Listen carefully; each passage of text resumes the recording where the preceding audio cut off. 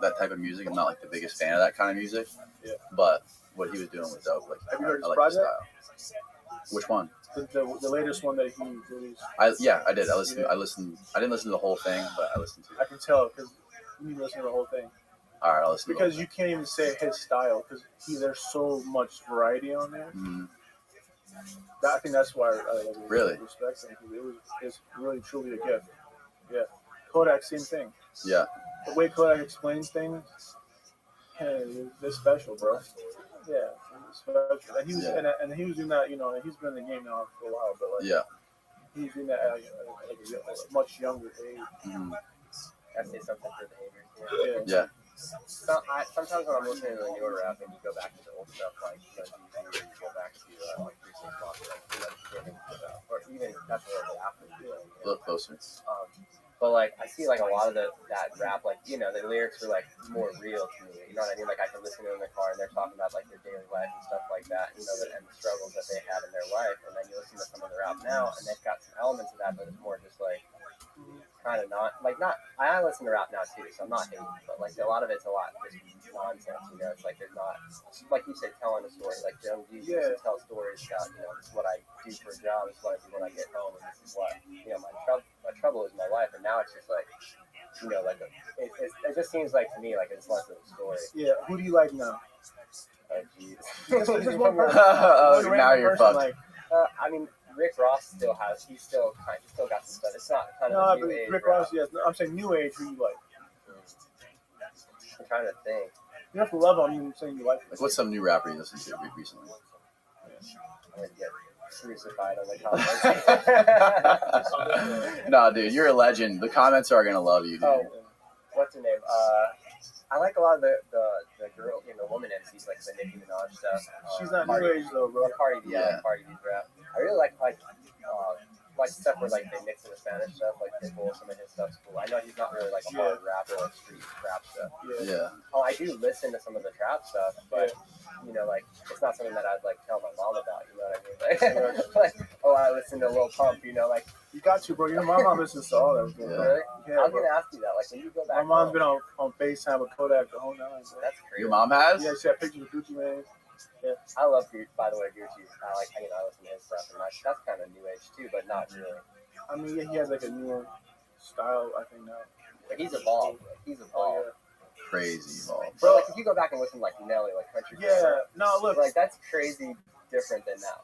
I'm gonna help you out, bro. I'm gonna put all your frustrations with this shit. I'm just talking. We're just talking. It's two different things. You shouldn't compare them. Maybe it's just two different genres. Yeah. It's not. It is. Because I have all those CDs, bro. Like I got the CDs of all this shit playing, like the Jeezy CD, and you know, like back when Ludacris and all that. But I remember at that time listening to this stuff, like loving it and being entertained by it, and listening to like Lil Pump today or like Smoke Perp or whatever, and I'm entertained just as much. Yeah. You know, and it's like an evolution. And I'll try to and it's like if you go to certain like markets, they play a lot of the older shit on the radio still. Yeah. And I can't stand it because I don't want to sit, you know. Speaking back to because it's like back to the whole change thing. Like I'm like a million miles a minute. I really don't want to like decipher the fucking lyric and see what the guy meant.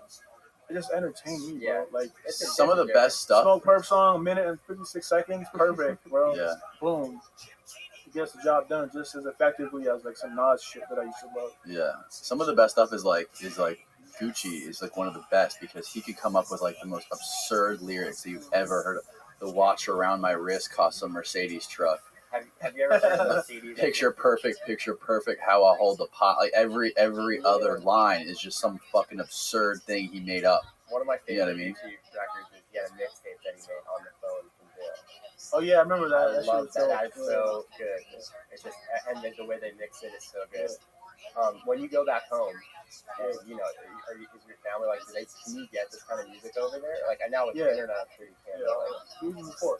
Is there like radio stations? Everything. Really? Yeah. That's pretty cool. I don't know someone big just did a concert out there too. I don't know if it was like Calvin Harris or somebody did a concert out there. I heard like some of the guys over there, like, you know, the big money, like they have like personal, like they have Beyonce and Jay-Z come like do Probably, man. They do all kinds of weird shit out there. How do they make their money out there? Oil mainly? I don't know. No. I said like big into. That's just what Ben told me. Yeah, Ben doesn't know shit. Next subject. Next subject. Next. No, it's our biggest export is like anything white that we deal in heavily. Really? Yeah. So no. Like cotton, right? It's white. Heavily, like the best. Salt. Like you heard like Himalayan salt. Yeah. That's where it comes from. Really? Well, you know the Himalayas are in my country. They're in my mother country. Yeah. You ever thought about rapping yourself? Oh, all the time, man. I don't know how. I wish I could though. You got like all the greats in your phone. I know. I could like my mixtape would be lit. Like, Yeah, it was. I'd have all the like super fucking beats and. I was actually thinking about that. Your phone must be like a treasure trove of numbers. Yeah. Like if like a fanboy got your phone, they probably Yeah, like I don't use like what's that shit called? Apple iCloud. Yeah, I don't use iCloud for that reason. Yeah. Got an extra long password. That'd be a good rap song too. Extra long password. Yeah. You should be a ghostwriter for us. Who, me? Yeah, I do it on the side. Mm-hmm. That'd be dope. That'd be dope. And then Omar can make my videos. Yeah. Where if people want to find out more about like what you're working on or stuff, I know you got Instagram or stuff like that, but you have somewhere we can go like like a blog or something like that. Twitter. I have like all the different social outlets or whatever, but I'm just heavy on Instagram, bro. You're heavy on Twitter too, though, aren't you? You tweet a lot. Twitter is like sporadic, man. We'll link it. So if somebody wants a video by Omar, they Instagram you. But I changed my Twitter though. Like, you what? I changed up like my tweets. Did you? I only like tweet like real shit, like personal shit now. Oh, really? Yeah, like what I'm going through. It's just like non-music. What made you decide to do that? I feel like I needed it, like a place to like not vent, but just be me. You know? Therapeutic.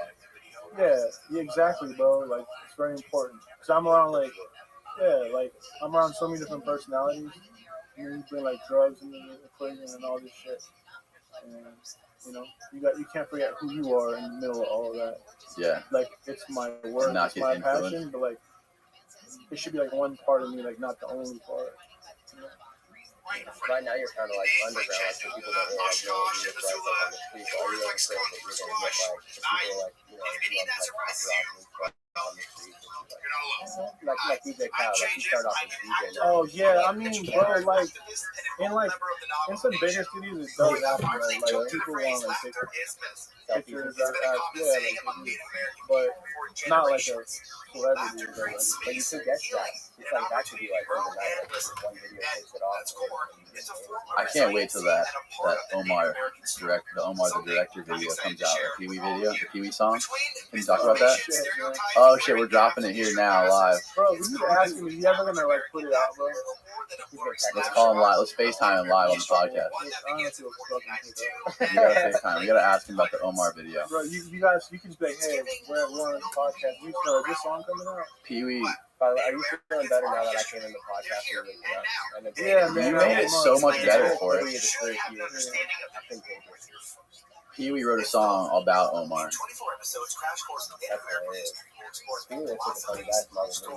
I had never heard of him before today. Someone's checking out. And I've got some stories for you. Like, have you ever wondered about Jesse Little Bear, who brought the language of the Hong Kong people back Live home? from Or Concrete Susan Studio. Sean Harjo, who led the decades-long fight to change the name of the Washington D.C.'s NFL team. I can go on. How about the West Side Gangster? Yeah, Who slung dick 24/7, bitch? I know, I just got some new shit called the Iron That thing looks dope. The iMac Pro looks good. I got the trash can. Yeah, bro, nerd question, like, that shit, like, you can edit 8K on it.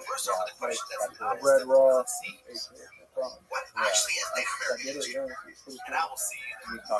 Why are you calling it Native American? That's offensive. Should be called indigenous pimps. I think a lot of people who should know me and like want to like collaborate on stuff and like these big brands, they've just like not been around just because of like There are a lot of Native American people there. So now that it's But the like whole more city's accepted, full of them. they're still not really there. They don't know, bro. They're so out of the loop. Because I'll see brands like link up with the most weirdest fucking artists. And like, that guy was hot like 5 years ago. And then it's just like a cycle. Because it's like, then you, like, if you're a whatever brand and you give this guy money, it doesn't do shit for you. Then now you'll probably never will give money again in that industry. Yeah. When you guys get It's a record of 71. How about West? Oh yeah, no, I mean like I don't know Check about this other as people, Gucci, but like man. I prefer like a bank wire, you know. that's all like this. Yeah. No, I mean shit, people want to Cash know. would be I dope. mean, yeah, but it's just like then you have like what do you do? Like the West that? Side. I just have to take it to the bank and deposit it. West. Just cash house. You know, then like what do you do? Shooting rap videos. Can you ask people next time you Yeah, no, I'll Yeah, ask Rest them. in peace, he probably has Phil. one that says Gucci Man, right? Yeah. He probably has I mean, Gucci For Man real. I LLC. mean, you can get it like a car or whatever.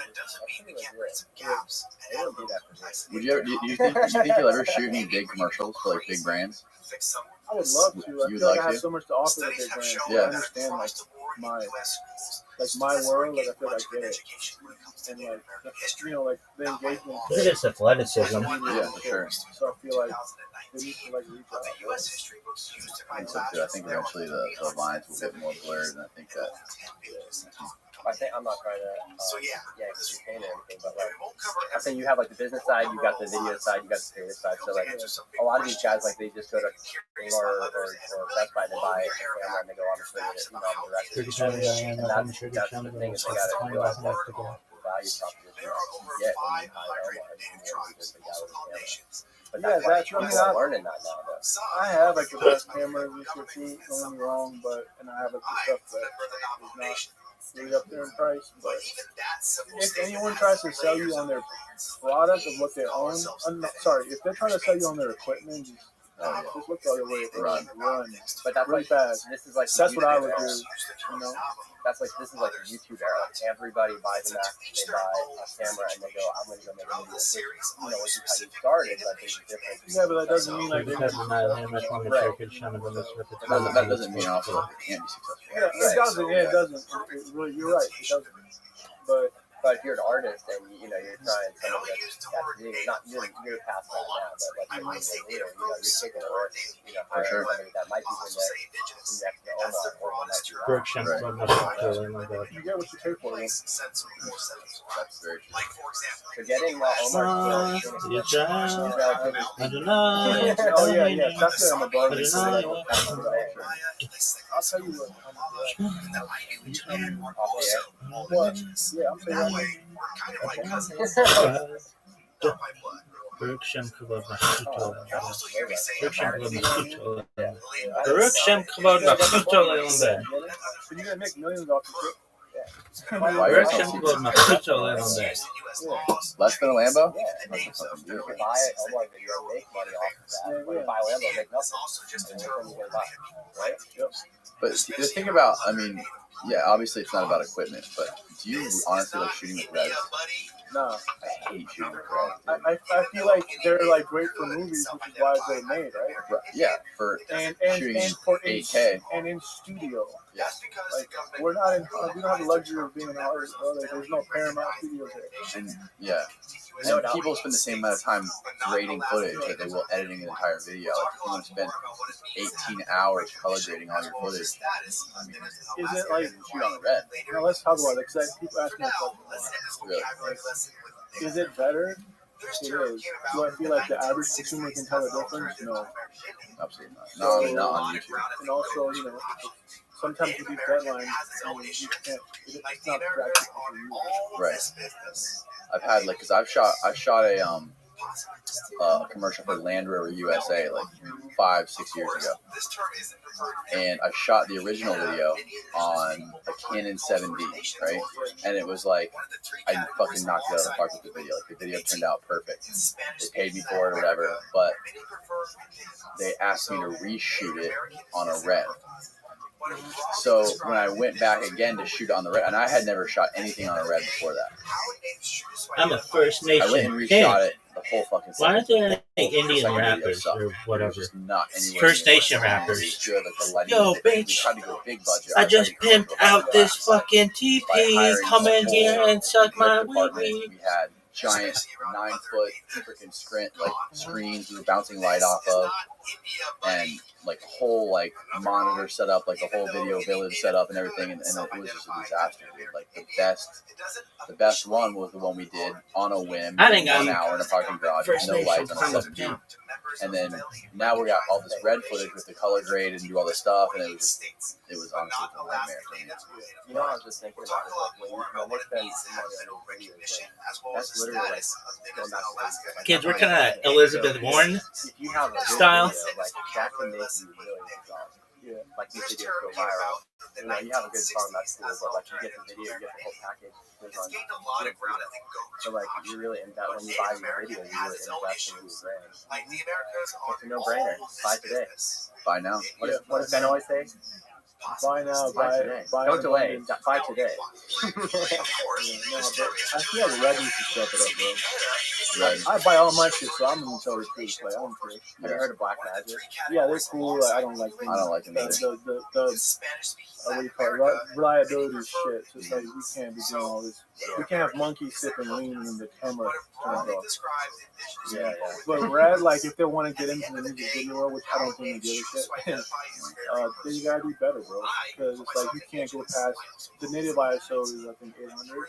If you go past it, it's noisy. So night shoots, music videos have darker skin. What do they call you? First Nation Pimp. West Side Gangsta Chief. It's not practical. Good luck getting a kid coming up who you 10 years ago buying a fucking Red camera. Yeah. You're not gonna get anyone. You're not gonna get. People don't want to spend more than $2,000 on a camera nowadays. I don't care how good. Yeah. You can shoot fucking any of these music videos on a $2,000 Sony camera or a Panasonic camera. I mean, it's not about the equipment, like you said. It's about everything else. Yeah, I mean, there's so many other things that matter besides like resolution. Resolution is some marketing bullshit, bro. You know what I mean? Like, You gotta know how to use it. yeah, I mean, when you go to the movie theater, bro, it's usually like a 2K. And most Hollywood movies get mastered in 2K because it's too expensive to do both. What's the craziest shoot? I was just thinking about the monkeys. I Oh was like, yeah. was that the craziest one, or can you think of one that was crazy? Like you're like, I can't believe this is going on. I think for me personally, like stepped on was really, and I didn't even notice till like later that night when we wrapped up. He was going through like a legal situation, and it was pretty serious at the time. Yeah. Everything like we wrapped up. Went back to like the studio. Boys walking up, like super happy, like everything's like resolved, and like we weren't involved, and that's what they upset. And she told me like what was really going on, and the fact that he was shooting a music video and doing all these scenes, and just the way his demeanor was back there was nice. Doing this, while he was going through a really serious situation personally, no one knew. Right. And then, like, not just get more respect for him, but just know that, like, Nigerians still live there, but their lives were never the same. And you couldn't even tell, like, for face value. I mean, back to like the persona shit, right? Like all the shit people rap about, like, he was really that fucking guy. Right. I got him to like crawl on the ground and like roll over on the stairs and all this kind of shit. Because like he respects me and what my reviews and like he believes in that enough to do it. Right. We're in a $6,000 outfit, $15 shoe, like years on the ground for that video. I can't hear him. And crawl down the stairs. Get all that. Yeah, And, so it's like, gotta love it, right? But he's doing it every day, all day. On why they're direct. Well, look, see, like on his collar, he's like a little snake that Gucci had on it. Oh, really? Because he said Gucci on my collar. So you get deep from your shots. Yeah, I mean, if you, like those people like sit there like, look at this shit and like, write it out and find all the hidden meanings and shit. There's so much. And this is like right here. This is like a little like intermission part where there's some like church music in the back. This part's not in the song. Right? No, it's not. What do you think of Lil Dicky? He was dope. I mean, I haven't heard shit from him in a while. But his music video with the Save That Money, I always think of that one because you're talking about like how much these shoots cost. Like I haven't seen it, but I remember reading about it. It's like he did it for free or something. yeah, he tried to do it as least cost as possible, and it actually came out pretty cool. You're just like Little Dicky because it's like Are you good? Yeah. That's what's up. those pork chops, dude. Hello. Yeah. We're still here. I went As through of this the school. 2020 U.S. Did you really? Census, about I have an MBA. 9.7 Really? Yeah. I didn't even know that. or 2.9% of the population self-identify. Watching the value in Omar. That's what I learned in school. Oh, That's that's what fascinating. what to look for. Do you consider yourself World, you guys. Yeah, Yeah. we're just the pawns. like Elizabeth Warren? Not kidding. I think you put me against Elizabeth Warren right now, and I got that bitch beaten. So that wasn't even an altar or a confessional. It was a 1999 little thing from Home Depot. For now, let's talk Yeah. It's a about screen. Yeah, that I made look like Yeah, a that Home confessional. That was sick. Dude. That was like. And that, like, I had no choice because no church would let us do that. Like, that's like the whole, like, scandal shit going on with the Catholic stuff. Yeah. And they were like, no, like, you cannot go in the confessional. So I was just fine. We just made some I saw a thing. That was so sick. There was some music video that was shot in the church and they got in trouble for what had happened. Yeah, it's probably this one. But I got crazy voice notes. It went from, like, nice to, like, aggressive to, like, death threat. You ever worry about that kind of stuff? Because I know, like, in the rap game, and I'm, like, super not in the rap game. But, like, in the rap game, like, you know. So it makes you such a good like you interviewer. said, yeah, I'm like Howard Stern. Like, Yeah. like, you know, these guys, like, have people that don't like him or whatever, and then if your friends accuse you and they don't like him, they probably won't like you, and then that makes you a target. You know what I mean? No, I mean, I've never really thought about it like that. Because to me, it's like, I'm not Gucci Mane at the end of the day. Like, you're toxic. I'm really not. Like, it's just exactly. Yeah. So, like, when you make the song called Omar.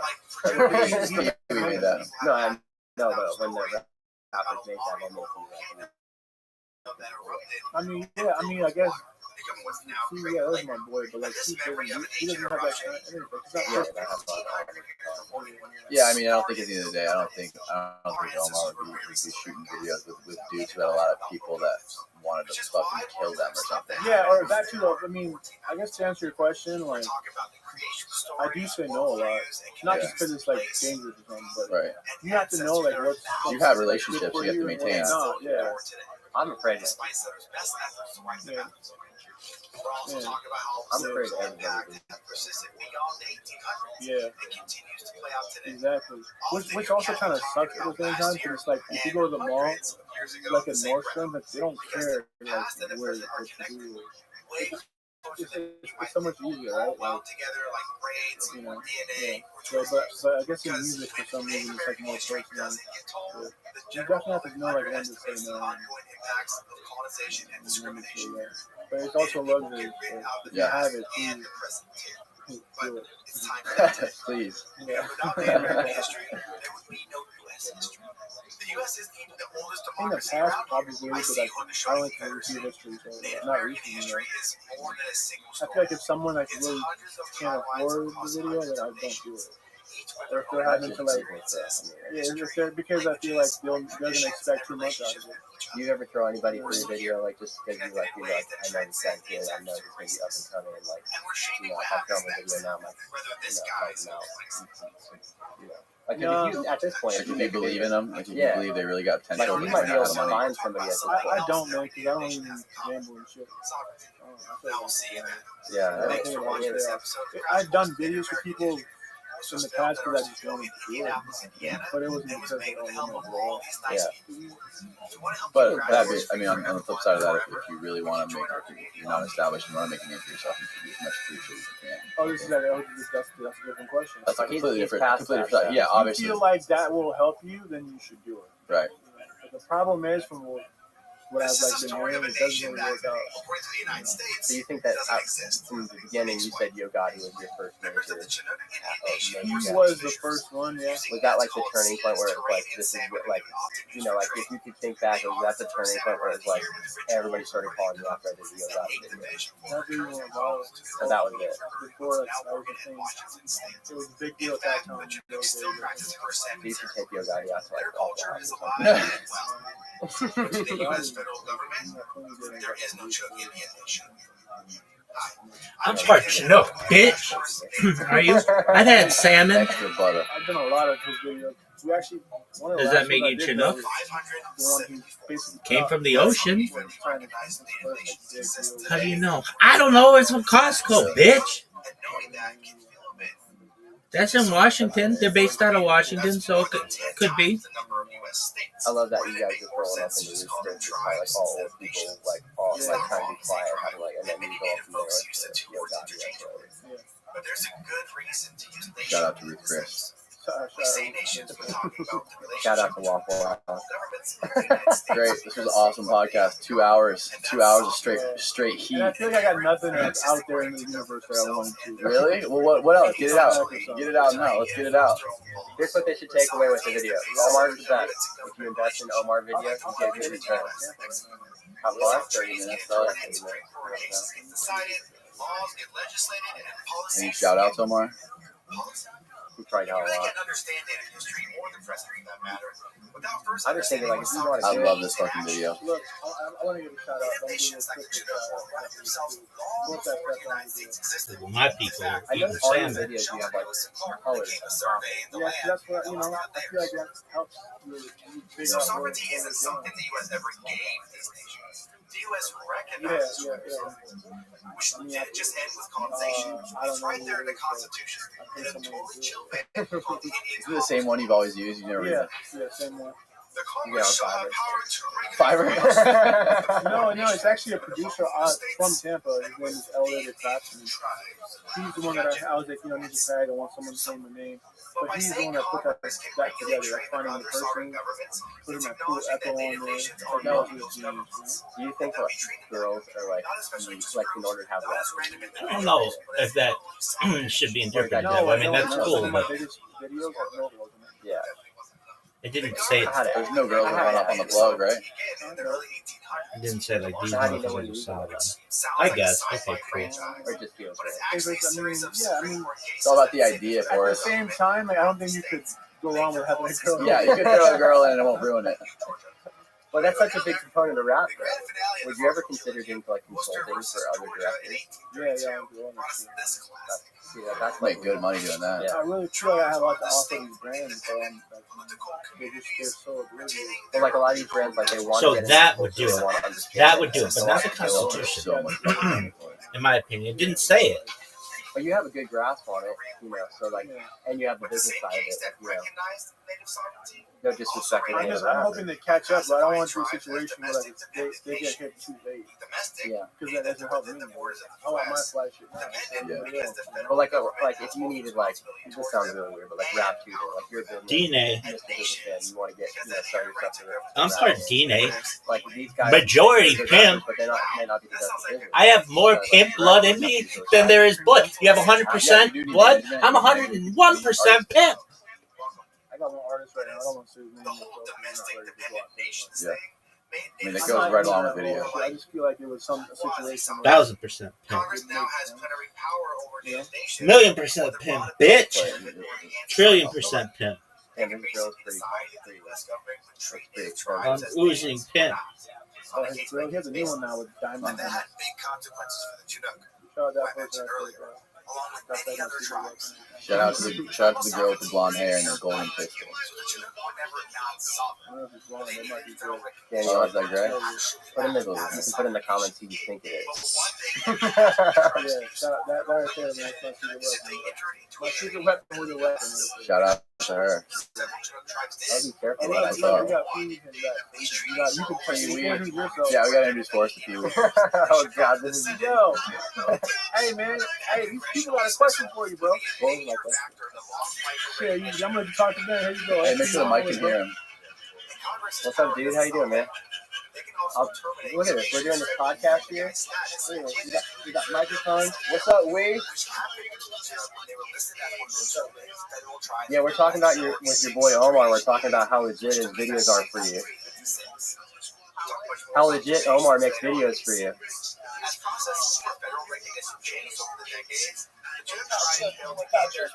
Yeah, definitely.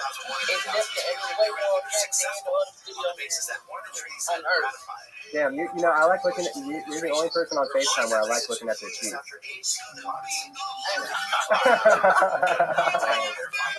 Ask him about the Omar song. The song about Omar. What about it? Ask him. Say, what's up with the song? Oh, the song about you wrote a song about Omar. What's up with that?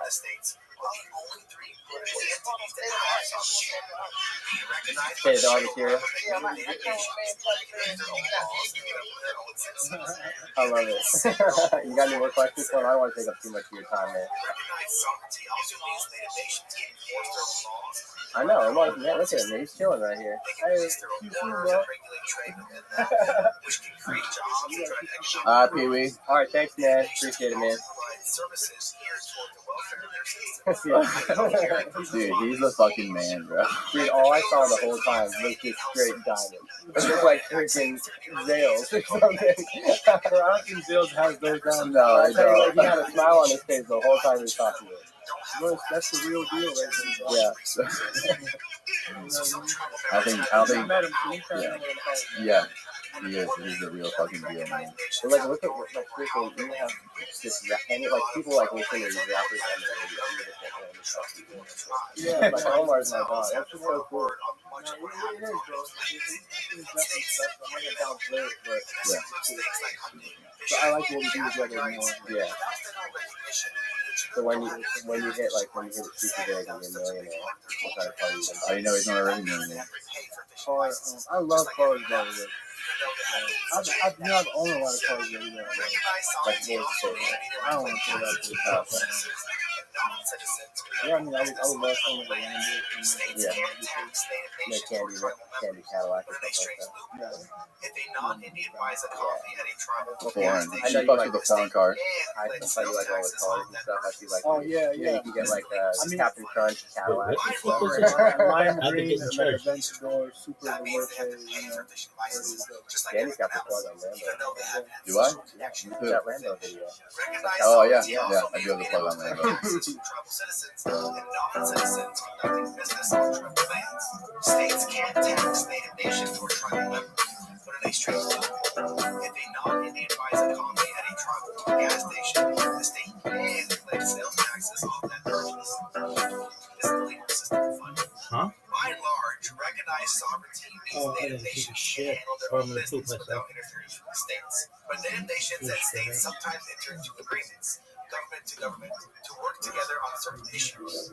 Like if a nation wants to open a casino, they have to enter into a compact with the state where that casino will be located. Or if the child of an enrolled tribal member needs to enter foster care, the nation and the state will often share resources. At the end of the day, sovereignty means native nations are very Luis, welcome back, bro. Hey man, how you doing? Good Great to be here. Good, man. I'm excited to have you back to talk If about you some could be of part what's of going one on talking Oh, yeah. tribe, what would it be? all around Mexico and South America, and it seems like no one's paying attention to it right now. But you bitch. have had, you've been balls deep in cartel world. Yeah, dude. I mean, I don't know if it's luckily or what, but it's just the way things go, you know. He said I'm supposed to be Eskimo, that is- reporting the whole that's thing from offensive. like Latin America, but Mexico's keeping me We are so the busy UPIC right now. It's and, so wild what is happening in Mexico Inuit and what is about to happen. Yeah. And like I was showing you last night, we got the tridents from my boy Manny, whose godfather is Felix Rodriguez. Dude. We're gonna be going to talk to soon, hopefully. Dude, that will be massive, dude. I mean, I've been after Felix Rodriguez for a while. I published this story about the involvement of the CIA in the murder of Kiki Camarena back in 1997. The first time I published that story was in 2013 in a Mexican magazine called Proceso, several years before the documentary that it's now showing on Amazon. And I try to get a hold of Felix, but he's a shadowy man. I mean, it's hard to get a hold of him, right? Mm-hmm. You've seen him like once every now, like on interviews regarding the killing of Che Guevara and his operations in Cuba and Bolivia and South America, but he's never really talked about Mexico, right? And what he did in Mexico back in the 80s. It would be massive, right? If we can get a hold of them, like, you know. Yeah, one of the first documentaries you pointed out to me before you first came on the show was that documentary called, I think it was The Last Narc. Yeah, was it with I forget who the other guy was, but they found out somehow that there was a Cuban guy in the room when they were torturing Kiki. And the Cuban guy was most likely Felix. Yeah, I mean, that's what sources say all the time, right? And there is, like, available transcript of that recording where they're torturing Kiki Camarena. Mm-hmm. But I don't know, for some reason, the audio files have never been out. Several officials also say that they don't exist, that those tapes are fake, they don't really exist, and this is like a rumor. But there are transcripts of the whole call. The thing is, the transcripts, they don't identify anyone, right, on the room. They kind of like identify Caro Quintero allegedly, but then again, Caro Quintero, he's an old man, he's always denied that he actually did something to her, Kiki Camarena. Everybody's denying their involvement in the whole Kiki Camarena case. Right. And Felix was brought into the CIA, I think, like, leading up to the Bay of Pigs, right, when they were training a bunch of the Cubans or the Cuban Americans to, like, basically go over there and invade and fight. Yeah, exactly. He was a massive operator, right? He's a Cuban that used to know his country so well, but he was actually working for the U.S. government with the CIA as an asset because he knew the region, he knew the language, and he was extremely skilled for what he had to do. I mean, he found El Che Guevara, right, in Bolivia. So he was skilled. Yeah. Hey guys, just wanted to drop in real quick to let you know that on the back end of this YouTube channel, it says that 70% of the viewers have not yet hit the subscribe button. So if you enjoyed this podcast and you want to see more underground investigative episodes like this one, I want to ask you a favor, and that's to simply hit the subscribe button below this video. By doing this, you're enabling the podcast to get in front of and reach more people, which allows this thing to sustain itself and helps us to get more. Speaking on behalf of the U-Big people, all just do me the favor and subscribe to the YouTube channel. I promise to keep making these episodes better every single week. Real chief. Thank you all. I love you. And I never saw that as He was training the people in Mexico, the guerrillas, right, to go fight over in Nicaragua. Yeah. So what was happening there is that it actually looked like the U.S. government through the CIA had this arrangement with Mexican criminal organizations. They weren't still called.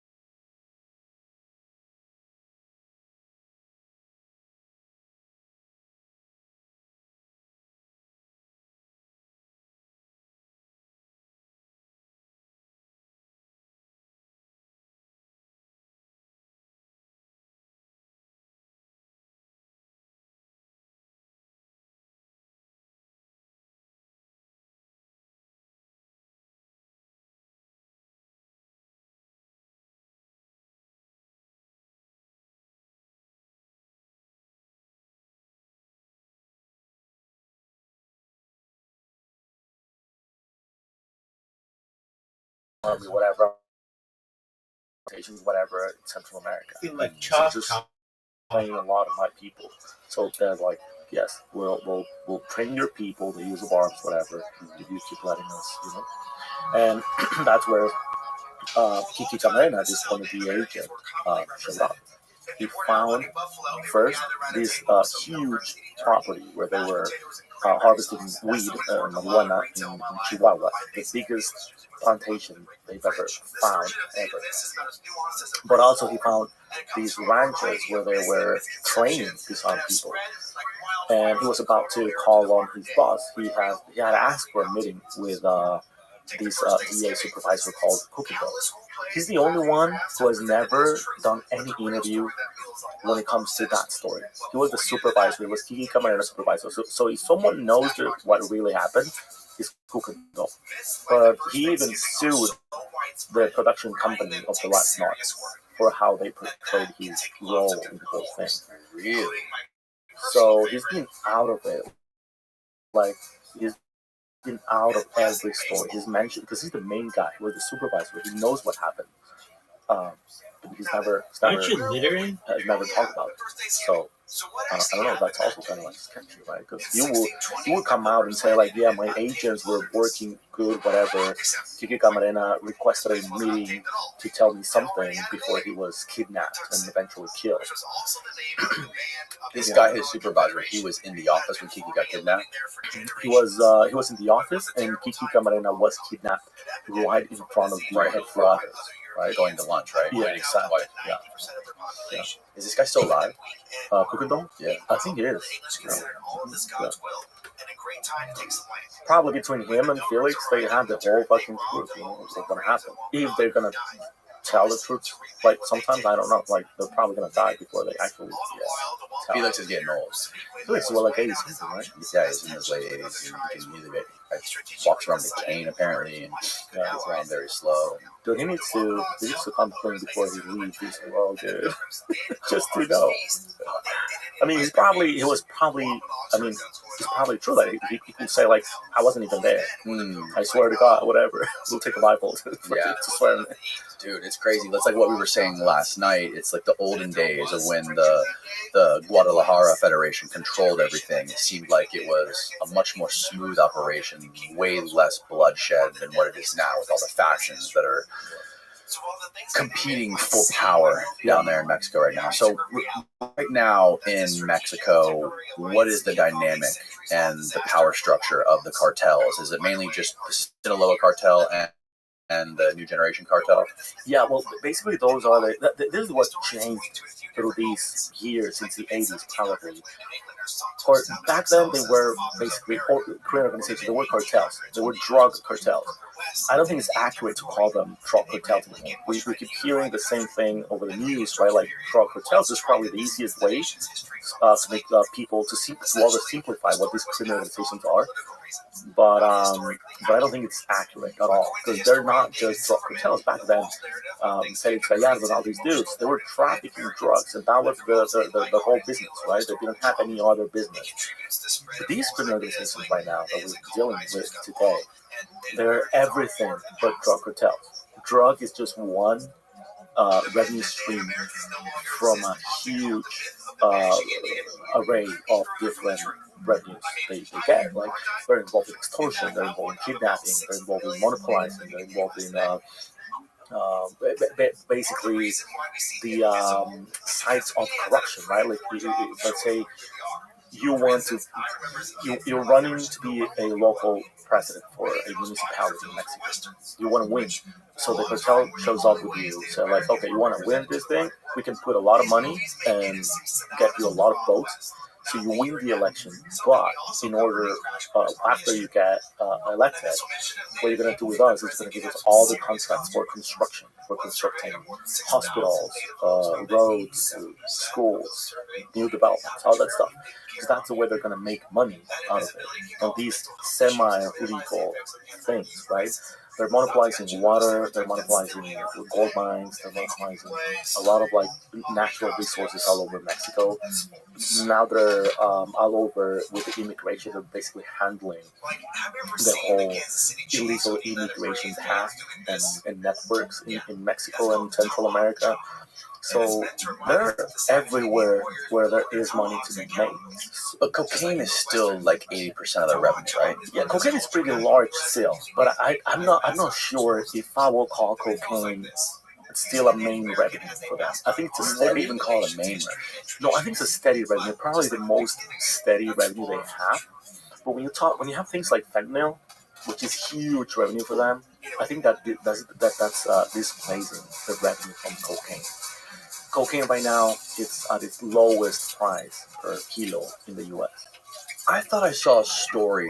I've talked about it on this podcast recently, actually. I thought I saw a story somewhere where one of the bosses of the Sinaloa cartel put out some sort of message to all of the other bosses or people that were working in the cartel saying that if they caught anybody mixing fentanyl into cocaine, they'd be executed. Or something like that. And there was like signs or something they put out. Yeah. If you take into account that they make public these announcements, it's not for the henchmen, right? Because they have private communication, they have private ways to communicate with the other organizations and stuff without making it public. They have walkies, they have means to reach every other member of the organization to tell them there is a ban, right? Well, the fact that they make it public says that they're talking to us, right? To people, to media. It's propaganda, exactly. That's what they leave banners, and that's what they leave like bodies with a small mountain of fentanyl pills. So that's literally to unmark themselves from the whole industry, saying like, no, we're the good guys. We're enforcing side by side with you guys, U.S. and Mexico government. We're working all together to stop the fentanyl production. That's bullshit. They're just moving kitchens to other places. Right now, you go to Sinaloa, it's really hard to find a fentanyl lab in Sinaloa, right? Because there's a lot of operations. They don't want to be, like on the spot and that stuff. This is the article. Sinaloa cartel's message to members: stop making fentanyl or die. Yeah. Crime group yields to intensifying U.S. law enforcement pressure and is kidnapping or killing producers who defy the ban. Is there a picture of the banners that they're posting? Oh no, it's a paywall. Yeah, this is all propaganda. This is just to get media attention. That's what it was intended for, right? Right. For articles like this. Right? Yeah. So everybody says like, okay. And they want the U.S. media attention. That's what they want, right? They reach out to journalists. They reach out to Mexican officials. They put out banners on that they think is going to make flashy news headlines. The next day, and we all fought for it. I mean, of course, my editor was asking me like, "Hey, do you want to write a story on it?" And I'm like, "Okay, let me just call some of these contacts I have in Sinaloa to see what they say, what they feel." And of course, everybody said like, "Dude, it's bullshit. Everybody's still, cooking fentanyl. It's just a way to make it look like the organization is not involved anymore."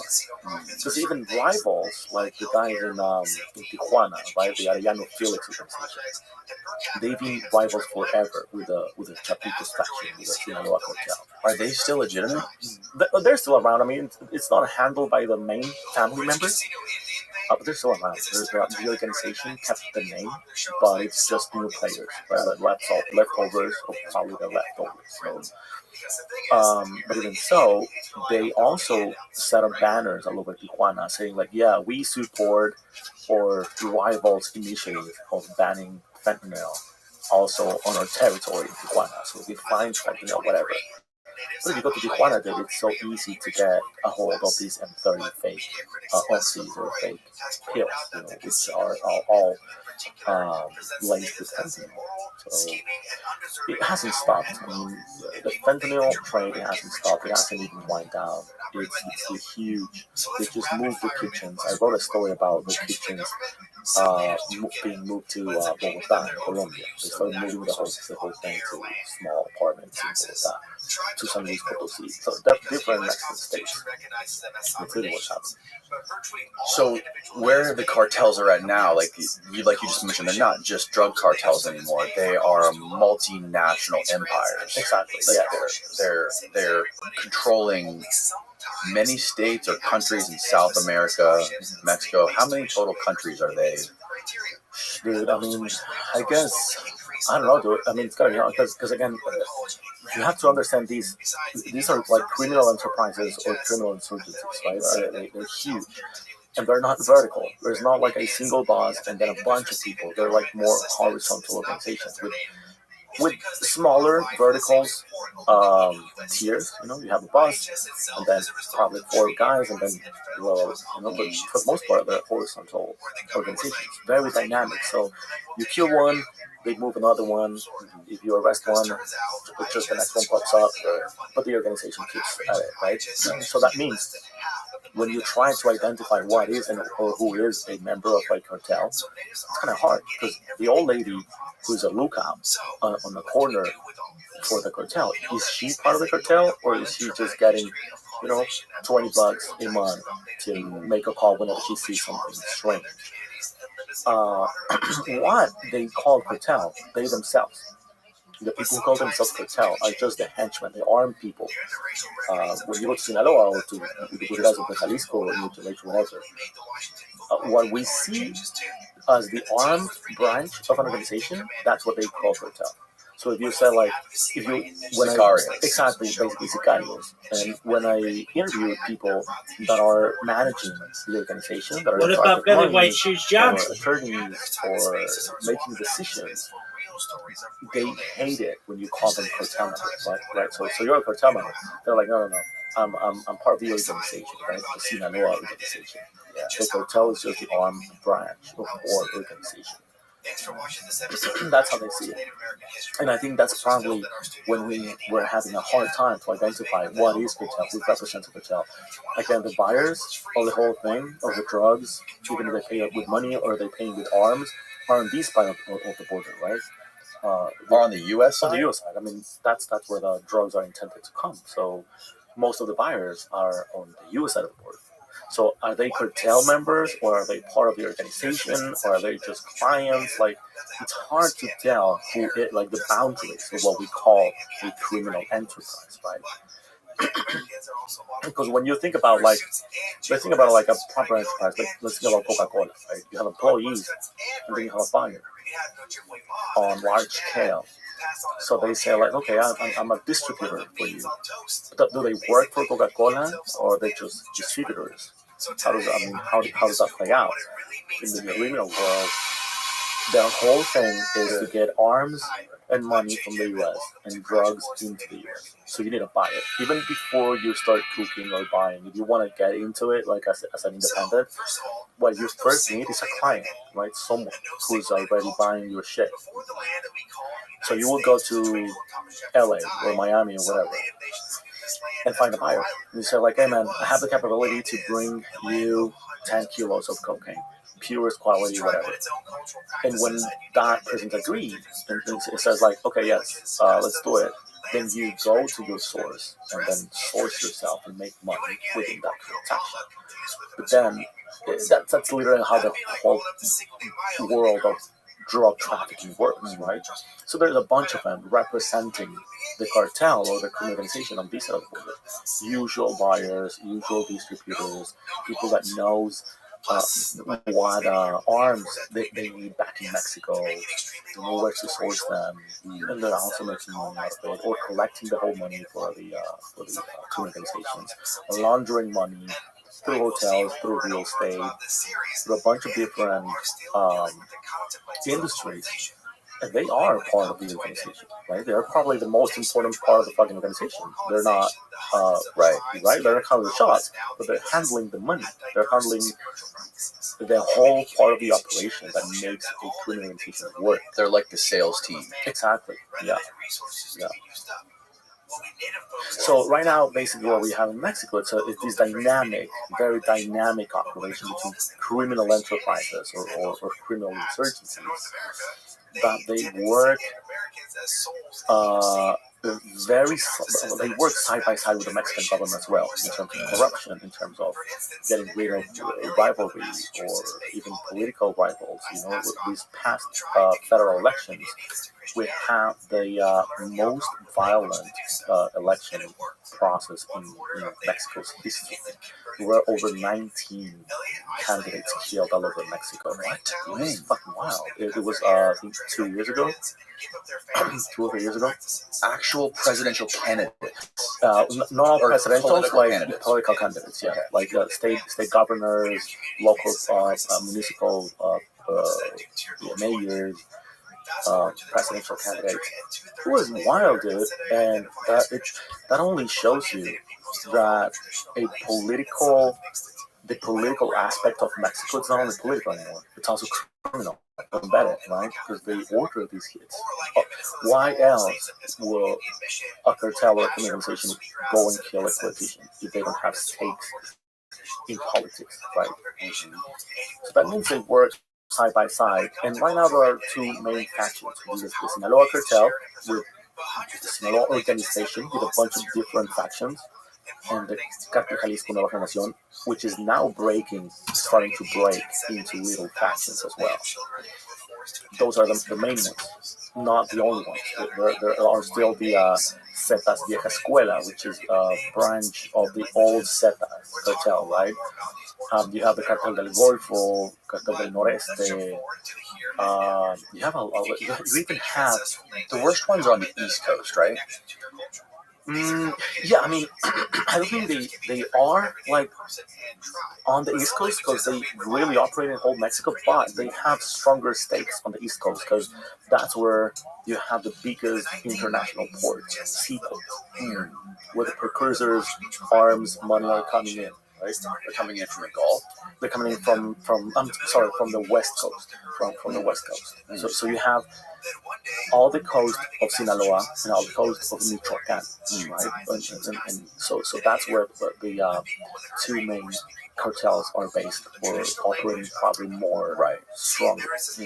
And then you have in the northeast part of Mexico, in Tamaulipas, Nuevo León, you have the Cartel del Noreste, which is a strong cartel, also a branch of the Zetas.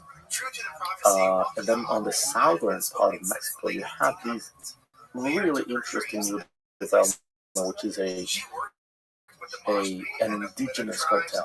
They're called Cartel Chamula.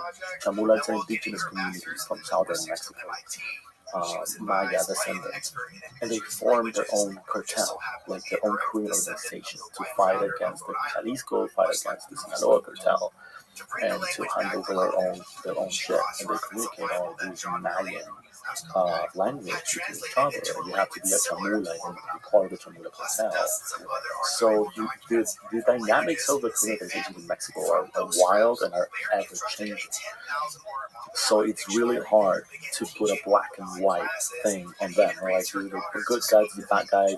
These are the most violent. These are the main ones. There's a bunch of them. Even if you talk about just a single organization like the Sinaloa cartel, there's a bunch of factions. You have Mayo Zambadas faction. You have Los Chapitos faction. You used to have the Milik or the Damasos faction. You used to have Los Rusos faction, right? So you have then you have different smaller families like Los Salazar, Los Cázares, etc. So you have a bunch of different families.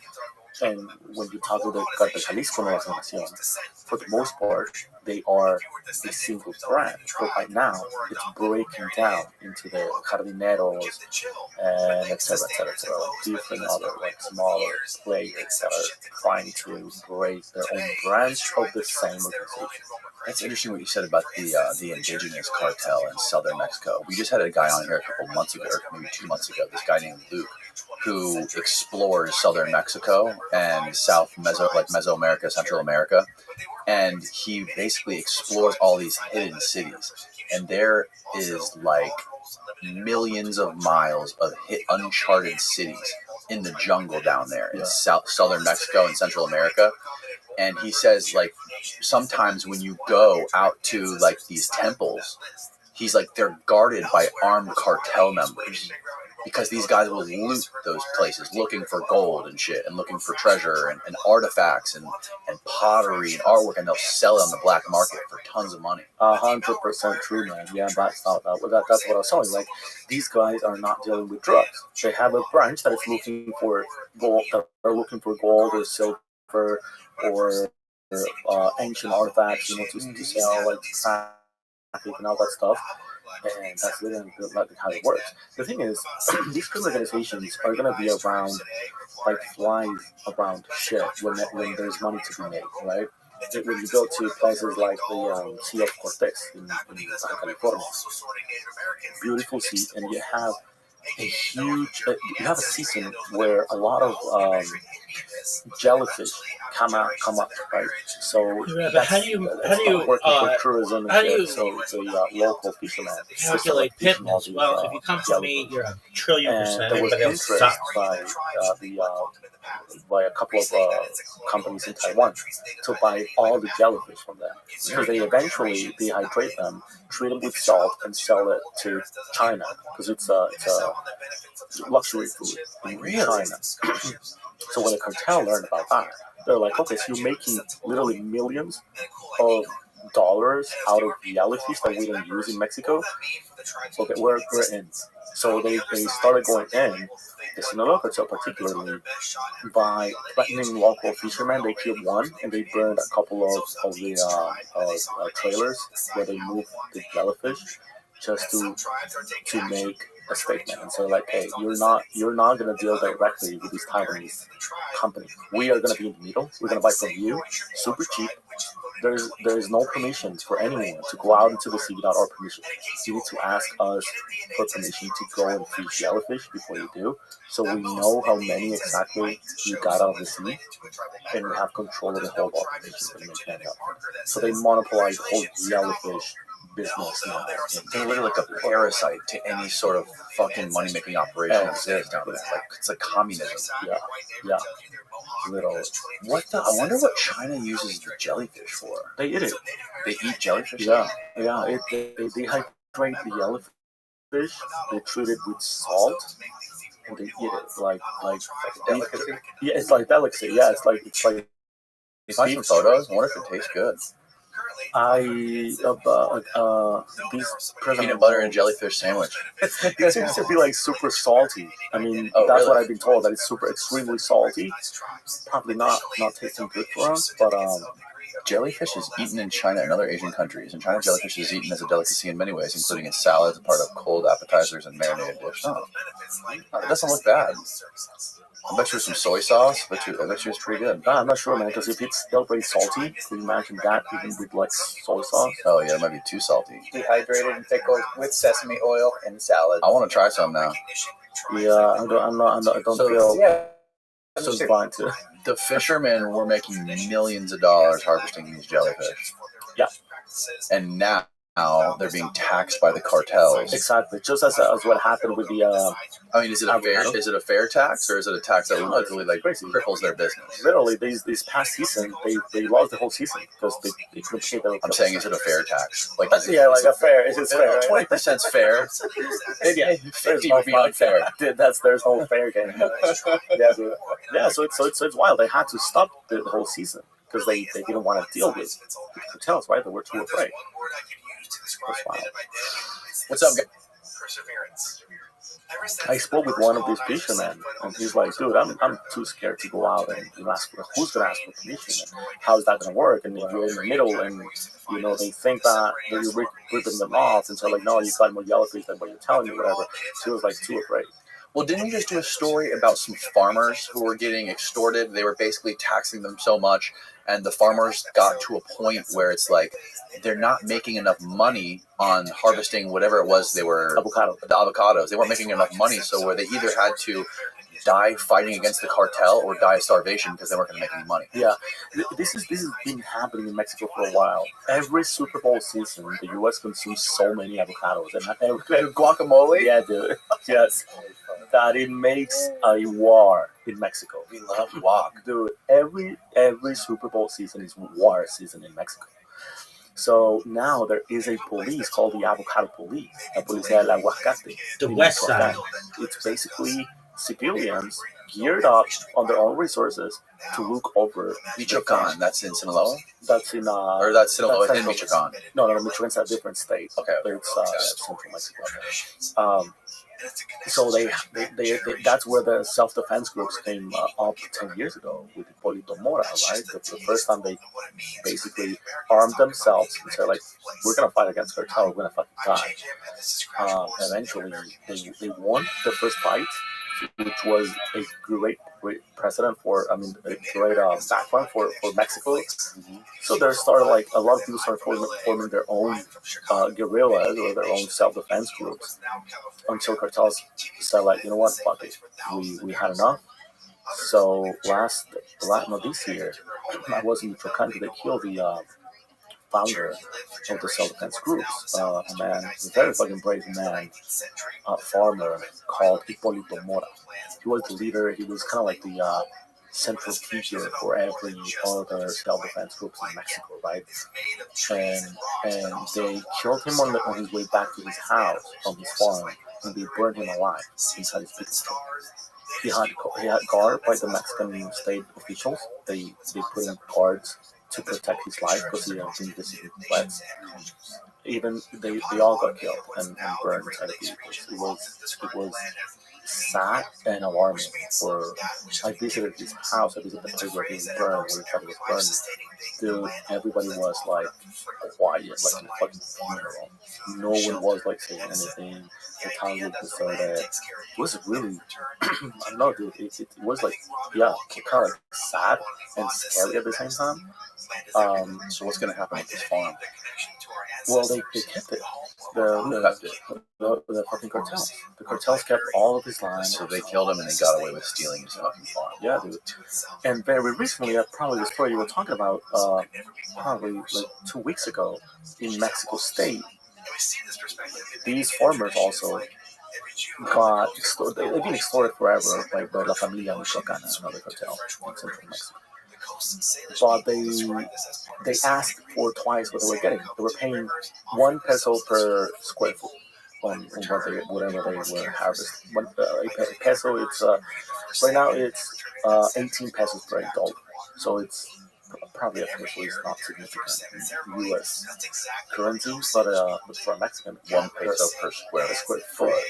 Of what they were harvesting, right? A lot of corn, beans, whatever they're harvesting. Okay. So if you have, I don't know, 10,000 square meters of whatever you're harvesting, you need to pay 8 pesos for every square foot, right? And they asked them for twice that. They're like, okay, so this year you're gonna have to pay, starting this year, double, 2 pesos per square foot. They had a really bad season because it didn't rain in that part of Mexico this season. So they were like, dude, there's no way we can pay that. They're like, well, you either pay or you die. They say yes, but they met a night before they had to meet these guys to pay their taxes, right? And they met at a soccer field in this little town in Mexico. The cartel members showed up, all geared up as usual, dressed as military members, whatever. And then the whole community showed up. They showed up with shotguns, machetes, sticks, and stones. And they were like, we're not paying shit, man. And a fucking hell broke loose. You see the video, there's people getting cold killed like that. Like, boom, right in the fucking head. And then I look at the back and go, boom, you killed my friend. Everybody started killing everyone. In total, there were 14 murders. 11 of those murders were cartel members. So that was a big win for that community. They were like, because they killed the leader of the La Familia Michoacana in that region. Right? So they're like, fuck off. Now, this past week, they came back. La Familia Michoacana came back to that town and kidnapped a lot of young girls, a lot of babies, mothers, they're keeping them as ransom. So because they asking like turn over your leaders, the guys who started this fucking fight, turn them on over to us, or we're gonna kill all your family members. And the situation is still tense. I mean, they still have to release the kids, the women, because they want the community to turn over their leaders who started that revolt against the cartel, to teach them a lesson. And what does the Mexican military do about this? Are they asking for help? Nothing. They've been asking for help for probably the last 5 years, this community. And the true Mexican army or the Mexican government never showed up. What the Mexican president said was just like, oh yeah, we knew about those guys. They were major targets for us. We were just unable to find them before, but they're dead now. So you guys are dead. And that's it. That's the it's mind blowing what's happening right now in Mexico. Why? Now who is, so you just got done with you did a really big interview with, and I think, did you partner with Grillo to release it? Yeah. What was that interview? That was with the guy who basically was Damaso Lopez, right? He was partners with El Chapo. Yeah. Or he started out as his security. El Chapo, like, he gained his trust over the years, however long it was, and then eventually El Chapo made a deal with him saying, if I ever get pinched or if I ever get killed, you're going to take my spot. Yeah, exactly. And this guy that you met with was his son. Yeah. Got it. So basically, the Damasos started off when El Chapo escaped for the first time from prison in Mexico. Like He helped him escape. He was the director of the prison. He was an attorney, and he was the director of that prison. So he helped El Chapo escape. So when El Chapo escaped, he knew they were going to come after him. So El Chapo offered him a job. He's like, okay, after I'm gone, come and look for me in Sinaloa, and I'll give you a job. And he made this guy, Damaso Lopez Nunez, El Licenciado, he made him his right hand in the cartel on his faction, right? So he was dealing with, he was basically calling the shots. Like, even though you're gonna get a lot of these comments saying, no, dude, he was never a shot teller, whatever. He was the brains behind El Chapo, right? El Chapo will consult everything to him. It was like, we want to, what do we do? We're facing these and that. He was a smart man. He was an attorney. So he would say, like, okay, let's not go into a fight, let's do this, or let's go into the fight, let's form a new group, let's move money here and there. He was El Chapo's right hand, his most trusted man, and they became confederates, basically. He was the godfather to his sons, and Damaso was godfather to Los Chapitos. Right. So they were family, basically. Yeah, they were embedded with that. They were family. They grew up together.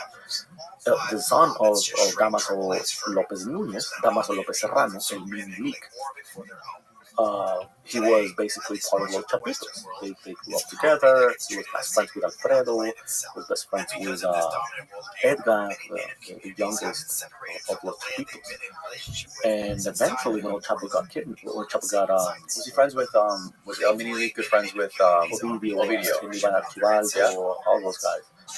They literally grew up together. He was best friends with El Maggio's son as well, the Mayo Gordo.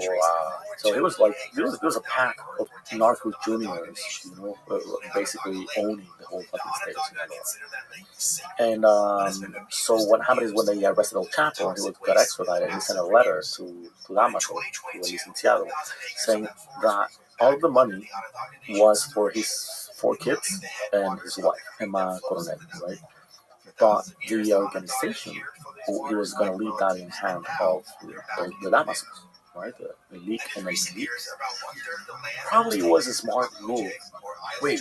So the money, meaning the money that they already had, the cash, or the income that the business was bringing in? I guess both. Like the cash that he already had, the properties, all that shit. Because on the letter, what he said, it was like, you already have enough money. Just get out of this shit. Live your life. You have more than enough for his kids and his wife. You live your life. You have more than enough to live a good life. And leave your organization in the hands of Damaso. right? It was probably a smart move because El Chapo probably thought that these was coming. These war against Los Chapitos, and that they're gonna end like him, extradited to the U.S., facing life sentences, like that shit. So he didn't want that for his kids. He's like, well, you know what? Like, let El Licenciado take the fucking heat, and you guys retire and live well. Well, they didn't want to do that. They were like, fuck no, the organization is ours. We're the head of the organization right now.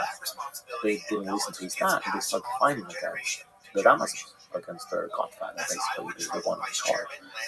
For what I understand, Damaso and Licenciado tried to negotiate, like, I was trying to say, like, guys, this is what your dad wants to happen to the organization. I want to fight with you. But then they started, killing his henchmen, killing his security people. The Chapitos started killing his? For what Mindy told me, his version of the story. And every time they will come after them, saying like, hey, why are you killing their people? They're like, oh, it was a mistake, sorry. My guys were like really high or we were drunk, whatever. But I'm going to give them a lesson, sorry about that. And they keep doing it. Until Damaso Lopez Serrano, El Minilik, got fed up with it. And he talked to his dad. He's like, dude, I'm going to go all in against Los Chapitos. Fuck it. His dad was like, dude, we don't need a fight. We don't want to fight between a family, between a single faction. Let's just solve this out. He gathered a group of other cartel members from everywhere, even from like mafia people from Canada, like from everywhere, that they hated on Los Chapitos. Right? He gathered a group, made a WhatsApp group, and said like, hey, we need to get rid of these fuckers. Like, they're just making too much waves here in Sinaloa. I wouldn't want them. What do we do? So they started planning. And by the birthday of the oldest, Iván Archibaldo Guzmán, he was celebrating in Guadalajara, in Copa, at this fancy restaurant. And they kidnapped the 4 sons of El Chapo. The order was to kill them, right? But El Mayo got in the middle, they tried to negotiate, and then El Chapo was imprisoned in Ciudad Juárez, by the border between El Paso, Texas, and Mexico. And from there, this is before he was extradited. Before it was 2017, probably a couple of months before he was extradited, 2016, I think. So he managed to get the news from the guards there.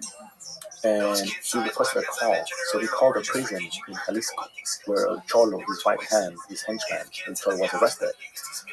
And he said like, hey Cholo, I know you get along well with El Mencho's people, whatever.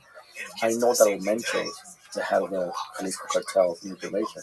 I know that his son is in prison with you, with your friend. You know what? This is no time to make friends. I need you to kidnap him inside prison to make him disappear until they let my kids go. So El Cholo went after the son of El Mencho inside prison, kidnapped the kid, made the director of that prison call El Mencho, saying like, hey dude, your kid is nowhere to be found. And this is a message to you. As soon as you free my kids that are kidnapped, I'll free yours. Meaning Los Chapitos.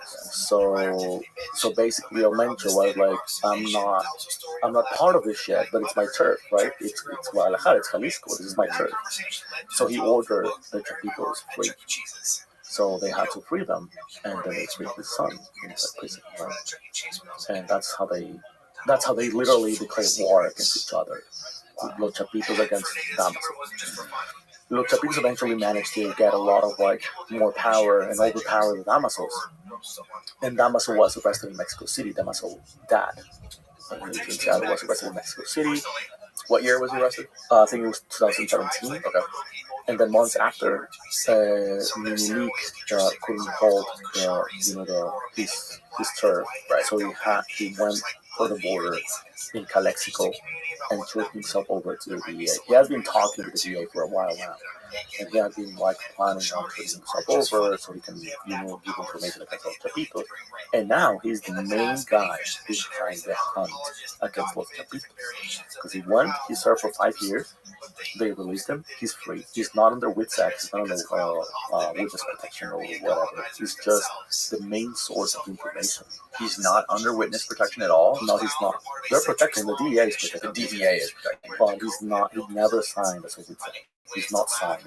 How much protection could you possibly get? Not sure. Not sure. But when I met him, I could tell that there were a couple of agents around the place we met. Oh, really? So they're putting an eye on me. Okay, explain to me how this interview came about. Like, did he reach out to you out of the blue, or how did this happen? Yes, he reached out to me through Instagram first. He sent me a DM. And of course, I'm like, yeah, dude. I mean, I get reached out by these amount of Your crazy. DMs must be insane. They're fucking wild. They're fucking wild.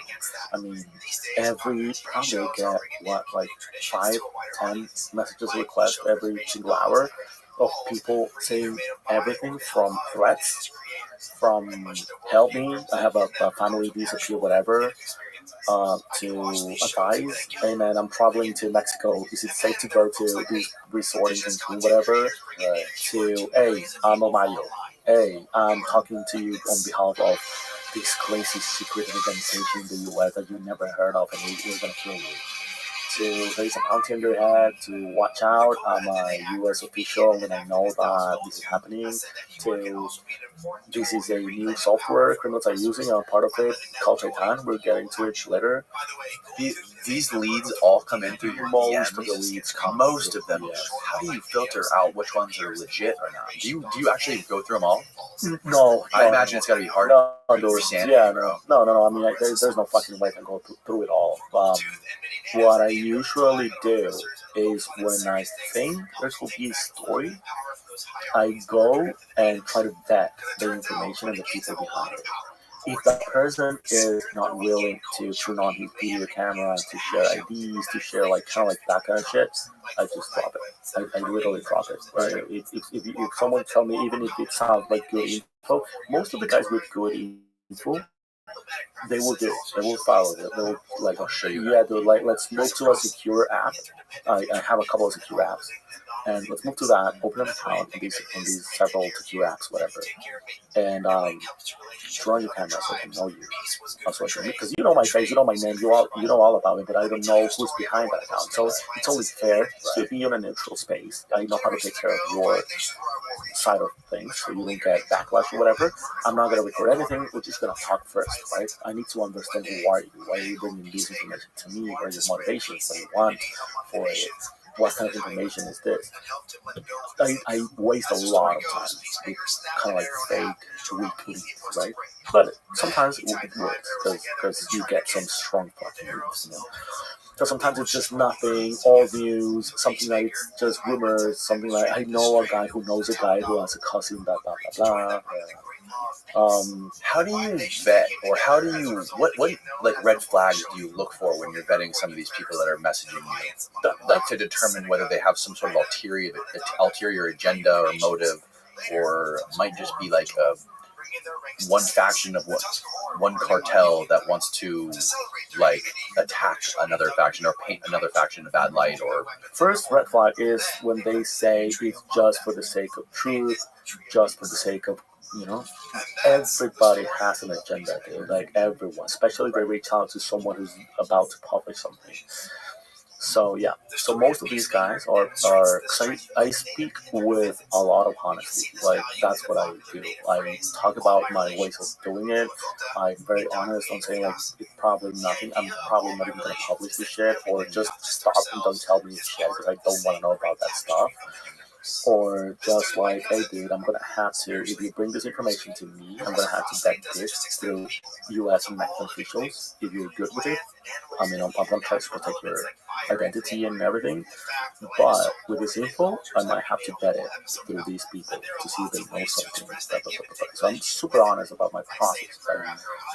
And when the person behind that account is honest as well, and is like talking to me on video, whatever, and say like, you know what, you know why I'm bringing this here? Because I want to retire and I want to fuck these guys over, and that's it. Or they did me wrong and I want to fuck them. Or I just think this is overstepping, my morals or my, things. This is something that I don't want to be involved into, but I got this info, so I'm just handing it over to you, which you will do. Or yes, I'm a member of the faction against those guys. So those guys are motherfuckers, like Damaso himself. When he reached out, he said like, "Hey man, So I'm sick. Damaso in the league." Everybody thinks I'm amazing. They're like, "Oh, Rabbi, you're the coolest in the world." He was free, so I uploaded a video saying that he was free. We have the video that he originally sent you. No, videos that I posted on my YouTube talking about him, right? First, like saying like, hey, so Damaso was free, this is this guy, this is what he did, this is blah blah blah, this is what he was going to do, like debriefing who was Damaso, right? And then I got reached out. He's like, I'm reaching out to you, first of all, because you talk a lot of bullshit, but most of that bullshit is not necessarily live. So I just want to set the record straight for you. And I'm like, okay, I don't know if that's a compliment or what, but if you are really who you say you are, let's move to a secure app and turn on your camera. I'm pretty sure that I can recognize your face. So he did. He turned on his camera and he had the hat on. He was in selfie mode. And I was like, can you move your hat a bit up, so I can see your face? And I saw his face and it was him. And I was like, oh shit, so it's really you? And he was like, yeah. And I was like, dude, you look older. And he just laughed. And he's like, yeah, you look more fucked up too, camera. So I'm like, thank you, dude. So yeah, I mean, can you show me your ID passport, something that has your name? Yeah, I mean, I don't have to, but I'll do it for you. So he shows his ID, whatever. And then we kept talking. We like turn off the camera. Yo, dog, you want to do a coffee So ad? I'm like, dude, I'm very interested in meeting with you, but I'm pretty sure that you're reaching out with an agenda, right? Like, what is it? And he was very clear about it. But I just want to fuck the Chapitos. So I just want to talk a lot of shit I know about them and how things really went. And yeah, I'm being transparent. Yeah, my intentions. So I'm like, okay, so those are your intentions. On my intentions, did you learn anything about Native Americans? Yeah. I don't want to fuck anyone. I need my fucking card, bitch. Fucking Chapitos or whatever. I just want to interview with you, and that's the main thing. I'm throwing that motherfucker around like on the middle ground. Black card. Yo, when bitch. I'm make an interview with you. Give me my fucking I'm not gonna TP. talk shit about these guys. Get in my pueblo. And he's like, no, I have proof of what I'm gonna tell you. They call me Chief Okay, Pimp. so we agreed on meet, right? In person. Yes. So I flew to LA. He was not living in LA. He was living somewhere else. So he traveled. We already saw this one. To LA. You weren't really concerned about meeting with him because you're not very funny. He was a free man. Like he had no reason to fuck with you. Even though I'm into the phrase. You never know. Rabbi's so, a huge still never know. Yeah. So I was absolutely. I was kind of like concerned about Ojibwa. I like that one. I might want to be a Ojibwa. Moved to LA. Ojibwa He asked me to be Ojibwa. I have a whole protocol when Yo, I travel. this bitch sucks, but if she's a... Do you have people that go there for you in advance to scope out the location? Like, If this bitch grew up in a I fucking know tree... presidents, when they go and visit places for meetings or Yo, girl, where'd you have your first candidates, they period? have what's called On an a branch? advance team, where they go, like if they're meeting in a hotel, they'll have a team of guys that like walk Oh, the no, hotel, not Polo. people, Polo. like, No, Polo. I don't like. Polo. I work on Polo. way more. Polo. Protocols. Part of it, I can say probably part of it. It's just either arriving Yo, way dog, earlier, how about some Rodney day or Dangerfield, like 2 a days pimp, or 3 like days or even like a week a West Side earlier pimp. or a week later. Polo. And say like sorry, whatever, blah blah blah. So I yeah, right. that's part of it. Such Like shit. yeah, so it's a whole protocol I have that has Rodney, worked for me to make me feel safe. Even choosing the Polo. I just asked because he said the place, but I asked Have you to ever choose played my own polo? room and book my own thing. So like, okay, you Have you ever known in this anybody that hotel particularly, I'll be there, but let me handle the whole fucking thing of my arrangement of flights, transport, hotel room, all that shit. Because he's like, I can put you that hotel, whatever. That's like, no, I don't need you to do that. These hands. Just set a place, My and I'll hands handle the are whole my fucking thing. own. So he set the place, set the date, and I request that a certain room where I feel safe, where you have like certain, ways of exit and blah blah blah, security protocols on the room.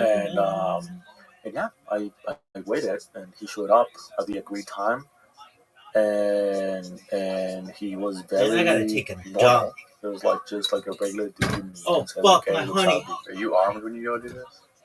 On the U.S. side of the border, most of the times I'm not, but sometimes I am. In Mexico, no.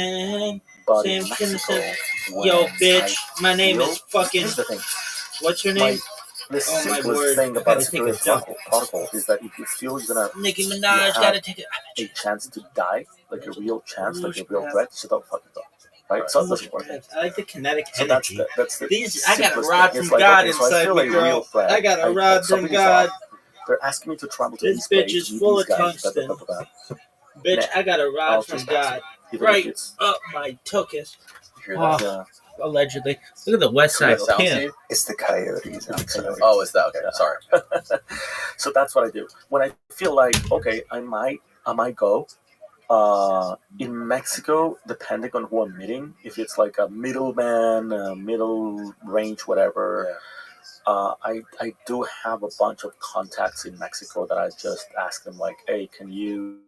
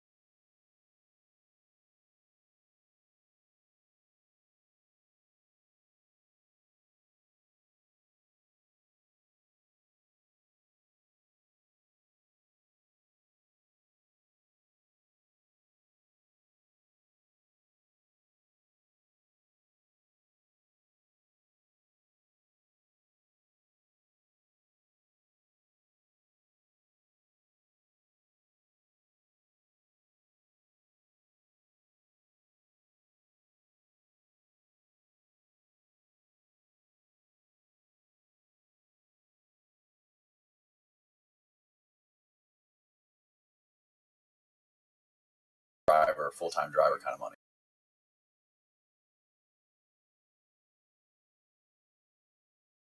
That it was like quiet with a bunch of like cash money on his fanny backpack, and a cap driving around. And What are you laughing at? He had a fanny pack full of cash. Yeah. Fuck yeah, bro. Because this guy, he was not able because of his because of the legal condition. He's not able to meet journalists, family members, criminal members, or former criminals, or handle money. Right? He needs to use a pre-approved debit card where the DEA, allowed him to keep some of his money. But of course, what else is going to do? So he has a bunch of cash, right? But he's not handling. His other guy is handling the cash. What kind of car is he driving? I can say. I mean, probably, yeah, I can say. And we went, I can say that we went to have pancakes. It was pancakes. Surreal, dude. You go to Waffle House or IHOP? Waffle House, sitting with fucking this former leader of the Sinaloa cartel and his henchman or whatever it was.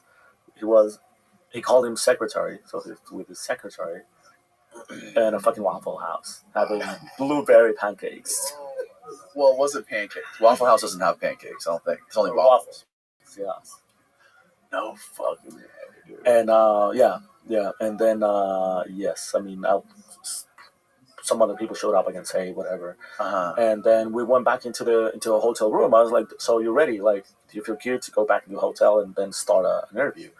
He was like, "Yeah." Did you feel pretty good about? Did you have build a rapport with him during when you guys were eating waffles? Yes. Felt pretty confident. Yeah, dude. What I want to do with every single source is first that they know that they have my respect, that I'm not judging, that I'm not, anyone to judge whatever they do, whatever they want to say. What I don't give a shit. They're fucking humans, so I try to find a common and relatable ground, right? Something, even if it's a sport or a color or music or something we have in common, so we can start doing small talk and relate to each other, right? So we can find common ground, right before going into full. A lot of the journalists, what they do is they go into full journalist mode and just dump a bunch of questions, right? They're like, so how do you start it? Blah blah blah, bang bang bang, this and that. Tell me this, tell me that, tell me boom. I'm not easy on them because I questioned Damaso really hard on the accusations of him killing a journalist, probably the last brave journalist in Mexico, Javier Valdez. He was a fucking legend, dude. He was an inspiration for all of us. And he is formally accused of killing Javier Valdez. Who accused him? The Mexican government. The Mexican government is asking the U.S. government to deport Damaso so he can face jail in Mexico for the killing of Javier Valdez. So this is not only an issue of cartels, this is a binational political issue between the two countries. Does the Mexican government really care, or do you think it's the fucking proxy cartel within the government trying to get him whacked? Exactly. That is what it is. That's exactly what it is. Anyways, I questioned his version of him not killing Javier Valdez, and he said it was Los Chapitos. So how long? Okay, so let's go. Let's do it. After you guys had breakfast, so we went back to the hotel. Back to the hotel, and then what? And then How did it go? Did the guy come with you, or did you guys go alone? No, we came all together. Okay. I had the room already set up, no personal. My backpack was literally ready to go right next to the door in case something, whatever. We came up. He sat on a chair, and his other dude sat on the other side of looking towards the door. And I literally sat on the floor. It was like, you wanna? There was another chair, whatever. No, I feel comfortable sitting on the floor just to make a statement that I'm cool. I'm not feeling threatened, so we can all relax and be cool. And I sat on the floor, and I started talking. So they're like, this is probably the first and last time I'm gonna talk to you. So, do you have enough time? And it's like, dude, I don't have anything else to do but sit in my fucking house. So, by all means. So this interview lasted for probably probably like 12 hours, 11, 12 hours. We ordered food, we kept talking and talking and talking. I first wanted to get out of the fucking room the whole journalist thing, right? Javier Valdez. So one of my first questions was like, started with that. I started with like, how do you feel? What are you doing now? What is your legal situation right now? What is happening with your dad? Is he still behind bars? Are you comfortable openly saying that you are cooperating with the U.S. authorities to go against Los Chapitos? I explained what my plans were to publish, right? It's like, this is not going to be a biography or some shit like that. I'm going to push back into what you say and lay out what I feel is the truth and your impressions. He only said, like, I hope you're not too harsh on me. And I'm like, well, let's see, man. Let's see how the text goes. I'm not going to be particularly harsh on you. It's just the way I write. I'm trying to be as objective as I can, right? So I want to get rid of the white elephant in the room, Javier Valdez. And he's like, okay, let me tell you. And I'm like, okay, before you tell me, I shouldn't tell you that one of my biggest fears right now is to be sitting across someone who killed a journalist. Right. Because if you killed a journalist, then you're basically a direct threat to me as a journalist as well. So I don't want to be in the middle of that. So if you come true and you say the truth and you say, you know what, yes, I was involved, I'm not gonna be judgy, but I'm probably gonna call this interview off and just leave, man. I can't do this like that. And even if I feel you're not telling the truth, I also might take everything else you say for untrue, right? So let's get rid of that shit. I'm being honest with you. I'm being clear. I'm risking myself a bit too to be here. I'm being like good to you. So let's talk con los huevos, no? Let's talk like with balls. And yeah, I mean, he started laying out his version that is out on the story. He said basically that it wasn't him, that it was Los Chapitos because of an interview Javier Valdez published with Damaso. He published an interview. Yeah, when they were at war, Damaso reached out to Javier Valdez, to this journalist, and he said like, hey man, I want to give you an exclusive interview with me and my dad, telling you what is happening right now in Sinaloa within the Sinaloa cartel. Javier Valdez said, okay, let's do it. He did an interview with both of them, and he published the interview. And when he was about to publish the interview, Los Chapitos somehow learned that he had interviewed Damaso. So they asked him, like, hey man, how much money do you want for not to publish that story? He said, this is not a money thing. We're gonna run the story. And then he called the director, the owner of the newspaper. So like, hey, I want to buy you that interview. How much money do you guys want? And they say, nope, we're gonna run the story. So they published the story, and Los Chapitos sent all of their henchmen to basically get all the newspapers distributed in the whole state, so no one could read that story.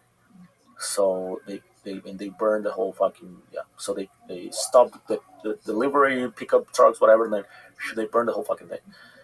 Then they published the story again. Is this verifiable? Yeah. Everything is it's a verifiable version of that happening.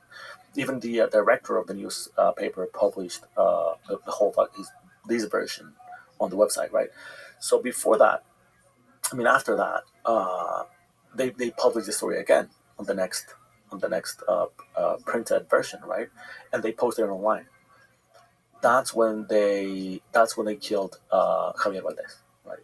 But right after the interview, Javier Valdez also published an OPD calling Damaso a shitty fucking henchman for the Sinaloa cartel, that he had no decision making capabilities, and he was like dumb and kind of like trashing Unique. So after they published those couple stories, he got killed right in front of the newspaper. Damaso says he was killed by Los Chapitos because he published that interview. But Los Chapitos said it was Damaso because he kind of like insulted him. What Damaso says is like, imagine if I go killing every guy who is insulting me. It was gonna be fucking bloodshed all over. I can't take an insult. What does your gut tell you? My gut tell me that is that it was Los Chapitos, man. I mean, it kind of makes sense. It kind of makes sense that you know what I think is what really killed Javier Valdez is the impunity that is in Mexico. A journalist in the U.S. will never face that fate. Even if you're giving an interview here, getting an interview there, you publish some shit, blah, blah, blah, blah. A journalist should never face the questioning on who was the one who killed me. What got him at the end is that he got in the middle of a fucking war of factions. And that he didn't have no protection by the authorities, right? That the whole fucking state is run over by these guys. So whoever killed him, whoever of these two factions killed him, they shouldn't have been able to reach out to him in that way, right? To threaten him, to kill him, if the Mexican government will do his job, right? So either way, my gut says it was probably them because they show that they didn't want that story published. But I'm not putting my hands for Damaso because he could easily be Damaso. He had a lot of power. He, of course, is a man capable of killing people, right? So I'm not putting my hands to the fire for his version. This is what he says. I still haven't had an interview with any of Los Chapitos to hear their version, right? Hopefully one day I can bring the other version, their version. More journalists die in Mexico than anywhere in the world. Than anywhere in the world outside of a war zone. Yeah. Outside of what? A war zone. A war zone. Mm-hmm. Right. Yeah. So what else did you get out of that interview with him during that 12 hours? So basically, we got rid of that shit, and then he started telling me how he became part of the organization, his whole that story, how he grew up, and how he didn't want to be part of the cartel. He's like, dude, I wanted to be a pilot. So I wanted to study for pilot. I started like the school, whatever. But in order to be a pilot in Mexico, you need to go to at the end. You need to go to the through the Mexican military to get a permit to fly. So he's like, okay, I approve all my tests and exams, whatever. I showed up to my dad. It was about 18. And he's like, dude, I need my credentials from the Mexican military. I'm going to show up to the military zone here in Sinaloa, whatever, to ask for my card. And he's like, the fuck, you're not going to do that, dude. Like, that's too risky. No, find another fucking thing to do. And he's like, what do you mean? He's like, dude, you have my same name. The government is all after me. They're going to be after you, or they're going to take you in order to get me. So no, find another thing to do. So he's like, what else? And he's like, just set up a business. And he's like, okay. So I started setting up a business. And then my dad said, like, okay, but you're not going to run that business, right? You're going to have a frontman running that business for you. And he's like, no, dude, the whole fucking thing of doing a business is to run a business. He wanted to get his hands dirty. Yeah, and no, he was like, no, dude, like, if you do that, you're risking yourself. You're putting yourself out there too much. So don't. If you want to have a business, I can give you the money, put the business, but have a frontman run for you. And it's like, nah, it doesn't make sense. He doesn't want to just be an investor. He wants to actually do something. And then his thought was like, then he was like, okay, so then you want me basically to become a fucking trafficker. And he's like, fuck no. And he's like, dude, you don't let me do anything. I want to do something. So yeah, let me move some bricks. And he's like, all right, if you want to do that, that's how you. So he gave him a couple of bricks. He told me that he sold the bricks, came back home, and his dad asked him like, how much money he made on them. And he's like, I don't know, let's say he paid $10,000 for the bricks, sold them, came back, how much money you made on it? And he's like, 10,000. He's like, what do you mean 10,000? 10,000 on top of the 10,000? He's like, oh, 10,000. And he's like, dude, the whole fucking business is supposed to be made for you to make money, dude. That's how they. No one explained to him how the economics of buying and selling works.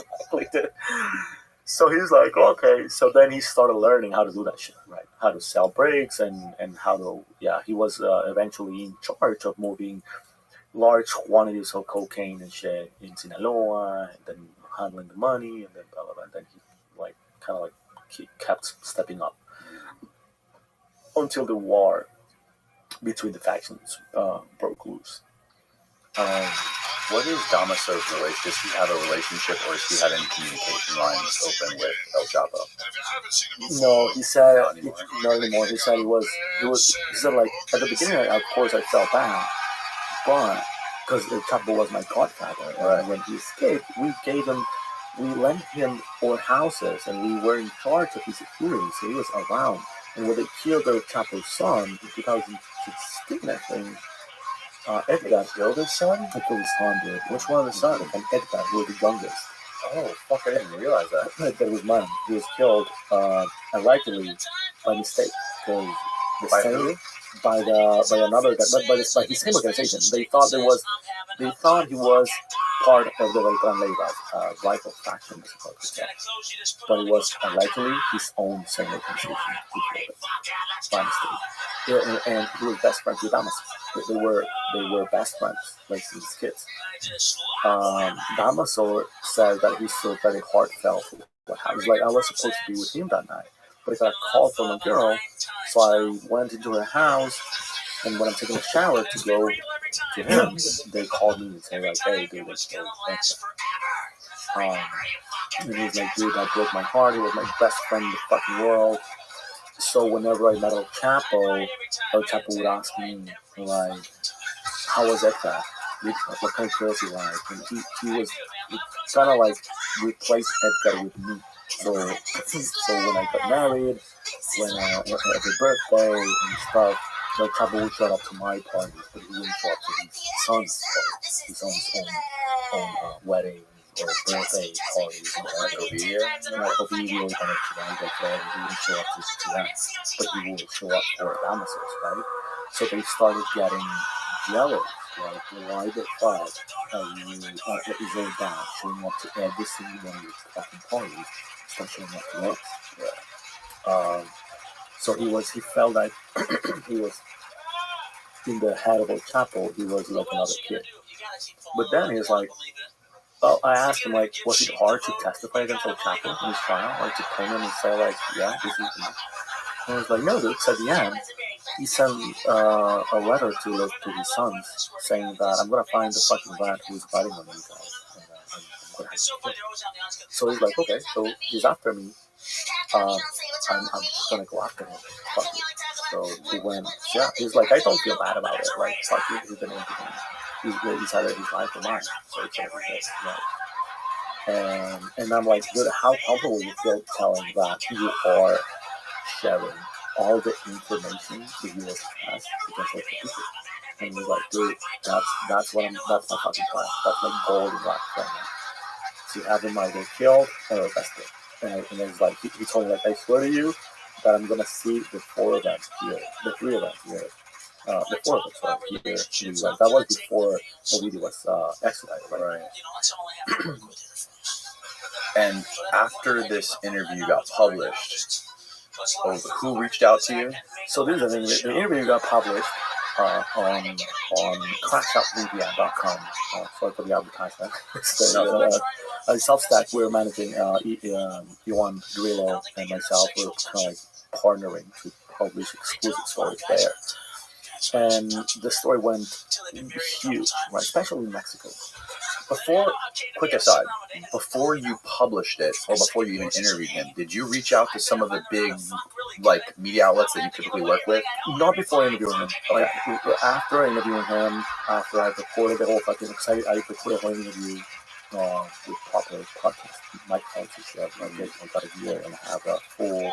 It's not the whole hours, of course. It's about a 3 hours interview. Wow, you edited 12 into 3? I didn't record everything. Okay. There was no fucking way I could have enough space to record everything. Right? So I did take notes on everything. I have like huge note-title notes, but I have 3 good hours of audio for that interview. But then, okay, so I didn't reach out to anyone. Probably after a month after the interview, I was planning on how I'm going to publish it. Is it worth it? What scenarios I'm going to face? What backlash can I get from that? The legal side of it as well. Like the whole fucking thing. So it took me a month. Before traveling, I also was dealing with another set of stories, hard recorded stories, so complicated. So I need like free space. When I have some stories like these, sometimes like that, for probably 2 weeks, I went out of my home to my parents, to live on one of the rooms and to just stay there and think, right? Try to focus and think, what am I about to do? And is it worth it? And how to package this thing? And who I'm going to pitch it to? And just dumb the whole fucking thing, you know? Yeah. And then when I had something together, I reached out to Rolling Stone first. They said that they were interested. They were like, yeah, fuck yes, we're definitely interested. This is the godson of a chapel speaking for the first time ever. So this is massive. Doing a hunt for lots of people, right? So this is a great exclusive show. Then they took a fucking week or 2 weeks to get back at me with something. I asked them like, okay, so what's the rate and how many words and like the details usually you ask after a pitch. You have a deadline or whatever.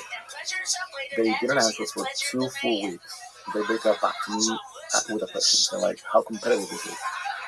And I was like, dude, if you're asking me that question, then I'm just probably going to waste my fucking exclusive story in a magazine, but it's just going to put it on the back end of the magazine. It's not going to package it well, right? I was really disappointed at Rolling Stone because I have high regards for the magazine. It's a great fucking magazine. They produce great fucking stories. But I didn't feel comfortable after that. I was like, man.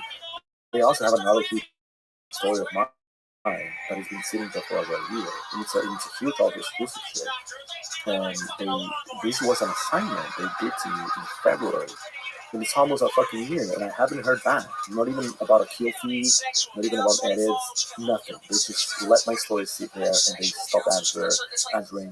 They did a couple of, 3 months ago, they did reach back. When I reached with that story, with that pitch, I also asked for that other story. Like, hey, but what happened with that other story you were sitting on it? And they're like, no, we're going to actually pay you better because it's going to be in the print magazines. We're trying to find the right moment to publish it.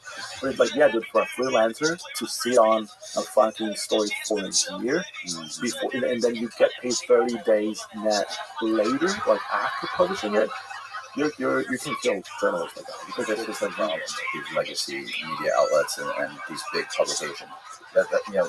This is the reason for the uprise of independent journalism. That's why people like you, everyone that's watching, needs to go to Luis's channel, subscribe. You guys, you have Substack, you have a YouTube channel. Yeah. What else do you have? And my Instagram, which is Instagram. Yeah. Do you have Patreon or anything? Or? No, I don't. I'm not trying to keep everything on YouTube and Substack. YouTube and Substack. It'll obviously be linked below.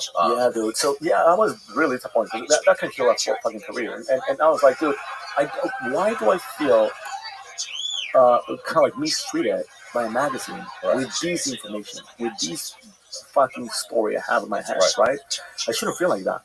So I decided just to move it and to pitch it to the guys who I work more regularly for. I actually have a routine with them, with Vice News. Oh, yeah. So I posted my story to my editor, but at the moment, Vice was going through the whole bankruptcy thing, so they didn't have the capability to move it into. I was like, these guys are not. When did they go bankrupt? On January this year. Really? Can you find that, Steve? I didn't even hear about this. Yeah, I mean, I think that's when the whole conversation started. But then probably 3-4 months ago, 5 months ago, they publicly went bankrupt. So it was May. That's when 2023, Vice Media Group filed for Chapter 11 bankruptcy. Protection in the Southern District of Texas. The company's bankruptcy cases are jointly administered at. Whoa. Dude, they've been. I remember fucking 8 years ago, 7 years ago, you would see articles coming out every month about how Vice is worth upwards of $2 billion. That what does that say? Consortium led by Fortress. Vice agreed to be acquired. According to Vice, the bankruptcy process will strengthen the company and position for. It was basically acquired by the main money lenders, right? They were the main investors, so they basically just own it now. Because that shit is so Rupert Murdoch and Disney, they all have stocks. They all own a significant portion of that. Yeah. You actually hung out with Shane Smith. Yeah, dude. I started writing for Vice News for freelance 10 years ago. So I mean, I met. That's when it was really Vice. Dude, yes. I mean, when it started, dude, it was wild. It was they were great at packaging shit and doing stories that you can't publish anywhere. So they were good, but they lacked the proper journalistic ethics and the proper journalistic view of it, right? Like what is news and what is just not news, and how to handle a news story, right? Ethically, how to handle ethically and professionally. In the beginning, it wasn't news though. It was just like they would go into fucking war zones or go into some crazy fucking place and just turn their cameras on and start fucking talking to people. Yeah. And then they'd come up, like Heavy Metal in Baghdad. Fucking documentary is insane.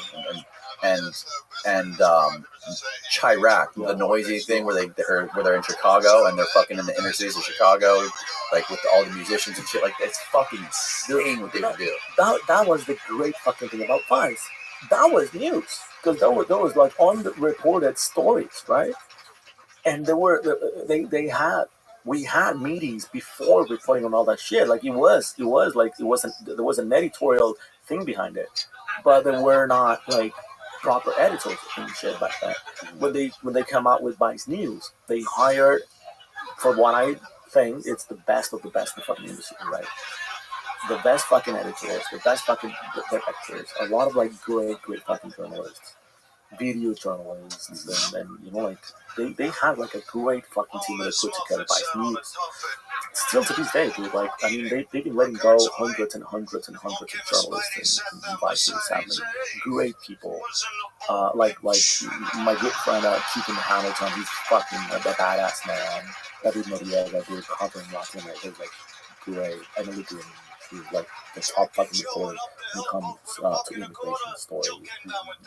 Solid fucking people. So they're letting everyone go, right?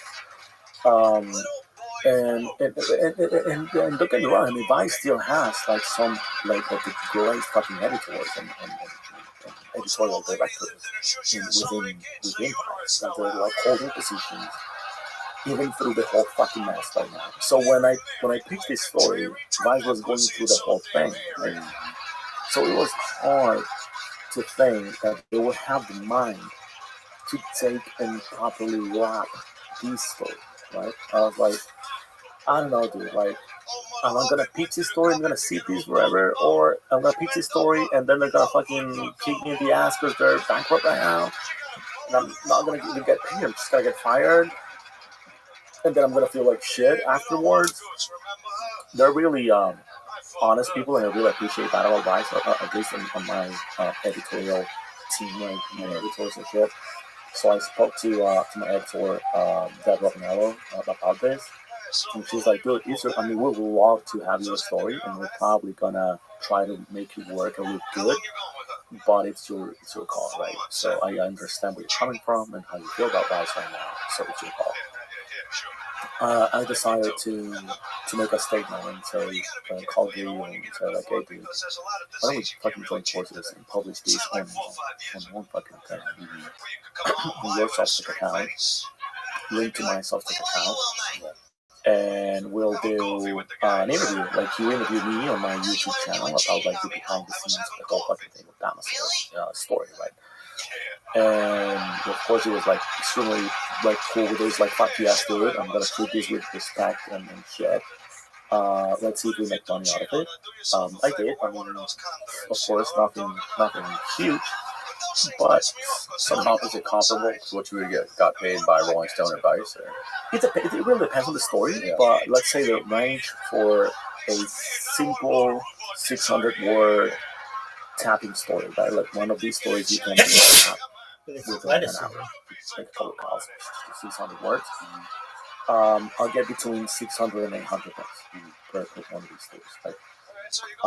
If it's a more complicated, whatever, you can get 2,000, 2,500. Probably no more than that. It's hard to make more than that.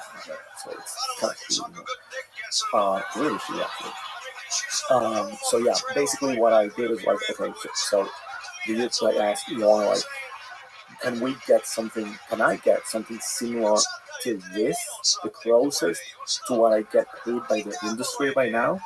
If we go there, they're like, I'm definitely gonna try. We're gonna put half of the fucking store in the paywall, and let's fucking give it a shot. I did that, but I also said like, you know what? This story needs to be written in Spanish for a Spanish publication that was my home back then, which is the main or major investigative magazine, journalism magazine in Mexico, which is Proceso. The director and founder of Proceso is the only interview Mario Zambada has given to someone. He died, Julio Scherer. They founded this magazine with that kind of like with strong fucking critical reporting, right? And trusted enough by Comandante Marcos, President, and then Mario Zambada to give interviews exclusively to Proceso. The story I broke in 2013 about the CIA being involved was my first cover on that magazine, right? It was the cover of that magazine. So they invited me to collaborate a lot with Proceso magazine back then. It was, like 10 years ago, probably 15 years ago. So I was like, fuck it. You know what? I love that.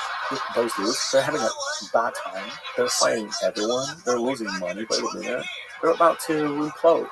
So probably this is going to be my last chance to feel again that I'm contributing to that fucking magazine. You know? So I called the editor. He was super fucking excited. He was like, no, dude, I mean, wait, you have proof of it? I was like, I have the audios, I have photos, I have exclusive photos, I have photos with him. And he was like, sadly, dude, I don't think we have the money to pay you for something like this. We're going through shitty fucking years right now. We're actually about to close the print magazine. And I was like, well, how much can you pay? And he was like, we can probably pay $1,000. Let's fucking do it. Send me the money, send me a wife, and I'll see you the story. And he's like, fuck yes, let's do it. And they treat the story with a lot of respect, as well as Grillo. With Grillo, I probably start the story in English, and in Spanish, what we process, right? Grillo treated the story with the utmost respect, you know, he really packaged it well. He served as my editor for this one, so it was great working with Grillo. And I was like, dude, we might be up to something here, like breaking exclusive communication in Spanish as well. Exclusive photos, exclusive footage, and then wrapping it with social, you know, with YouTube interviews behind the scenes happening there. So that's kind of what we're trying to do right now. And after we got published, the first thing is I got a call by Damaso's people. That was, dude, that's just cool stuff. Are you advertising this shit? Yeah, I do it on the podcast. I get everyone to do it. It's like a become a gag now. Oh shit, dude! Every time. So I get a call by his people, telling me By whose people? By Damasos, by the leaks people. Okay. Saying like, hey, dude, so we might have a problem. Damaso was not allowed to talk to the press, right? And he might get deported because of this interview. And I was like, dude, but this is probably something new, right? And he's like, no, all good. I'm just letting you know This is after the article's out. out. See, I think probably Damaso kind of like knew that it was going to go big. We probably didn't know that it was going to be that big, right? Because, of course, it made the Mexican government to push back again for his extradition back to Mexico, right? AKA the cartel. Exactly. I left a lot of the interviews out. A lot of the things he said out. Everything I couldn't get a proof of, and that wasn't first things he actually lived through, I left it out. He talked a lot of shit about Los Chapitos, a lot of like shit about El Chapo, personal shit. Really? Crazy stuff. But I'm not in the middle of that war. That's not my work department. So why would I publish shit like that it's unproved, right? So I left all that out on purpose, and I made a disclaimer about the Javier Valdez version, right? I published the version that his colleagues and family members said. These colleagues and family members, his wife and kids, they are sure that it was him, right? So I published that thing. I published like, okay, so his They're family, sure was. they're sure it was Minoli, right? And the authorities, whatever, although he says this, anyways, so that was that. And then after that, Los Chapitos, through one of their cousins, just another wild fucking story, reached out to me by another Guzman, a man who, I can't say his name right now, probably in the future, but he's supposed to be dead. They allegedly killed him. He made the news. Like, they killed him. They killed these guys. And he's like, nope, I'm actually alive. I mean, I'm injured, right?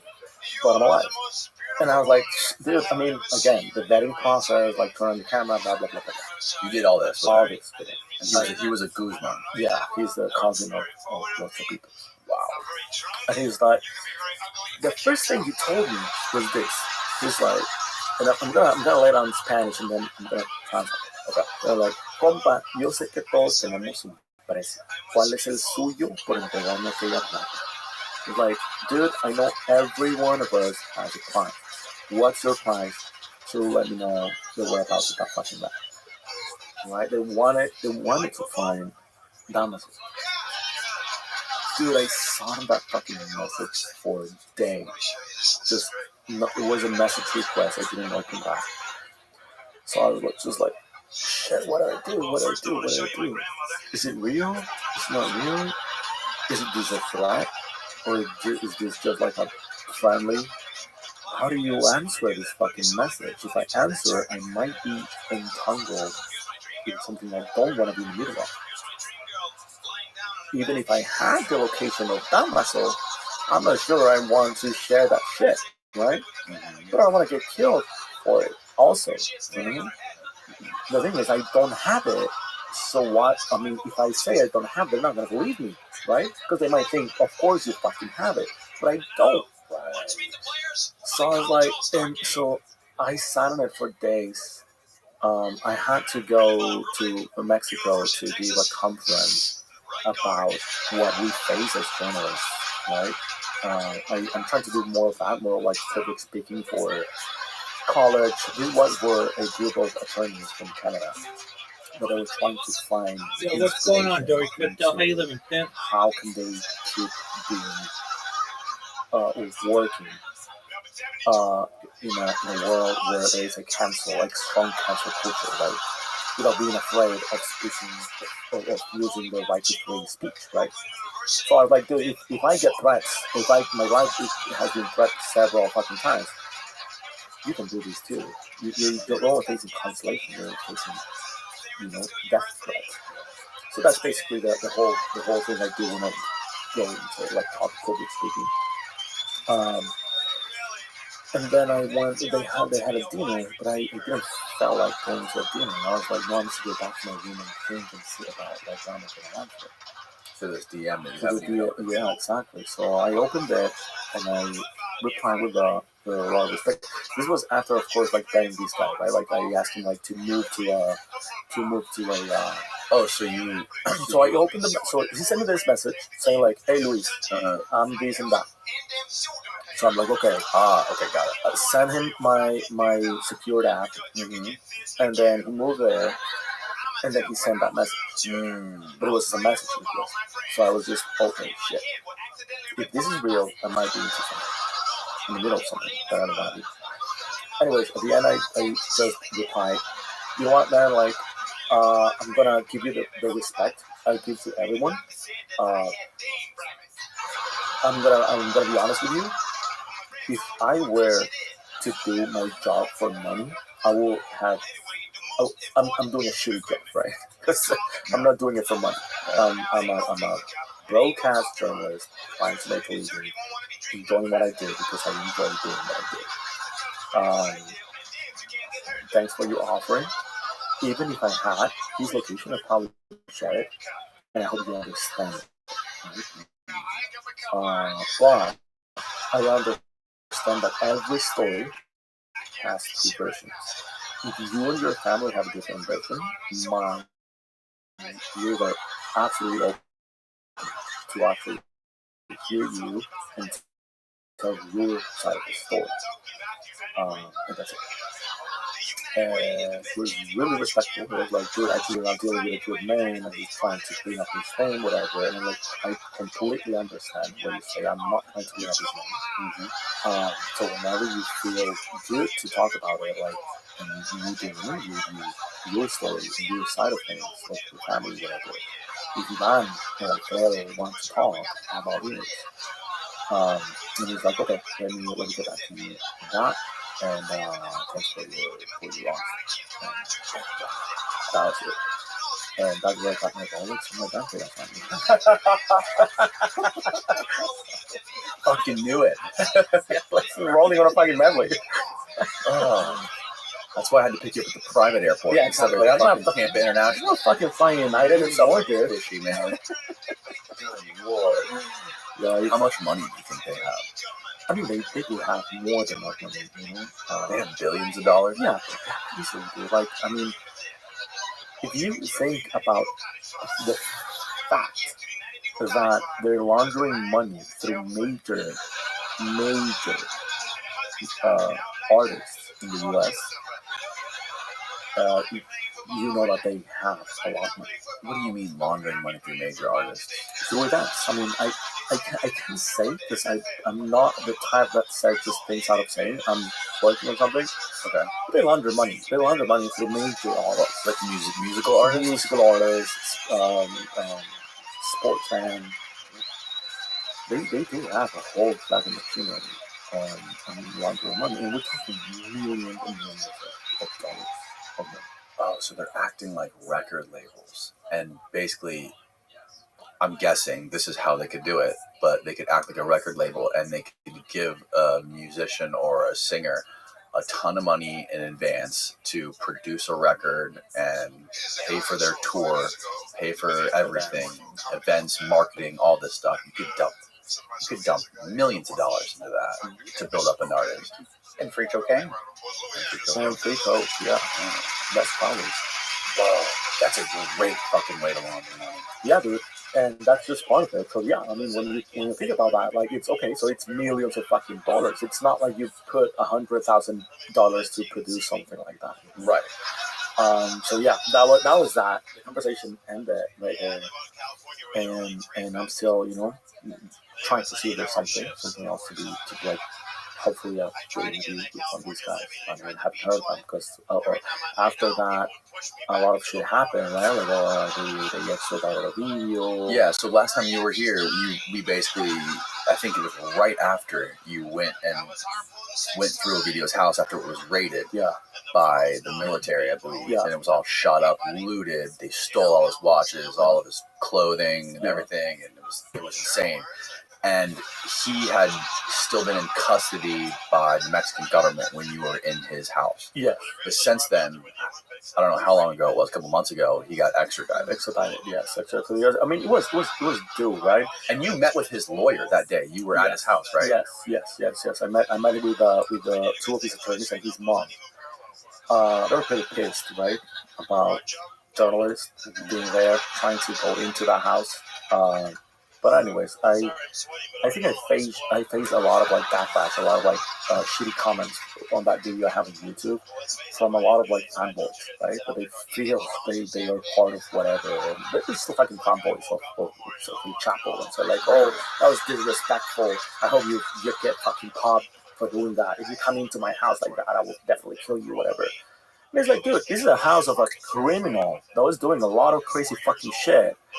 That he's behind bars, and this is, about my point of view, of public interest of what happened, not only for the sake of what happens in that town, but probably for the sake of also what did the military did during that operation that was illegal. Like, they fucking looted his house. Right? So it's like, dude, I'm pretty sure that you fucking fanboys are the most idiots upset about this, and probably the family was like, okay, this is proof enough as well that they fucking looted the fucking house and they shot a place where there were kids inside. Right. It's about the truth. I'm not siding with the Mexican military. I'm not siding with showed the how criminal. they pulled up in fucking Hummers and shit, Yeah. shot up a whole town, Exactly. killed innocent people. Exactly, dude. I mean, wrongdoing by the Mexican government, wrongdoing by these cartel members. In the fucking middle, it's a town of innocent people, old men, and two kids that are daughters of a criminal, but they didn't willingly, were there, right? They could probably be killed. They could have been way more surgical, right, in doing that. It was, and now again, this is a criminal, and that's the way he makes his money to buy these cars, Rolex watches, whatever. That gives no reason for an authority to go and fucking loot his house and steal everything. Right? It's wrongdoing all over. It's wrongdoing all over, and that's my main fucking goal on what I do. People say like, okay, you're siding with the Mexican government, and then people say, okay, you're siding with fucking cartels. And when I have like sources on both sides of the spectrum, sometimes I get reached by elite fucking Mexican military, that are my sources. I'm like, dude, why are you siding with these fucking sheep people? And I'm like, what do you mean? You're a fucking story, man. It's making us look ugly. It's making us look like we don't have enough, power or brains to do an operation. So you're siding with these fucking rats. And I'm like, dude, no, don't get me wrong. Want your colleague? Why the fuck would you do that? Like, are you? I mean, I know you work with the Mexican government, the U.S. government, and you're siding with them. Who is saying this? Cartel people, some of my sources in Sinaloa. You have people like high up Mexican military reached out to you? Yeah. I have really strong sources also on the Mexican military. Like, really? How high are we talking? How high up? High up enough to let me know several hours before Ovidio was extradited that he was going to be extradited. Whoa. And that was secret even for them. But because they were there, they didn't tell them that it was Ovidio, right? They tell them, hey, we're gonna extradite a person. Like, I need you guys to show up at this prison, blah blah blah, take out these guys, go and take them out, and they went, and they were like, oh shit, the guys that are gonna fucking extradite is Ovidio. And one of the one of these, several of these guys were extradited. So I heard rumors. That there was movement from lower tier people in the military. They're like, hey dude, there's unusual movement in this prison. They're taking out someone. And I was like, let me ask these other guys who are higher up. Hey dude, I'm hearing of movement on this prison. Do you know anything that's happening? It's like, dude, yes. Let me reach back to you now. Okay, cool. They reach back. They're like, okay, now that this person is in the air, heading towards the U.S., I can tell you, this Ovidio was mine. So boom, I tweeted it first. Like, boom, Ovidio was going to get an extra. That was hours before it was like making headlines, whatever. And then when he arrived in the U.S., I also have good sourcing in the U.S. and our force that. And they send me the first picture of Ovidio with the orange jumpsuit. A former DA agent published on his Twitter the photo of Ovidio sitting on the jet on his way to the U.S. And then a couple of hours later, these other sources I have in the U.S. He sent me the photo of the video, his mugshot basically. Right? He leaked his orange jumpsuit. You have it on there. You have the photo I sent you. Oh, Steven has it. On his orange jumpsuit. Yes, I had to put a watermark because he was huge on Twitter.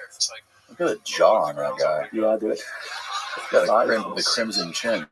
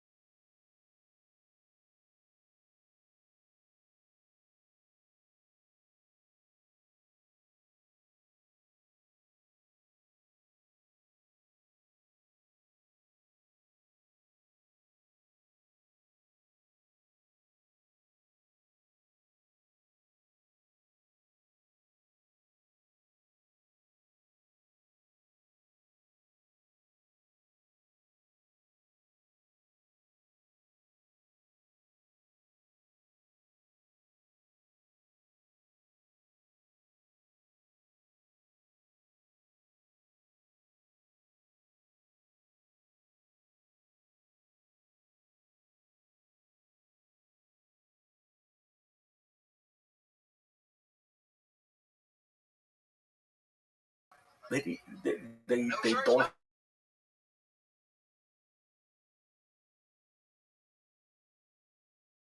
proper investigation by Mexican prosecutors makes them basically to say, well, we don't have charges in Mexico. We don't have an extradition order to face justice in the US.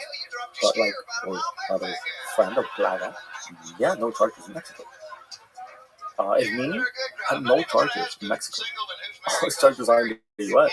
But when you look for his criminal charges in Mexico, there's none. Not a single one. Fucking wild. Where is El Nino right now? He is in Mexico City. Sitting in a prison. Does he have an extradition? He has an extradition order. Yes, he's definitely, most definitely going to be extradited as well. Pretty soon. It's so bizarre. It's even just looking at the war on drugs and what the plan was there. Like extraditing these people, it's crazy. They don't understand what's going to happen when they get extradited. Do they see that? Look, these cartels are just going to be broken down into smaller factions and become more violent. Yeah, exactly. Like, let's think about let's talk about like the Sinaloa cartel, right? Like, let's say they nab all the people. They dismember the whole power vacuum. There's power vacuum, and not only that, who's going to be the next one up? Right. Who's going to be the next target? Right. It's immediately and automatically Almighty, right?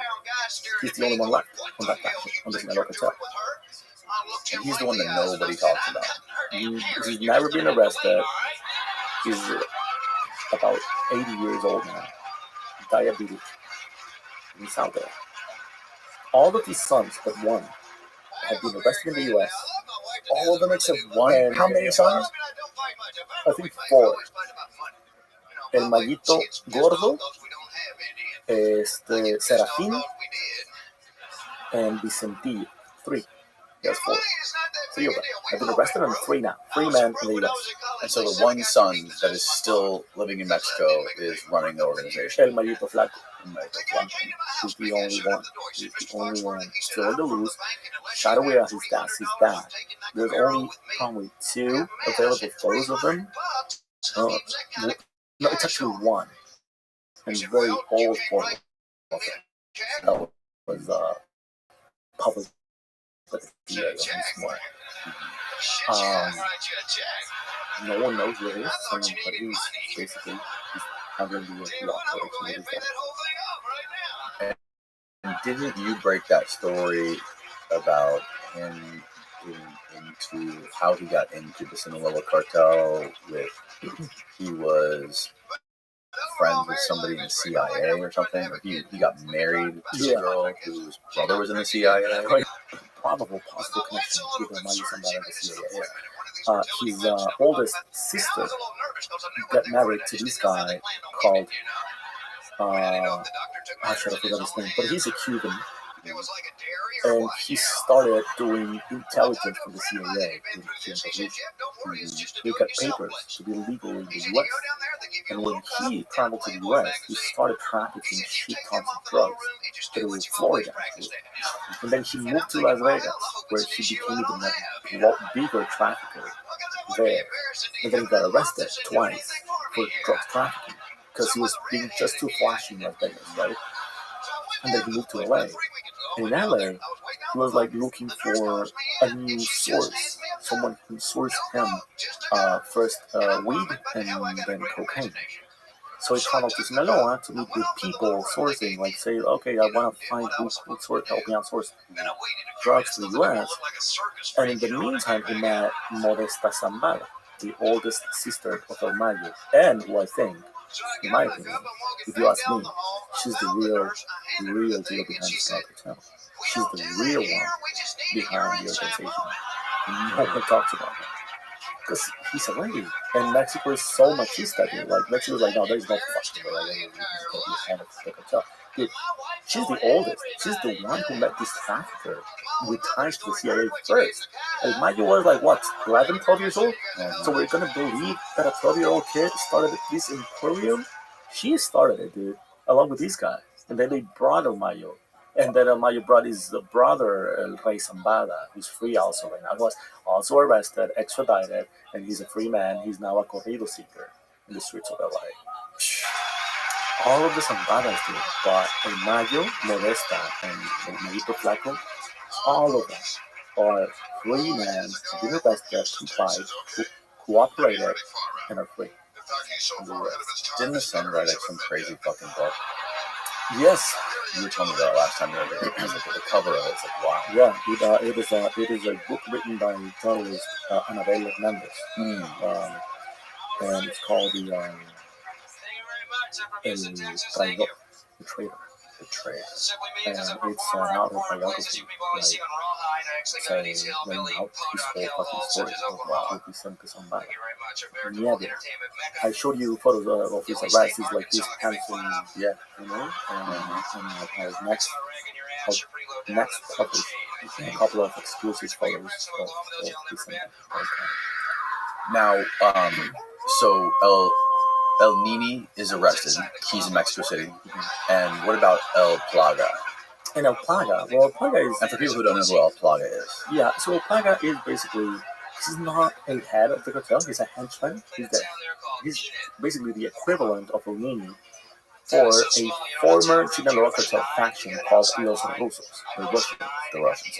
And El Nini was basically in charge of the sicarios, right? Yeah. He was in charge of the killers, the henchmen. Exactly. The whole security for Los Chapitos, right? He was the security head for Los Chapitos, and the Plaga is the security head for Los Rusos.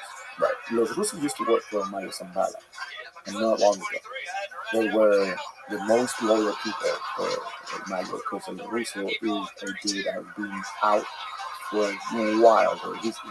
Since he was like 17. He's a fucking murderer, and he knows how to traffic drugs, how to move around. So Mayo trusted him a lot. Trusted El Russo a lot. Long story short, Russo got into an argument with Los Chapitos. Everybody fucking hated Los Chapitos. Like every other single faction, they hate him. Why do you think that is? Because they're the inheritance of like Chapo, and they're young. Yeah, I mean, yeah, it's probably part of that. You know? So this guy started fighting with Los Chapitos. Mayo gets in the middle and say like, hey, dude, like this is not good for anyone of us. So he asks El Russo to go to the border of Mexico to the U.S. to Mexicali, right across Mexico to the front. He's like, okay, that's gonna be your curve. That's been the curve of mine forever. That's gonna be your curve. Get there, get your men over there. Don't come back to Sinaloa, so we can avoid, infighting. So he did. He left. He promised El Russo that he's going to take care of his properties, of his ranch, his houses, all that stuff. So people don't even touch his shit, right? Because we're good now. So he's like, okay. And then 2 years after, a year after, Los Chapitos went into one of his ranch and started burning his properties, taking his cars, whatever. So El Russo is like, no, fuck it. I'm gonna go back down there, and they started this massive fighting that was all in the news. It lasted they kept fighting for over 3 weeks. Massive shootouts, a lot of killings. Even the Mexican Marine was involved. Allegedly, what the Plaga told me, the Mexican Marine was operating on behalf of the Chapitos. That's what he says. And so El Mayo kind of got angry at his and said, like, dude, I asked you to never come back. Especially not to fight. He's like, yeah, because you made me a promise and you didn't comply. So fuck it, I'm not gonna leave my fucking ranch and properties to be taken over by these guys. So Mayo decided to not back him up anymore. He's like, okay, I'm not gonna fight against you, but I'm not gonna back you up anymore. So we don't work together. That happened probably last year, so he became independent. Okay, right? Former Sinaloa cartel, and they operate hugely in Mexicali and Rio Colorado, across California, part of Arizona, and then the Plaga reached out. I had reached out. He reached out. The thing is, El Plaga has a huge following on Instagram. He has this massive account where he posts a lot of his Rolex watches. You know his username? We could pull it up. I don't want to publicize his, because I mean, You don't want to give them any clout. Yeah, exactly. Like they all up for it. Like, They love the attention. They will fucking love it, and I'm not gonna do it. Okay. So, anyways, he has this huge following on Instagram. He posts his luxury cars, watches, chocolates. He even posted another narco monkey. You know, he had with a scar. He had a scar and a narco monkey on top of it. And so, like, Oh yeah, I saw that photo in the article, right? And so I reached out like 2 years ago to him to see if he wanted to give me an interview because I was about to go to Mexicali and all the area. He never replied. And then probably a month after the interview with Damaso came out, he reached out. And he's like, hey, dude, what's up? And I'm like, go again. Check your app. He reached out to me. So he reached out, vetted him. Now it was on camera. I asked him for his ID. So his ID, he was driving a pickup truck. And he stopped in the middle of the night. How old is this guy? Dude, he's like 24, 26. Like, he's young. And he's had of like 2 partners. So we talked about a lot about like people. He asked me like, "Hey, did you really meet with Damaso?" And I was like, "Yeah, dude, yeah." And he's like, "Well, I don't like those kind of guys, but an enemy of my enemy is my friend." So like, okay, like, can I get a hold of him? Or like, dude, I don't have any contact, any way to contact him. He contacted me, and then lost connection again, right? I don't have a means to get back to him. Right. So he's like, oh, okay, dude. So all good. So what's up? And I'm like, dude, can you give me a proper interview? It's like, yeah, let's do it. In person?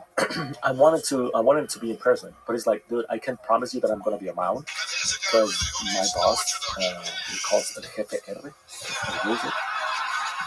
He moves me around a lot, so I can't promise you that it can be. You know? So I was like, okay, so let's do a video call, an interview, and if eventually you have the time, I'll travel and we do it. Like by any means. So he laid out all this story about the client, and he thought it was cool. So he told me about 2 years ago he was arrested because he got into a gunfight with Mexican state police officers with one of his henchmen. When it's his right hand, and he steals and they kill him. And they arrested him. And there's this mugshot that you have also on the files where that's his Mexican mugshot, and he's all beaten up. You can see that's El Plaga? Yeah, that's El Plaga. Look at that haircut. Yeah, dude. Can you punch in on that a little bit, Steve? And you have his mouth all. Oh shit, he got beat up, huh? He really beat up, dude. And his nose all broken. Look at that Louis Vuitton jacket. He told me that they were partying in a club in Mexicali. And they went out of the club like at 7 in the morning. They were driving back to his wherever. And they get stopped by state police officers. And he's like, his friend was like, don't fucking stop, dude, fuck him. He's like, no, dude, I don't want to start anything. I mean, but he's like, but why are they stopping us if they know who you are, right? Who work for it. And he's like, I don't know, let's just stop and see. It's not. Yeah. So he's like, when I pull over, this guy, Tio, whatever, jumps out of the vehicle with his fucking gun and starts shooting at the police. And then these guys start shooting as well. And there's a couple of killings. And then they killed that Tio. He tried to run, got arrested, got beat up. Seems to go to prison or whatever. And when he called me, I was like, dude, what, are you supposed to be behind bars? He's like, dude, I was free to the 3 days after. Like if they ever negotiated for me, and they would not. And I'm like, dude, are you fucking sure? Yeah, 100%, whatever. I vetted that info also through other sources and other means. And he was fucking out. He was out. And I was like, okay, so this guy's really out. So when I posted this story, I faced hard pushback by the Mexican government saying, no, he is behind bars. The chief of police of California, he told me that I personally put him on a plane and sent him out for US. I put him out to Oaxaca. So he's behind bars. I know for sure. And I'm like, well, check again, because he's out. I just FaceTimed him driving his truck down the street. Like, I don't know who you talk to, but he's behind bars. That's for sure. So then he had to show up for a hearing. He didn't show up, and the federal church declared non-present. They couldn't find him. And I was like, of course, they couldn't fucking find him because he's out. Right. That's proof that he's out. And they're like, no. And then they put out a presser saying that my story was bullshit. And then they were going to publish his photo behind bars. So like, don't we have him? We're going to publish his photo. Did they publish it? Of course not. They haven't said anything. They just didn't want to be, left like fucking idiots. So it's just like Caro Quintero. Yeah. After he got arrested. Mm-hmm. He's like, you fuckers, I'll be fucking out of here in 24 hours. Mm-hmm. And he's out. He's out, dude. And there is a search website where you can search for people arrested. So if you look for a movie, it says where he was arrested, by who, or what time, and who is responsible for his arrest, whatever. Where is he right now? Right. A video stuff. Right. For this guy, it only says arrested, no time, no place, no agency responsible for his arrest, nowhere to be found. He's not. So why do you think he was able to get out, but not El Nino? Aren't they kind of like the same? Don't they have the same kind of power? In their organization, they have the kind of like some power, but their organizations are definitely not the same level.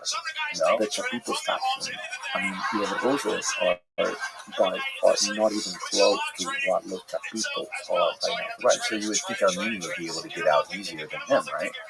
Not really, because when you are requested, when you are looked after the U.S. government, especially for those I charges, see what you're saying, right? it's too hot. Yeah. They arrested another They don't have as much heat on them Exactly. as El Chapitos. Yeah, Right. exactly. Yeah. So yeah, dude, that was another cool interview published again with Grillo, with Elon Grillo. It's crazy the mindset of kids like this 24-year-old kid, and he thinks it's cool to be called the plague. Dude, yes, I mean, this is the thing. On the interview, I asked him, like, why do they call you plague, la plague, el plague? And he's like, because I leave no one alive like the plague. I kill everyone. When I go into fight, there's no one left. And that's why I got the trust of my FAR, because he knows that I don't back up and I kill all this shit, dude. And I was like, what made you interested in this shit? And he's like, the narco corridos, dude. Like, there's Mexican corridos. This is like, when I was growing up, there was this group, the most elite sicario group for Mayo Zambada, Los Anthrax. Los what? Anthrax. Like Anthrax. Like the Anthrax. Mm-hmm. They were huge, dude. I mean, El Chino Anthrax has this mythical story because he was arrested in Netherlands when he was arrested for being part of the Anthrax, right? He was put in jail in the U.S., whatever. Before that, he was one of the first sicarios that was super flashy and huge on soldiers, right? He was posed watches, Lambos, whatever. He even posted a photo with Paris Hilton. There is a photo of Paris Hilton with a Chino Anthrax, with the head of sicario for the Mayo Zambada. Like, he was huge. And he was arrested. He started cooperating. He was in a halfway house, and then he vanished. And then his body appeared chopped into pieces in Seattle. Some say he was kidnapped by the same organization. Some others say he escaped, went back. El Mayo said, like, now you're a snitch. Cut him into pieces. So that was the story of. So these Anthrax group, because they were fucking weird and flashy as fuck. A lot of people started like making corridos about them. So El Plaga got enticed by the corridos. He was like, dude, I want to be an Anthrax. So he met someone in Tijuana. This guy's from Tijuana. He met someone in Tijuana that had connections in Sinaloa. He went to travel to Sinaloa. He introduced himself to these guys, to one of these Sinaloa members. That's where he met Izumi. They were friends before. They were starting together, trying to be henchmen, you know. Oh wow! And this guy is another like big player in the Sinaloa cartel. Told him, like, you know what? You're not gonna make a lot of money with the Anthrax. I mean, they have respect. They don't make a lot of money. You're from Tijuana, dude. I know a couple of guys that work for us in Tijuana. La Rana and Aquiles, two brothers working for Mayo Zambada right there. go out with them, work for them, and that's where you're gonna make money. And he's like, fuck yes. He introduced me to those guys. I stayed loyal to them, and I started making shit tons of fucking money by helping trafficking drugs and being part of their security team. Started growing up, and Mimi started growing up with the Chapito, and then he went to work for El Ruso, right? Because El Ruso called me back up to Lucky Sinaloa. So like, hey, I'm gonna go fight back my turf in Sinaloa. He went with them. El Ruso was like, hey, come work with me.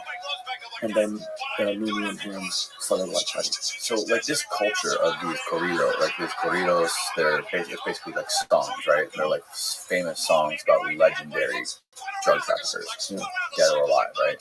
So like there's this culture of the allure of being this big cartel member or this person with power in Mexico, driving these big lifted trucks, driving Lambos, having guns, and they market it almost to the youth of Mexico, the really young kids. It's like, wow, look at these people. They have this power. They have these great cars. And then the barrier to entry is like you have to become a killer. Like you have a young 12, 13, 14-year-old, like if you want to be in the cartel, you have to show us what you can kill. Is that sort of like how they bring them in? You know what, like I didn't want to believe that the music has the power to bring someone to try to be part of the I felt like it was almost like when the whole Columbine massacre happened and everyone they blamed it on Marilyn Manson. I was like, dude, that's fucking dumb, which it is. But the story of El Plaga, particularly in Mexico and the corridos, kind of tells me otherwise, right? Because he got enticed by the music, by the anthems. He's like, I want to be one of those fucking guys. And he even uses a name that has to do with a viral infection, right? The anthrax and the black plague. So a lot of these kids, they work for that. It's not even money. It's not even power. It's for like being famed and having their own corridos. And look at what Peso Pluma is doing right now. No one really knew El Nini, right? Right. Until Peso Pluma started singing about it. Everybody wants to be El Nini now. If you go into my Instagram account, I have a photo of his arrest, and the comments, it's like, free El Nini. Yeah, man, El Nini's the real dude, and blah, blah, blah. And like, everybody's like, super excited about that man. And they're like vouching for him.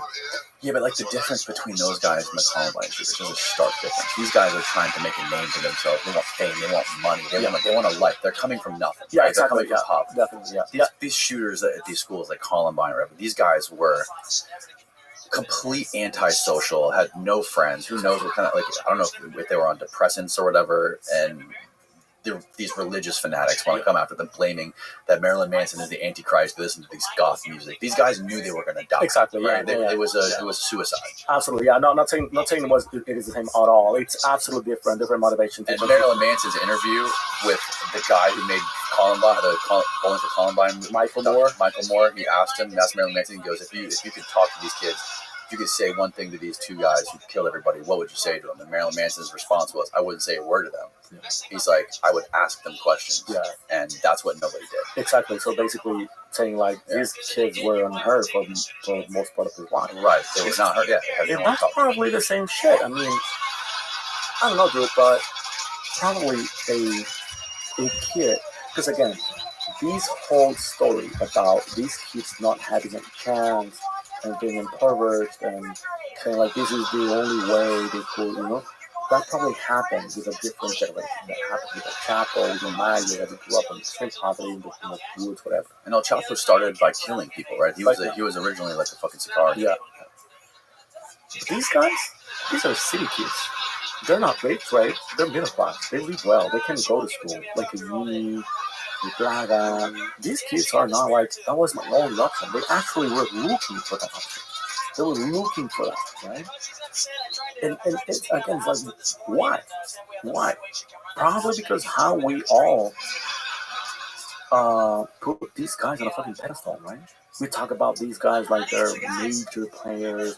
We kind of look up for them and say like, oh, these guys, And that is exactly why I try to interview all these people. Because I'm like, dude, I want to bring them down to human.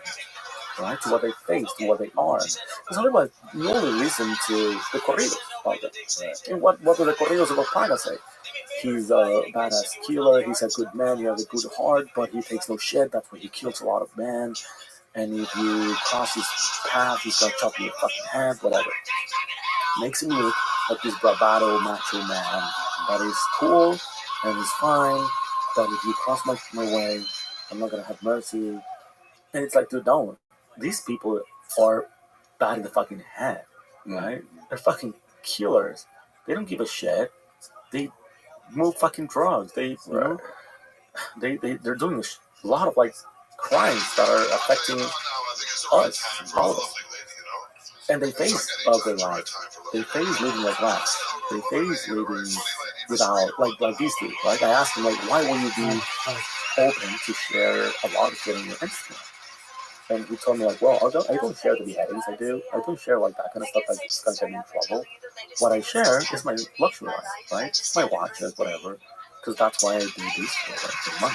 And if I control it, then what's it? It's gold. That lets you understand is that it was like, okay, so these dude beheads people, he chops people's heads off, but he doesn't show that. What he shows is his luxury life, and he does that because on his head, he's doing what he does for the money to show. Right? So if he can't show, then there is no sense in what he's doing. Yeah, it's like it's making a name for themselves and like sort of symbolic immortality, trying to, they get corridos made after them and they live on beyond it. If they die tomorrow, there's going to be a corrido, or some of these graveyards that have like these crazy memorials to these guys. People go there and party, and it's insane.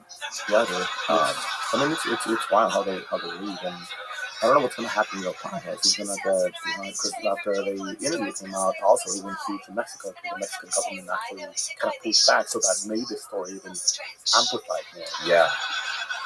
And he closed his Instagram for a couple of weeks or months. He recently opened it back up, but he caught all connections. So one of your stories that you've most recently done that terrifies me the most is the story of this Titan software. Yes. How did you first come to learn about this software and explain what it is? Again, it was an anonymous tip first. One of a source reached out again on Instagram. He said like, hey dude, you need to know about this software that Mexican influencers are using. And I'm only sharing this with you because I think you are the one to talk this story, whatever, to find out more about it. And I can't say a lot of stuff about these guys, so for this security, right? But basically, Titan, what this is a Mexican development. It's software that is like a mega database for a lot of Mexican databases, right? It gets Mexican border ID database, phone companies, different mobile and land phone companies, databases, banks, most of the banks, probably all of them, credit scores, etc., criminal backgrounds, etc., and also has the capability to live track you. And it is as easy as to enter a full name, or what we call in Mexico an RFC, which is your basic tax ID, or a phone number. And by doing that, well, these source offered me a login to go in and try the platform. It was mind-blowing how fucking easy it is to just enter. I asked permission to a friend of mine in Mexico. Enter his info, and it gave me several sheets of personal data, like his most recent calls, like at least a log. And then this database makes like this call crossing to try to identify like how close the people he's talking to are to him. Like you can tell probably that he called his mom, or he calls there are like 100 calls in the last month to these numbers, right? So the circle is really up to the most. Exactly, that's the most, and whatever, like most recent calls, whatever, it gives you a sheet about his credit score, security background and background check, his license plates, the cars he owns, addresses, different addresses through the years, Mexican ID, license, what else? It was like a bunch of like shit, dude, like his different phone numbers, and a list of the last hour location every 15 minutes, a pinpoint where every 15 minutes he was for the last hour, the last 2 hours. So you can track where he was, where he's been the last 15 to 15 minutes, tracking point, and then you can access this live location. What this live location uses, it's a protocol called SS7, which is a mobile protocol used by mobile companies all over the world, so they can communicate between each other. Without this protocol, if I have Verizon, you have AT&T, you wouldn't be able to communicate with each other. That's why you can communicate with people in China or Mexico or whatever. But these protocols have been widely criticized for a while because of its vulnerabilities. It's super easy to access this protocol without any malware or whatever. And Mexico, a few years back, made this anti-monopoly law that basically bans a single mobile phone company to own the whole registry or the biggest spectrum for the use of mobile technology, like mobile communication waves. What this does is that you and I can set up a mobile company in Mexico, right? We can show up with paper and say, like, we want to start our own Danny Jones from mobile phone company. It's super easy to get approved, and you will have to pay the rent for access to this product, right? That you pay that to the biggest companies because it's cheaper than to get one of your own product. So yeah, okay, Pay for a license. Yeah, you pay for the license that AT&T is using, and you can use that for your own small company. So a lot of criminals and a lot of like these security software shady companies are accessing this SS7 protocol. And through that SS7 protocol, they can pinpoint where you're at, live, without even sending you a malware or whatever. It's just legal because that's access to a protocol that every legal mobile phone company has. So they access your shit and like tracking you all over the world. On my article, my story on Vice News, for legal reasons, I didn't want to face the U.S. government asking questions, whatever. It was just too messy to say that it works all over the world. So I proved that in Mexico, but I proved on my own devices in the US, in Texas.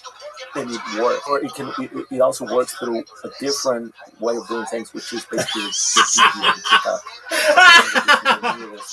Oh, that is so funny. Oh, that is so funny. So they can take the software, enter your name, I love you. phone number, or your social security number, and Froggy they can Ranger, where you are the difference between the Twitter and Blue Sky bot problem is very funny. Twitter has an overabundance of scam bots and ratings. Blue Sky has one really persistent and proliferating bot promoting the Discord of the world's craziest rabbi. I love you. I fucking love you. That makes my day. That is so fucking funny, dude. Oh my word, is that fucking funny. I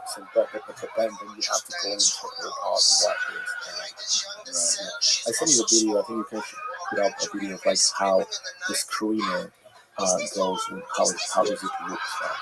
Attention! Please read the attached World Peace Manifesto. It's like the biggest pimp of all time is the live stream 24/7, 365 years. Please join the Discord to discuss Santa Claus machines, invisibility cloaks, MILFs, and Eagle's #1 resource. Please share to be a trillionaire. To weed out dissidents or journalists. What is that? So the thing is, what is that?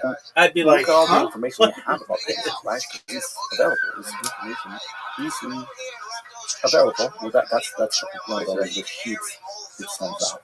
Okay, so this is made my fucking house, son. Yeah, that's a brief I wouldn't assume on any cases like, but probably most of the phone numbers are not what something. Okay. Yeah, that's how it works. Well, gives you a lot gives you a lot of stuff. So now, Pegasus, the thing is, it was developed by a proper known company developing software and acquired by official means by the government, right? It wasn't acquired under the table.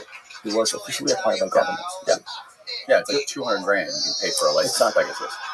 The thing And is, it had the 0-day exploit with that. So Exactly. like you don't need to click on a link. You can just basically send it to somebody and it automatically infects their phone. They don't need to click shit. Definitely more aggressive. Definitely more access. I mean, gives you more access to a device, right? Because you can turn on and off cameras, microphone. This shit is nothing like that, right? But the thing I find more dangerous about this thing is that it is not acquired officially by government.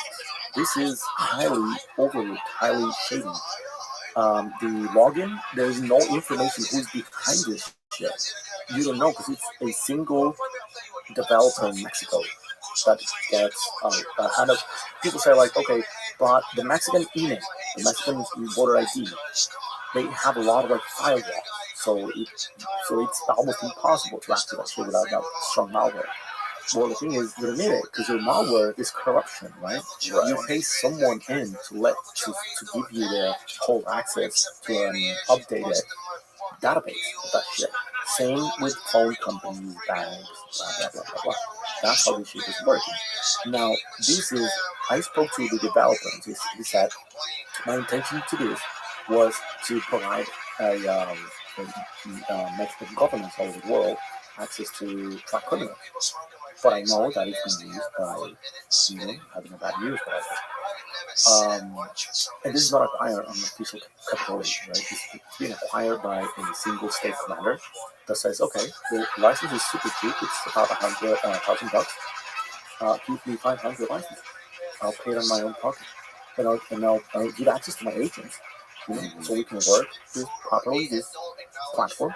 But I'll sub-rent it. I'm going to rent this out to criminals as well, to people in the capital Jalisco, capital Sinaloa, so they track rivals or day-to-day citizens. And that's how this is working. That's how I find people that they want to dispute, to kidnap, to kill.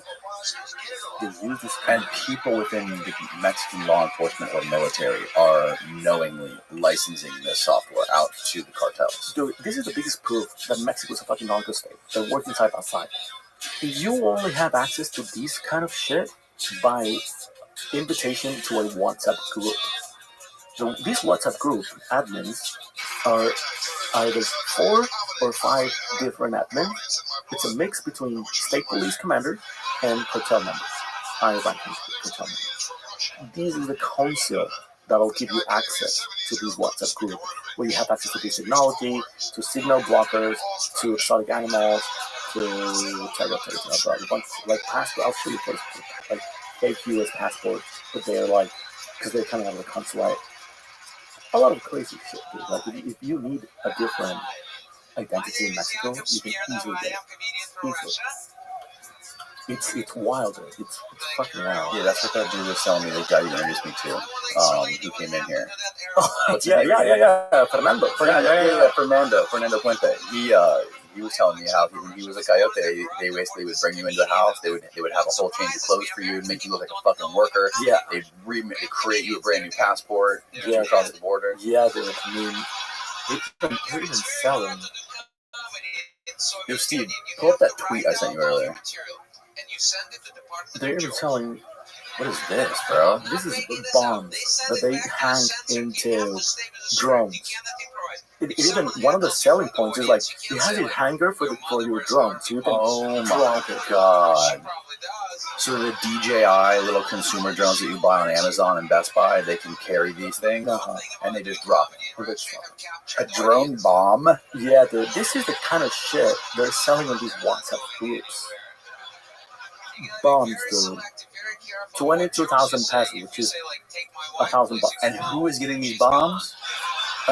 These council in these WhatsApp groups. Well, these So bombs. the Mexican military is getting them and selling on the black market to the cartels. Yes, exactly. Yes. These kind of like high level weapons. His car. People know about guns. His car is pretty expensive. Scar, yeah. And this is car all covered in gold, right? With a scope and a lot gold magazine, gold handle, gold butt barrel. It's ridiculous. I mean, but what was that thing you were showing us earlier with that fucking thing that looked like a laser gun? That gun. That's a signal jammer. They use that against their own technology, right? Because if the Jalisco cartel has, if the Jalisco cartel has drones bombing, with bombs, well, you need protection against that. Then you also need protection against the government drones that are looking over your turf. So they will on the same group, they will sell these kind of shit, so you can block. And how does this thing right here work? It's basically a shotgun that blocks the signal of your drone. So if you have a drone that is communicating through GPS to find its way or whatever, as soon as you fire this shit, it blocks the signal of that basically shuts off your drone, so it drops. Dude, it's so wild that a lot of like police, they don't even know that this is happening on these WhatsApp groups, because this world is so small, the criminal world is so small, that one time I was at a bar with one of my sources. He works for the Mexican military. So I was at a bar with them, and we're talking this and that. And on the WhatsApp group I had access back then, I'm not part of the WhatsApp group anymore, but someone posted a pair of binoculars. They look like super high tech, not your regular night vision shit. They look like really something, and they were like really expensive. They were selling those shit for 200,000 pesos, which is like 10 grand. And I was like, dude, this looks like something really geared up, not your regular binoculars. So I showed him that. So I was like, do you have any clue what this is? Like, what kind of binoculars are these? He looks at it, and he goes pale. He's like, where do you get this? And I'm like, Forrest is telling him. Dude, no, can I use your phone, please? And I'm like, no, wait, what happened? He's like, no, just send me a photo, like a screenshot of that shit. And I was like, all right, yeah, by all means. What happened? He's like, just give me a second. He picks up his phone, he calls someone, he's like, hey, remember that fucking pair of binoculars you bought for me? Well, guess where they are. And the name's like, exactly, dude. He's with a police with that. Why? Why are these binoculars in the hands of the police? He's like, okay, just think about that. Well, he hands his phone. He's like, dude, I sold this pair of binoculars. These exact pictures. He's like, I'm pretty sure they zoom in. They have a mark where he's ready to see whatever. To a guy who works on the military as well. And turns out he's selling this shit to the police crew. So I was like, oh, okay, dude. Sorry about that. Yeah, dude, like this world is so they're sourcing from official, unofficial, military, police, U.S. military. They're sourcing from everywhere. And they have access to a lot of fucking shit. This was a major leak. That these source granting me access to. We granted me access to. What these are all IDs and passports. Yeah, U.S. resident, permanent resident card and passports. They are. They have all the sealing, all the marking, because they're coming out properly from the U.S. from the U.S. consulate in Mexico. How much money? What percentage of the revenue that these cartels are bringing in is from smuggling people over the border? Right now, dude, that is huge money.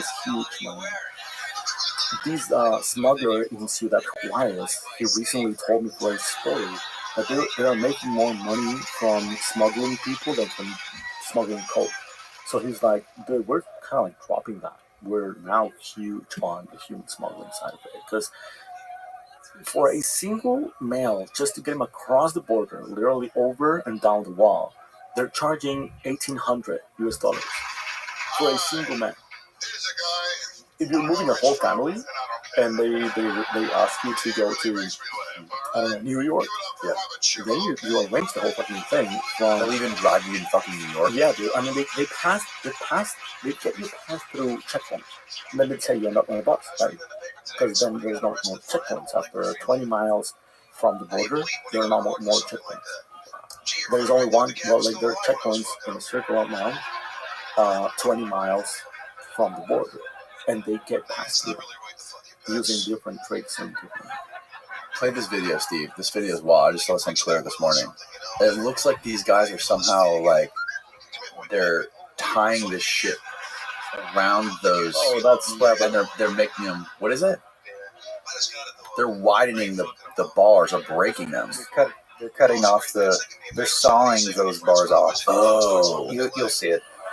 There it is. Is this the Trump wall? Yeah. They're just waving at the cameraman. Yeah, dude. They're laughing. Look at them. That dude is recording. It's a joke. They don't give a shit, man.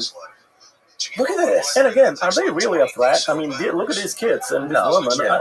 They're not the fucking threat now. They are not.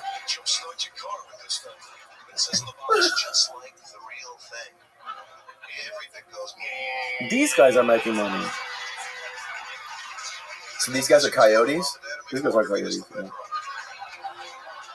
That's exactly what happens with most of the deterrence policies. How recent was this? Can you look at the tweet and see when this was or where this was? Like where specifically on the border was this? December 11th. This was posted. Okay, this was just posted a week ago. Mm-hmm. Just The cartels run the border now. Yeah, and it's pretty obvious. I mean, what was happening before the whole deterrence, right? Nothing really. I mean, a lot of Mexicans were coming in and back out. They were like getting across to work and then back to Mexico and then back the next day. But when you put in place deterrence policies, when you put crocodiles and crazy shit, cartels are gonna bank on that. They're gonna make money. They're gonna make a lot of fucking money on it, and you make them powerful by trying to stop migrants from reaching the border and not having a system in place. You're making them rich. If the borders were open, as people say, like they're wide open, well, who's gonna charge for a wide open border, right? No one will be making money. You will face a lot of mess of migrants coming over illegally to the US, right? That's a different thing. But no one will be making money. No criminal organization will be banking on it. But when you close the borders, when you really close the borders and make it harder and harder and push people to remote places, in the desert, through the sea, across a huge wall, under tunnels, that's where they're going to catch in. And they're going to become more and more and more powerful. So the money they are amassing. The harder it is to do it, the more money they can make. Absolutely. And when you can just shove a couple kilos in a backpack and walk across the border legally, it's not that hard to do. Again, the migrants are not breaking drugs. The cartels don't work like that. They don't put two eggs in the same basket. If you go into CBP, and I really ask all the people to do that because it's open information. Go to cbp.gov and look for the statistics on seizures, right? How much drug is being seized through ports of entry and in between ports of entry. I mean, through the desert, through the wall, whatever. 99.8% is getting seized on ports of entry. On proper ports of entry. Like shipping ports? Not like the regular bridges. Oh, gotcha. Yeah, vehicles, commercial, personal vehicles, whatever. Like, what we use, like 99.8. Very little drugs are being smuggled in between walls. Because it's riskier and you don't need that shit. Right. What you need is a full border packed. Like when the CBP officers are taking a long time checking on you, and that's making a huge fucking line on the bridge. That's when they're like, so these holiday seasons, like December, a lot of Mexicans go to the US to buy gifts for Christmas, right? So the border waiting times are like fucking $3, $4, $5. You have to stand in line to get across into the US and shit. That's when they guys take advantage of that shit. There's a lot of cars we have more chances of putting one car packed with fentanyl in 100,000 cars. Fernando was telling me that there was a system in place. I'm not sure if it's still in place, where people, citizens of Tijuana, actually there's programs where they can cross the border every day to go to work in the U.S. in San Diego or somewhere. Yes, it's a border crossing. Is that still in place? Yes, still do that. Yeah. Which, I mean, again, it's for a border crossing, right? Like you're perfectly legal to go. You're a Mexican citizen, but you work in the U.S. You go back and forth. I heard this guy, John Mearsheimer, was doing a podcast on Lex Friedman, and they were talking about immigration. And basically, John Mearsheimer was making the point that the two main things for a country to become powerful there's two proxies. One is GDP, and the second one is population. And he was making the argument that like people in the U.S., young Americans, they aren't making babies like they used to. And he's saying that the immigration of people from South America and Mexico is a good thing because they're still making babies and they're still crossing the U.S. We want more people. Yeah. More people is good, and more people equals a higher GDP. Yeah, definitely. If you actually have a program to make these people enter the workforce legally, right? Yes. If you make these people enter the workforce, then you have a lot of people working, making money, moving money, and you have larger populations, right? When you remove the whole race about it, if you want a country just of white people, and you don't take into account immigrants and say like, well, they don't count. Let's just count for the white people because this is whatever. That doesn't work, right? If you take into account a lot of like immigrants, they're like, okay, let's make these people work and make them get into the workforce, then you definitely have a stronger workforce, right? We all paying taxes, buying shit, buying houses, all this stuff. Well, the crazy thing is like they don't punish. I don't know exactly what the system is, but the people who run big companies that hire these illegal immigrants, they know they have tons of legal immigrants working for them. Yeah. And they pay them cash, and don't pay them a lot of money. Exactly, dude. They're benefiting on it.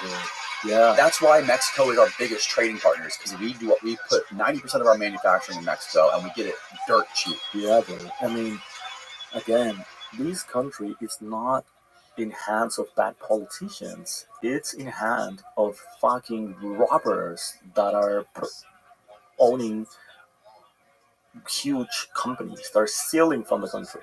They're doing all this crazy fucking shit, like outsourcing for cheapest fucking labor, benefiting everyone but only their own pocket. So whose fault is that? Is that the guy who's trying to work to pay his family and he's not a citizen, so he has to get paid cash, but he's providing all this labor, he's working harder than any fucking other person on the job site or whatever it may be? Is it their fault, or is the fucking guy who owns the company who knows he's getting this shit for 50 cents on the dollar? It's corporate America, dude. Right. Who's fucking up? They own the fucking country. They're doing all these crazy, shitty policies for their own fucking benefit, or for the demise of the whole country. I'm pretty sure that any politician, call it Biden or call it Trump, they're well educated enough to know what's better for our country.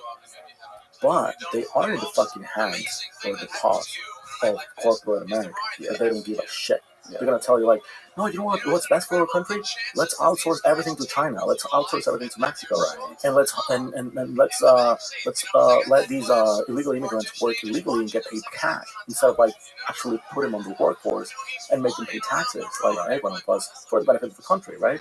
And them, because they're gonna be legal, so it's a win-win. The only ones losing is the owners of that company. They're gonna have to pay taxes on employees and all that shit. They don't want to do that. Yeah. Because they want to earn these extra fucking pennies. Yeah, and the politicians, all they want to do is they're going to do whatever it takes to stay in power. To stay in power, yeah. And if these guys, corporate America, call it corporate cartels, American cartels, whatever. Mm-hmm. They work as fucking cartels. They're exactly the same shit, right? The same shit. And they own it's within legal boundaries. There's a machine, there's a mechanism in America that allows this stuff to work legally. And I mean, senators and politicians, they're basically prostitutes to big organizations, pharmaceutical or whatever it might be. Exactly, yes. That's what's happening with this country. We talked about this yesterday. Like this is still like this is a country that manages to every 80, 70, 50, 100 years to renew itself. And it's fucking great. And it's because it's people, right? Because of the benefits that people have. They kind of like take everything for granted. But when these countries feel that their level of comfortable is being threatened, that's when it steps up. And it's great. And it's something that it's not happening in Mexico. Places like Mexico, we're optimistic about it. We say like, no, this year we're doing great, we're doing better every year. But in reality, we're going to shit. It's just our opinion, but it's naturally optimistic. And we're feeling that we're doing better every administration, every year. We now have trains, we now have electricity, we now have whatever. Fucking country is going to shit. While this country, the opinion usually goes like that. But the country goes like this. It always comes up first, right? And it's because people still has the capability to turn the country over, right? To say like, okay, it's not Biden, it's not Trump, it's not the migrants, it's the fucking corporations. Let's fucking switch that up. And it gets a lot of sacrifices for the people, right? Like economical depressions and all that shit. But it works at the end.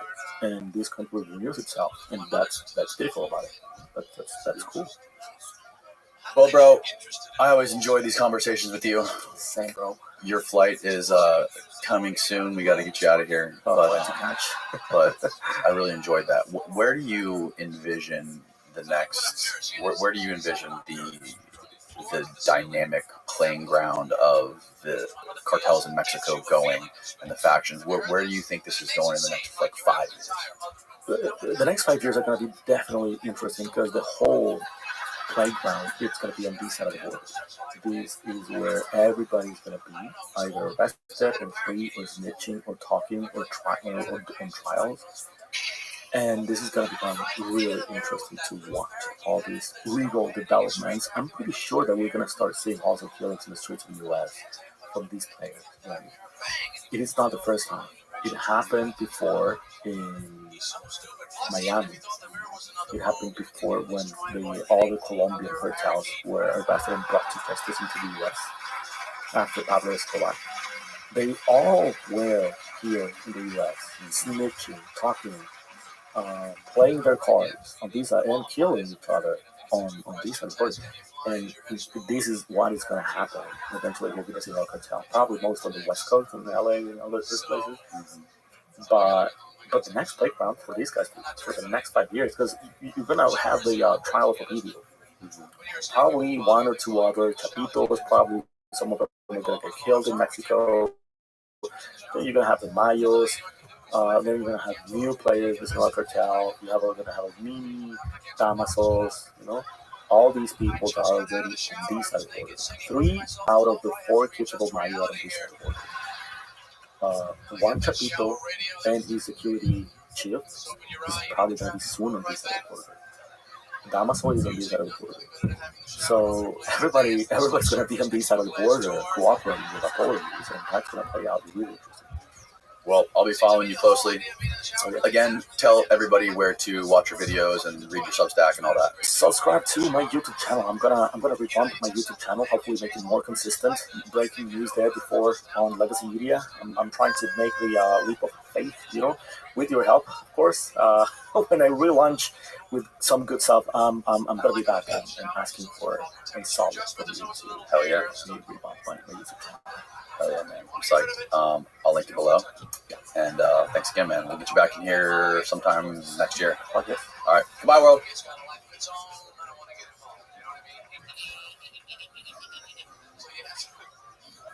you have to aim the shower head at the hair.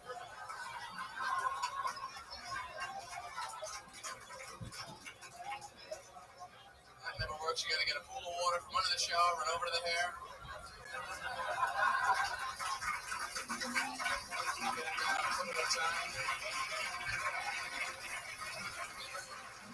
the hair doesn't even want to go down. It's like fighting to survive.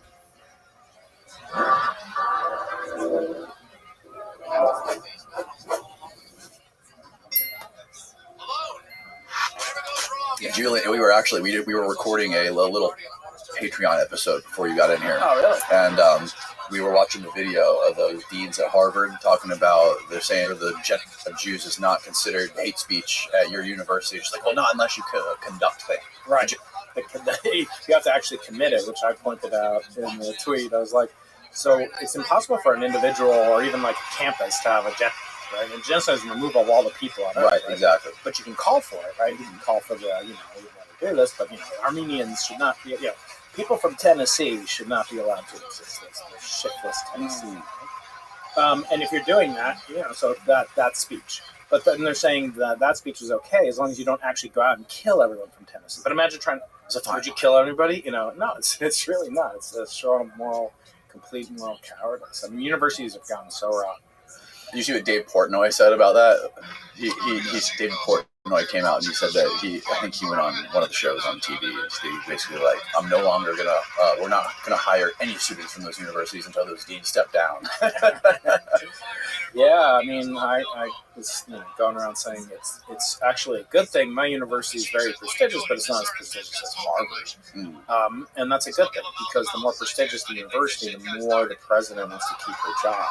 And the more she wants to keep her job, the more dangerous it is for the university. So these universities, forget about that, they've lost donations and stuff like that. Those universities have a combined $120 billion endowment.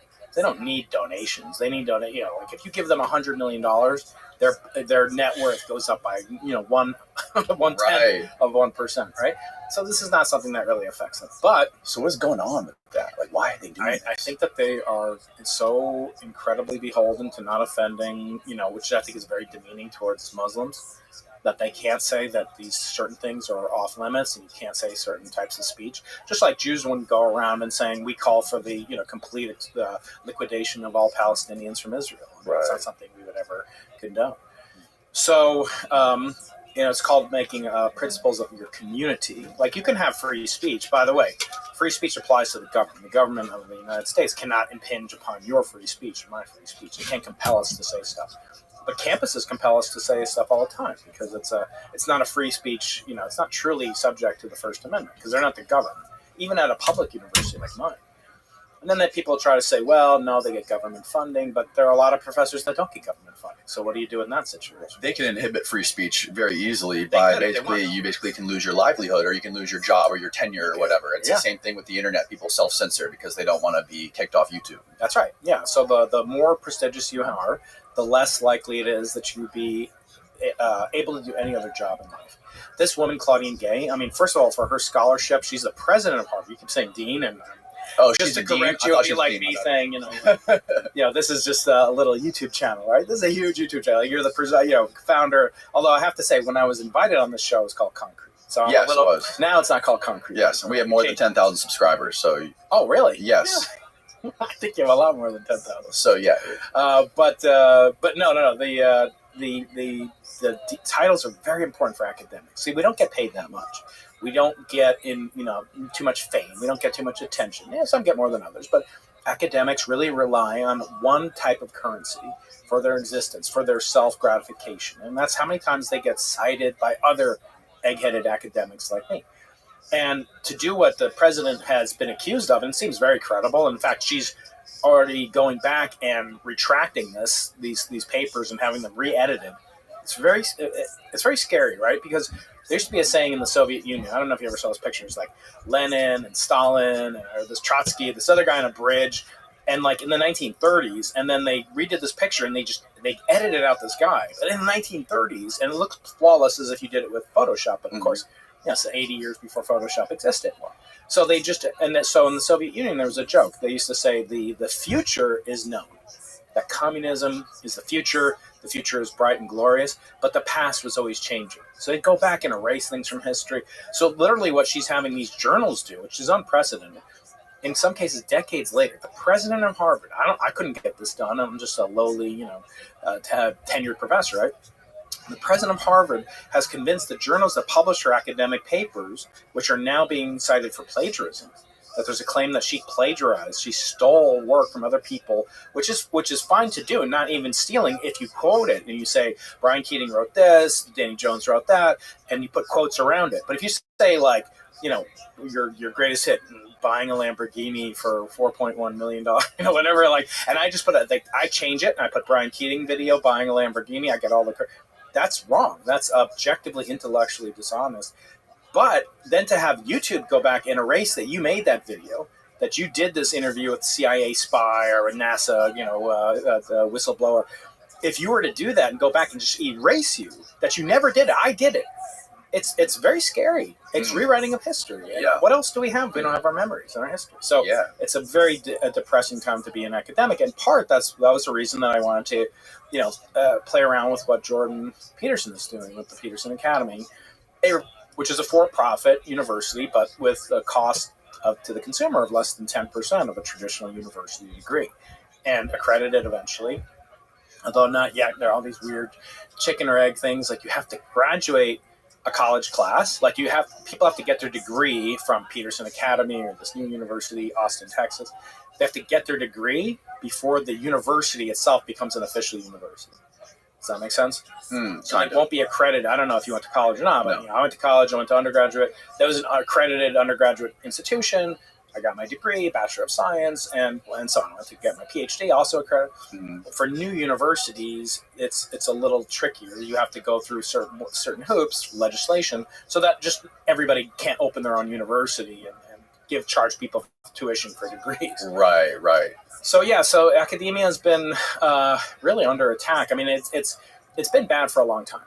This so-called diversity, equity, and inclusion, or as I call it, diversity, inclusion, and equity, and that makes the acronym DIE, it is a impingement upon free speech. So for these people to all of a sudden discover their newfound love for free speech, it's kind of surprising, because some of these people were some of the most suppressive of ideas that they disagreed with, and controlled the speech on campus extremely, extremely strictly until October 7th. And when October 7th happened, and Jews were massacred in their beds in kibbutzim, and their toddlers were kidnapped for the first time in war. There's no record of babies. As I said, baby who's a couple of months old is in captivity in Hamas territory in Gaza.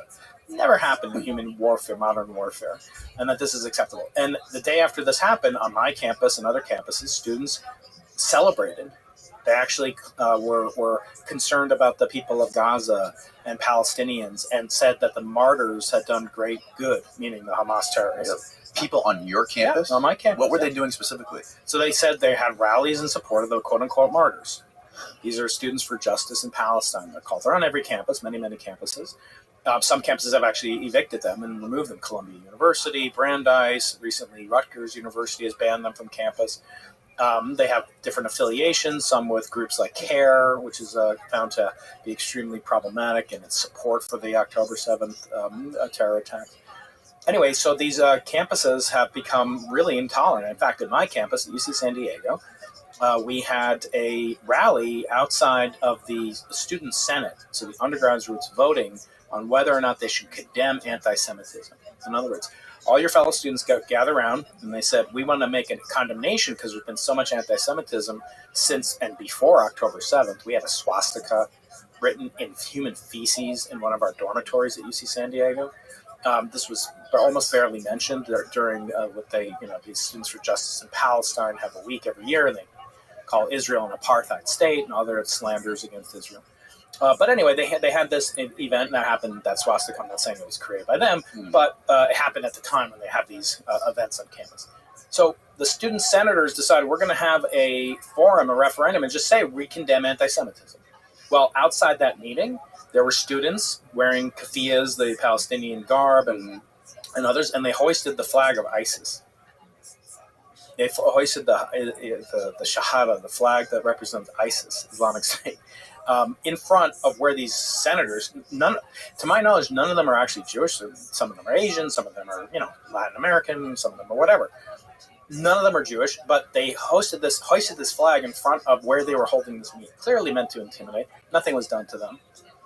You can come to meetings now wearing full head coverings, unless you wear the wrong one. So you can wear a complete keffiyeh that covers your head, but I guarantee you, if somebody showed up with a KKK Klan hood, they would be escorted immediately, as they should be. Right. You don't have to host people in your campus. If I came into the studio and I said, my First Amendment right has me to be able to say whatever I want and start talking about the KKK, this is a private organization. You don't have to do. You have certain principles that protect your decorum and what you expect the people to come on here and come into your private place of business or even in public spaces. So campuses have become real kind of centers for a lot of extreme, repugnant views, and not just, and very far away from what academia is supposed to be and why I became a professor. It makes me wonder too, when you look at history and you like, how much are these students being influenced by, where is their influence coming from? You always wonder, like, is it coming from an outside influence just trying to sow chaos within the United States? Does people really believe this? Because these people are so disconnected from what's going on in that part of the world. Like, they have no fucking clue. We're surrounded by 6,000 miles of ocean in both directions. Like, we have it so good here. Yeah. So good here. And you can't begin to fathom what it must be like to live in that part of the world that's just been torn by war and religion for so fucking long. Yeah. No, and you look at it and you see people, protesting the LGBTQ, organizations protesting on behalf of Hamas. I mean, these are things that don't make sense because their views are antithetical. Like, try finding, when was the last Pride Parade held in Gaza? Like, just look it up and check it. It never happened, right? Whereas in Israel's a parliamentary democracy. So they have vote. They have all different parties. They have an Arab party. There's Arabs on their Supreme Court, meaning Palestinians. They're people that are Israeli citizens that serve in their military. I was just there in September. I spent time with a man whose father is a 26. He's a Bedouin, Muslim Bedouin from Tiberias, and his father's been in the IDF for 26 years. No problem. He's devout, practicing Muslims. Okay, to say that there's like ethnic cleansing and apartheid, it's just such a lie. In South Africa in the 1970s, they didn't have blacks in the parliament. They didn't have a parliament that has a LGBTQ party. There's a party of that. There are parties of atheists. There's parties that are religious. It's one of the most diverse and multicultural societies on earth, and it's in the most dangerous part of the world. And the Jews have lived in complete, kind of abject, fear for decades. And this is not to deny the Palestinians should have a land of their own. I've never claimed that. I've never said that they shouldn't. But by the same token, you look at, things on October 6th versus October 7th. How could you possibly, see how you could make an agreement to live in peace side by side with these, people from Palestinian territories who now support? There are more supporters, I read yesterday, of Hamas in the West Bank than in Gaza, by a proportionate amount. Yeah. So these are the people that Israel's going to attempt to make peace with. I think it's going to be extremely challenging. I think Israel had huge breakdowns in their society and internally, but their democracy, and these things would get worked out. Probably Netanyahu will be gone. But the campus culture has gotten so it's become so virulent. These ideas, like you mentioned, that they propagate in a mind virus, that things you could not get someone to believe in unless they were an intellectual. There was a phrase that Lenin used to use called useful idiots. There'd be people that could do good because they were stupid and easily duped. But I came up with a phrase that's called useless geniuses. We have all these brilliant people on campus, like the father of string theory, maybe we'll get into it, or one of the modern fathers of string theory, Edward Whitton. For until October 7th, until just this summer, he had his Twitter feed. And if you looked at his Twitter feed, essentially every single tweet about it was about how evil Israel is and how just the Palestinians are and how Israel is basically an apartheid state. All the things that you're talking about? Edward Whitton. This is Ed Whitton. Twitter? That's Twitter. I didn't realize that. Yeah. And so I made jokes like, no wonder string theory hasn't made any progress in decades, because there's this guy who is the foremost proponent and champion of string theory, and he's obsessed with he's a Jew, he's obsessed with the alleged atrocities that Israel is committing. This guy's silent. He's completely silent. So I hope for string theory. Maybe string theory is about to make a revolution. Because Edward, maybe he's gotten back his moral, intellectual ability back. But until then, the speech called a lot to be just absolute nonsense. And it takes sometimes an intellectual to believe such. That's funny. So before you got here, I told you we were doing this little Patreon episode, and I called up Jack Sarfati, and I said, Jack, he's a good friend of mine now. After I went and visited him, I wish there was more people like him. Cool up there. I said, Jack, I've watched 10 videos on string theory this morning. Can you explain to me what string theory is better than these YouTube videos can? His answer was, it's bullshit. It's bullshit. It's art. It's mathematical art. I saw his Can you confirm or deny that? Yeah, Jack's a problematic person in a lot of ways. He's extremely obstreperous. I mean, he loves to cause trouble. He copies me on emails. I've asked him to maybe 100 times. I'm like, how do you possibly expect to revolutionize technology and physics if you don't understand how to use BCC? I would just love that thing. And one of my friends, who I won't say who it is, so every time Jack sends an email, this guy sends him a link to like donate to Kamala Harris re-election. Oh no, that's hilarious. Because this guy is he's asked him 4 times, the guy won't do it, and then there's always a new thread, and he changes his email address. So it's like every day this guy's getting a new email from me. I actually have a block, so I blocked all his emails. So Jack, if you're out there, try harder, my friend. I think he was at UC San Diego before he went to UC San Diego. Yeah, he got his degree there. And he's not his PhD, but he got his master's in physics from there. Yeah, so I have no record of anything that he's done the last 25 years or more. Even that, I haven't gotten back. I believe that he was mentioned in this book by my good friend David Kaiser called "How the Heck We Say Physics." Yes. To what extent his contributions are really, recognized. I think you can look at who have gotten, these awards, who gets citations, what papers have been published, what journals, and just the way that he communicates, I think, is really obnoxious, and the way that he criticizes my very good friend Eric Weinstein. He's an idiot. He's a schmuck. Podcast called him an idiot and a schmuck. I think he calls me that almost every time I talk to him. Yeah, I mean, you don't have to be around him, right? You're not in the field as the same field as him, right? But everyone's an idiot compared to him. So yes, exactly. That is a fact, by the way. Yeah, Jack. They say, let me give you a tip. They say you're the average of the 5 people you're around the most. So, all everybody around you is an idiot. You're the idiot. It's like the fool at the poker table. But God bless him. He can do his thing. But look, the difference between these guys, and string theorist and Eric Weinstein and Brian Greene and Michio Kaku, who Julian, a mutual friend, has had on, they're all theorists. Okay, so they're working on theories that are by nature provisional. Every single theory is provisional. The theory of evolution is provisional. The theory of plate tectonics is provisional. In other words, it could change. I always like to bring up this idea. Like, do you believe the Earth is a sphere? I don't know if you've had flat earthers on the show. I have, unfortunately. I should have done my due diligence. I know what yeah. No, I know it's not a perfect sphere. It's like a flywheel. Well, it's equator's like a pear. It's exactly. It bulges at the equator. It's a little narrow at the pole, so it's kind of like a pear. It's a little weird shape.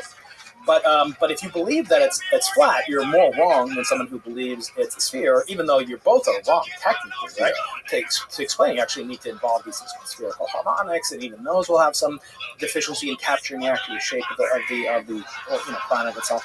But there's degrees of being less wrong, and then there are classifications of people who say that are not even wrong. A famous quote from Wolfgang Pauli.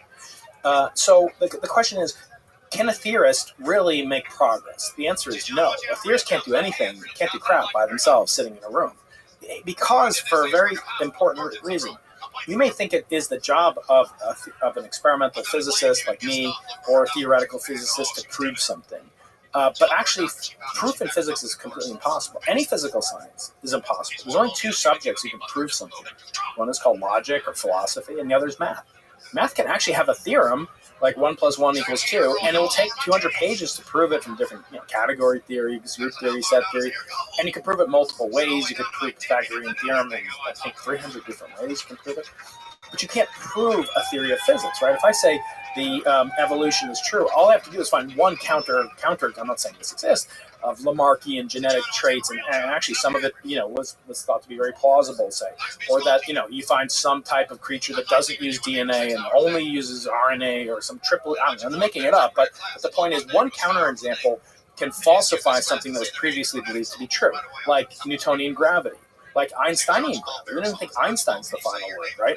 There's no final word because there's no proof in physical science. There's only proof in a mathematical, abstract, abstruse sense, as it is, say, in mathematics and in philosophy. So for physicists, it gives them great angst. Theoretical physicists know that not only is it not possible for their theory to be proven, it may not even be tested.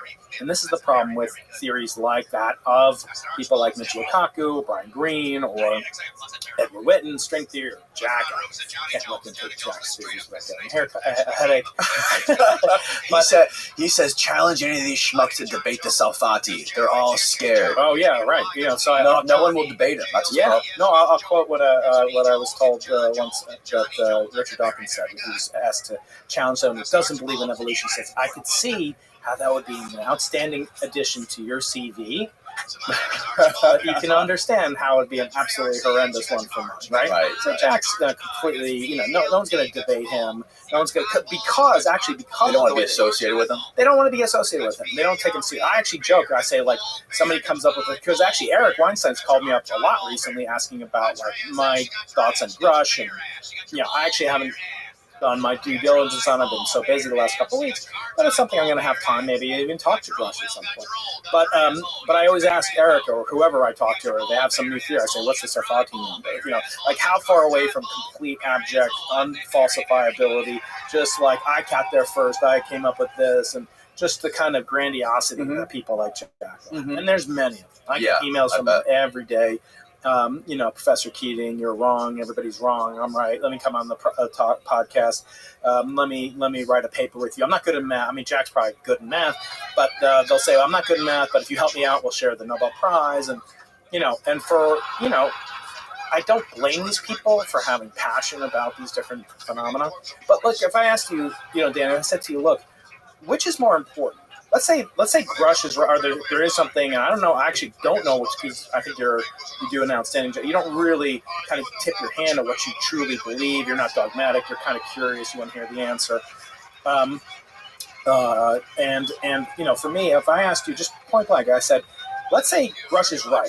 What do you think is the technology that allowed these spacecraft to get here? He's claiming, as far as I understand it, he hasn't seen, and please correct me if I'm wrong, because I don't follow this nearly as close as you do.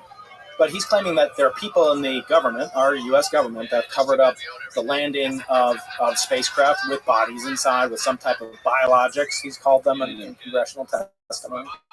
I've had on Ryan Graves on my podcast, who's a former F-18 pilot. We've been here too. Yeah, he's great. He's a very sweet guy, and I believe he's earnest in his mission, what he's trying to accomplish.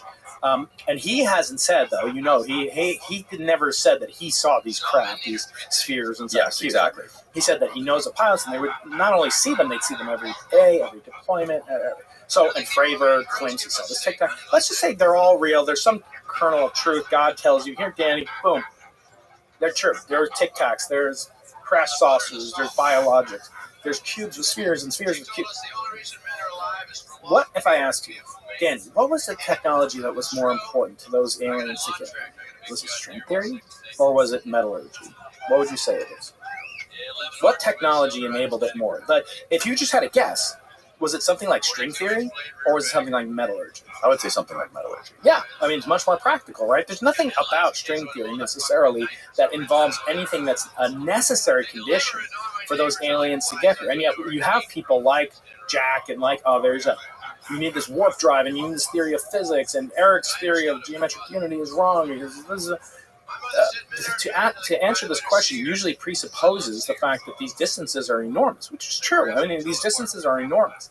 But the age of the universe is also quite enormous, right? So if you imagine that these craft have been traveling, if they exist, and I'm not saying, I actually don't think they exist, right? So I'd rather, kind of defend that. But I think to be an intellectual and to be honest, you have to say, look, let's give the other side steelman your opponent's argument and see if that sharpens up your own. So from my perspective, when people result, as Dave Grush has, that these things are holograms and they travel at faster than the speed of light and they can manipulate space-time. I've heard him when he was on Joe Rogan speculating about this, tying in these loose notions of quantum mechanics and relativity and warp drives and all these other things. He's a physicist too, isn't he, Grush? No. I thought he had a degree in physics.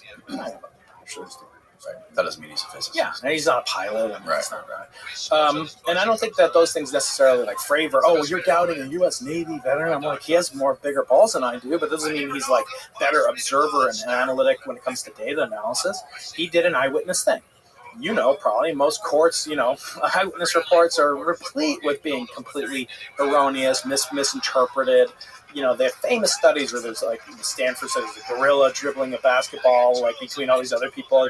You're just counting how many times somebody dribbles a basketball and the gorilla goes through. Nobody notices the gorilla. I mean, the fact that human beings are not considered as reliable as other forms of evidence in many situations leads me to say that, like, yeah, I'm just as qualified. I don't have the balls that David Fravor, Ryan Graves have, my friend Ariel Kleinerman. I've had on all these guys. I haven't on David Fravor. Alex Dietrich. I mean, big balls, whatever she has, big ovaries. I don't have the courage. I didn't have the physical, mental abilities to be a pilot at their level. I fly little Cessnas around. But, okay, so I stipulate that. But does that mean that you just trust whatever they say? I mean, are we in the stance? Are we going to take the stance that someone in the government is to be trusted? I mean, I always thought that the government is to be suspicious of, right? They covered up Roswell. They covered up all these things. Right. Kennedy assassination. So you can't have it both ways. I mean, at some point you have to look and say, what do the data tell us right now? And I'm always surprised on my channel how many people just assume that I'm working for big astronomy or there's some conspiracy that I'm a part of, that because I am skeptical of the existence. Look, I'll be honest, I'm skeptical not only of the existence of alien technology, I'm fairly suspicious of the existence of alien life, which is a prerequisite for alien intelligence and technology, right? So, and I've made arguments for that, like, I was on Joe Rogan and Lex Friedman, but I'm not the final word either. So caveat emptor. Why don't you believe that there is alien life, or you said you have said before that you don't believe that there is alien life or intelligent alien life because I'm careful about it. I don't say I don't believe. Like I say, I don't believe in gravity. You don't either. Evidence. There's no evidence. That's right. But people like Jack Sarfati would say that there is evidence and they've seen it, and it's not something you can measure and test in a laboratory with beakers. It's something that you have to see. It's intelligence, it's police, it's investigative work, it's police work. Like it's something that scientists aren't going to have access to and they won't be able to measure and detect, but it's something that exists because they've seen it and they know that, if you have a security clearance or whatever it might be, it's verifiable. Okay. And it's there. So I ask you, are you Christian? I'm not really religious though. You don't believe in God? I mean, I believe in God. I haven't really explored it too much. I believe in something. Yeah. I don't follow a strict faith. Yeah. Okay, that's fine. You're not practice. I don't practice. Right. Fine. But people that believe the existence of Jesus Christ, not only based on the testimonies of the New Testament, but also because they've had personal revelation or they've been saved, salvation by works of Jesus that they ascribe to Jesus, right? Would you attribute those scientifically in any way? Would you say that their personal revelation of Christ, in their deepest, darkest moments, they're at the bottom of a bottle or they're at the top of the world when they have a baby or whatever? Is that a scientific claim or is that a faith claim? It's not scientific. Right. So in that sense, that's okay because faith is one thing and science is another thing. These things that they're talking about, that they've seen with their eyes or they've experienced, and there's some cover. Those are also now they're not only faith, but they're also saying they're scientific. If you're making a claim that there's objects and those objects have traveled across interstellar distances, or as Tom DeLonge told me on my podcast a long time ago, that those things have come from forwards in time, backwards, I don't fully understand. Right. And he can't prove it, and he has no chain of evidence that traces the alien spacecraft that he claims he has evidence of. He's lost the kind of provenance, as they would call it in antiquing. So at what level do you say, well, okay, now you're just talking about faith, which is fine. You can talk about faith all you want, but faith is almost like taste. Like, I hate fish. There's no much, you could take me to a seafood restaurant down the street and tell me how great this thing tastes, and I'm going to say, I don't give a crap. I'm not going to eat that thing. And you could say, even as people do, it doesn't taste like fish. I'll say, you know what else doesn't taste like fish? A freaking hamburger doesn't taste like fish. So I'll just skip the middleman and I'll have my own hamburger, right? So there's no amount of that that will convince a person to believe based on your faith in something else, which may be very visceral to you. It may have saved your life, or it may have, made you a better man. But that doesn't have any effect on other people. And science is about the determination of rules and patterns throughout the universe that hold throughout the universe. The Copernican principle states the universe doesn't care who you are, where you are, what you're made of, what day it is. If I drop this your gift, I'm gonna wish you a happy Hanukkah. So I brought you a gift. So I got you 2 gifts, 3 gifts. So this is your gift for early Christmas present because I want you to keep your anus clean. Your anus, so I got you. Wow, this is amazing. I got to share with Steve. Oh, Steve, we can keep our we can bleach our butthole. Your anus. You know that NASA's considering changing the name because it's so embarrassing to say your anus, right? They've commissioned a panel. That's beautiful. They've come up with the following term: your rectum. So, and I'll tell you what this is for now. But if you look at something that is portended, sort of masquerading as something that could be scientific, forces, fields, life in the universe, all these things are contingent upon the existence of life, which is a physics question, a biology question, evolution question. And so they're saying, here's this thing that interacts with some people but not others. Well, that violates the Copernican principle. Sorry, I'm going to have a big problem with you if you say that, like, there are only certain people that could experience it. So what good is it? So in other words, only the people that want to believe it will see it, and only the people that already do believe it will experience it. That's not science. It may be some cult or some new thing. And you see a lot of the same types of behavior. People get very obsessed, almost cult-like, in their fervor for this. Jack is screaming out, why won't you listen to me? Why won't you? And I think he's suffering a crisis of meaning.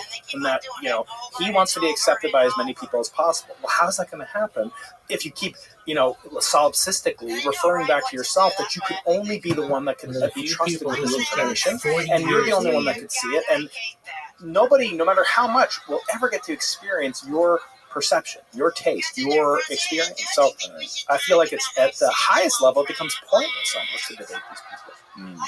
So what, in your view, what do you think explains all these things like Roswell and these things that these pilots are seeing on their radars and the sightings above these nuclear bases and all this stuff? Like, what do you deduce from that? I don't want to avoid the question, but I'd say, like, why don't you believe in Muhammad? Like, why aren't you a practicing Muslim, Dan?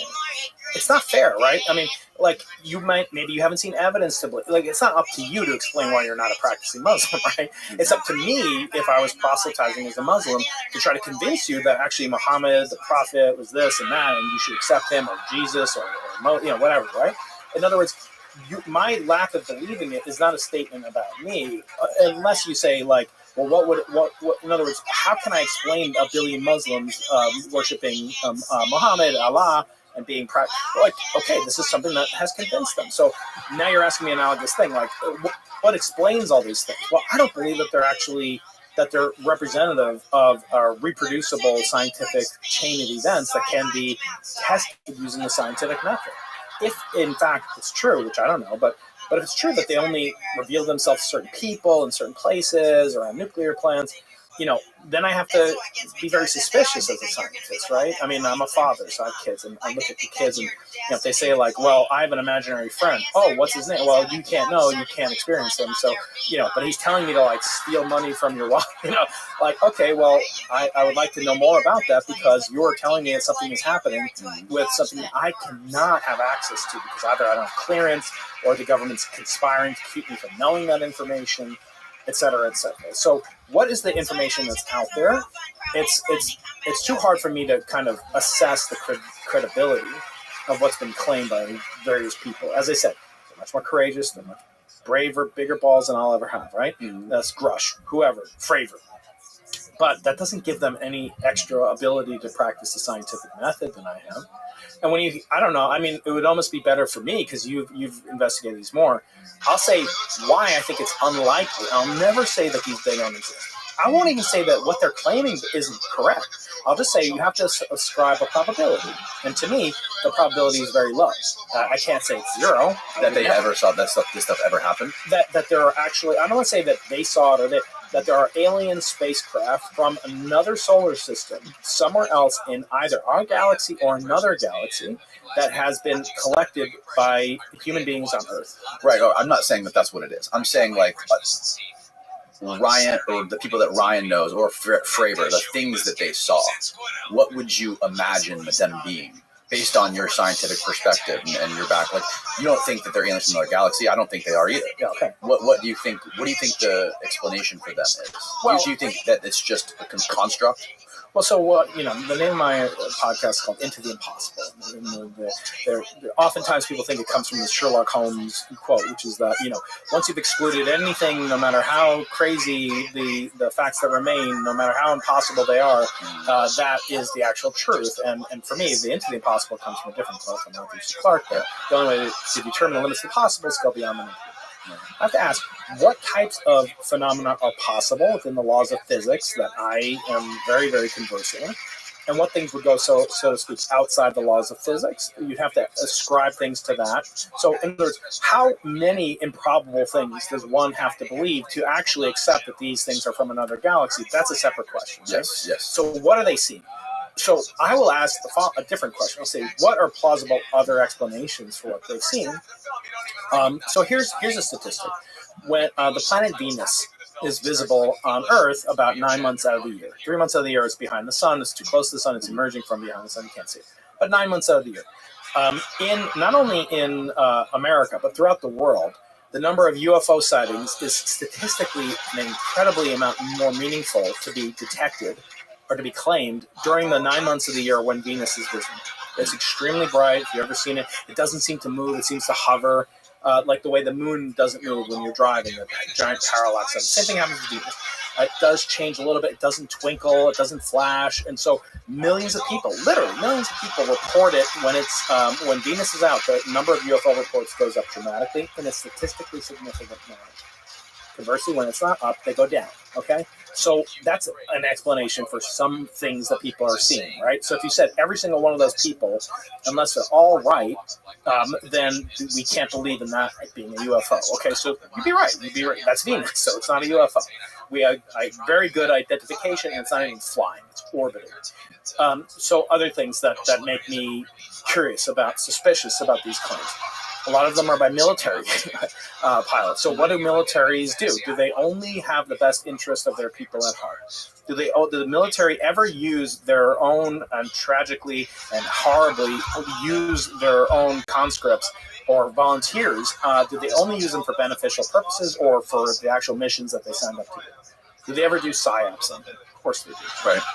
Do they ever abuse the power? The government ever abuse the power and abuse the people, the very bravest among us? Of course they do, right?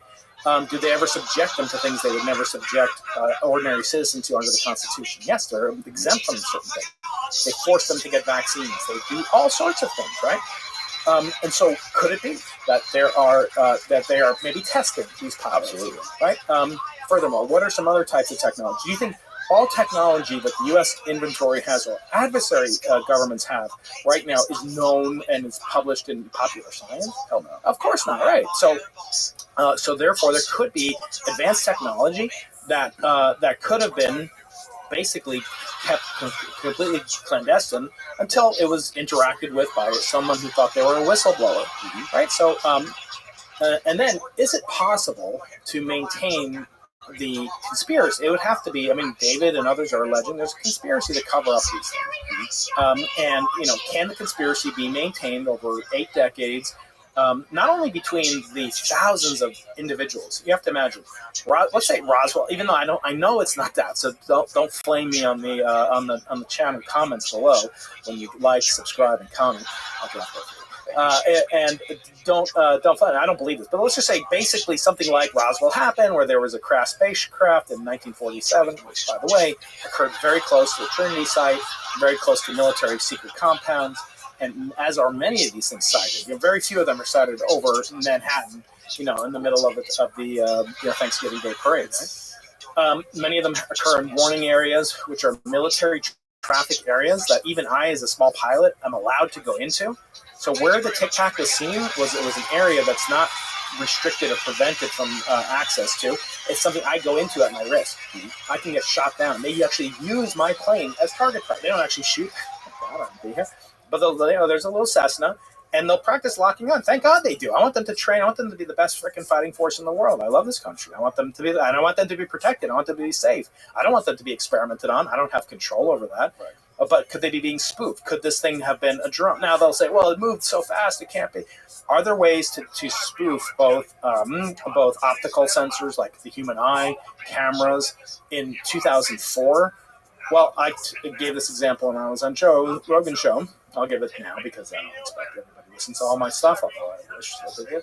I said 1943, there was a great physicist, actually featured in the movie Oppenheimer. His name is Louis Alvarez. Yeah. And Louis Alvarez was just a genius. He and his son actually came up with the theory of how the dinosaurs were exterminated through this impact of a meteorite, and collected the evidence for what's called the TK boundary, the Chicxulub event in the Yucatan. And so he was just a polymath. He knew everything. But he was also a nuclear physicist. But he, in part, in addition to the Manhattan Project, there was another secret project led out of MIT. And it was to develop radar in partnership with the British. And it was to develop the first radar sensing technologies, early 1940s. And it was almost as important, if not, it's probably more important than the Manhattan Project. In other words, it saved more Allied lives, perhaps, it established protection. It allowed London to be basically saved during the war from complete, just utter annihilation. Right.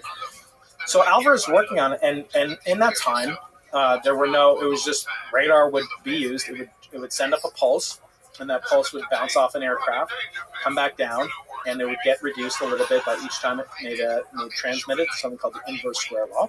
So the signal amplitude or the intensity decreases, the flux that you detect decreases as 1 over the distance to the object squared. So if I bounce a sonar or radar off of you, the intensity will decrease by 1 over the distance between us, say a meter away squared. And then if I move you twice as far away, it'll be 4 times lower. Okay? And then it will also get another factor because now you become another transmitter at the same distance. So it goes down as 1 over r to the 4th power. It's just a very, very steep function. What Alvarez said, and the Germans knew that. So the planes coming towards them, and they would the Allied planes were coming towards the Germans. The Germans would say, "Oh, the signal's getting bigger as 1 over the distance to the 4th power," and then they could target it very accurately and send rockets, shoot it down, send out other planes to shoot it down. What Alvarez said is, "Let me do the following. As my plane is flying towards you, I'm going to transmit a signal to you." Okay, it sounds weird. Why would I transmit a signal telling you where I am? No. But he transmitted it at the exact rate of decrease that I would expect as if the plane were going away.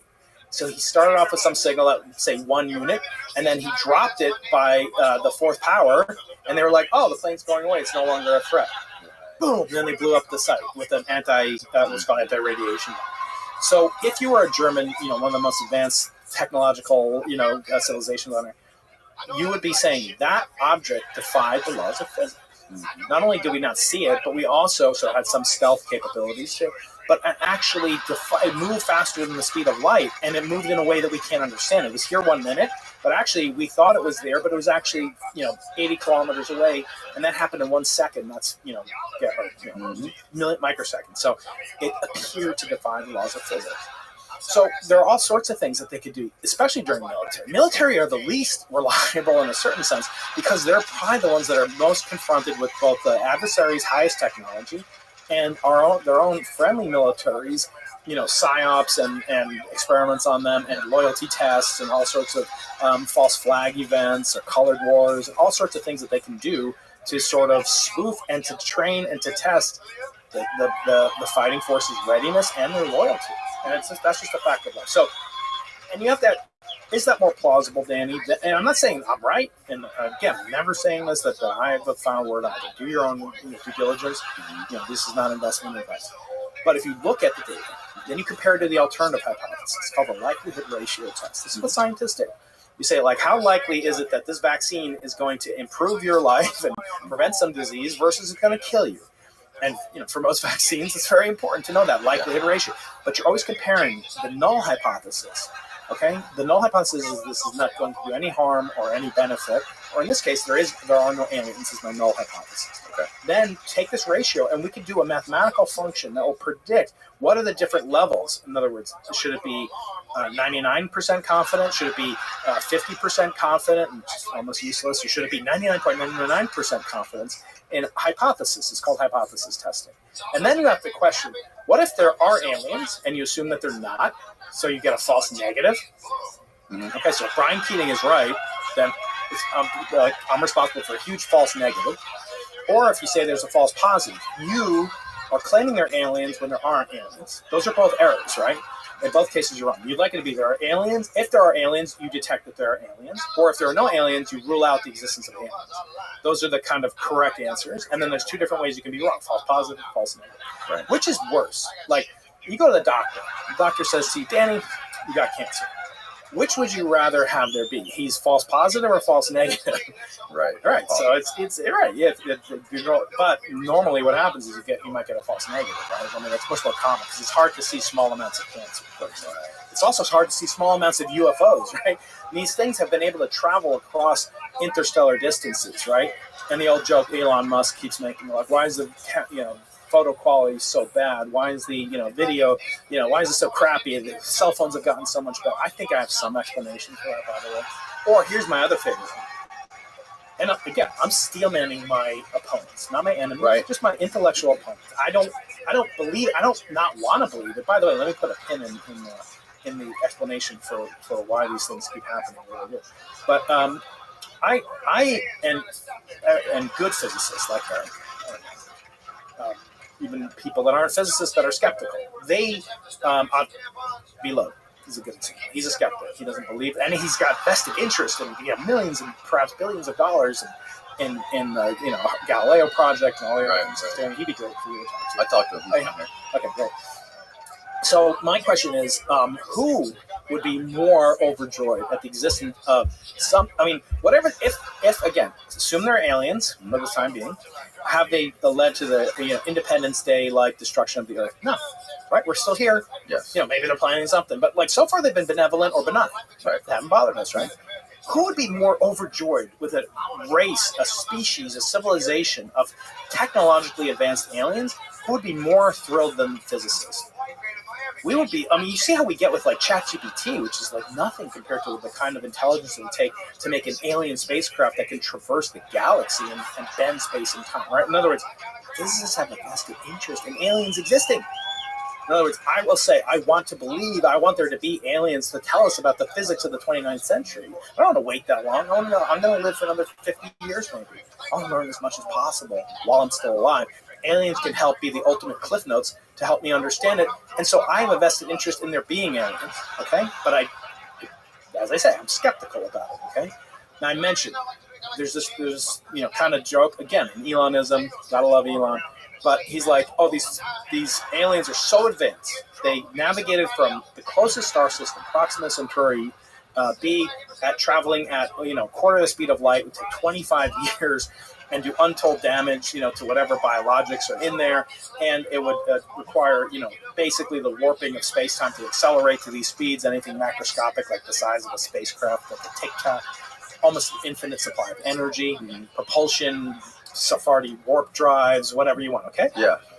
But they crash in the island of Catalina off the coast of Los Angeles. They crash somewhere in Roswell. In other words, they're so skilled that they traverse the entire galaxy, but they can't. They're not real because they crash all the time. I don't think that's what a lot of people believe. A lot of people believe that they're from here, that they're living under the oceans and they're coming from here. They're coming into the oceans and they're. That's what Sephardi believe. That's what a lot of people I talk to on here believe, that they're not coming from other galaxies. They're actually here. So like Atlantis. Maybe Atlantis. I don't know, but they think that these things are coming from the oceans, and these things maybe live under the oceans, or they're walking among us, or maybe there are people that are out there like me and you, or Elon Musk, more likely, that are genetically also like this alien race, right? They look and talk like me and you, but they aren't. They don't look like the aliens we see in the movies, but they're technically aliens. Okay. And or this technology that's coming around, that's flying around, that they're seeing is not necessarily. It's not coming from another star system. It's coming from here somewhere, and it's remaining hidden. So I'm talking more about the types of alien, like the Roswell. Roswell, to my knowledge, is not from the ocean. It was from another star, Reticulum, whatever, Omega. So. But I just want to make a statement about that. If you do hear that, again, supporting the fact pattern that should be amenable to many members of the audience, and not to ingratiate myself, but because it's a legitimate. As a scientist, you should actually specify all the ways you could be wrong. Right. I'm telling you all the ways Brian Keating could be wrong. So in this case, though, those that say that it's impossible to believe that these advanced civilizations crashed, after navigating their whole way across the entire galaxy, right? No, actually, it's a very common effect. Something like 6 times. So I don't want to say this, jinx myself. I'm getting on a plane, an hour and a half. So something like 6 times, you're 6 times more likely to be involved in a plane that crashes upon landing than you are at any other phase in flight, right? Even though the fraction of that plane being in landing is only a few minutes or a few seconds. Landing and takeoff, right? Yeah, takeoff is also dangerous, but landing in particular and it's the whole landing process, not just like touching down the runway.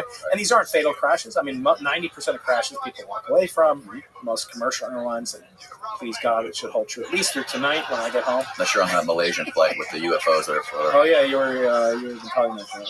Yeah, we got caught up in the ground. I have not investigated. Just don't even look at it. When that was happening, it was right when the experiment described in my first book, Losing All My Prize, was we made the announcement on the front page of the New York Times that we discovered the origin of the universe as evidenced by these waves of gravity.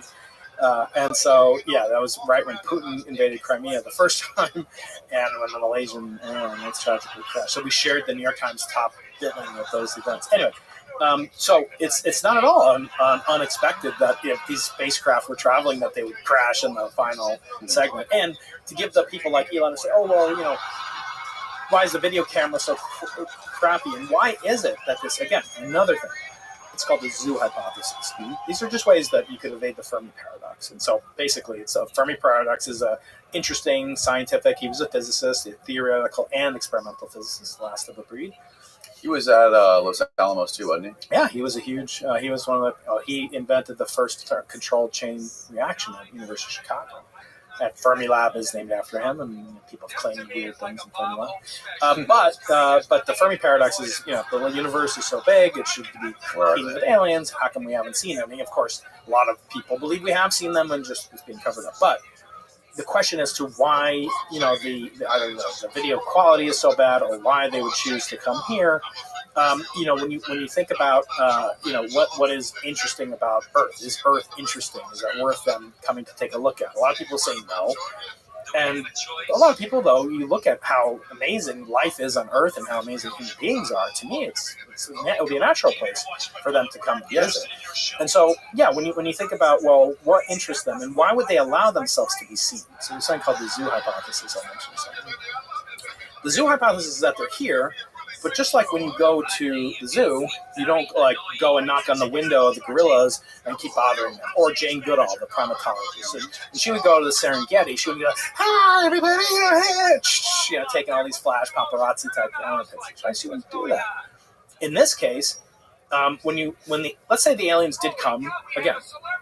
Don't believe this personally. I don't have evidence for this, but if it were true that they left when they first discovered that human beings were alive and could produce things. The very first technological signature we blasted out into space was like the 1936 Olympic Games, something like that. The first widely televised, not over cable TV, but over the air, so it was free to propagate. Now they wouldn't see anything, or they'd see very little because most stuff goes under the ocean. So it was broadcasting through satellite into outer space. So 70, 80 years ago, they could have known about it. So what 70, 80 years ago, what kind of technology do they think that we had? So let's say they start off, human beings over there, planet 3 Sol, it's in the solar system, it's green, blue planet, let's go there. They set off 80 years ago. They're looking at the technology that we had then, right? So they wouldn't say, we should make sure we cloak ourselves and are stealthy because they have iPhone 15s. They don't know about that. In other words, they left. They're not, they're the technology that then maybe as they travel, they could have learned about our technology as it keeps increasing, but not only at the rate at which we were broadcasting into they just learned about iPhone 15 when you and I did, right? Like 3 months ago. Right. So in other words, it's not surprising. So a lot of these things are, I think, basically pandering to they're not there. Here, you can just dismiss it because the video quality is crappy. They wouldn't crash land if they're such expert pilots. And they wouldn't allow themselves to be seen. Those are completely illegitimate arguments against it, supporting a position I believe in, which I have faith in, right. Evidence for, which is that they don't exist. So I think it's important as a scientist to do that, and I think the more you talk to experimentalists, the better. People are actually building stuff, grappling with if you brought Edward Witten in here, I don't know if he could, turn on the Wi-Fi and get the Wi-Fi up to boot again. The theoretical physicists are very different than experimental physicists. They have a different skill set. It's much more like a mathematician. I don't think anyone would say, let's get the mathematicians in here. Although, people like Stephen Wolfram have done things with deciphering alien language in the movie Arrival. He was a consultant on that. So, and Kip Thorne, he's actually did a lot of work in the movie Interstellar. So, yeah, these are things that are of interest, but I almost am betting against my own self-interest. When you talked to Ryan, did he mention to you the thing with the cube and the sphere? Yeah. I mean, he had said that that's what his fellow pilots had claimed that they had seen, and were seeing on this continuous basis. Yeah, so from what I understood was when they saw the cube and the sphere, they were flying, and then all of a sudden, they just passed this thing, and they said it was right off of their the left or the right hand of the plane, off the wingspan. They didn't necessarily see it. That's not what I heard. Oh, really? What did you hear? Well, I asked him that specifically as a pilot. I was like, how close were these things? And he said they flew between us. And he said that multiple times. And I said, you have to be more clear. How close were you? Because one of my best friends, Art Kleinerman, is a Princeton physics graduate and a commander in the Navy. He actually is higher ranked than Ryan. They're buddies. He went to his wedding. And so Ryan was right there. And I said, when you guys are flying these formations, how close are you guys? He said, over a mile apart, typically a mile apart. Really? So 2 planes separated by a mile. That means the closest, that they could have been to this thing is half a mile. And they might have perfect vision, but the cube they describe is about a meter across, something like that, and the sphere surrounding it. I was getting mixed up, but I believe that's what it was, about a meter or so. Mm-hmm. So to the visual acuity to see something, imagine you've got half a mile, 10 football fields or more, and you're looking at the football. How could you tell the football was 1 foot big, or could you tell it was 3 feet big? If it wasn't glowing or doing something, it's very difficult. And again, no aspersions on mine. I think what he's doing is very important, and I also think that he is not claiming he saw it. And it's just like Grush. Grush is not claiming he saw these things. He's saying he has knowledge of people that have seen it. And in the case of Grush, I don't know what his motivations might be. I'd love to talk to him. He seems like a great, again, courageous, valorous, patriotic, whatever. But he's not claiming these things. Ryan has a motive. He actually has a motive. And it happens to be a beneficent one, a good one, in that he's concerned about the safety of his fellow pilots, which actually made me a little bit suspicious, not of him. I love him. He said, to my house for dinner. I really enjoy Ryan. But he described, and we talked about. Did you find it? Yeah. You want it? Yeah, throw it up. Yeah, continue. Sorry. So Ryan didn't have this particular fact happen to him, but Fravor did. I don't know if you remember the interview when he did with Lex Friedman and others, but he said, he saw this tic-tac, and then almost by the time he landed back on the aircraft carrier, his fellow pilots were just hazing him mercilessly, and he was outranking him. So I could understand a little bit of teasing or whatever, but they basically didn't believe him. And now Ryan's saying this is happening all the time off the coast of Virginia. By the way, they're both in warring areas, both in the same type of aircraft. Ryan's aircraft and the ones that have been seeing this have just been upgraded to a new type of camera. Right. Again, they use these cameras to lock on to see, they do everything from my friend Ariel, I don't think it's classified, actually, but he shot down an Iranian drone over the Persian Gulf during the Iraq War.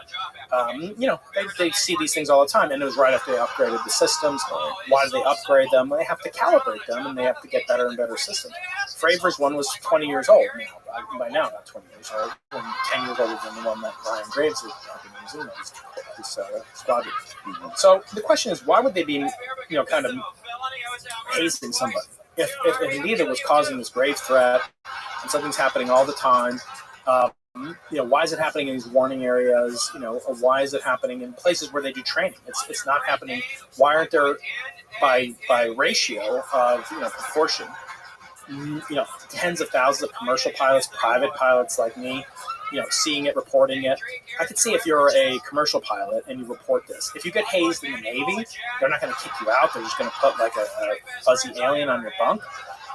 If you're in flying for American Airlines and you keep reporting this, you probably would get either put on psychiatric leave or something like that. So there's a big imperative to keep quiet probably for those people. But people like me, just private pilots flying, sometimes I fly cancer patients to get treatments, and it's called Angel Flight, which is a great charity. be aware of. There's no incentive for me not to report this. There's no reporting platform that is as good as the one that Ryan's going to make with the safe Americans for Safe Aerospace. So there's a motive. It's a good one for him to do it. I think you have to ask, why aren't there more sightings by people that have no skin in the game? That's a question. So this is an interesting article. Yeah. My friend Jeremy Reese pointed this out to me. Scroll down.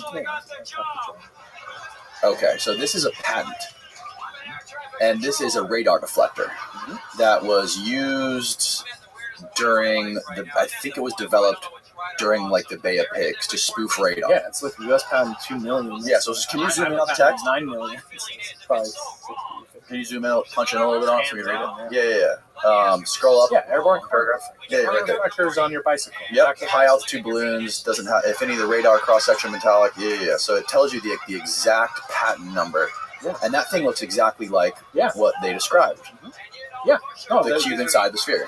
And here's another thing I can say with great accuracy. I guarantee that these exist. In other words, if you lived in a world where these didn't exist, say you get a letter from God, these balloons don't exist for benign purposes, for calibration and sensor testing. If you said that they're forbidden by every treaty on every country on Earth, like anthrax is, okay? Then you say, well, there's less probability, but there's probably still some left over.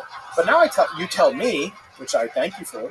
These are common. These are probably used by every military on Earth to train their stuff. I saw this video of like Ukrainian drone pilots that are dropping like tank shells, and they're so poor. The military is saying, I'm not going to take sides or whatever, but they have radar jamming, and they have anti-drone channel jamming technology that makes a fake drone appear. Right, exactly. They have this with like no money, and so I guarantee. So we are both in agreement. It makes it look like a fleet is coming at you, and there's nothing coming at you. Nothing comes to you. Waste all your attention, right? These warheads have multiple targets in them. Right, and if you were to test this in front of U.S. military training site, and they just upgraded their radar, why wouldn't you want to be trying to test it? That's a very good point. Yep. Appreciate it. So that's sort of my belief as to what this thing is. I think it's some tech. I've read this book by Annie Jacobson called The Pentagon's Brain. It's all about the history of DARPA, the Defense Advanced Research. Oh, wow. No, and they have been testing things like Neuralink since the early 90s on like soldiers, putting shit in their heads that makes them immune to pain and all kinds of crazy stuff. They want to make a super soldier. They're making a super soldier, and they're pushing the limits. Like they're going into the impossible, literally like 30 years before the public hears about this kind of stuff. That's it. Think about these other countries that have zero. Like you think Vladimir Putin really isn't going to try like much more advanced shit that we would never do, even with as despicably as we treated. My stepfather was in the Vietnam War, and he told me incredible stories in combat and outside of combat. They did horrible things to our soldiers, and our soldiers are like, some of our bravest people. Like two of my best friends are Afghan. They're both like permanently disabled. Marines, Army, infantry, and they were done for like bullshit reasons. They shouldn't have been in these wars, and so they took the best of America. And they do fucking experiments on them. They do this to this day.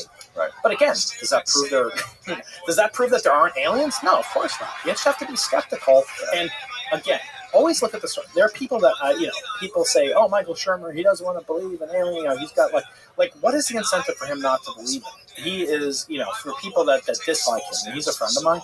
I've written articles with him. I've debated him. And we have friendly debates. So the point is, you have to ask, like, cui bono, who benefits? Why would you take this position?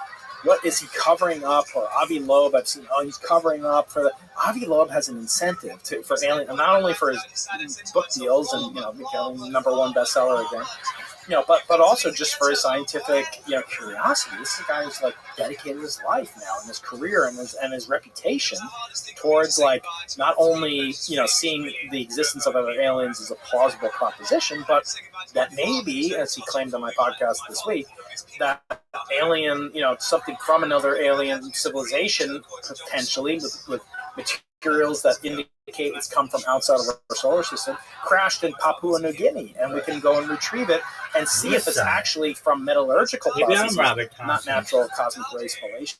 Father. Right.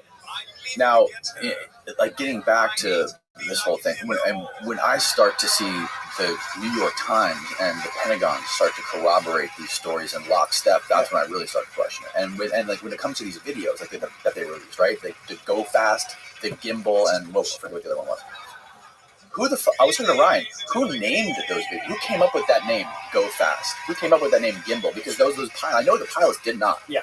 So one of the so there's a set, and again, talk to Ryan, talk to my friend Mario, but there's a set of military. So after a flight, every plane that flies for 1 hour has a scrutiny around it of about 10 hours just for the debrief. So when they come back, they land on the carrier or they land at the Air Force, and they debrief the flight every single minute, because every minute costs about $8,000 in total investment for every single plane. Imagine how much money we have.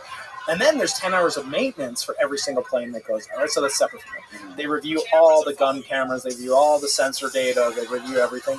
People pour over it. And there's some analysts, who, in the past, before we had drone operators, there were people that were officers that would be intelligence officers, and they would review stuff. And then, like, when they would review it, they'd listen to something and they'd just name it. So a gimbal is just a camera on a platform, like a GoPro, or not a GoPro, but, one of those stabilized things. Yeah. And the other one, Go Fast, I think one of the pilots says, "Oh, look at that thing, it's fast," or whatever, and then they just call it that.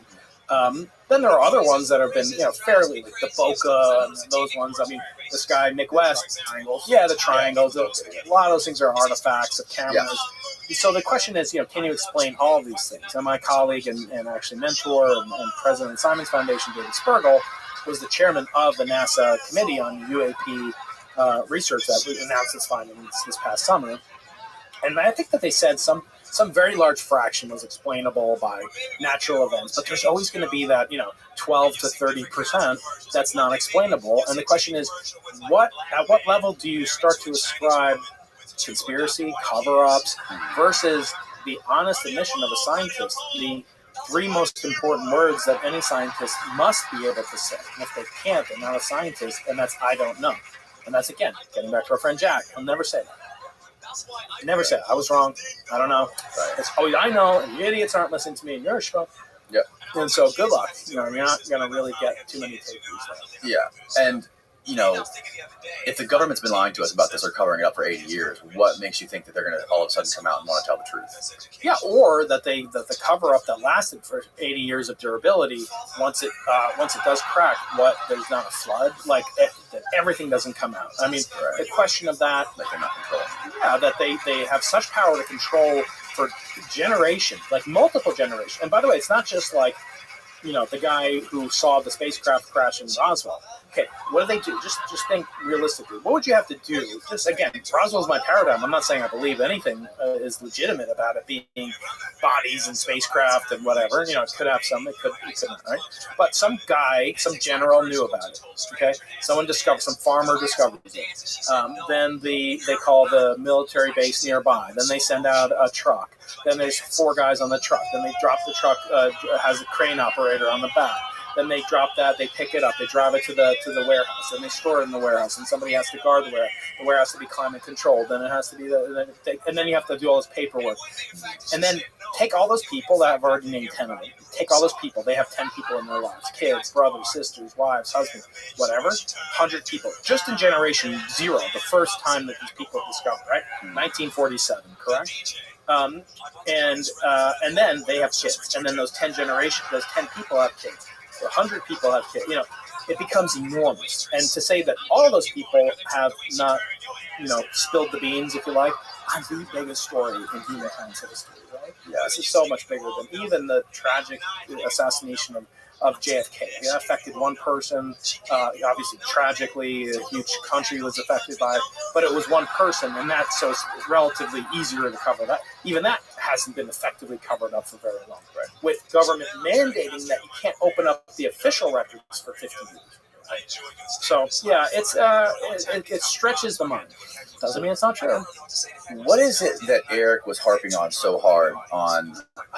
I don't know if it was on Rogan's podcast or if it was with that guy Jesse Michaels, but he was talking to Hal Puthoff, the ex-Scientologist guy, and also his Mo Viewer guy from SRI. And they were talking, and he was basically explaining how in the 50s, I think it was Ed Witten's dad, they were making a lot of progress on anti-gravity, and then all of a sudden the research went dark, stopped out of nowhere. So was he alluding to like the government took it over, or like it went dark, meaning like it went dark under like a special access program or something? Well, yeah. So it's not really clear. Eric has an incredible ability to kind of explain things, to be curious, to illustrate things with amazing analogies, and with a commanding knowledge of history, and a commanding knowledge of mathematics and physics. So Jack's, he's just a mathematician. He's much more than that. He's creative. He's generative. But what he's not good at doing is like writing stuff up in a freaking book. So I'm like, Eric, you've got 7 books in you. Help me help you write a book. Put these ideas into place, because you can't just like every time you go on my podcast or Jesse's or whatever, have these statements or Rogan's. There's no durability to that. And I actually told this to Rogan about motivating him to write a book, because I was going to go back and listen. I was just so 2023. Easy to remember. I don't know what the hell episode, the first time Eric was on. No one's going to go back and watch Eric the first time he was on episode 1432. Yeah. So if he wrote a book about it and wrote, summarized the coolest topics in aliens and like, psychedelics, Joe's. No matter what, you're going to talk about psychedelics when you talk to Joe.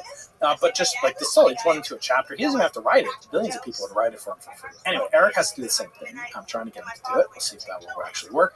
But what he was saying about this gravity program, there was there in North Carolina, UNC, I believe it was, and Research Triangle area. They, Ed Witten's father, who wasn't really, he was a physicist of some renown, but not as great a renown as his son, who's a mathematical physicist, right? Ed Witten. But they had working on what's called the Gravity Prize, and they had money and incentives, and there was some papers apparently written about anti-gravity. And I was joking, I tried to find those papers. They're so good, I couldn't put those anti-gravity papers down. So anti-gravity, Danny, come on. I can't put it down. Come on, I gotta bring the dad jokes, brother. You don't let me one dad joke on this love beloved podcast. The best thing I've ever heard is the term Jew-nersy. I really appreciate you saying that in Julie's podcast. That's right. I won't let that go. Gotta give him some So yeah, allegedly, according to Eric, they had this, and now Eric has found some material, that he claims Australian patent, and this is stuff that Grush had mentioned on Joe Rogan's podcast, and it does relate, and I think they did bring this up. But again, as I asked you earlier, and I think you answered properly in a certain sense, like, is the technology that's needed to do these things, you're really prejudiced if you say that, that it's necessary to have new laws of physics that we don't understand. This is Eric's claim, actually. He actually believes that the only way to get off of the Earth's surface and make it to and to instantiate a second cosmic home is not with a chemical rocket of SpaceX. It's to change the laws of physics. Is that changing the laws of physics, though, with some of the ideas of having some sort of, like what Bob Lazar explained with his basketball reactor that was powered with element 115, I think it was. And he says basically, like, tried to touch it and it, like, repelled his hand off like a magnet.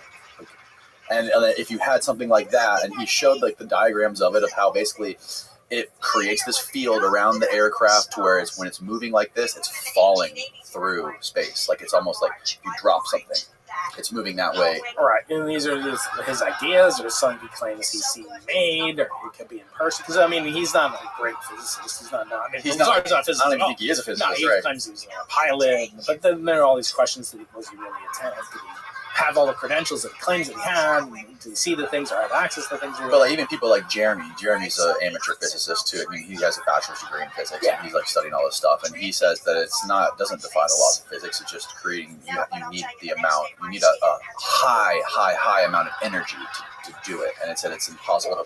Right, either a large amount of energy, or a minuscule amount of energy in an infinite amount of space. So we do know about anti-gravity. It's called dark energy, or cosmological constant. It seems to be the force that's causing galaxies to accelerate at greater and greater velocities with every passing day. Something that won the Nobel Prize for 3 of my friends in the year 2011. I've had them all on my podcast. And it's as well-known a phenomenon as exists. But the problem is that energy level differs from the so-called zero-point energy level by something like 120 orders of magnitude. And the kind of characteristic energy scale that we see, that we know about, that pushes galaxies apart, perhaps inflated the universe at early times, those things related to so-called zero-point fluctuations, Casimir effects, Curie, warp drives, and they're infinite, almost like you say, almost near infinite amount of energy. So it's not only manipulated. We have no way to like say use the energy of the acceleration of space time. We can't do that. There's no way to couple into it, and we actually know extremely little about it. So the question I always have is, okay, so now you've got this theory and this which no one has demonstrated except for the cosmos at large, which is again resulted in at least 3 Nobel Prizes so far. That nobody else knows about this. That like, what would be the incentive to not expose this, to get credit, to win a Nobel Prize, to make millions and billions of dollars? Why would this not be more? Why is Bob Lazar is like not a scientist, not military trained? What is the incentive to believe such a person other than you want to believe it? It sounds really plausible. Yeah. It sounds cool. It could explain things that you have no access to. And so tying together like a whole bunch of things that are each incredibly improbable. The U.S. government has a conspiracy. These craft have traveled great distances. There are new laws of physics that they operate by. Doesn't make it more credible. It makes it much, much less credible. If you multiply probabilities, which is how they add together, if you like, you multiply it. Like, you have a 10% chance of it raining. My flight's 10% chance of leaving on time if the rain is being up here. Mm-hmm. And then there's a 1% chance that the Uber driver will be on time to get me here, which hopefully will be coming soon. And not that I don't enjoy talking to you. It's just I enjoy putting my kids to bed. Jesus Christ, it's already 2:30. Well, time flies and having fun. But putting these things together makes it less likely, not more likely. And that's the thing that kind of just goes, and gnaws at me. When these things like, okay, to explain that, now you need a really impossible thing, which is the laws of physics have to be unknown to us, new laws that these things can manipulate, which again would be fascinating to me. But let me just double click on that for 1 second. It's often said that like the laws of physics lead to these new types of technology. At least that's kind of the syllogism that people are using, right? These aliens, if they had the laws of physics that permitted anti-gravity, right? Mm-hmm. That you could extract some technology from it. That technology, in turn, would be used to get to the Earth from Proxima Centauri. Right? Okay. That's sort of an argument that we use, right? It's a way to explain how they're here, right? Because our current laws with chemical rockets and biological aging processes of DNA, right, do not permit us to get to any solar system, right? And so just using and that's the only life form we know exists, and that's the only physics we know exists, right? The known laws of physics by definition. So in order to get but I ask you, did we use to get let's say the most advanced thing that humans have ever built in terms of laws of physics? Let's just say it was the Trinity bomb, it was the atomic bombs that we used, right? Did the scientists that were working, you saw Oppenheimer, right? Yeah. So I did an explainer video just as a small advertisement because people are more interested in the physics, and there's almost no physics in that movie, right? Right. But so I did a video called The Physics of Oppenheimer, Professor Explains the Bomb. So if people are interested in the hardcore physics and the history of it, they can find that. It's on your YouTube channel? It's on my YouTube channel. So, but did they look at the laws of physics?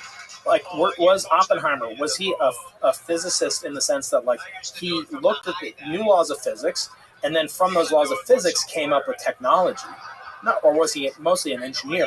Like, remember the big process he put in marbles and plutonium versus uranium? It was a technology problem. It was a technology problem. We had to create the Oak Ridge National Laboratory, Hanford nuclear sites. We had to do things to produce a yielding, like what Iran is doing now. Iran is reputedly building a bomb, right? Are they using the laws of physics? Are they going back to quantum mechanics and solving the Schrodinger equation? No, it's a technology problem, right?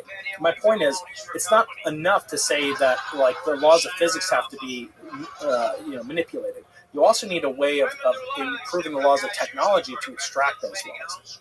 It's often said, well, your computer screen, the internet in here, the camera sensors, those are based on semiconductors. And that's true. Semiconductors are based on the laws of quantum mechanics. The very first transistor, nobody looked at the laws of Schrodinger, which is really what governs a transistor equation, and more advanced statistical mechanics, but nothing like group theory or string theory was needed, right? Right. But even they didn't use the laws of physics to invent technology, which was the previous most advanced technology, or actually came after the nuclear bomb. Right? So all this is just to say that having new laws of physics, I don't think it's even necessary condition for aliens to be here and have new technology. It may not. It's certainly not as sufficient. If you just had new laws of physics, and so, like I said earlier, if I told you string theory had been invented on Proxima Centauri B, would it matter to you? Let me ask you this question: let's say aliens invent metallurgy and chemical rockets, okay, that for some reason can advance them, to very high velocities, or their biology allows them to live for trillions of years. Right? If I said they invented that, would you say, well, they still have to invent string theory, or they still have to invent, warp theory, or whatever Jack has? In other words, what was more important, the technology or the pure science? The applied science or the pure science for teleporting across? Applied science. Exactly. So these things about the anti-gravity conference of Ed Witten's father in 1913, so are these questions of, relevance to the discovery of evidence for aliens being here on Earth? I don't know. I don't know that it's so important. Let's say they were doing anti-gravity research, whatever that. Right. I'm sure they don't have any anti-gravity technology right now. That we know. Flubber. I mean, what Fravor said that he saw, right? So that sounds also, like anti-gravity. So I don't know anything about this. So Fravor, the pilot who witnessed with his eyes the Tic Tac, also has knowledge about. You sure it's Fravor and not Rush? I thought Fravor was the one who saw the Tic Tac. Yeah. Yeah. So he also claims that he has saw separate evidence, or you're saying the existence of the Tic Tac moving the way it did. Moving the way it did, that would be anti-gravity, right? If it bending space-time. So if there was something in there, it would turn to gelatin if it was not anti-gravity, right? If it could create a pocket where it just moves around and nothing is affected. Again, so this is again synthesizing a whole bunch of claims that may or may not be related. Right? So that he saw it, that it was witnessed by other sensors, that the sensors weren't spoofed, because there are many ways to move. I can make something move, faster than the speed of light. You just give me a laser pointer, right? I mean, I can do it. I can have a signal that that changes faster, that doesn't transmit information. That's just a visibility, right? And who's to say that there's something inside there at all, right? And by the way, again, let's say these creatures are incredibly advanced. Do you think the first things that we sent to, we know for sure? They're definitely not. They're drones. They're 3D printed things. They're not human. They're not biological. And the only thing that's biological in them are the fingerprints and the exhalation. I had Craig Ventnor on, who was the man who sequenced the human genome for the first time 25 years ago. And he was saying Mars is covered in human shit. Because there's just no way in this International Space Station and all of it, when they used the bathroom, they vented to space and they found the outside of the space station is covered with the human microbiome. And he studies. So it's already we've contaminated it. Now, my question is, I like to do this as a thought experiment. What if I told you that there was life on another planetary system? It's a multi-planetary system like ours is. Okay, so it's a star system. It has a type G2 subdwarf yellow star, just like our sun, same size, and it has 2 planets in the habitable zone. You're familiar with the habitable zone, right? The Goldilocks zone. Goldilocks zone, exactly. I told you there's 2 planets there, and good news. One is teeming with life. Life everywhere, life in underwater oceans, ice caps, even in the atmosphere, there's life and so forth of this planet. There's another planet we haven't had time to slew the James Webb Telescope over to take a peek, but we want to ask you, Danny, what are the odds that object has life on it? The one right just next life, to it. not technology, not that. I would say there's got to be a high likelihood, very high on it, right? So I submit to you, this is another gift for you. This is a chunk of the moon. The moon. I gave Joe Rogan a piece of Mars. I gave Julian just a crappy meteorite. I get a part of you get a sliver of the moon. Just because I forgot. Sorry, Julian. Thank you. Next time I see you, brother, I'm going to do it. But Julian, you know that Danny let you have the first dibs on me. That's right. He got such a bump. I let Julian scoop me. That's right. He let you get the scoop. So I had to give him a little bit better Hanukkah Christmas present. Okay. So how did that get here? Besides me bringing it here, how do you think this thing is here? The moon? Yeah. How do you think that piece of the moon got here? Panspermia. Panspermia, right. So most people say, oh, you went to Houston. If you do that, so if this were collected by an astronaut, I would be in jail. And you would be an accessory to murder. And Stephen up back behind the curtain would also go to jail. So you'd be accessory to felony, right? It's a felony to have own possession of a fragment of the rocks that were collected by the Apollo astronauts. But NASA and the U.S. government doesn't control gravity. So where was this found? This is found in Northwest Africa. I'll send you a piece. I'll send you some information. And how do you know it's part of the moon? So it's the exact chemical composition has been acquired for it, and this is what I want to do. It's been compared. Yeah. Okay. So for your audience, I like to do a giveaway for your audience too. If you've made it this far, so go to briankeating.com. On my website, there's a giveaway. I give away one chunk, sometimes of these moon rocks, but always every month I give away an actual meteorite. And of the meteorite, we had it chemically analyzed with X-ray fluorescent spectroscopy, blasted with X-ray, and you'll get a printout of the chemical fingerprint of these meteorites. Oh, wow. And if you have a .edu email address, if you're a college or grad school or a professor or whatever, go to briankeating.com/edu and you're guaranteed to win. So ordinary people that aren't in university, I'm trying to kind of give back to the university system. So briankeating.com. Other ones go there, and I'll send you the information about that, and I can send you information about the moon rock that I gave to Danny. I can't give you any information about Uranus. That's a private thing. So that got here by gravity, right? So impacts hit the moon all the time. They impacted Mars. So I gave Joe Rogan. I gave him a piece of Mars. Martian meteor, right? Yeah, I think he probably smoked it or something. I know. Yeah. But the Mars meteor, Mars, the Earth, the Moon, they all exchange material for billions of years now. So the fact that Mars is a cold, dead place, as far as we can tell, doesn't mean it was always cold and dead and lifeless, but it is in the habitable zone. Water can be in liquid form there. There's ice underneath. They actually think there's ice underneath the surface of Mars. Avi Loeb thinks there are caves with lava tubes that could have, he's like, there could be aliens there. Yeah. So all these things point to a very important conclusion, which is that the exchange of material throughout the solar system is ubiquitous. The lack of life should be used as some piece of evidence, not proof, but accounting for in the likelihood ratio test that I told you about earlier. You should be able to ascribe some probability to the lack of existence of life and its fecundity throughout the universe based on the non-observation. And the only planet that we know could have had life in our solar system, for sure. So, wow. Yeah.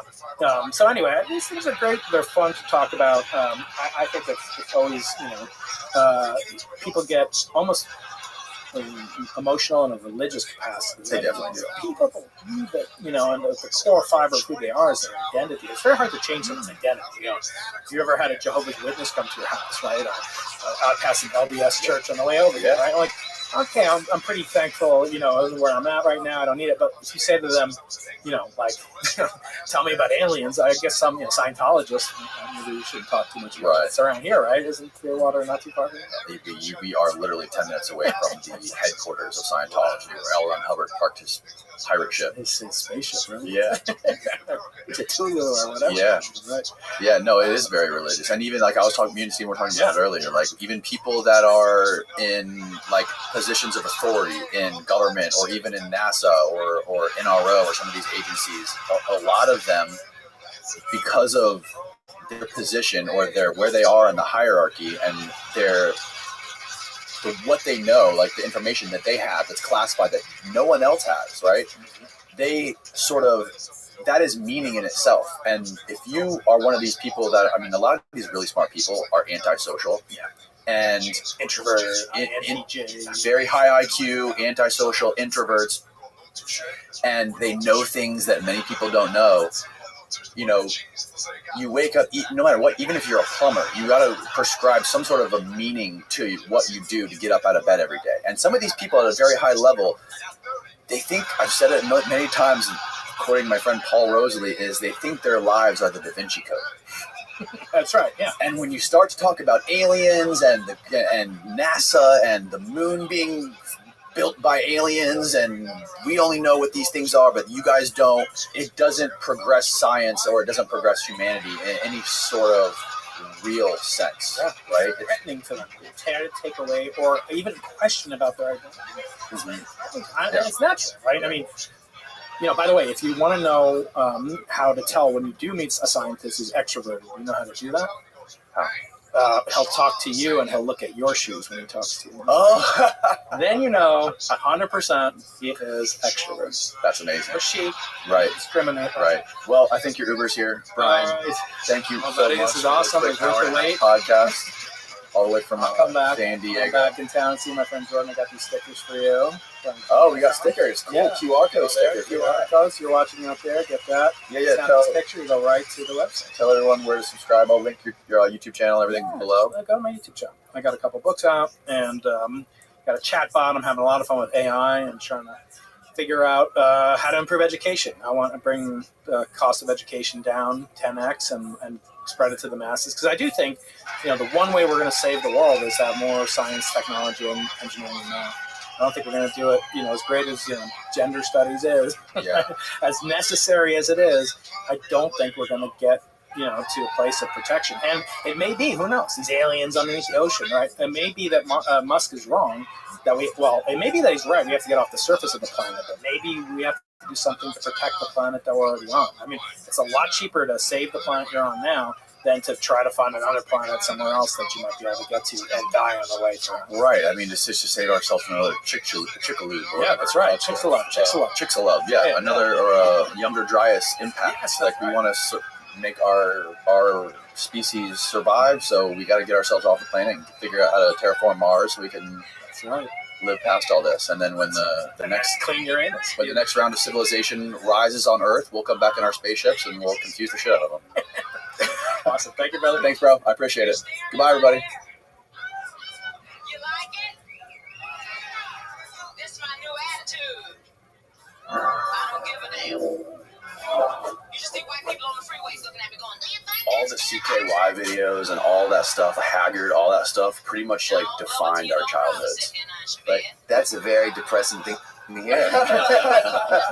I'm just kidding, man. I'm kidding. It is the reason I ever picked up a video camera, like ever when I was 15 and started doing. That's led to all this shit. And it is so cool to sit down and talk to you, man. It's unreal. I'm grateful to be here. This is you guys have a really rad thing going on. And I look forward to making any reason to make it to Florida. I'd like to have a place in Fort Lauderdale. Oh, do you really? Yeah. And I was telling him time kind of slows down when you get here. Whenever I get off the plane, as soon as I walk off the plane and the air hits me, I'm like, I can breathe. So it's I really love coming here. But it's funny because the gravity and the magnitude of what that's produced from then to now is mind-blowing, and the amount of money that's generated off of YouTube is insane. Oh, dude, it's so crazy. I remember being at Bam's house when he received his first check for the $1 million. I actually signed for it. Really? Off of when they delivered the package. And the funny thing is, the irony is, I had no idea what I had signed for. I was withdrawing on from heroin, because that's how I ended up at his house. And in those CKY videos, and the part that I played in the very first one, or the second, whatever one it was in, second or third, I think it was the third, was Dooley, which was a drug dealer. And I was a shady drug dealer guy, which was ironically my drug dealer's name in Baltimore. What's up, sweetheart guy? Yeah. But at that point in time, there was no internet sensation. There was no YouTube, and it was word of mouth, and it was just kind of sold out of skate shops. Yeah, tapes. Yeah, how did that shit start to catch fire? I knew you guys obviously were well known in the skateboarding circuit, but how it's hard to even fathom when you're making videos back then how you would get the word out or get people to start sharing it. These kids, everybody, all my friends would buy every single CKY. We would download, we would watch it all the time. How do people in Florida become so obsessed with their stuff and find this stuff when it's coming out of Pennsylvania? For sure. There's no internet. I mean, there is internet, but not really. Not then. Yeah, it wasn't being used like it is today. I think, Ben was just really way ahead of the time. He had such this creative perspective on life. And because the majority of the people in the CKY videos weren't really skaters. There was a handful, but the ones out of Pennsylvania didn't skate. Dunn didn't skate. Rad didn't skate. Deco didn't skate. Rake didn't skate. Bam skated. And Maldonado skated. And then Bam kind of just showcased his other skater friends. Because he realized, I remember him saying, he's like, dude, skating's rad, but no one gives a shit. The varsity girl who's gonna go on to become Miss America doesn't care about skating. How do we make this cross paths? And he did that by just kind of adding these funny, stupid skits that was just really in at the time. And it kind of transitioned into a bigger world than just skaters. You know, it wasn't limited to just that. And then it was just kind of spread. Didn't you get him into skating? No, I didn't get him into skating, but I'm from Baltimore, and Bucky Lasik, who's another pro skateboarder, legend, totally. He's from Baltimore as well, and he was older than I am. He kind of recognized, I guess, the talent that I had at a young age, and he took me under his wing, and he was the one that got me sponsored by PAL, and that's how my career into that world began. But before I really kind of started forging my own future in it, we would go to the skate park called Cheapskates in Pennsylvania, and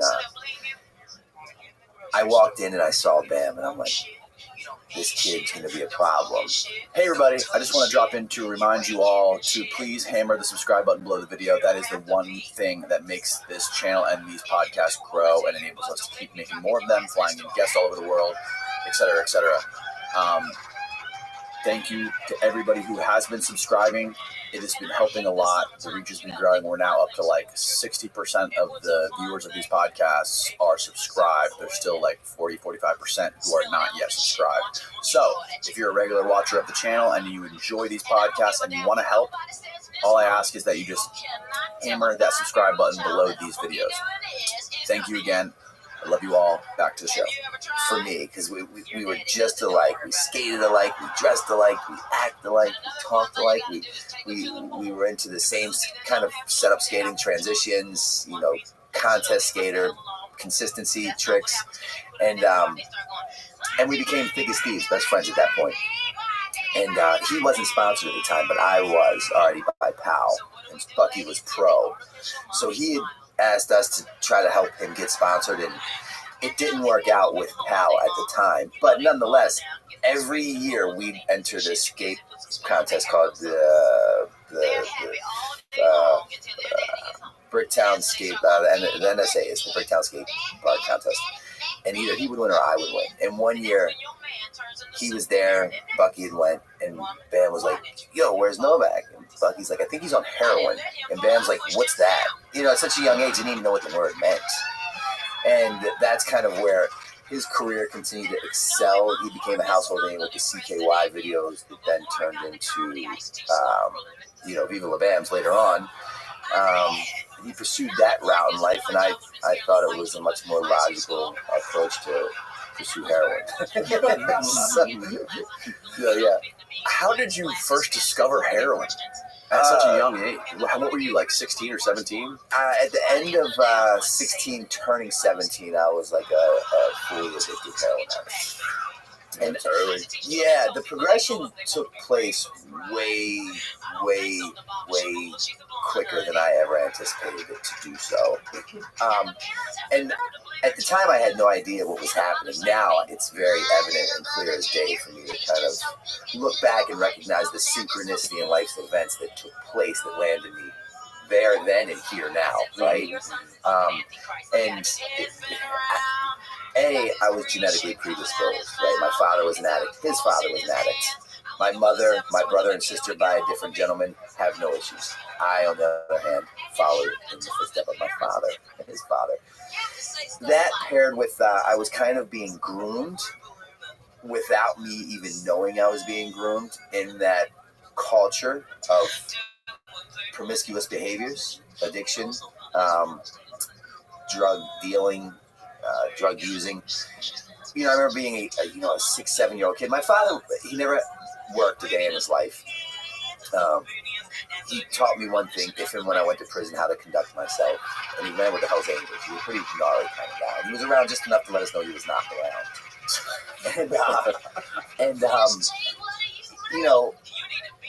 I remember as a kid, my mother, right, she had just got a job at Mercy Hospital, drawing blood for $5 a pop, phlebotomist. And then she literally worked her way up the ladder to become a nuclear physicist on the board of Mercy Hospital. Pretty big deal. And so in doing that and pursuing that career, she was consumed by climbing that ladder.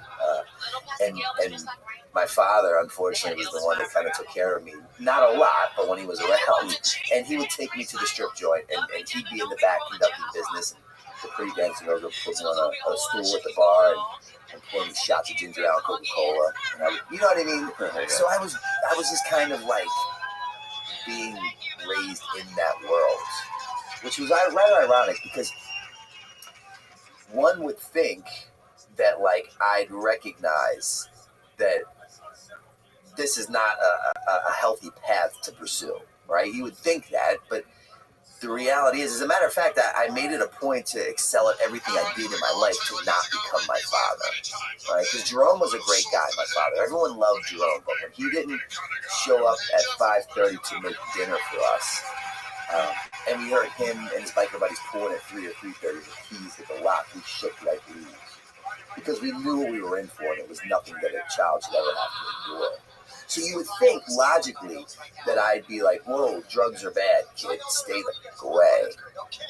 But I think paired with the genetical predisposition and being cultivated within that society. Normalized it early. Yeah, the disconnection from reality had already started taking place. Yeah. Paired with the fact that I was already a really successful skateboarder at such a young age. So from others' perspectives, from the outside looking in, it looked like there was a method to my madness, right? At 14, I'm being endorsed by Gatorade. At 15, I'm touring the world with Tony Hawk. I'm ending up in Thrasher and Transworld. I have video parts in the PAL videos. Like I'm doing some pretty rad shit. Yeah. So like people are like, he's cool, he's got it. Like he wouldn't. And then I think when people started to take notice, I was so like disconnected from reality and or abnormality that it was like, how? And That was so. Like, what year was that roughly when you started taking off with skateboarding? So, dude, to put into perspective how my timeline of brain works is like my second book had come out a year or two ago, the sequel to Dream Seller. Mm-hmm. And my life for the better part of 18 years just looked like spring break on methamphetamine, right? Like I was just 24/7. So we went and hired this private investigator and we said, hey, I need you to dig up every arrest record, every confrontation with every police officer, every jail stay, every incarceration bit. And he looks at me, he's like, why? Most people try to bury this really deep. You're asking me to unearth all this. I remember it. Yeah, I know. Because like when I would see things like that, I could put in my mind where I was at that time. Right. Like my brain compared to your brain, two different brains. Here we go. Example A. Where were you at? Well, okay, here's where I was at. New Year's Eve, 1999. Right? Do you remember where you were at New Year's Eve, 1999? Hell no. 99, yeah, it was Y2K. Yeah, I knew I was at my grandparents in Pennsylvania. Okay. Boy, waiting for that ball. That was Y2K drop, right? Yeah. I have no recollection. Okay, cool. So you're about halfway there with me. So I know exactly where I was at. I was at that point in time renting a room on the corner of Broadway and Eager in East Baltimore in an abandoned house from this crackhead named Slim who kind of took over the house, and we pay him $10 a night. I'm shitting and I'm pissing into a bucket, and it's freezing out, and Y2K is about to hit. So me and the two people I'm sharing that room with, Caleb and Alexia, we each get pillowcases, and we have a crowbar, and we're standing outside of the Rite Aid in East Baltimore. Because at 12:01, when the power goes out, we're going to rob it and hit the pharmacy of all these. And it's going to be like I've hit the Mega Millions. Yep. It didn't happen. I went to rehab the very following morning. That's how my brain... So you asking me a timeline's like, fuck. I was just trying to like put it in my own perspective of like, because I remember when I was obsessed with all this stuff. Like my life was skateboarding and watching skate videos, and it was like I remember I think it was the first skate video I ever saw was the Baker 2G video. Yeah. And then after that, it was the Flip Sorry videos and all those videos and the Piss Drunks dudes and Ali Bulala, and these guys were just hammered, smashed. Dude, I remember one time the Piss Drunk guys, they're all good people. And the majority of them are sober today. Yeah, they're almost all sober now. Dude, Bulala had a pretty tragic story. He just came out with a pretty rad documentary. I have not seen, but I've seen pieces of it. Have you seen it? Yeah. I love Ali. He's a great guy. Cool. Shout out to Ali. Story, but super cool. But they came through it. My very first tattoo of all my tattoos, and I'm pretty covered, is this one right here.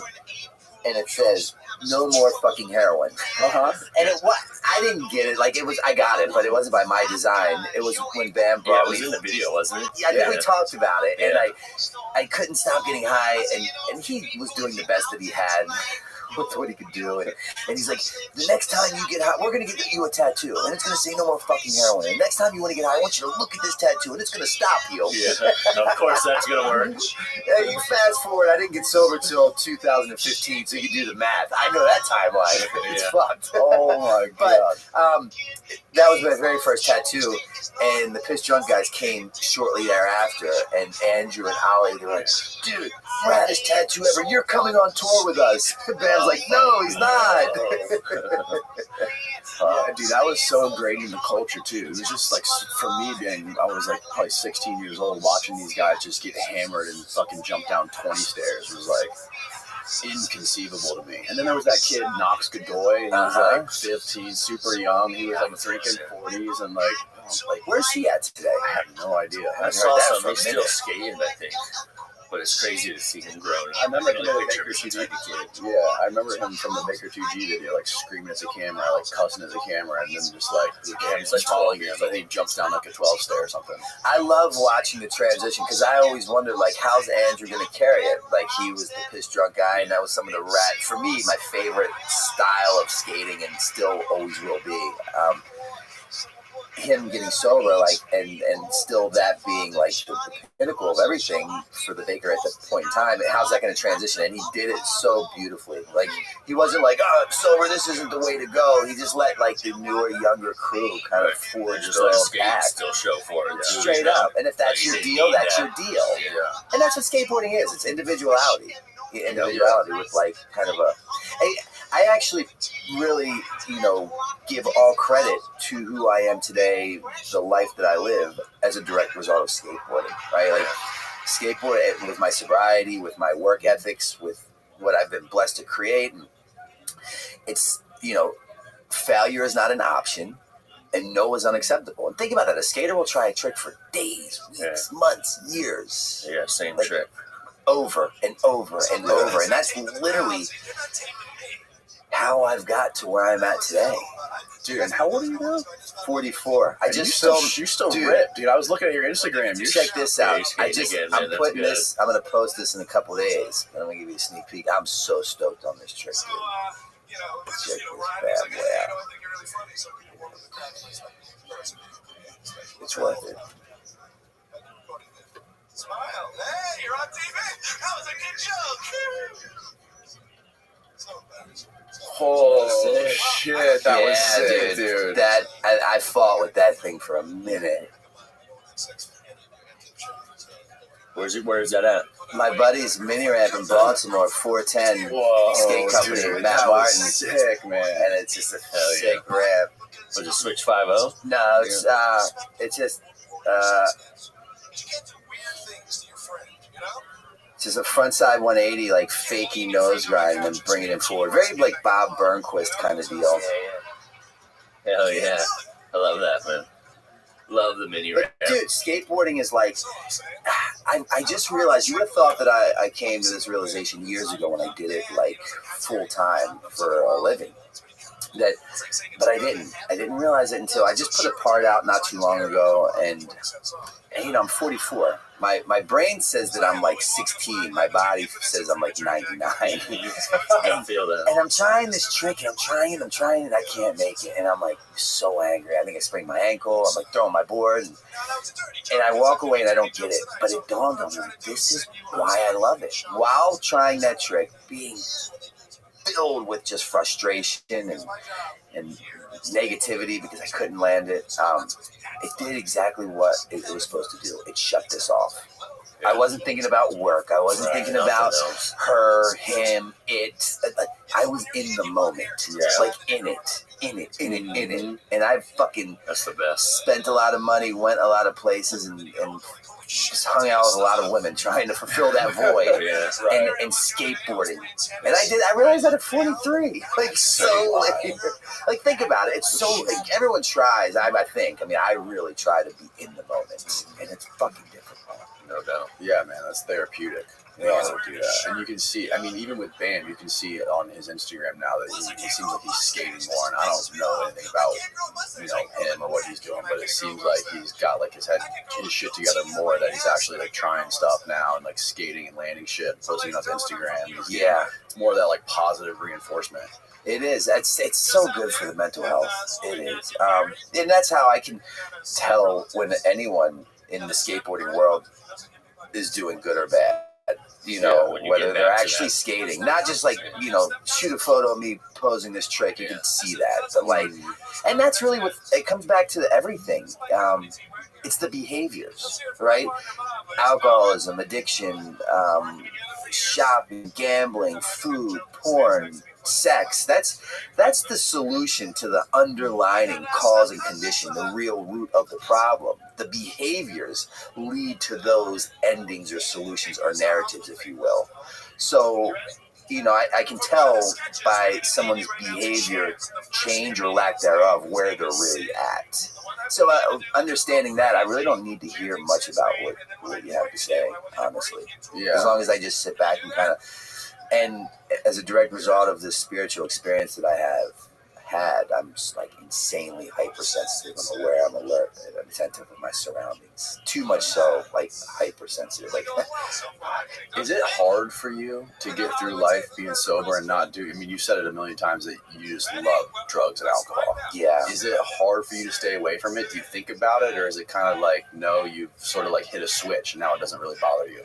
Dude, I've had this like profound experience of this spiritual experience, and the definition of a spiritual experience is simply a psychic change, meaning that I, Brandon Novak, today no longer look at things how I did then during the CKY, the Viva La Bands, the Jackasses, and what that looks like for me is that, without trying to get all like fucking zen on everything here, my poison has become my medicine. Right, and I am like completely free from the chains of bondage of addiction and alcoholism. Poison being sobriety, just being like, yes, but in a way of like, it's so consumed to me that not only does it like save my life on a daily basis, it allows me the ability to get through to so many others. Yeah. Where generally we build this really high, deep, thick, unpenetratable wall, because the demographic or wheelhouse for which I'm most or widely known as simply addicts and alcoholics. And what are we? Defiant by nature, hate authority, refuse to conform, right? Because we possess this job that consists of knowing everything. So when you suggest what I should do to potentially save my life, I suggest like you fuck off. Because I know. And because of my story being so widely viewed, read, publicized in the public format, there's depth in weight. There's experience, hard-won experience that's earned me a position of understanding as opposed to being understood. So when I have the ability to work with somebody, they know that, like, I get it. Like, I understand it. I'm great at playing devil's advocate. And the beautiful thing about it is my life is just as, maybe if not more, consumed by drugs and alcohol today. But the only difference is I don't use them, and it provides me an amazing, beautiful, blessed life. Yeah. It makes no sense anywhere else in the world. Yeah. And it's nothing shy of a miracle and magical that only makes sense within the sober community of what at one point in time I looked at as like this fucking cult. Like, I wasn't buying what you're selling. I'm not drinking your Kool-Aid. I'm not fucking like, dude, I love life, and I don't want to live mine sitting in some weird church basement with these weird old people. Yeah. And I'm like, dude, then for me, the pain had just become so great. A whole lot of things aligned to where I was willing to do the unthinkable, which was like maybe conceive to my innermost personal self that, like, you know what I do know? That I don't fucking know. Because prior to that date, my resume stated that I did know some shit, because I had done some things. So it's just such a mind fuck. Yeah. You know, how do I go from like being a pretty successful guy by an outsider's perspective to the reality of understanding that the very best of my thinking places me in a position where I'm walking into my 13th inpatient treatment center, and I'm standing in the basement with this weird 19-year-old boy as he's thumbing through a donations box looking for some used underwear. And I'm praying to God that he finds him. How the fuck did I get here? You know, like 1 and 1 was not equaling 2, boys. But what I didn't realize then, because I was so consumed by the mess that I was incapable of seeing the message, that day that I thought was the worst day of my life, true story, has literally turned out to be the best day of my life. Like that day. And I've had some really rad days in my life. I've done some of the most amazing things, even under the influence, that I would never take back. But that day, legit, standing in my 13th rehab, a Catholic charities facility that cost me $2 to get into, I walked in with the clothes on my back, literally tied on by a shoestring. Everything I owned consisted of 8 scarves, 2 jackets, 3 socks, a stick of deodorant. It fit into this bag that doubled as my pillow, a needle, a spoon, and a restraining order. That's all that I owned, legit, and a passport, oddly enough. And I'm in the basement with this 19-year-old kid, and he's thumbing through these donation boxes looking for some used underwear for me, and I'm like, praying to God that he finds them, and he does not find them. But what he does find is a pair of size 40 women's sweatpants with no drawstring, a woman's tank top, and a pair of size 13 Jesus sandals. Right? And that's a hell of a fit right there, bro. That's like Florida's finest, man. No disrespect, which is why I love Florida. Man. You just get in where you fit in here, but just some big Von zippers. I need aces. God bless Florida, man. But at the time, I was like, dude, like, I go from like skateboarder, jackass, Viva La Bam, you know, a New York Times author, like, who's done some shit, man. Yeah. And I'm in this basement with this weird boy fucking handing me women's clothes. And, like, how? I didn't even... And my father was like, you know what I mean? Like, I should have known. Look, I didn't end up in addiction. It's funny. I didn't end up in addiction because I took the short bus to school. Right? Quite the contrary. I ended up in addiction because I was too smart for my own goddamn good. And every time I'd land in a psychiatrist's office, a doctor's office, a treatment center, a 12-step program, in a seat that had the ability to save my life, I would outthink myself right out of it. I'd seen me do it so many times. And it's funny, because quite the contrary, and it just dawned on me, I didn't end up in recovery until I took the short bus to that meeting. I literally had to dumb my way into sobriety. Wow. Straight up. You know, you had a really unique, it's like your perspective had to have been so much different than everyone else. Like, you were kind of unique in a sense because it was almost like during CKY and Jackass and Viva La Bam and all that stuff, you had one foot in this crazy fucking world with Bam and like the spotlight being on national TV. For sure. And then you had another foot in this fucking just hell. Dude, I'm glad that you pointed that out, and it's really ironic because, shameless plug here, but the book that I was just telling you about, that I did the audio version for, the narration for the audio version, The Streets of Baltimore, it really chronicalizes that whole thought process of knowing that. Like, that was you know, because no matter how amazing and beautiful the experience was and how much I loved it and wanted to take advantage of it, I knew that it was only a matter of time before I burnt it to the ground as a direct result of my addiction, because like I was unable to control, you know, it. When I am drinking and drugging, I lose the pleasure of having a say-so in any matter anymore. And I didn't understand it then. But my book is all, I mean, my life is all in retrospect. Live forward and learn backwards.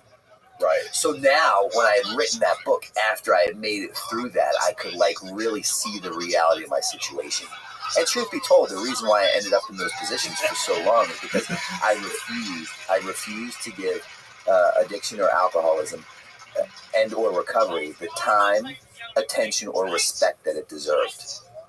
Right. Because I knew, you know what I mean? Like, come on, like, I wanted what you had, but I wasn't really willing to do what you suggested in order to obtain this new life that you had. There has to be a quicker, easier way for me to get there. Right.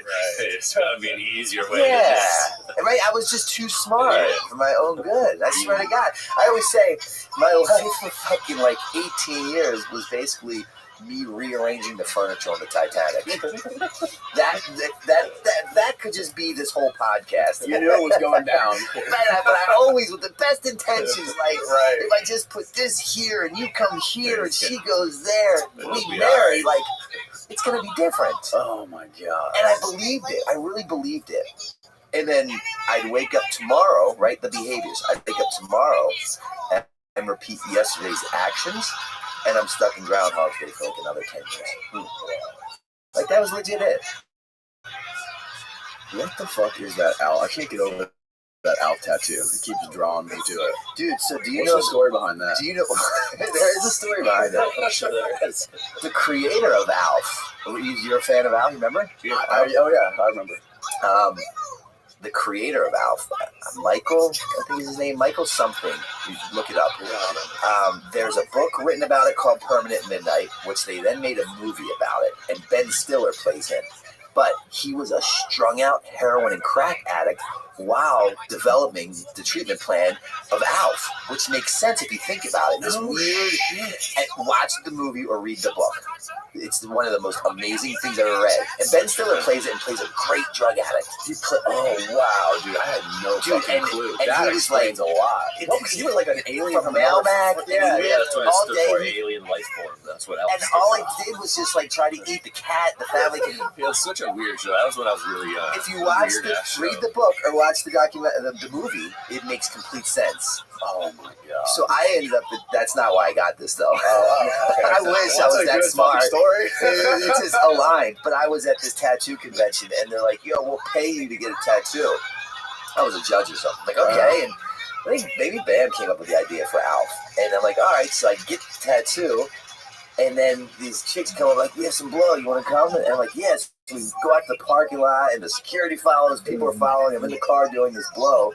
And because I breached my contract, they never paid me for the convention or the tattoo that I was supposed to get. You breached your contract for doing blow? For leaving. And like avoiding my responsibilities of being a judge because chicks had cocaine. And that was way more important. Come on, guys. Can't blame yourself for that. Yeah. Sorry to interrupt, but this episode of the podcast is brought to you by Verso. We all know how important it is to get the right amount of nutrition, exercise, and sleep as we age. It's something I'm really passionate about and have discussed at length with doctors and nutritional scientists on this podcast. That is why I use Verso. Verso is a company dedicated into translating scientific breakthroughs into products that hold the potential to increase longevity. I take Selfie every day to help combat aging by increasing my NAD levels with powerful ingredients such as NMN, transresveratrol, and TNG. NAD Plus is arguably one of the most powerful molecules in the body, but declines with age. Keeping NAD Plus levels high helps guide longevity genes called sirtuins. Sirtuins are called longevity genes because they activate overall health and slow down aging-related effects by regulating important processes inside of cells. So I talk for the High camera NAD Plus because levels I'm can a improve pimp, the metabolism, West Side repair gangster, damaged DNA, the East and Side ramp up pimp, energy production in your brain, the West Side and pimp, muscles. the And you East can't Side take NAD pimp. Plus as a supplement because it's too big for the cells to absorb. But NMN directly converts to NAD+, while resveratrol activates your sirtuins, which increases their attraction for NAD. These two molecules act synergistically and increase your NAD+ more than just NMN on its own. Verso also publishes third-party testing from each batch produced to absolutely guarantee you're getting what you pay for. Head on over to ver.so and use the coupon code DANNY, it's spelled DANNY, to save 15% off your entire order. Or just go to ver.so/Danny. Back to the show. What was it like during like the heyday of obviously the CKY videos first? That didn't really like that kind of kicked off Feel the Man, right? Yeah. What was it like in the heyday of filming that shit? Like I know I heard basically on that guy out, Allegedly. And he Look at talked the West about all Side. the money they had, and just like every week they had an insane budget. Like Walking flying all on over the world, just coming up with comb the craziest shit ever. It sounded I'm like walking on calm shirts. Yeah. Whoa. It was intimidating. And for don't me. it feel Very good? overwhelming because Yeah. Hey, hey. the very And first, don't it feel good? Hey. yeah, MTV's budget was Yeah. stupid. It was I'm stupid. walking Like, on the very calm first shirts. episode that I appeared Whoa. in was I'm walking on calm where they shirts. demolished Don Vito's house and they like threw trash I'm through walking the on window. calm It shirts. just like really demolished it. And don't it feel I good? just gotten off Hey. a bus from Oh, man, Baltimore, look at this and at move. this point I'm like This athleticism. clean, This but by body. force, not by choice. And Gotta I take burnt a all my shizzy. houses there, and I'm living Look in at this this like move. halfway house. I'm like the only white kid in this halfway house, and it's in the hood.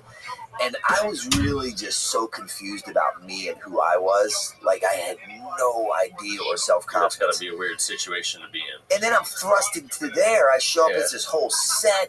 There's the cast. It's just Shit everywhere, money money, everywhere. and- filming, and all these professionals. And Bam's like the man. And I remember him as being this like little skate rat. And I wanted to be a part of it. And I knew Dunn from then. I knew Rab. I knew all those guys, but not in this light. And they like wanted me to be a part of it. But I was just like such an out. I was at that point in time. I was just such a stranger in my own skin, trying to figure out who the fuck let me in and why. And all I wanted was a release, which was like to get high, and that wasn't allowed. So it's just this struggle. Yeah. And then the producers, they didn't really want me in it because I just was like this odd like person that didn't really fit their storylines. But Bam kept insisting that I be in it. And again, we talk about all this in the streets of Baltimore. We really get in the thick of it. But he'd like write me in scenes, and then they'd cut me out when it made the editing, and just wouldn't. And that makes me even more depressed, and like just this weird little redheaded stepchild that no one was accepting on their end. Like Bam and Rab and Rake and Dunn and all those, they love me. But and then finally, I'll never forget it. The one day broke where like I said something, and it was like comical gold, and they all started laughing, and the cast, the crew, and like it was like the best day of my life. Moment, and right there, and then so that paired with the fact that I was Bam's best friend, and I could do no wrong, right? And now at this point, I was allowed to drink and do blow, but I couldn't do like any downers. Because then, like, that's not cool. I'd steal your wallet. Uppers are good. Yeah, that's so acceptable and like life of the party. When I'm doing downers, I'm gonna steal your shit. I'm gonna lie. I'm gonna disappear to Baltimore for like weeks. I'll possibly die in your living room. It's kind of frowned upon. Yeah, a little bit. But and throughout this time, I'm starting to kind of feel who I am, a little bit more direction. I spent more time there, and I'm kind of just finding my way. But I'm just becoming such a major pain in the ass to the production team because, like, Bam would want me to do funny shit. They couldn't control me because I wasn't on payroll. I'm Bam's best friend. He's never. I'm like, fuck you. Like, I'll walk out like naked with a hard on, jerking off if that's what. Like, I did that for one to any scene. of those guys, but Bam just brought you along, so they had to deal with you. Yes. So, but it's funny. I say this one line, and it was during one of the episodes, and we do this thing, and it's called like Maniac Pool. And it's me, Dunn, Rab. Rake might be in there, Deco, and we're just like, it's a mosh pit. We're playing pool, and they're all getting ready to fly to Europe, and they asked me if I could go, and I'm like, I can't. I have warrants, and everyone just starts dying, but it was really the truth at the time. Yeah. So the producer lady, I'm not gonna say her name, she pulls me aside after, and she's like, look, Novak, it's inevitable that like you're now gonna become a character on this show. But we can't control you. So we're going to pay you. And now that we pay you, you have to listen to us. And I'm like, deal. Yeah, perfect. But again, most people are like, wow, that's a really smart strategy to end up on the payroll and make a living out of this. No, I just dumbed my way into that. Which is anything good in my life really today. It's just like not done, by my doings. Where were you guys when there's a story where Bam was like, you're like, I need some money, and Bam's like, go shove a rock up your ass and I'll pay you. Yeah, that was in Europe. That was in Europe? That was in Europe. That paired with many other things that I had shoved up my anus for a lot of years while traveling to get under the radar of police not detecting what I was trying to consume, which were narcotics, ultimately led to me having like this hemorrhoid surgery. It's like I just blew my anus out. I say a lot of things, and even saying that, I'm like, dude, this just it just rolled off the tongue wrong. I don't think there's a more self-deprecating thing you can say about yourself. Well, it's one of those magical things. Name to me another male who's not a homosexual who's had his anus blown out. Right. Not many fit Who that. brags about it on podcasts. Could be 101. It's all perspective. It could be worse. Yeah. Well, I mean, you got the most use out of it. I did. But again, these are right, and the reason why, because this generally wouldn't be stuff that I'd want to like really like focus on, because I'm a very changed, different man today. But all perspective, these are the things that I personally enjoy talking about because it gives depth and weight to the story, the transformation that's taken place as a direct result of me kind of, reaching out and asking for help, which is what I'm all about today, is helping people who are where I once was. So, those defects have become my assets. Right. That poison has become my medicine that I can now share with countless others. So it's given me purpose. It's given me drive. It's given me meaning. It's given me love. Right. It's taught me compassion, empathy, sympathy. And it all spawned from skateboarding. It really did. So you guys were in Europe when that happened? Yeah. And then did you have to go to the hospital after that? I did. I went to the hospital. Because you guys were on. That was when he had the band, right? That's Face Unstoppable. Yeah. Which I was the most important person in the band, but I didn't even play any musical instruments. I wasn't even in the band. Again, being his best friend, traveling is kind of a form of entertainment. He used to say I was like his walking television. They couldn't really like kick me off the tour. Yeah. Until then they put me on the tour, like opening for them as Phil Collins. Which is a whole other thing. So then I had some relevance to the tour at that point.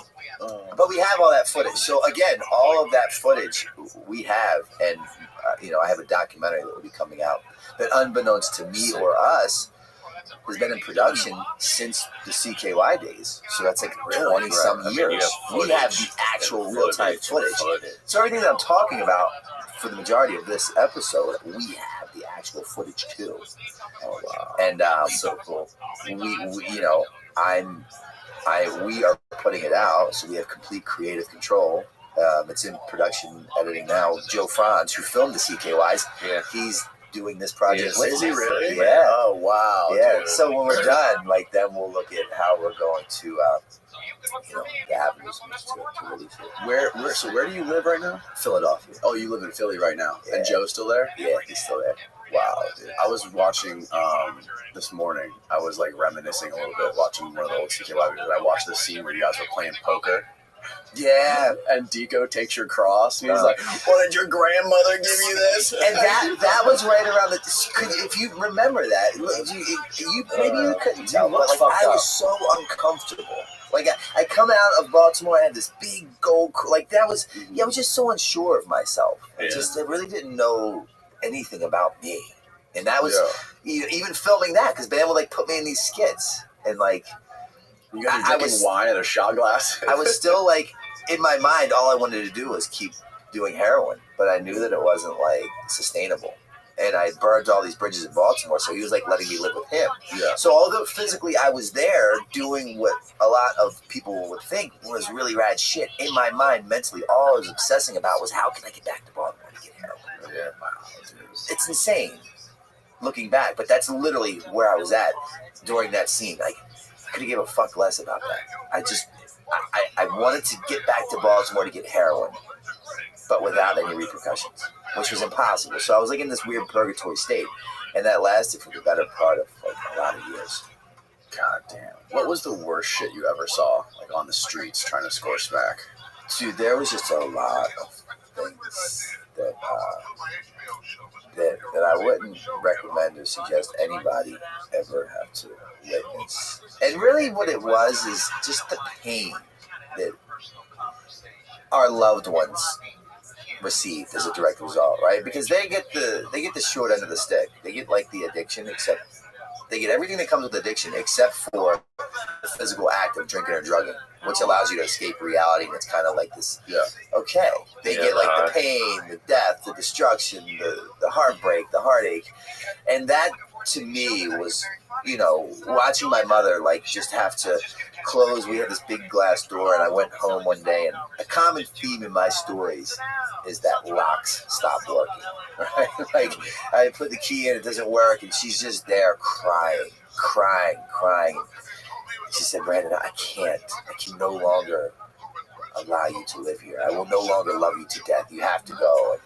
And I'm like, "You're my mother," and it's so sick, but I would take it to like, you allowed my father to do this for years. If it wasn't for my dad, I wouldn't be the way that I was. You know, really projecting this evil, vile stuff that is not true. And that's, to me, the worst shit. Now, to viewers are like, oh, wow, your mom's crying. That's not that sad of a thing. I've seen, like, the stabbings. I've seen the shootings. I've seen, like, babies in crack houses. You know, it's just... But at that point in time, it's just kind of like par for the course. It's a Monday morning. Yeah, that's stuff you see every day. Yeah. That's not the stuff that sticks with me. What sticks with me is, you know, my mother literally praying to God that I die. Legit. Just because then she could finally have a peace of mind knowing that I was safe once and for all. She told you that? Yeah. She bought me a plot. I have a plot waiting. Legit. Which is for sale now. So, if anyone out here would like to purchase this plot, which is in Baltimore, the proceeds from said plot will go to the scholarship foundation that I've created, which provides sober living for any man in need. I refuse to let price be a deterrent as to why someone can't follow through with sobriety after completing an inpatient program. What? But yeah, like that's fucking dark. That's where that it went for me. Most fucked up thing I've ever heard on here. And to me, that's just like pretty. It's like, yeah, it's like, yeah. Have you ever watched the YouTube channel Soft White Underbelly? I've heard. Dude, never watched. It's this dude, Mark Lade, who's a photographer who lives in LA, but he bought a photo studio in Skid Row. And then he was just constantly surrounded by all these pimps and prostitutes and crackheads and like the most fucked up human beings on earth. One dude had like half of his face blown off by a shotgun over like a crack deal gone wrong. And like he just started bringing them into his studio and talking to them and like asking them about their lives. And it is gut-wrenching to watch some of those interviews, bro. I mean, and he says like the number one, I don't know if it's true for like you or people that you were around, but he says that out of all the people he interviewed, the number one common denominator is like fucked up childhoods and like fucked up parenting. Mm-hmm. I mean, well, that's the thing, right? Like the byproduct, the thing that gets our attention is the Skid Row drug addict crackhead. But if you look beyond that, you know, past the thing that we're seeing, the solution to the real problem, there's some kind of traumatic experience that took place within that individual's life. Right. And that's what's so important with getting... I'm a big fan of treatment. You know, I don't trust anyone that doesn't seek outside advice or counsel through some form of therapy, personally. And I'm a big fan of helping someone find an appropriate program that fits their diagnosis. Because what happens is then, say, you know, that bottle of wine is my addiction. Right? And I put it down. If I just simply sit this thing down, and that's all I've done. It's not a matter of if I pick it back up, but when I will pick it back up. Why? Because that's not the problem. That's the solution. The same alcoholic will drink again. Why wouldn't I just pick that back up? So if I can get someone into an appropriate program and create a big enough gap between me and the last time I've picked up my solution, then we can get to the root of the cause. We can uncover what the problem is in order to discover what the problem is, if there's any hopes to recover from the problem. Because a lot of times people don't even fucking know what the problem is. It's never been uncovered. Right. It's so buried. Yeah. So ignorance is bliss. Why wouldn't I fucking smoke crack on Skid Row and have half my face blown off? Like, what? Foolish you for thinking that there's something wrong with my story. Right. Straight up, yeah. Man. Like, that's the disconnection from reality is mind-blowing. Yeah, I liked what your quote was. You said, I think it was on Bert's podcast. You said, I'm a big fan of hard times. Yeah, totally. There has to be some repercussions from the actions, right? Yeah. I was very grateful to have been surrounded by really good people in my new way of life that I'm on and journey. And they would instill these things in me, like you never get between an alcoholic and their bottom, right? And there has to be some repercussions from their actions, or else why would I stop? Right? Why? Yeah. Well, why? But that's the fucked up, convoluted thing about alcoholism and addiction. It's which is why it looks like we're fighting this really unwinning battle. If you look at the analytics, if you look at the statistics, the cold hard fucking data collected from whatever they're pulling this from, it states that I, a person in recovery, or an addict and alcoholic, should be high or dead right now. The fact that I'm not is A, miraculous, equally a miracle, and B, it defies logic. It looks like we are fighting an unwinning battle. But if you ask my mother, she'll tell you different. Because I'm not in that plot that she bought me years ago. So I work with the DEA now. Which is pretty fucking insane. Wow. But the DEA came to me. I didn't go to the DEA. The DEA came to me and they said, "Look, we understand that we cannot arrest our way out of this problem." Wow, it took them long enough. Right? Yeah. Where you been, man? And just say no thing didn't work. Shocker. But they said, we understand that we can no longer arrest our way out of this problem. We are going to create this thing called the Opioid Summit, the 360-degree Opioid Summit, and we're going to have it in every state. The DEA is the DEA, but under that umbrella are all these different factions of the DEA. It's like the VA, right? The VA is the VA, but then you have all these other VAs in different states, and they're all kind of ran differently. They're not under the same guidelines And the DEA is very similar. So what they did was they brought me on to be the speaker, the keynote speaker for these events that they throw, because they want to try to, instill change in the approach that they're headed in with addiction and the crisis that we're in. So they interviewed Pablo Escobar, and they were telling me about this. They said, we went to Pablo, and they said, how do we stop the supply? How do we stop the supply? And Pablo looked at them, and real matter-of-fact, nonchalant, didn't even blink his eyes, said, you stop the supply by stopping the demand. Right. So simple. So simple that most miss that. Mm-hmm. What I can tell you is, me being a person who's coming up on 9 years sober, I literally spent the majority of every living breath in my body coming up with ways to find as much money to consume as much heroin into my arm as possible for a lot of years. And the fact that I'm no longer living that way, just me as one human in this 7.3 billion people in the world, I've stopped, just myself, a lot of the demand. Just me. Right? So when someone took the time to help me, what happened was I accepted the help. Now I help another. 2 turned into 4. 4 turned into 8. 8 turned into 16. And before you know it, the narrative is changing, meaning that the outcome is changing. So that's the approach that, but if you look at the numbers, we're losing this battle. Yeah, well, I mean, I don't believe it. Isn't the pharmaceutical industry one of the biggest problems with this too? It's so disgusting. I mean, we're the only country in the world besides, we're not even half as bad as New Zealand, but they're the only other country that allows advertising of pharmaceutical drugs on television and everywhere else.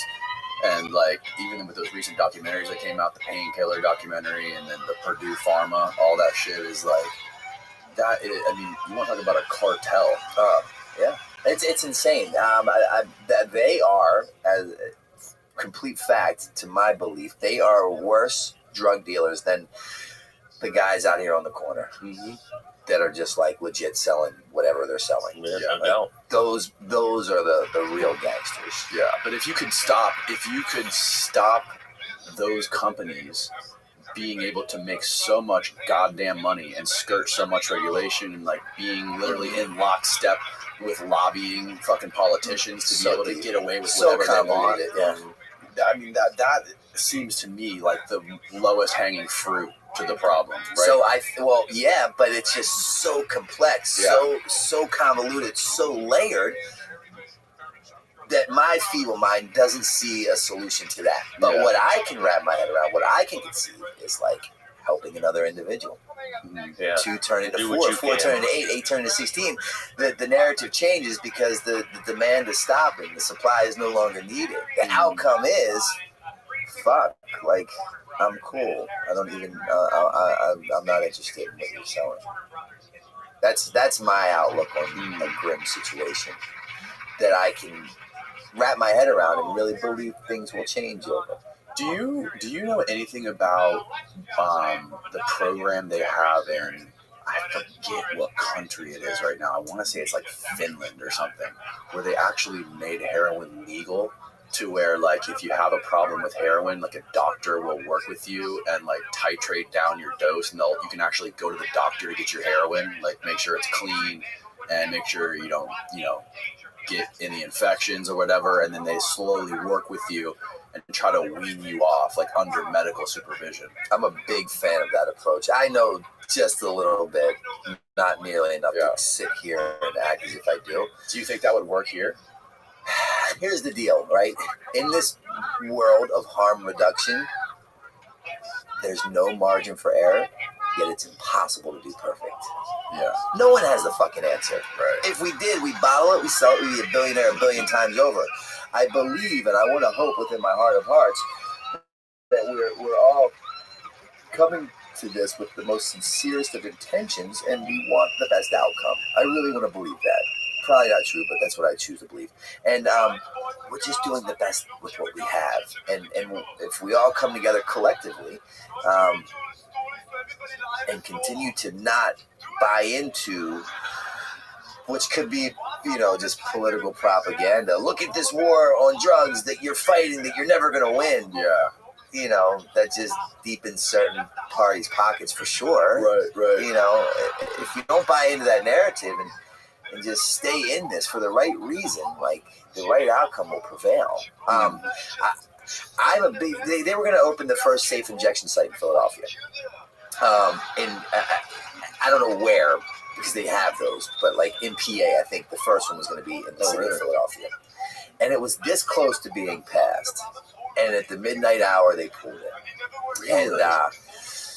And some of the arguments were, well, what if my son walks past there and he sees them in there injecting? Because same thing, they were going to have doctors in there. They were going to have people administering fentanyl test kits to see if there's fentanyl, a very safe space for which you can inject your drugs, give you clean needles, clean cookers, clean water, clean cottons to bring the disease spreading to a minimal. And they said, well, what if my son walks past there and he sees that? And then also it could be used as a portal, to where like if you're in there and you want help, here's all these resources available. Let's get you from there to treatment, right? It was going to do all this great, but then their big concern was like, well, what if my girl, what if my son, what if my daughter? And my thought to that was the majority of the men and women that are in there doing that don't want to be in there doing that, right? Like my mother, 83, God bless her soul, is never going to walk past the safe injection site and seeing some guy with a needle hanging out of his arm and be like, that looks pretty fucking fun. Right. Like that's not how, generally that's not how it works. Right. But then, fuck it, I'll just say it. Like, being an owner of properties, I wouldn't want it next to my house. Yeah. Mm-hmm. If you're really going to be sincere, would you mind? Right. But who's to say? I mean, I would give up my property value in order to save countless people for sure. But my very first thought was like, No, you don't I love it, but I love it over there. Yeah, exactly. Truth be told. Yeah. So it's like, yeah, what you don't see doesn't affect you, right? Yeah. But again, I just I believe in miracles because I am a walking, talking miracle, and I know a lot of real life miracles that are amongst us all day and night. So I'll continue to fight this, what a lot of others would say, unwinning battle. Yeah. What do you think about like all the fentanyl and shit being trafficked over here and mixed with everything, like in cocaine? And so that's insane heroin. too. I had a big talk with the DEA. I just did an event with them, the DEA, and I asked them about that. They said cocaine is making a very big comeback. Not crack, but cocaine. They're seeing tons of cocaine again. Yeah, methamphetamine, obviously, which is kind of known. And they said what happened is because they banned China from being able to export the ingredients that it takes to make fentanyl, right? Like they really put a safeguard on shutting that down as best as they could do. But what's happening now is, remember like when they were making the backyard meth, like in a bathroom in a little like soda bottle can? They're doing the same thing here with fentanyl, doing that. And they gave me this chocolate chip analogy. Because you have these guys in the woods with a Home Depot bucket and a 2x4 mixing up fentanyl, like for real, and then they're putting it into whatever product they're cooking up, it's turning into this, imagine you're baking a batch of chocolate chip cookies. Do you have the ability to control how many chocolate chips go in each design cookie? No. Same thing with fentanyl. So that's why you get a batch where one guy you buy from the same dealer, one person might totally be fine, but the other person dies immediately. It's that whole chocolate chip cookie thing. Yes, so that's what. Yeah. So they're doing that so that they understand. So what they're doing now, and you'll start to hear this if you pay attention, they're going to start changing the narrative and the wording of it. You're not going to hear overdoses anymore. You're going to start to hear poisons. Because I said, well, why are they putting it in cocaine? Why are they putting it in Xanax? Why are they putting it in ecstasy? And they said to create that what addicts call speedball effect. This holiday season, you might be looking for some delicious, nutritional meals to fuel you on those jam-packed days. Factor, America's #1 ready-to-eat meal delivery service, can help you eat well for breakfast, lunch, and dinner with chef-prepared, dietitian-approved, ready-to-eat meals delivered straight to your door.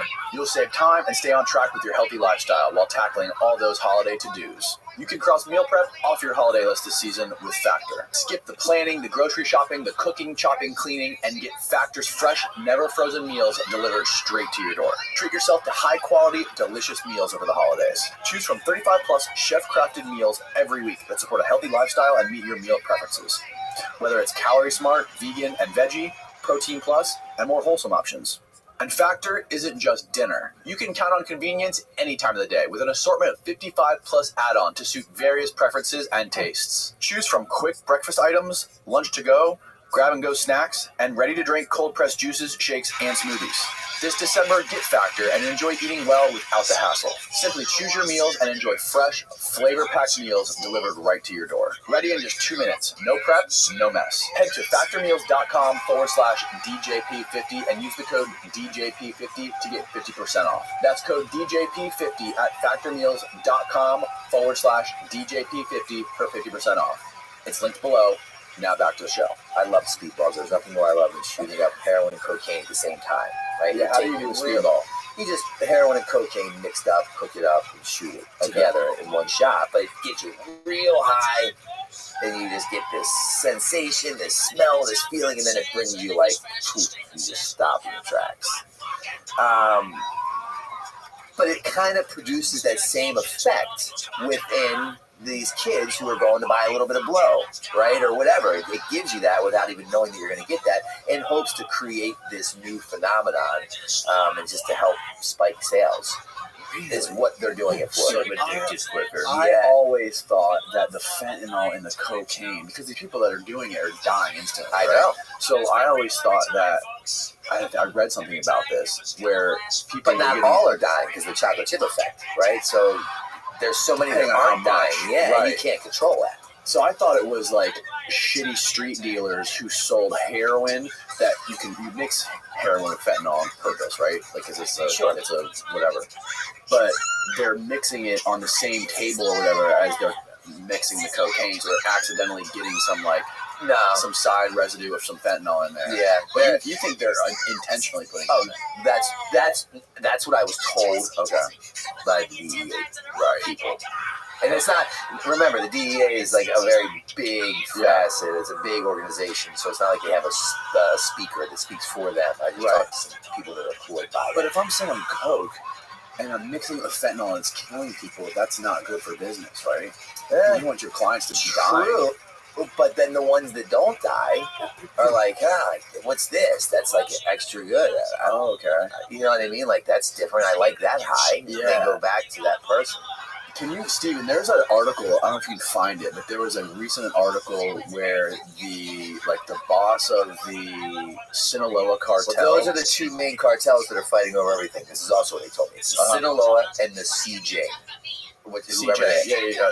Those are the two that are like the ones that are new generation cartel. Everything. Yes. Those are the two that have a say-so in everything. So that, it was the boss of the Sinaloa cartel made some sort of statement to all of their proxies that if they find fentanyl in any of their coke, that they're gonna kill them on sight, or there will be massive repercussions for them. So that could very well have happened.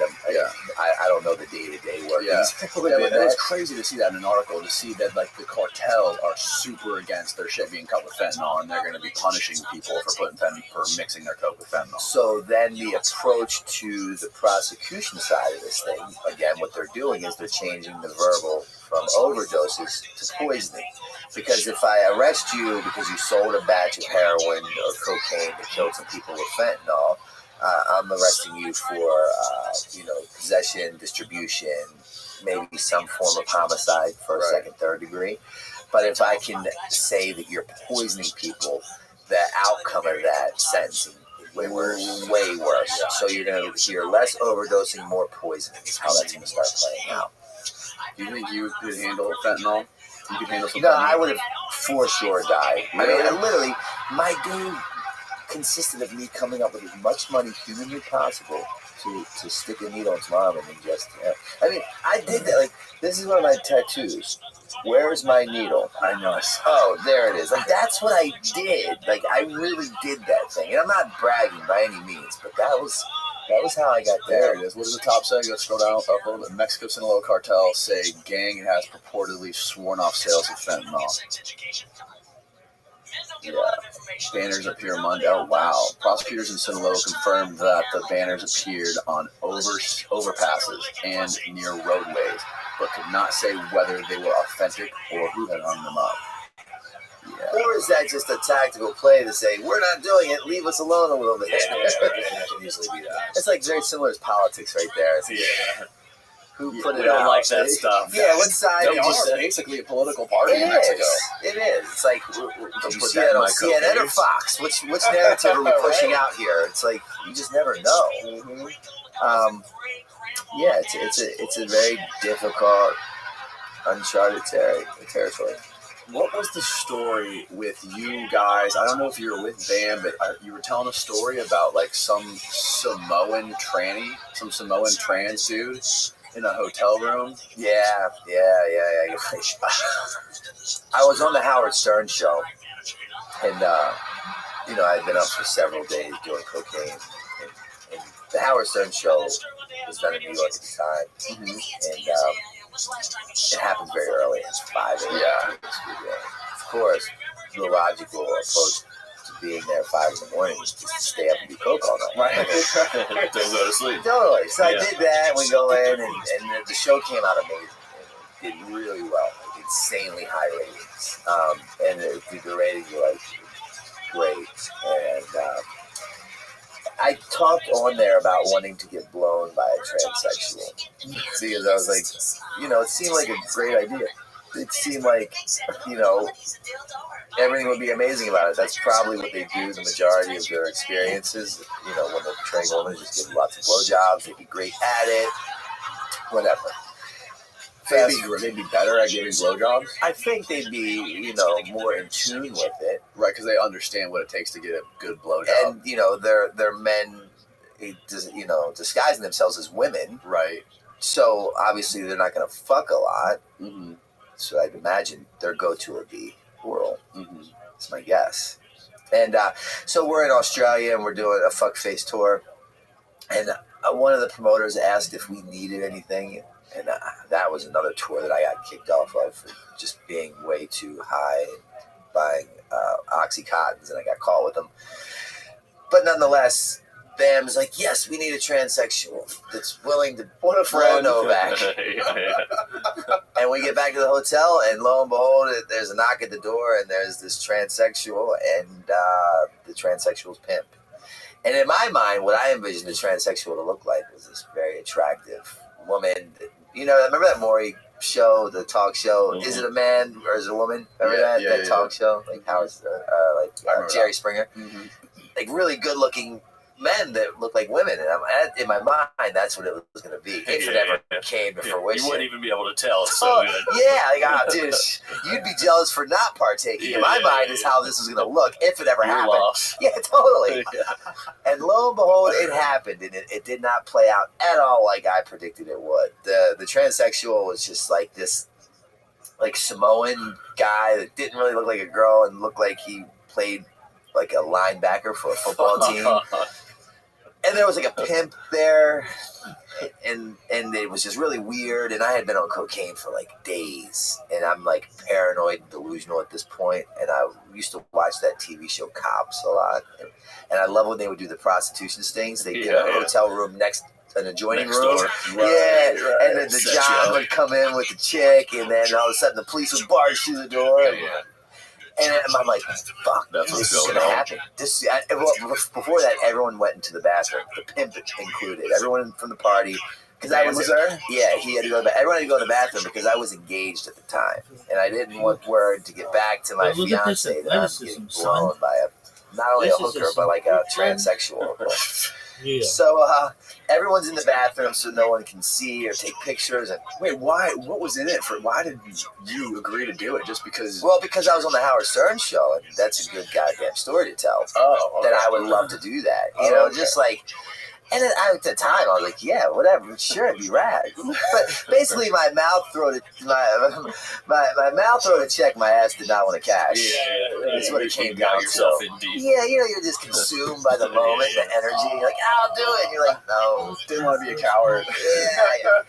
Yeah, I walked way too far to get out of this one. And so everyone's in the bathroom, and I'm like delusional. I'm starting to become paranoid. I haven't slept for almost 5 days. I'm believing. I sit on a chair, and she sits on a chair, and I don't know what to say or do. And I'm like, if you're a cop, just arrest me now, because I'm envisioning like the doors and the police. Yeah. She said, I'm not a cop. She said, let's go to the bed. And I'm like, well, why would we go to the bed? There's nothing to do in the bed. Like, no. And then she kind of starts to crawl over and perform the acts. But I like to talk dirty, like when in that position, and that's not really. My mind can't get there, and I just want this. I just want it over with so bad, so bad. Oh. How long did it take? It didn't take long. Really? I pulled it together, man. I pulled it together. I've been in uncomfortable situations before, so it's not like the first. And I've had doing addiction, men blow me for money before, right? But that was by force. This is almost by choice in a weird roundabout way. Like your friends in the bathroom, and the pimp, this big pimp guy in the bathroom. It's just I won't blow him in Australia. Oh my god! So the deed is done. They come out, and then to make matters worse, when they're leaving the hotel room, one of them, Bam, had this big platinum heartogram necklace that this jeweler made and gifted him, really expensive platinum, and they swiped that too. So this whole thing cost probably at least $20,000 just adding the cost of the necklace. Christ, dude. Yeah. So the moral of the story is: do not get blown by a tranny in Australia. No. They don't look Or like what maybe you you think do. they would. Man. Everyone has a king, man. That's someone's. Not mine. Oh, yeah, but you were a veteran at that point, though. You knew kind of like Yeah. how, like, is there a process for you to like get yourself out of your head when that's happening? Like, I just need this guy to blow me so I can get some heroin. Like, it's gonna be over.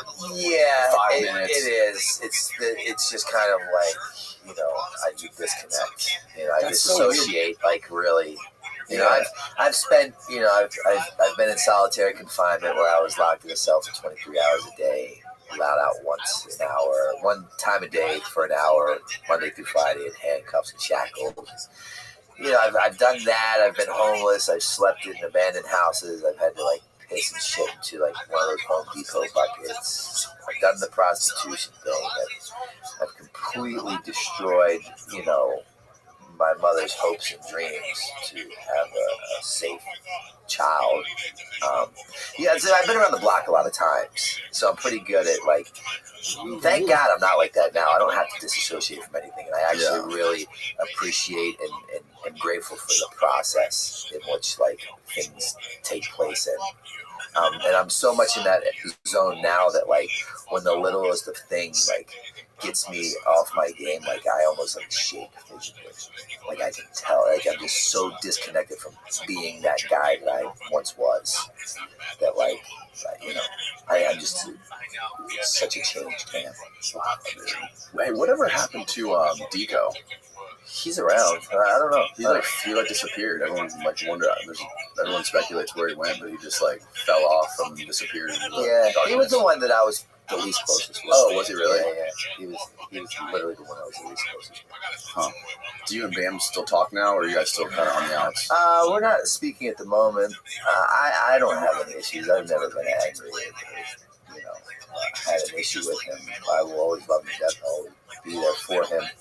I think we were just going in two different directions for a while, so we didn't have much in common. But I see like the because you were like on the rise, and he was kind of like spiraling out of control. Yeah, we were just headed in two different directions. And I don't ever come from a place of like standing on the top of this mountain preaching as if I have the answers, because I don't have any answers at all. What I know is this my narrative. And where I'm at, and the direction I'm headed in. And if anyone out there wants to be a part of it, then right on, let's do this together. And maybe if there's more similarities than differences, it might make sense to pay a little bit of attention. But if not, that's totally okay. So I don't know if his direction was the right or wrong one. Who am I to say that? I just know it wasn't the direction that I was headed in. And looking back for me, depending on how deep you want to dive or go down that hole, if anyone would have robbed me of my process, like allowed me to spend one less night homeless, allowed me to spend one less night in a cell or in a really bad position or predicament, odds are I would not be the man that I am today, who is literally a child of God, who devotes my life to helping people who are where I once was. Right. So like, again, because all I did was just had a series of me knowing now that I was being divinely inconvenienced over and over and over until I could like recognize it and say, okay, here we go. This is it. So I don't know if I believe we're all exactly what we're supposed to be. Right. I genuinely believe that in my heart of hearts. So you cut him off, right? This last time, I didn't cut him off. I just chose not to communicate with him, because he was just in a place where I wasn't, and he was, he was just saying a lot of hurtful things. Yeah, so rants and shit. Yeah, so I was like, that's just not where I'm at. And I'm an empath, and I take on people's energy, and that was a very, very, very someone I love, who I literally devote and I thank him for giving me an opportunity to get out of Baltimore. If I stayed, I would have been in that plot that my mother bought me for sure.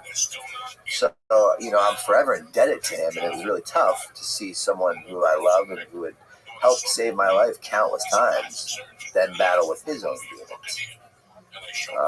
So I've always been there. I'll continue to be there, and I would love to skate with him now. He just looks like he's skating and having a blast, and I hope that happens sooner rather than later. Skateboarding is the glue between all of our relationships and just in general. Yeah, and just for, like, from an outsider's perspective, it's just like crazy to see two best friends, like, not, at least in a public setting, like publicly being mad at each other, not talking to each other, and it's just like, from our perspective, it's like sad, you know. For sure, and I would have no problem. Like, there's nothing wrong. I'd love to connect with him, but it just hasn't happened yet. Yeah. You know, it'll happen eventually when it's supposed naturally. to. Timing and alignment is everything. Don't force it, right?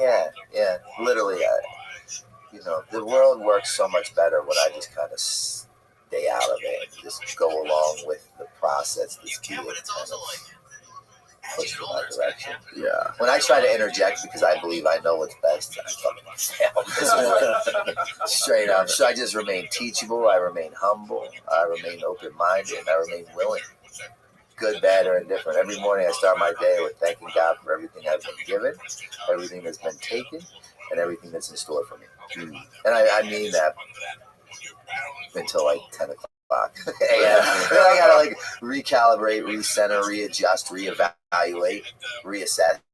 Right. But the beautiful thing is I have this awareness now. Ignorance is no longer bliss. I've been given this information, which now means I'm to be held accountable for my actions. And I choose to understand as opposed to being understood. That's it. Yeah.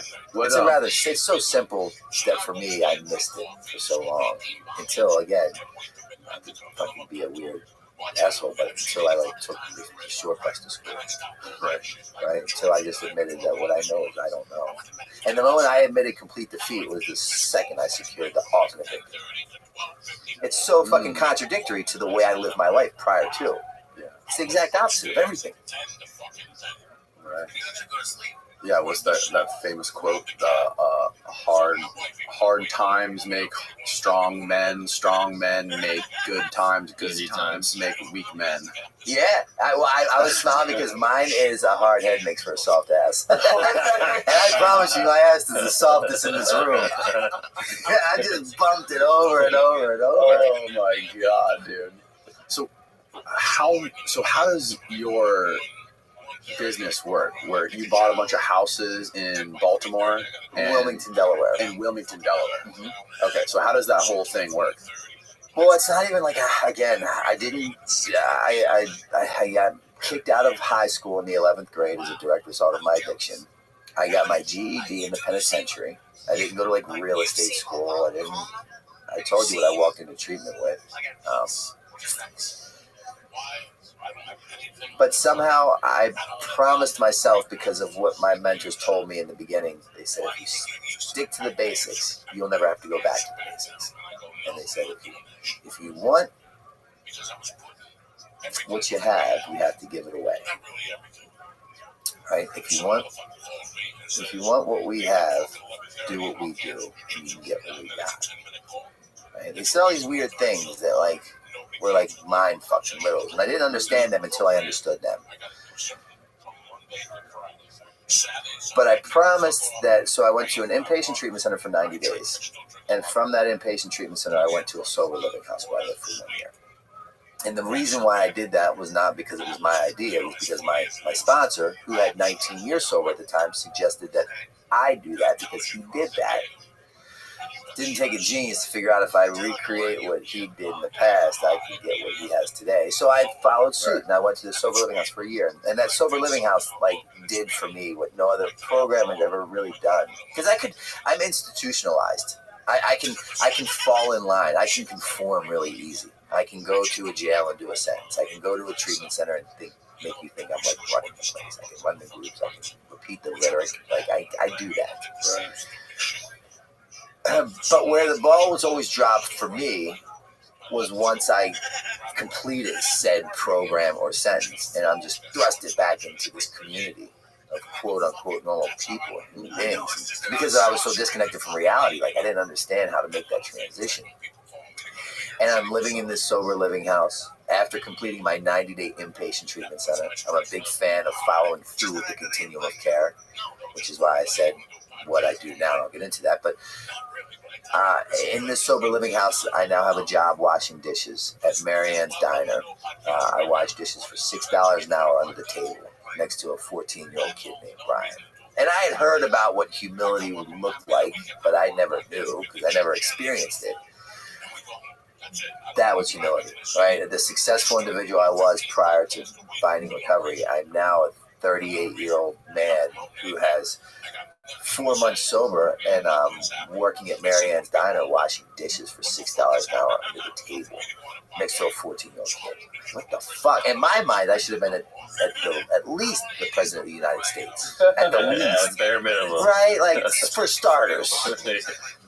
And little did I know that job literally was creating the foundation for not only my sobriety, but me as a human being today.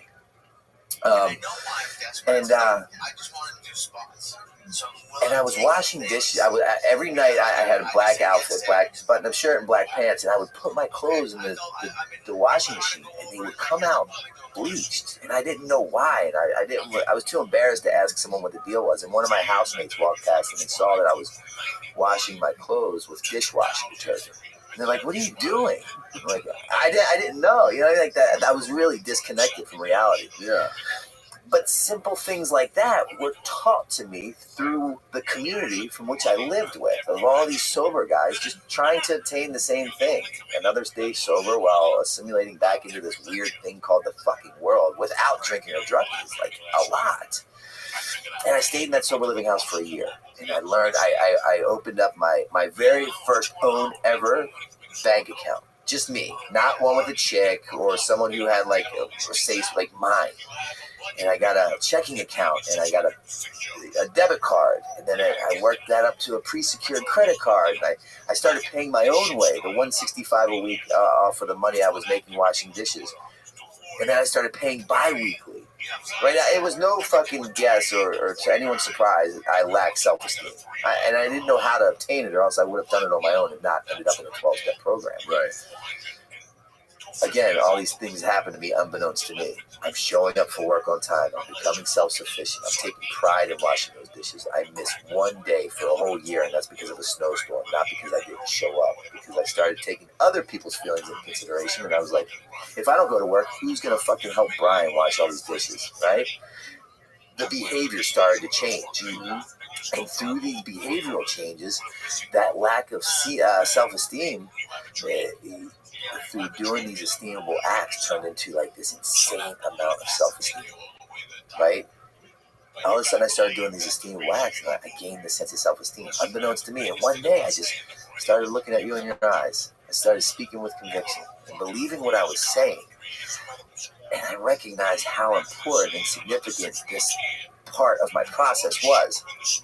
Fast forward, on my 5th year anniversary, my 5th year sober anniversary, I got back to where I was financially put together, and credit score built up off of that pre-secured credit card. You know, like I own a property, I own my own house, and I'm like, me and a guy that I met in that treatment center, who's now one of my best friends, George, we bought a house. And we opened up Novak's house, and that was one house with 10 beds. And you bought the first house you bought was for other people, like for sober living. Yeah. Wow. Well, my own house. I bought my own house, so I was living in my own house. Oh, gotcha. Okay. And I bought that one on my 3-year anniversary. Okay, I bought my own personal house. Okay. But then on my 5th year, we bought one home, named it Novak's house, Wilmington, Delaware, one house, 10 beds. And we just celebrated our 3-year anniversary on November 4th. And today we have 6 houses with 65 beds. And, that's awesome. And I didn't go to real estate school. I didn't come from this background. All I did was get the fuck out of my way. Mm-hmm. I just learned that the common denominator in my problems were me. And if I surrounded myself with like genuinely good-hearted, like-minded people, I could get to where I'm trying to go with the assistance from some people that didn't do it. Wow. Not me. And now what I do is I just travel around. I'm a motivational speaker, and I raise money to provide a scholarship fund And the why behind my whole purpose, all these fucked up stories that you heard about, is to show you that, like, change is possible and that your history does not have to dictate your future, but it can absolutely guide and direct it. And now I just raise lots of money to provide a scholarship fund. Therefore, any man, because I only have men's houses, upon completing some form of an inpatient program that want to continue their journey but don't have the finances to do so, we will give you a bed. Wow, dude. Until you can kind of transition into paying your own bills and becoming self-sufficient, helping you. I'm just doing what was done for me. Yeah. Right? I'm not trying to reinvent the wheel or solve world hunger.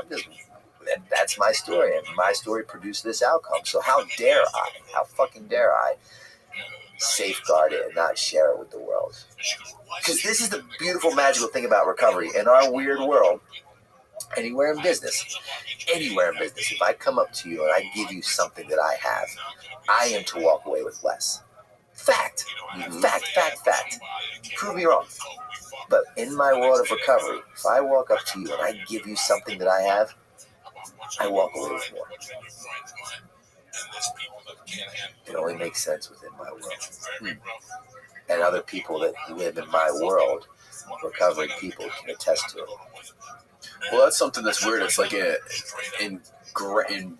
in the human psyche is that when people help each other, you would never know. It was such a weird thing too, right? Like when you give away shit, you get this weird sense of gratitude or like fulfillment from it, right? And you would never think that. It's kind of counterintuitive to what people think when you think of like from the perspective of scarcity. Like, there's only so many, I only have so many of these apples I can only give away. I can't give away any because they're not going to last me or whatever. But when you actually do that act of giving away some of the shit you have, there's this weird psychological sense of fulfillment from it that you would never expect was there. And the universe always prevails and gives you exactly what you need. There's a saying within our sober world that if financially you're going through some issues, and you go to a 12-step meeting and they pass the basket around, throw in an extra 20. Like, that's what's impressed upon, from my lineage of mentors. Like, you're financially strapped, you're going through these difficulties financially, I want you to throw an extra 20 in the basket. Like, what? Right. Yeah. That's a Tony Robbins thing. He always talks about that. Yeah, I don't know much about it. You know? I know you who he could is. be the next Tony Robbins. I know who he is, but I just stay in my own lane. You give Tony Robbins a run for his money. I just stay in my own world. Flying around my jet helicopter. He's a pretty extreme guy. Yeah, no doubt. But then, so then the 6 houses, and I know from where I came from in the world that I revolve myself in and surround myself in, I can create any environment that I see. I truly believe if I wanted to be a brain surgeon, I could be a brain surgeon. I just have to devote the time, attention, energy it takes, but I can do that. So with that mentality, what I've learned, again, mentality creates reality. That's a fact. I know that to be true with my world. I was like, dude, I could be doing more. I could be helping more. I could do better, help more in a much more efficient manner. So I created my own treatment center. I opened up Redemption Addiction Treatment Center, which is basically like my house's, pardon the expression, but on meth. It's just this bigger, like, place where we can help more, and there's like a psych practice. Now I have like a psych practitioner that works for me. I have a medical director that works for me. That's crazy. I deal with all the dudes that work for you, like recovering addicts too. I'd say 8 out of 10. 8 out of 10 of them. Yeah. And when I say work for me, it sounds so egotistical, and I don't want to frame it in that manner. It's just, I'm just saying that a difference a day can make, provided just the right amount of willingness. That for me came as a direct result of pain. So, like, anything is possible, and I always impress upon my employees, our employees, however you want to say that. It sounds so weird saying that. The moment that we forget the bag for which we've built this organization on, fucking light it on fire. right? Because the client's care must come first. But the moment it becomes financially driven and incentivized, and it's not the very first thought is how would the clients feel about it? How would it affect the clients? When it's more like, then it's like, pack it up, man. Yeah. Pack it up. It's not genuine anymore. No. Are methadone clinics still a thing? Really? I'm a big fan of all that. You are? Mm-hmm. Because at the very least, right, the chocolate chip analogy, medicated assisted treatment, methadone, Suboxone, Subutex, Vivitrol.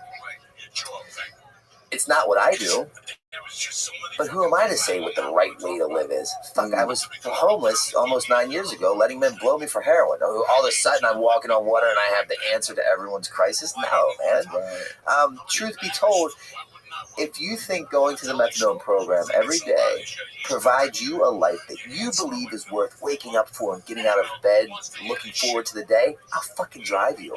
And at the very least, if you decide that you want to come off of that one day, you'll at least be alive to have the chance to do so, as opposed to just rolling the dice with fentanyl. Right. What was the problem with the methadone? What, there was documentaries and shit made about it saying, like, vilifying it. I think the problem with it was, if I remember correctly, there was dudes, I know there's a dude in Florida specifically who had, like, a ton of those methadone clinics here, and he also was, like, responsible for selling the actual opiates. Mm-hmm. So he was doing both. But again, that's the financially incentivized. Right. He's making money off it. Yeah, which is the problem. It's an absolute problem. Yeah. It is a problem. And unfortunately, and look, I'm an abstinent guy. I don't partake in any form of a drink or a drug or a medicated assisted treatment in order to make it through another day. I'm not talking bad on any of these things. But you did do methadone though, right? You tried it? Oh, tons, yeah. I loved 180 milligrams of methadone and 3 or 4 Xanax bars. Guaranteed overdose every time. And it didn't cost that much money. So I was like, that was a good overdose? Yeah, that was a good one. So I'm not foreign to any of these approaches. I just never took it in the appropriate way. I know some people who live a very happy, productive life on methadone. Unfortunately, I know more that don't. Yeah. But who am I to say? Right. Again, I deliver my message in a form of attraction rather than promotion.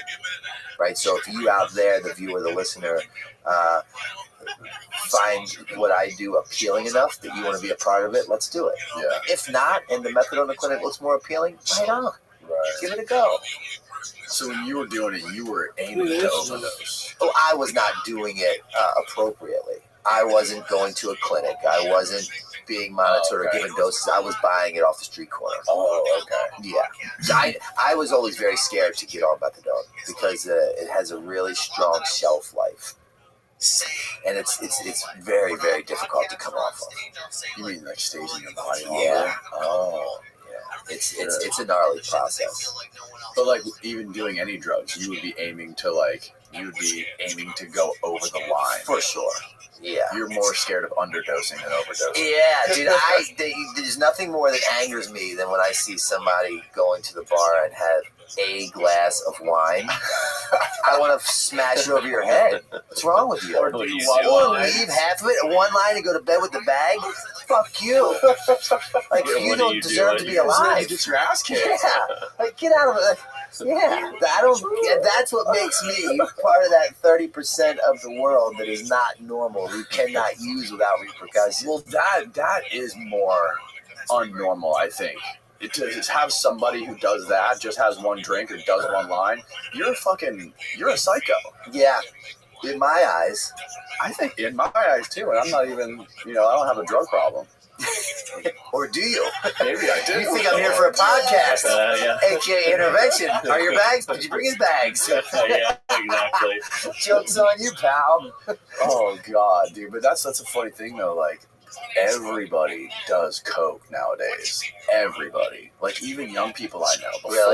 Before I even ever saw it in real life. I know people that are, like, were 10 years younger than before I ever saw it today. Like, people in their early 20s, like, late teens that are just, like, they go out and coke's like a normal everyday thing. It's like having a Bud Light. Wow. And that was, at least when I was growing up, it wasn't like that. See, I'm so disconnected from that world that, Yeah. like, before when I was in it, I felt the same way. Like, oh, everyone does it. And now, it's really rare for me to see people, like, because I'm just not in that world. You know, I don't go to bars. I don't associate with people. I'm in bed by, like, 9. No one in my world's doing blow. Right. So I don't, it's kind of like you spot it, you got it. I don't spot it much anymore. Right. I don't got it. Yeah. Like that way. Interesting. Yeah, I feel like whenever I never go out, but when I do go out on the rare occasion, or I go to like a nightclub or a bar, it's just like I can see it in the back. It's like everybody's taking turns in the air. We went to the strip club a couple weeks ago. Yeah. I'd imagine you see a lot of recreational cocaine going on. There's the guy who sits in, like, when you first walk in, he's the guy that sits there with like the deodorant and all that the mints and everything. And then there's like 3 stalls, and you're waiting in line, and you just hear every fucking 5 seconds. You just no one's even hiding it anymore. There's a line in the bathroom, but nobody's at the urinals. Yeah, that's right. Just for the one with the privacy. Oh, we just gotta pee. Yeah, I hear that in the stall, then I look at the guy sitting there, and he's just like, It's normal to it. Totally. No one cares. Yeah. I have no problem with people that do it, but I don't. You know, kind of show me who you are without telling you who you are. My mother used to say this to a child all the time to me, and I don't. My social interactions with people are just so different than they used to be. You know, I'm so consumed by like work and business and trying to like skate stuff. Like I just don't have time. Shit, that's good for you. Yeah. How often do you skate?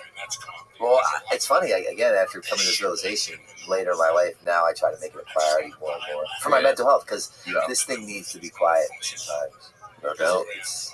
It's pretty heavy. What else do you do for fun? I like to work out. Okay. I got oddly great at quitting things. I laugh with you too, but I don't smoke anymore. I don't eat red meat. I don't eat chicken and fish. I only drink water. I drink hot tea and water. You only eat chicken and fish? Yeah. No vegetables? I mean, I eat vegetables. I eat meat-wise. Okay, gotcha. But I like to work out. I like to skate. I like to ride my bike. I like to do. My life is really fucking monotone and bland to most. I love to go to the grocery store. I love to like have my house clean. Like really simple shit that people like, because for years that was not what I was doing. Like there was nothing normal about the way I lived for so long. Right. That now like Friday night at 9 p.m. was a Dateline special that I wanted to see, and I was so happy. I was so excited to I had just my sweet sleep clothes on, 9 p.m., a beautiful fall night. I hang out with my cats, lit some candles, and just watch this 2 hours. I'm a cat fanatic. I'm like, so is he? Yeah. I love cats. And he's from Pittsburgh. Dude, I just wanted one cat. Like, I got a black and white cat. I had one of them too. Tuxedo cat. I believe I was a cat in my past life. Oh yeah. And I like to know what's going on with things, but without being in the mix. Because I like to pick and choose who I give my attention to. I like to leave when I want to leave. When I'm home and not traveling, I eat the same thing every day, and I keep weird hours sometimes. Very feline-ish. Yeah, that's like legit. Cats are fucking psychos, dude. Aren't they the one animal that just kills for fun, not for food? Well, I've heard that before. I don't know. Is there any other animal that just kills shit for fun, like lizards and shit?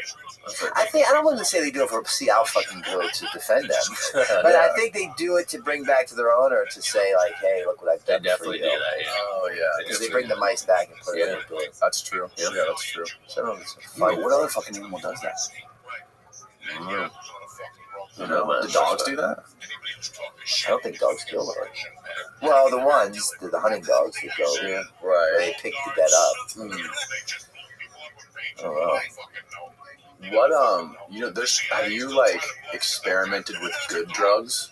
Like, there's people out there who are, like, super obsessed with, like, hacking their body and making themselves, like, stronger and more efficient. And, like, there's people who, like, are obsessed with all the fucking red lights and the saunas and the cold stuff. I do the cold plunges. Do you? And I do the saunas. I do that at my facility with my clients. People go like the same way you and overboard, like down the dark road. I don't go crazy with it. I take supplements. I'm very mindful. I try to, because I'll go crazy. I'll count carbs.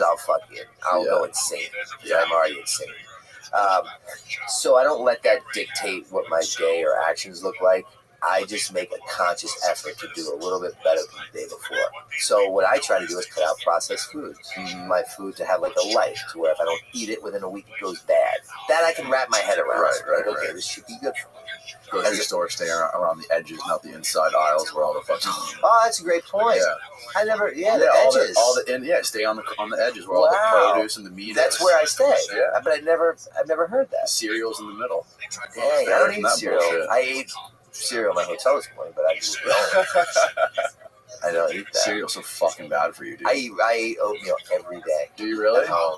I saw this meme once, like, if someone eats oatmeal for breakfast, stay away from that. Yeah. It's like nothing's appealing about oatmeal. I've tried eating oatmeal for breakfast. It doesn't do anything for me. People say it's good, but like, I don't know. I've also seen documentaries about like the glyphosate and shit and all the shit that's sprayed on the oatmeal when they process it. It can be bad, but it could be worse. You could be eating like lots of Twinkies for breakfast. Right. So it's like fuck. Yeah, that's like the heroin. You're asking me, I'll justify anything as long as I'm sticking a needle in my neck. Straight up, like I was king of justifying any behaviors. Yeah, I'm the wrong one to ask. But I saw that, and I asked I have a psychiatrist friend, Dr. Yi. He's an insanely intelligent Asian guy, friend of mine, and he created supplements. He puts my whole supplement thing in track, and I'm like, dude, because I eat one pack of steel cut oatmeal, and I put in organic blackberries and blueberries added every day. Oh, nice. And I'm like, what's the deal? I got all nervous because I've ate that for like 4 years. And he's like, dude, don't get caught up on the hype. He's like, if you feel better or good upon eating it, then just follow suit. Like, don't, because it's like, who's pushing that narrative? Is it the right wing or the left wing? Right. Who's going to financially incentivize off of you? Why don't you eat red meat? I watched this documentary that definitely was pushing the narrative of vegan or die. Yeah. For sure. But I did see some things that I thought were pretty beneficial from not. So I gave it a go. I don't know. I stopped smoking. I stopped all kinds of nicotine? Stuff. None at all. Dude, I just picked up this habit. Oh, man. Have you seen these? My nephew does it. Really? Apparently they're nice. So I had a doctor, and I thought they were bad, right? I figured this is probably just as bad as vaping. But then I had this neuro fucking surgeon in here, and he was doing it. This guy from Tokyo, no less. And he comes in with one of these all in fucking Japanese writing. And I'm like, you do these? Wow. And he's like, yeah. He's like, they're neuroprotective. It's good for your brain. It's just addictive. Which is very well maybe. I'm like, what's wrong with being addicted to something that's good for you? I agree. But I think there's probably some shit that's bad for you. It's probably not good for your heart. Oh, I'm sure. I have enough things to deal with. I don't need to take on anymore. Right. Yeah. I'm cool. But yeah, I quit watching porn. I quit masturbating. What? Yeah. Quit masturbating altogether? Yeah. Yeah. Almost 2 years. Wow. I don't abstain from you never jack women, but I just don't jerk off. Damn. I got into the whole like spiritual quest. What's the longest you've gone without jacking off or banging a woman? Oh, well, not long. I still have sex. Right. I just don't jerk off or watch porn unless it's with a woman. Right. But probably like a week. A week? Yeah. That's it. Wow, man. Good for you. When I was incarcerated and there was no way that I could have human contact with a woman, it was much longer, but I was jerking off in there. So. Yeah. Yeah, I don't think I could ever do that. I have sex and I go to the bathroom and jack off right after. Really? I am not that guy. I'm like a once a day is more than enough for me. That's gnarly. Yeah, it's a weird thing. I don't know what it's about. You want to dig into that? The more sex I have, the more I want to jack off. See, your coming is the byproduct of something much deeper. That's your poison. Let's get to the root of the cause here. Fucking Romeo. Oh, fuck, dude. Speaking of that, I'm trying to fill some void. I have, can any of you guys guess what that is? The white thing? Well, yeah, looks like an ayahuasca root. Okay. Is that what it is? A wave. A water wave. Water wave, ayahuasca. A cum stain. Fucking A. Well, we're talking about, so yes, it's cum stain. And here's how that came about. Again, cocaine is a direct result of a lot of bad decisions. On cocaine for multiple days at Bam's house. Shooting a game of pool. Yeah, shooting a game of pool at 5 a.m. one morning. It's so fucked up. I win the game of pool. We've been awake for days. I win the game of pool at 5 a.m. I win the game of pool. We have a tattoo artist with us. We go into the bedroom. I lay on the bed. He puts a pillow over my head. He pulls a laptop out. He jerks off and comes onto my arm. And then we had the tattoo artist trace it and then go over it and put the cum in. So I've had his cum inside me without him actually fucking me. Which is also in itself another magical trick. And then tattooed it in. They tattooed it, yeah. Oh, fuck. That's gnarly. So there's a whole thing there if you want to unpack that too. That's going to be a clip. Jesus. Yeah. And I won the game of pool. It's so wrong that it's fucking right. Wow. None That's of that makes incredible. sense anywhere in the world, but it makes complete sense. And see, I just, that was just like, all right, we're probably getting ready to wrap. You start talking about cum, and then I go there. You know what I mean? Like, there's a lot of things like that. Those were just days of, it's just like a Monday morning. I used to bet at people, if they could guess it, I'd give them $100. And one time, we're at the airport, and drinking a glass of wine, and I'm talking to the guy who serves it, and he's just this flamboyantly gay guy. He's an amazing guy. And I'm like, if you guess what this is, I'll give you $100. And he's like, sweetheart, that's cum. And I'm like, God damn it. Oh, my glass of wine was $8, and I had to tip $100 on top of it. I'm like, never fucking again. Wow. That's fucking wild, bro. Well, you got to catch a flight, dude. It's 3 o'clock. This was illuminating. Amazingly entertaining. Yeah, and very interesting. I could sit here and do this for hours, dude. Yeah, man, this was fun. Thanks again for doing it. Yeah, come visit us when you're telling. I would love to. I don't really make it over here much this side, but this was I really enjoyed it. You said you have a house in Lauderdale? Yeah, I did, but then I was opening my new facility, Redemption Addiction Treatment Center. So anyone out there, if anyone needs help and anyone out there is struggling with addiction or alcoholism, call me directly, 610-314-6747. And we'll do the best that we can to get you the help that you deserve. If you could add that, I'll put the phone number in the description. Is there like a link or anything? Redemption Addiction Treatment Center. Yeah, I'll link all your shit. That'd be rad. Description. But I had a place in Fort Lauderdale, and then I was so consumed with opening that. That was always my dream, my end game. I always wanted to open a treatment center. I wanted to be a part of people's daily process, like from when you walk in the door to when you leave. I want to see like the lights come on. I want to see you start to have some ambition and drive, and like start to really like have a reason to wake up and look forward to the day, and families coming back into lives. And I knew the best way I could do that, paired with the fact that I fucking I can't stand being told no, right? I can't stand when someone says, oh, we can't give this person a scholarship because they don't have insurance. So I'm like, fuck this. No is not an exception, right? Like, failure is not an option. I opened up my own treatment center, and now no one can tell me no, and I help. So I did that, and I see like these beautiful lives coming back together. I don't even know why I got into that tangent. That's beautiful, man. Yeah, it's awesome. But that was the end game to where we're at now. Oh, so while doing that, I was so consumed with that process that I wasn't utilizing my place in Fort Lauderdale. So I got rid of the place, everything in storage. So I say within the next year, I'll start looking for another little rental property to get. You think you'd ever move to Florida? Be honest. I think when I get older. Really? Yeah. Just when like... Not now. I love the seasons too much. I really appreciate the season. There's no season here. Yeah. It's just hot and hotter. I'm like an accessories whore. I like layers. I like hot tea. Yeah. Oh, yeah. You like scarves, right? Yeah. I'm not even a big fan of summer. Yeah. I love fall. But yet I had a place here, so who the fuck knows? Yeah. Can't call it. People from up there are so much different from people down here, bro. Like, people up there have so much, in general, they have so much more character than people down here. They're kind of like, down here, there's a lot of old people, but people are kind of flat, Up there, you have just, like, what I love about people from, like, New Jersey and New York the most is that they'll shit on you with a smile. You know what I mean? My Like, friend they'll was just talk saying that shit last to you. night. I was out to dinner and she was telling me that. Yeah, and like they just have so much more charisma up there. I went to New York recently to see one of my favorite bands ever is the Libertines. Pete Doherty, it's a London band. And they played in New York, and I went to it, and I'm like, it's such a shame. New York is beautiful. I love it. It's so charismatic. It's so eclectic. There's so many different vibes. Yeah. The people are just not nice. Yeah, that's what turns me off. Yeah, yeah.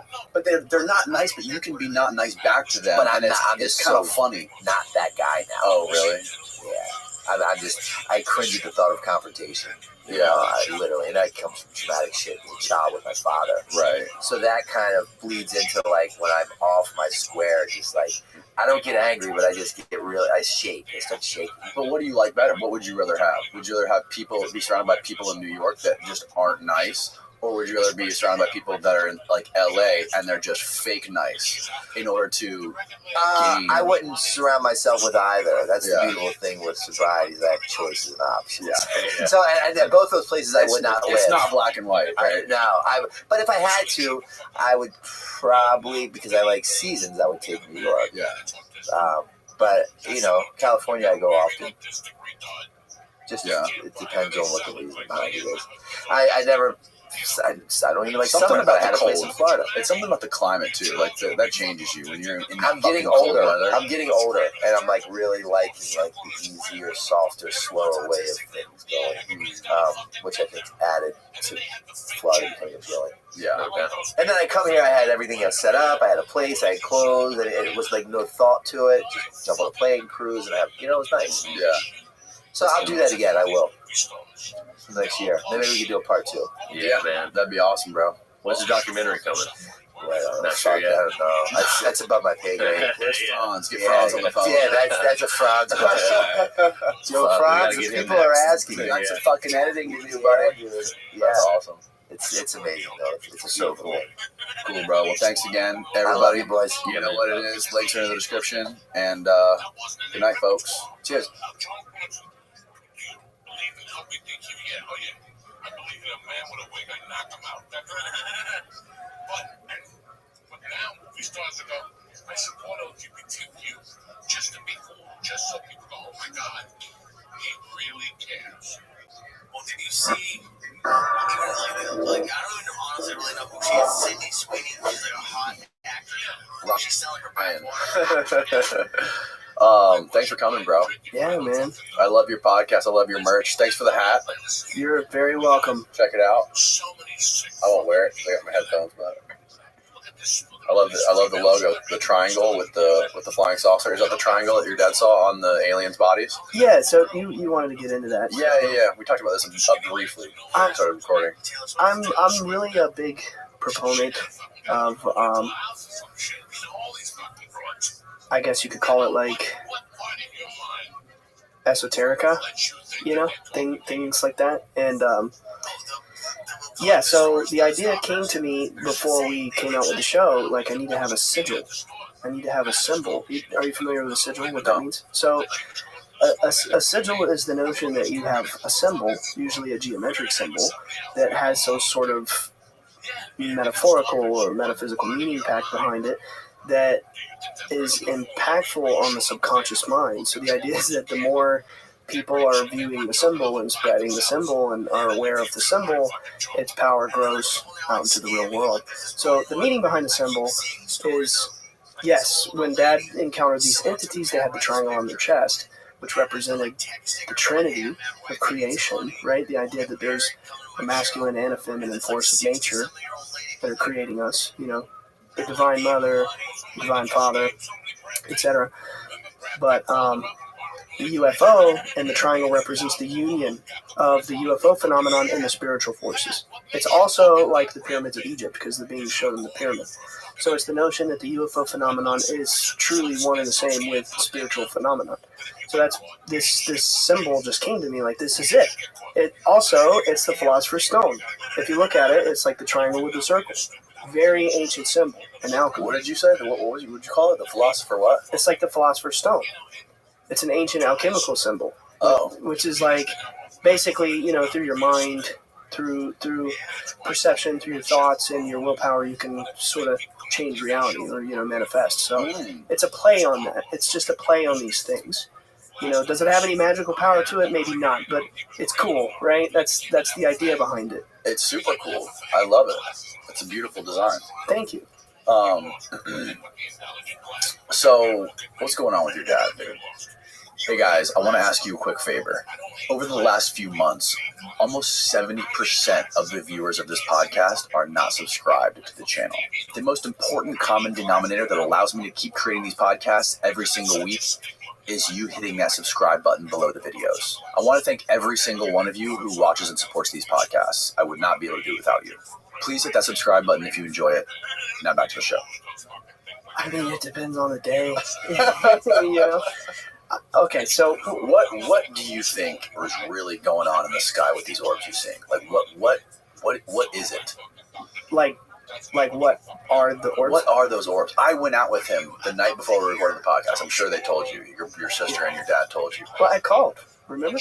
And I said, was that the same night? Yeah. I called because I had wrapped recording and I called to speak to you and you were out there. We went on the beach the night before and we sat out there for probably, how long were we out there, Steve? For an hour? I thought it was 2 hours. It might have been 2 hours, but we were out there for at least 45 minutes to an hour before we saw an orb. There were lots of planes and like flying through the sky, and then the orbs, they were way different than the planes. Like they were coming up off the horizon, going back down, disappearing behind the horizon, moving to the left and fading out, and then popping back up. Like it was very clear on video. I have no idea what they are. Yeah, it's like it's hard, man. It's hard to say exactly, right? Because it's like you got people out there like, well, we don't know. How could you know? But it's on the other hand of the spectrum. It's like, well, I think I have a pretty good idea because I've been seeing them since I was young, and based on everything that I've observed of them, the way they behave, the way they interact. Most people don't like kind of approaching this part of the conversation, but also based on what these entities have told my dad they are.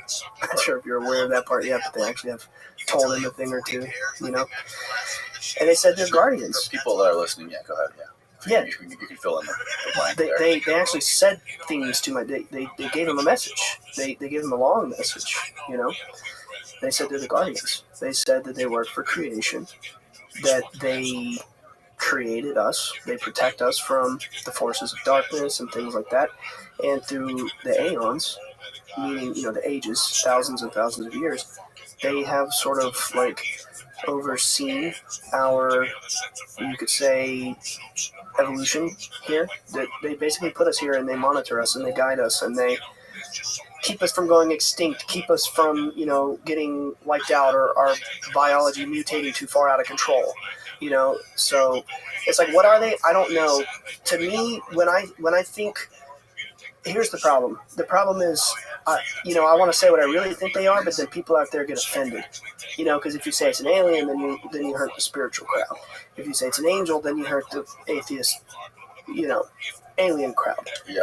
What I really think they are, I think that they are beings of a vibration that is much higher than ours. I think that they have evolved past dense material reality. I think that they are probably purely enlightened. Funny because the word light is in the middle of it, enlightened. And I think that they are light. I think that they actually are the vibration and frequency of light, which, is beyond physical. They come from another place. They come from a place that is eternal. You could call it the spirit world. You could call it string theory, other dimensions, whatever. Either way, I've seen them pop in and disappear and do crazy magical things. So yeah, that's what I was going to say. Do you think that there's something that's in like a place that is like a deeper dimension of reality, like that's like goes beyond our 3 dimensions, like maybe like 4 or 5 or 6 dimensions, and then like can peek through whenever it decides it wants to? Exactly. I tend to think that it's more like we're the false dimension, like knock on wood, we're the dream, we're the illusion, and that they come from the real place. They come from the eternal place, which is what they told my dad. We come from the eternal place. It's basically like the spirit world. It's a dimension that's permanent, and it's beyond material reality. And they basically said, like, nothing here is of any object to us. I mean, we could, or obstacle to us, you know, we could pop out of your light bulb, we could walk through your wall, we can vibrate through the atoms, we can do anything, you know.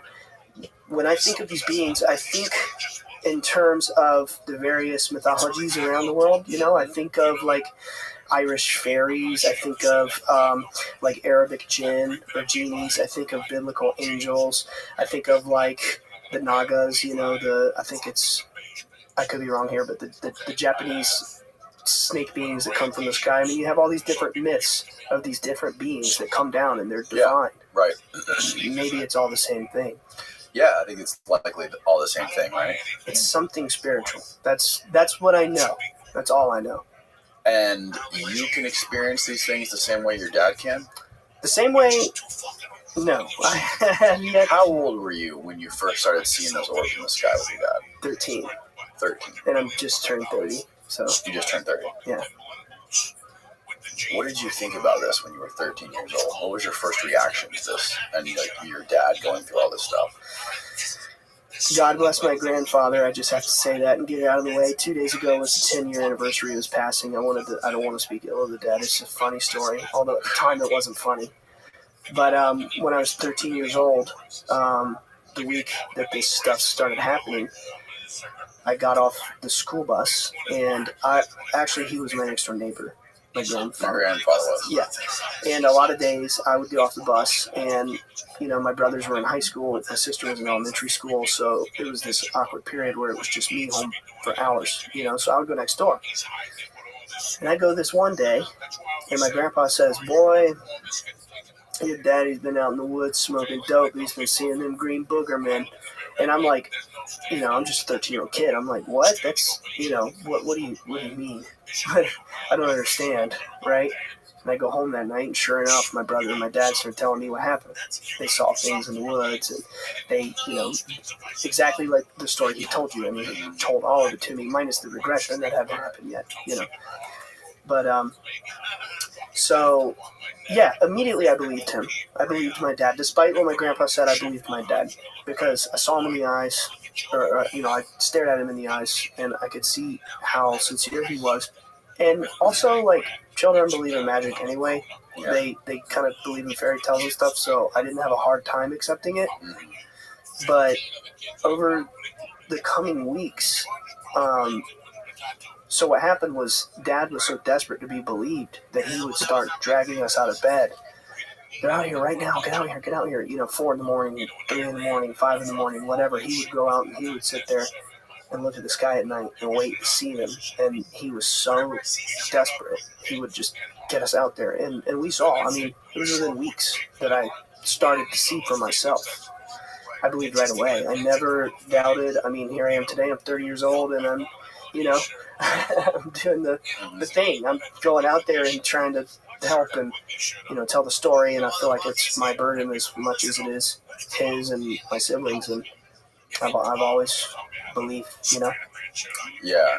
So have you ever since that happened and you started seeing this stuff, did that like heighten your focus on this sort of the history of religion and occult stuff and esoteric stuff and all this history of UFO phenomenon? Did that sort of like spark your interest in all this stuff? Yeah, so kind of yes and kind of no. So are you familiar with Pentecostal holiness? Roughly. I grew up Pentecostal holiness, which is like basically, and I say this respectfully, you know, I don't mean to ruffle any feathers, but it's basically like 2 levels below Amish. It's oh really? Yeah, it's a very, very serious and very strict adherence to, you know, religious belief. And I say all that to say I was already very much a person of faith, you know, from birth on to now, you know, believing something. That's my point. Believing something, believing God, believing something is there, you know. And I remember being a little boy, and I have to say, you can believe all day, but sometimes I just got so bored sitting in church, you know, and and the times that I couldn't get away with whipping out my Game Boy and playing Super Metroid in church, my mom slapped me on the wrist, I'd put it away, and I'd start reading the Bible. And one thing I remember doing as a child was always being obsessed with the book of Revelations, because I wanted to learn more. At a young age, it wasn't enough for me to just read what was there. I wanted more. I wanted something deeper. And I guess in the Christian community, the book of Revelations is the most mystical text, right? So I would read it over and over and over, and I was never satisfied. I never had enough. I just wanted more. I figured if I kept reading it, every sermon, that maybe I'd understand it different.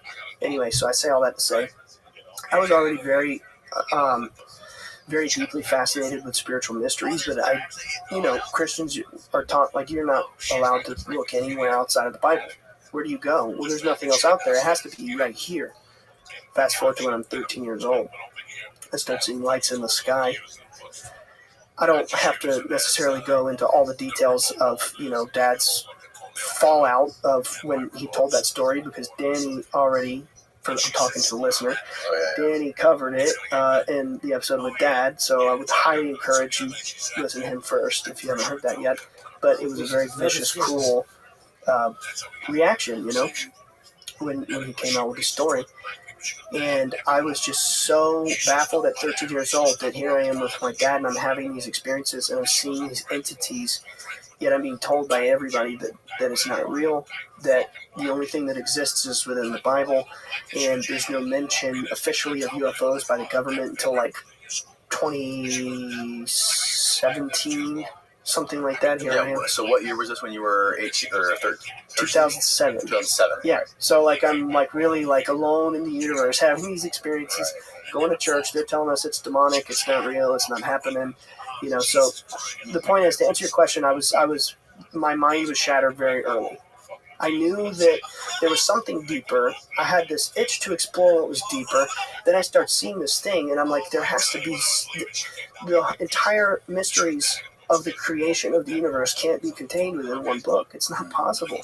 What about, it was published 2,000 years ago. What about between now and then? A lot of crazy stuff has happened. That's not in there. What about all the stuff before it? That's not in there either. So there has to be more, So that's kind of what started me down that journey of being curious about other spiritual mysteries and, like you said, UFO literature and lore and things like that. And next thing you know, I'm studying like Hermeticism and Gnosticism and Rosicrucianism and the wisdom traditions and things like that. That's where I ended up, How did discovering this UFO phenomenon with your dad change your outlook on religion? Well, it helped me to be more open-minded, to realize surely the thing that I've learned that's most important is that God has to be bigger than anyone's system, right? God has to be bigger than anyone thought. If there really is a God, let's just all pretend we don't know, right?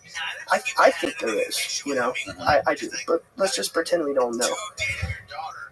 If there is an intelligent being that thought the universe into reality, and you look down from the perspective of, just studying humanity and how we think about it, we're all just killing each other and spiting each other and judging each other, saying, my God makes more sense. Well, actually, mine makes more sense. Well, I have these rules to get me closer to God.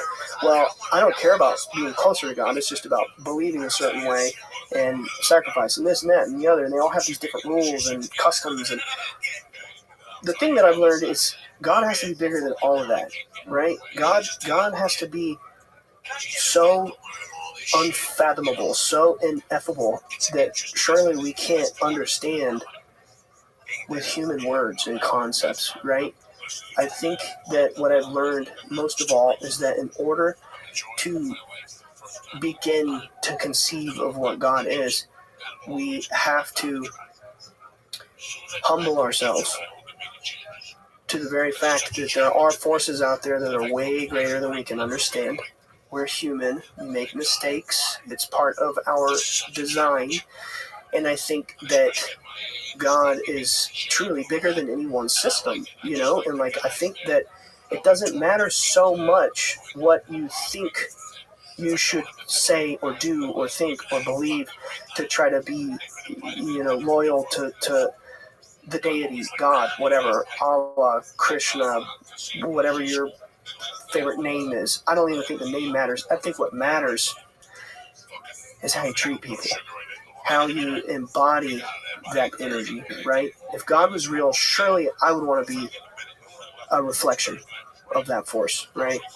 It's like what Jesus said. It's like what Buddha said. Like, you would want to embody that energy, that vibration. You would want to actually treat other people with kindness. I don't really think it matters so much what you believe.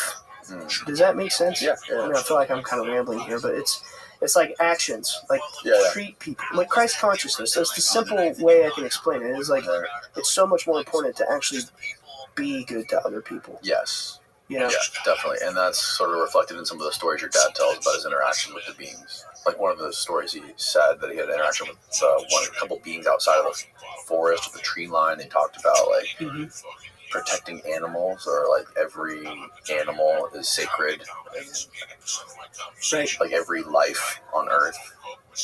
All consciousness is one. Yeah, one. Yeah, like we're all one.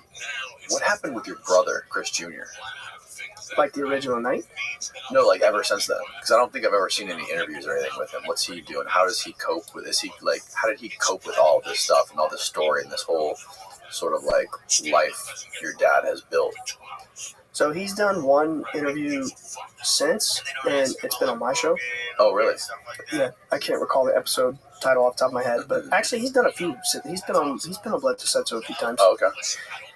Yeah, no, he didn't do too well in the beginning because he was 17 years old and he came face to face with entities in the woods. I mean, like literally face to face. I don't recall if Dad went into great detail about what happened to Junior, but about the Cape Fear River part? Yeah, he told about it. I don't know how much detail he gave. I know he said the eyes. He mentioned the eyes. He mentioned the eyes, yeah. He mentioned like hiding in the bushes. Did he say the part about how Chris Jr. was frozen for hours and he couldn't move, and one of these entities was staring at him in the eyes, and he couldn't do anything. He couldn't scream, he couldn't yell, he couldn't run. He was just... He mentioned that. He didn't say it was for hours, though. Yeah, it was for hours until Dad got back. And then when Dad got back from where he was, because he was missing for hours, and he gets back, he's yelling for Junior, he's looking for him, and then the beings just kind of vanish, and Junior snaps to, and he's kind of, like he can move. So that Cape Fear River incident, right, that your dad describes, he described on the podcast, the beginning of the podcast that I did with them, they thought they were gone for like 45 minutes, 30 minutes, but they ended up being gone like for multiple hours. Do they have any idea, does your brother or your dad have any idea where they were for that time? Yeah. So I'm smiling because I'm glad you asked. And I also apologize for this. I do have a cold, so I apologize to the listener in advance. Sorry, you sound great. Thank you. But yeah, so Dad was missing for 4 hours, and we know this because it was corroborated by the witnesses, and also they came and they did an investigation, and they, determined there was missing time. I mean, it's history, but for those who don't know, it was determined he was missing for 4 hours. So eventually, they brought a hypnotherapist, like a regression therapist, a Harvard-trained psychologist by the name of Michael O'Connell. Michael O'Connell. Mm-hmm. Yep. And very cool guy. And he's currently at Harvard. He passed away. Oh, did he? But he was in the past. It's who the Discovery Channel and MUFON brought out to do his regression. And anyway, so why do all these Harvard psychiatrists die? It sucks. Was it an old age, or did he get hit by a car? I don't know. He was pretty old when I met him. Oh, was he? I was 14. Okay. Yeah, he died years ago. And I think he generally had some serious health complications. But, yeah, I don't know about that one. But anyway, so he did do a regression on my dad. And so for context, for those out there who don't know, yes, a History Channel documentary just aired about my family in August. But a Discovery Channel documentary aired about us in 2008, and it was terrible. It was just so terrible. And anyway, they only showed like maybe 90 seconds, 4 minutes tops, out of an hour and a half regression with all this mind-blowing information. And the part that they did air in the regression on TV was like out of context. It was so ridiculous. It was like something to the effect of they're letting the children out to play, like this sensational kind of part of it, but it was an hour and a half, right? And for anybody who's interested in the transcript of the, is it okay if I mention episodes of my show? Of course. Okay, yeah. So episode 9 of my show, ROTHSCHILD, I do actually verbatim go through the entire transcript, and of the hypnotic regression. Yep, I got my hands on a transcript of it, and I do a reading of it. And then in episode 17 of, again, my show, we do a full reading of his, he had a regression years later with the female entity, commonly known as the lady. Yeah, the lady. So anyway, so I do provide those regressions, but... So... Can you walk me through that regression? Sure. With the first one? Absolutely, yeah. I just wanted to get that out of the way so that the listener, after they hear this, they can go click and they can hear the whole thing verbatim. But yeah, so here's what happened. Now, I can't quote it verbatim, but I'll tell you what happened.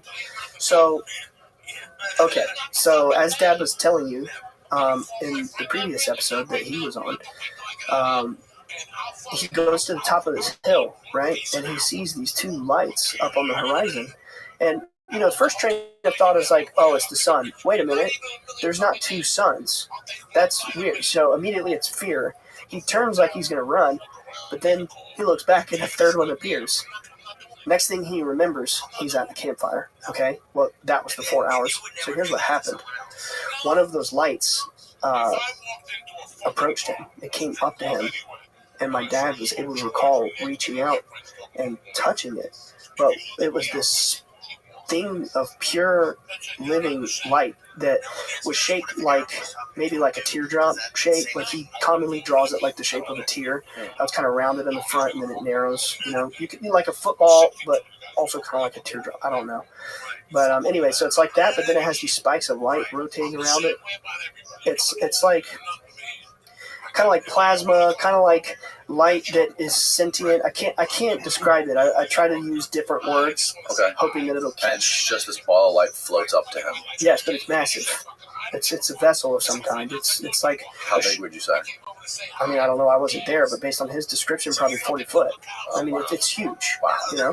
And the distance, it's like covering the horizon, like the sun. And it comes up to him, and it's got these spikes of light rotating around it. And he even recalls like the shapes of them, and he reaches out to touch it, and next thing you know, he's in a dark room, and he sees stars all around him, and he's surrounded by these entities, these 7 to 8 foot tall entities, the ones that the big ones. Dad's freaking out. He's like, where's my son? Where's my son? Where's Chris Jr.? And they're like, basically, don't worry about him. We're keeping him safe. We're watching over him. And basically, they tell him all kinds of things. Like the stuff I said earlier. They said they're the guardians. They serve creation. Yes, they have a triangle on their chest. They said it represented creation, or the Trinity. The idea that there are, divine forces creating us, and they basically said that they protect us from dark forces. I mean, they guide our evolution. Exactly the stuff I said earlier. This is the stuff they told him in that span of time. In this black, dark room that he was in? Well, yeah, I mean, he was inside the light. It was like, he could see the stars around him. It was like translucent. Imagine you're in something, like let's just say a ship. Maybe not necessarily technological. I mean, we're talking about dimensional entities. Right, here. exactly. But we'll just say for conversational sake, it's a ship, right? And you're looking around, and it's like it's dark because you can see all the stars around you, but there's no walls. It's like translucent, like glass. You can just see everything around you. It's like he stepped through a portal or something. Exactly. Yeah. And wherever you thought is where it would go. They let him do it. Think wherever you think you'll go. You control with your mind. It's like you're connected to this. It's a kind of dimensional technology that we don't have, you know. And they explained to him, they said the people in power of the world, they don't like us too much, you know. They're very afraid of us, but you know, they can't really do anything about it, you know. And we're the guardians, you know, we're here to help.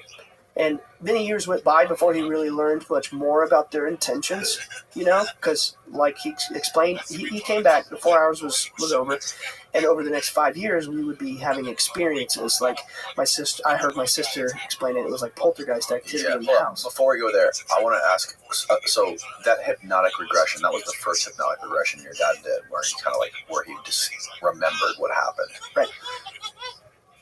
Why do you think they make you forget it? Yeah, that's a like, why do you forget all that? Like, if they were actually trying to communicate something important to him. I think it has to do with trauma. Like, I think it has to do... My interpretation is mortal eyes aren't really supposed to be seeing this kind of stuff regularly. Mortal eyes? Yeah, like me and you know, bodies. People who are not dimensional beings. We're just ordinary people. I don't think the brain... we would lose our minds. A lot of people would. Or it would be so traumatic that you would repress the memory. Yes. And you would have missing time. But that's just one interpretation. The other interpretation, obviously, is they do wipe your memory. Why? I don't know. Because what if you never had a regression? What if you never recovered it? Dude, your dad mentioned something like that on the podcast. Something about some sort of thing they use to reverse, like a real neuralizer. Oh yeah, that was like some CIA patent or something. Yeah. The beans though, yeah, I don't know. I mean, sure, they could. But he said that they got it from them. Maybe I heard him wrong. But he said they got the idea from I guess the beings had this thing first, and then they tried to figure it out, reverse engineer it. Maybe, I don't know. I'm not sure. But the memory wiping thing is always so weird to me. Like, why do they wipe your memory? Why? Even do they? Maybe they don't. Like you said, maybe it's just trauma. You know what I mean? Maybe it's just your own mind doing this to save yourself the anxiety. I think in the case of my dad, it could have been trauma. I don't know, because I will say it took him about a year and a half between that initial night and then the actual hypnotic regression because of the Discovery Channel investigation, you know? Yeah. And that's the one good thing that came out of all of the Discovery Channel stuff was the regression. Everything else, don't care about it. But did your brother do a regression? No. No? No. None of us kids have had... I mean, I've had like a past life regression, if you believe in that kind of thing. But no, I haven't had this kind of... You know, here I am, I'm going on... Why did your brother do it? It wasn't offered. Oh, really? Yeah. As far as I know. Or he didn't want any part in it. He didn't want to go forward with it. I don't know. I mean, it was like 16 years ago. Yeah, he was only 17. Yeah.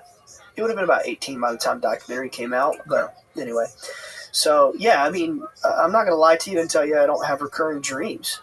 And that I haven't had missing time. And all three of my siblings. I mean, there's got to be things floating around up in there that I don't remember. I mean, there's got to be. Oh, yeah. I'm telling you, like, I have a lot of recurring dreams about being in that dark room surrounded by these entities. You do? Yeah. Oh, yeah. Yeah. This holiday season? To say that, like, before my dad had his initial regression, he would scream in his sleep, and he would get headache so bad he would pass out when he tried to remember what happened. And then he had the regression, and it kind of, like, opened it up to where he could remember things. And the suggestion there was like going forward, you know, you it won't be blocked anymore. You can just you'll remember it all consciously. You know, you'll experience it consciously. And then what's important to note is when he encountered the lady in 2012, it wasn't recalled through hypnosis. I mean, it was like 100% a conscious experience. But he was present for it. Right. And he said that also, I think on the podcast, that it didn't feel like a dream. Right. It felt like he was wide awake. I mean, he was telling me about it, like, just days later, like, with vivid detail. Like, I'm not talking, you know, oh, I can't remember. Like, no. He vividly is present for all of these experiences now. Now, it's crazy. You asked me just a little bit ago if I've had experiences on the level of my dad or whatever. No. I have seen entities, but it's like a flash It's like, it's not like Dad where they stop and they say what's up and they show you the symbol on their chest and they're like, it's not like that. It's more so like I see it and I lock eyes with it and then it's gone. Or like one time around the house, in the living room, in my bedroom, front yard, walking through the yard, wherever, it doesn't matter. It's happened on 3 or 4 occasions. There was one time where this is one of those things that I want to recover, a memory, because I know there has to be more to it. When you see these entities, it's like time clearly works so differently for them. I mean, you just see them and the way they pop in and they shimmer and then they're gone. It's like, I feel like there's something more to what happened. But I was sitting there with my friend, and we were sitting like, it's like a 90-degree angle. Like, you have the wall here, and my back's to this wall, his back's to that wall, but we have the same line of sight. You see? I know the camera might not see it, but you see it. We're looking the same direction, but we're at an angle. And we're just talking, and something touched me. I'm like, what the hell? And I pull my shirt up, and I show him, and I had a red mark where there was like a handprint on my ribs. Like, literally just like this sensation of, it was like magnetism, like warm electrical magnetism touched me. It wasn't painful. It was actually kind of pleasant. And I saw the mark. I'm like, pleasant?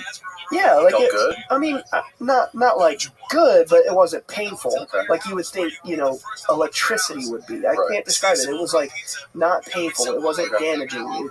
It was just warm, but it felt like electricity. And I looked at my shirt. There's a mark. My friend's looking at me, and then we both look in the corner, and there's an entity standing there. Its head is no higher than the doorknob. It looks exactly like the little one that my dad and my brother saw. Big round head, big round eyes, and its hands are like down by its side, but it's translucent and it's shimmering, and then it just disappears. Poof. And my friend looks at me and he's like, "You just saw that too?" And I'm like, "Yeah." And it was crazy, And there's a couple other instances where it's been like that, where I see it, and then it's gone. There's one time where something touched me on the shoulder from behind, and I turned around and there was an orb, kind of like a glowing orb. I didn't see an entity that time. What that time when you felt it touch you and you looked behind you, there's a glowing orb? Where were you? Were you outside? Was it daytime, nighttime? I was just inside the house, like inside the house, in the kitchen. There was an orb right behind you. It was in the kitchen. Yeah, and then the kitchen and into the not a formal dining room, but like a formal living room. It was weird. It's like the kitchen and the formal living room were together. So I'm in the kitchen, I turn around, it's over in the other room, but it's one big room. But and then there's a couple other times, my sister and actually all of my siblings, we've all seen entities like that. But it's never like Dad. With Dad, they get out and they have a message, They have a whole thing. Could it be because the regression? I don't know. I don't know. I really don't know. Going back to your brother again, how often do you talk to him about all this stuff? Does he kind of like suppress it? Does he not like to talk about it? Does he like just to forget about it and move on, or what? What's the deal? He used to be that way. Yeah. The first time we really had like an in-depth conversation about this stuff, other than the night that I first found out about it at 13 years old, it wasn't until I was 18 years old, 5 years later, when I finally had the courage to ask Chris Jr. about it. Because the vibe was like he didn't want to talk about it. He didn't want anything to do with it. If it came up, he got really upset and he would leave. Plus they put him on Discovery and made him look bad, so he was just done with it. And yeah, now, today, there's not a day that goes by that he doesn't wear this hat. Really? Yep. He's my biggest ally. He's my biggest fan, my biggest supporter. He actually, it's so funny, man. I had to sign documents because my brother is so gutsy. He gets on with the History Channel, Beyond Skinwalker Ranch, right? And they're like all sponsored by Carhartt, so like we all got to wear Carhartt gear. I actually did film with them. It didn't make the cut, but I did a whole segment with them. And I had this jacket that had to be taped over because it wasn't Carhartt. But my brother, Chris Jr., said, "I'm not taking off this hat. I'm going to wear this hat." That's awesome. That's it. It's just how it's going to be. Yeah. And they made me sign appearance releases, and then... Did they put it in there? Oh, it was blurred. It was blurred? Yeah. But I thought it was funny, man. It's like, I mean, it's a step, right? It's a step in the direction to get your symbol on TV, even if it's blurry. Well, you would think, like your brother was there the day this all kicked off with your dad, like experienced that first day, that first night with your dad. You would think that he is just as tapped into this as your dad is. Does he still see this stuff as much as your dad does? Oh, he's very much tapped in now. Really? Yeah, that's what I was trying to get to. Is like, and did he ever have any of these other Sling paranormal dick like experiences, a or did pimp. he ever witness the lady? No, not the lady. No, Okay. not only very few people have. I have it. My dad has. His niece, my cousin, her daughter, because they were our next door neighbors living with our grandma at the time. My grandpa had passed, but they were like walking over to our house for some reason while we were all out of town, and they saw her in the yard. She just kind of zoomed up and zoomed away. She was like floating. She didn't say nothing? The lady? At that time? No, she didn't say anything. But it's actually funny because my dad had a voicemail from my cousin freaking out. Oh my God, Uncle Chris, I saw this lady with blonde hair and blue eyes. She was floating. She had a white dress. She was glowing. And I mean, that's not verbatim, but it's, you're not Michelle, how she was freaking out. But you can still get it. And, yeah, no, Chris Jr. actually has a Did you unique grow up in ability a in our fucking family. treehouse? He's the one that the orbs tend to come around in the daytime. Like, more than anyone. Dad makes special mention of that to me all the time. He's like, son, Chris Jr.'s got a gift. They show up around him in the daytime. He's constantly, in our family group chat where we get orbs. I might see him somewhere and do a video, or Dad, he's always getting videos and he'll post them. Chris Jr. will send those orbs in the daytime. Wow. Yeah. What's the closest you ever seen one come? I'll give you a banging treatise, Joe. Feet, like me and you, maybe a little, maybe more like the wall. Really? Yeah, like right over my head, like. That night that I was out there with your dad, a couple times there was like the shooting star above our heads, like not maybe like 100 feet above us or something like that. It looked like a shooting star. It didn't look like an orb. Right. But I never saw something like just like floating around and moving. That close, at least. Yeah, I've seen. What about pimp suffrages? Like I said, I'm the leader of the like pimp really suffrage, close. bitch. Super close. Touch you and then poof, magic trick disappear. That's so wild. Yeah. And like another thing I don't really understand is the whole paranormal aspect to it.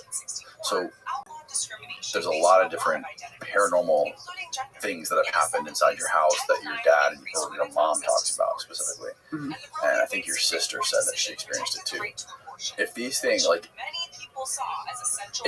things are good, why are they coming across like in these terrifying forms, like shadow figures or deep voices that are like, it seems like it's terrifying. Yeah, it does, but again, it's like funny. In the Bible, for example, anytime an angel appears, what's it say? Be not afraid. Right? I think that there is a quality to nature that is unfathomable, that we don't understand, but that does not equal evil or not good. It's like this great example that I've heard about nature is when a tree drops all of the acorns, I'm the world's first feminist. some acorns are just not going to make it in the cycle of life. They're going to be snuffed out, and they're not going to get to bloom into a tree. And it's just the way that it is. It doesn't mean that nature's evil. It doesn't mean that nature's cruel. It just means that there's an order to it that we don't quite understand. And I think that applies to the beings, It's like when you see a shark. It's my biggest fear. I just see a shark and it makes me feel weird. Yeah, I don't like sharks, man. And there's just some things you see and it gives you a gut reaction, but it doesn't mean it's evil. It's just a part of nature and it exists in its hierarchy. and it is what it is, you know. But we just don't understand these beings. Anything we don't understand is going to be scary. But I can tell you their actions very positive. I mean, it's in Dad's book. I know so Dad is very humble about these things, and he's never going to go into great detail about these things. Please do. But I feel like, you know, he's my dad, so I just want to talk about the cool shit he's done. Yeah. You know what I mean? Of course. But like, there have been quite a few people who have come around and have experienced these entities. You call them whatever you want, beings, orbs, whatever, and miracles have occurred. Cancer. Yeah, we talked. I read that in the book, and we talked a little bit about it at the end of the podcast. There's quite a few of those scenarios where, and again, it's like, does Dad have healing abilities? I don't think it's like that. I think everybody has healing abilities, and I think it's like, oh, they banned me. The reason it happens so much around Dad is because he asks the beings. He gives it to them. He believes it's them. He completely, never once in my entire life has Dad ever looked at me and said, I healed someone, I have the healing ability. Never. He will never say that. He believes everything ever weird that's ever happened around him or to him or from him is 100% the beings. It's exactly like what I said in the beginning of the episode. I think what's important is we humble ourselves to the higher forces, right? We understand that there are things outside of us. Maybe they look scary. Oh, watching feminist documentaries because I'm a pimp. What does that have to do with cancers? Everything to do with being a pimp. And all kinds of other amazing things happening all around us. You know, so much so that people from the CIA, from NASA, you know, the space industry, DoD, all these intelligence agencies are knocking on our door and saying, "Hey, you know, what's going on here?" Right? It doesn't just happen all the time. What's going on here? Right? Like, what was that like when you were? How old were you when that first happened? It's funny because I'm actually the first one in the house that met anybody from NASA. That was away at work, and I was home playing like Fallout 3 or something. Summer, you know, I distinctly remember. Yeah, I was home. It was summer, so I was just home during the day. I'm only 15 years old. I don't have a job, so I'm just like, playing games, right? And yeah, there's a ring at the door, and it's Hal Povenmire. I know they talked about him quite a bit on your last session. I'm about to wait the door, and I remember being like, "Oh, here we go," you know, because the documentary had already been filmed. I don't think it aired yet. We're having all these experiences. I don't know why. So I'm like, "Mom, NASA's here," yeah, and seriously, and called Dad, and I'm like, "Dad, there's somebody from NASA here." And he's like, "Just entertain him until I get home," and the rest is history, you know. But this guy hopped in the car, drove 12 hours from Cape Canaveral just for a chat. And he was in our lives until the day he died. I actually just listened to him, so I know he told that story, how he fell in his head and he had the coma. Same guy. I feel like transgenderism, as a transgender person, until that day, he was like transgenderism intimately in our lives until he died. That day Hal showed up, how old were you? 15. Maybe 16. And do you remember specifically what he was saying and what he was asking and why? Like, why did he tell you he was there? How did he find out about you? Yeah. So the funniest part is, and Dad would never tell us detail because he wasn't there. I was the one that answered the door. And I suspect he did this on purpose because he was a covert kind of individual. I think the idea was kind of look dumber than you are, you know, kind of put on a little bit of an act. And he was a little bit of a joker. He was really funny because he constantly would just crank out jokes. And they weren't like good ones either. You know, he clearly had a persona. It was an act, I've come to understand. And he was a genius, but he kind of acted a little bit clueless. It was funny as fuck, man. And like this slight he opens the door and I answered. He says, "Hello, is this the residence of Chris Beldso?" And I said, "Do you mean Bledsoe?" He said, "Yeah, Chris Beldso." And he's acting like he's looking at his paper like he's trying to read the name. Homosexuality. And I'm like, "Yes." And he shows me his lapel, and it's NASA.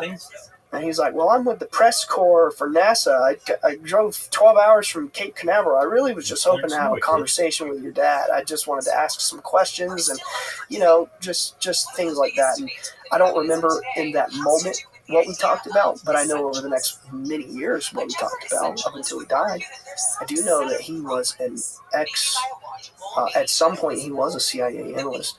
Really? Oh yeah, dude. A lot of these people are double dipping. Here we go. He was CIA and NASA? You have women who are fighting at one point, really hard. Something he told my dad do before he everything that passed they away. can It to be was the kind of best like athletes that they a can. confession, like And how then, much longer. like, I want to somebody tell you a little who bit just- more about me before I'm gone. Perhaps kind of just thing. wants to take advantage of the system. But he's a very cool guy. Just says that they're woman He's and then hilarious. gets to He take was so away all your intelligent hard work. that he had I don't 3 like that. PhDs by the time he was like a teenager. Well, So Can you look him up, Steve? We can pull up his Wikipedia and look at him. Mitochondrial tests. So we can show some people what this guy looks like. he was a really cool guy. He's Then- one of the very first people at There NASA. I should mean, be he was an intern for Werner X von Braun. chromosome. Yeah. Harold. Yeah, that's it. Sports, We're X, click Y his chromosome, obituary. You sports, might and see us in whatever there. the fuck else you You want. might. Oh, Whatever. wow. I know we You were wanna in fucking- his video, and he was a very kind Race soul. against cheetahs? And Go Let's for play it. his video. I swear we're in it. I could be remembering wrong, but I feel like I just As long recently. as it's No, we don't have. There's no audio here. Oh yeah. That's okay. I don't have it. Routed it. That's okay. We can look at it. He was a funny dude. He was so intelligent. 1939 he was born. Holy smokes. Yeah, he was I do that shit too. one of the young interns when Werner von Braun was. He would be in the same room as him. That's how far back he goes. And then there's this individual named Pull up his Wikipedia or something and read about his history at NASA, or what he did, what his accomplishments were. Does he have a Wikipedia? that book UFOs and Alien Abduction Phenomenon. We're in it. Is that his book? Yeah. Wow. Yeah, we're actually in it. There's no official sort of. Hold on a second, though. There are some Meaning of minor drag planet queens name. that don't want to be women. They want to dress like women, but they don't necessarily want to be women. That's a weird one.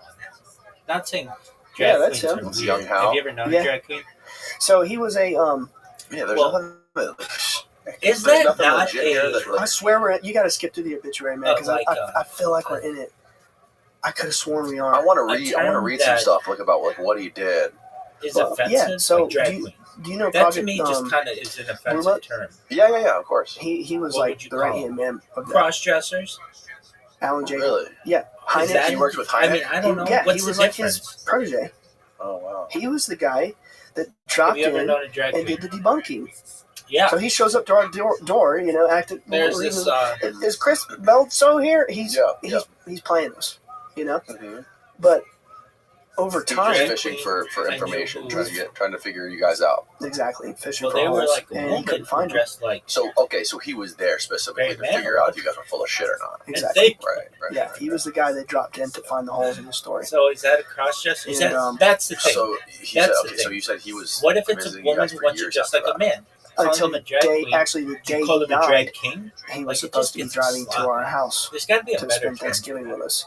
Is it And cross he dressing? didn't show up, and we're like, oh, well, something must have come up. And then the next day we get a call from his wife, Katie, I think and that's she said basically fine, but fell into his cross-dressing head kinda and he was in a coma. insinuates But that he was they're like, in that two we were genders. expecting him at our house, I don't know. so. But And that's dressed What up? did he say to you Could about call this it whole phenomenon? cosplaying. well, he said more to my dad than What's he the said to difference me. I mean, between I was younger. queens I and think he cosplayers? let a lot more out to dad, but he knew it was There's a lot of spiritual. overlap. He indicated to my dad that it Why are may you be his doing this? family. Because I Yeah, could yeah. just be having these The conversations in my entities, head, but I feel Now, like it's here gonna be is beneficial something for the world if that I somebody find does see this and be like, particularly That's good. wild. But So you in think drag about queen is an 2008 offensive or term? 9, I would have been I do. like 15 or 16 years old. Something he said to me and my family what would you call them? that for many years Cosplayers? I've been Is that not? paying attention to in my mind Is that? That's is that by the year 2025, the disclosure rollout would be on the table.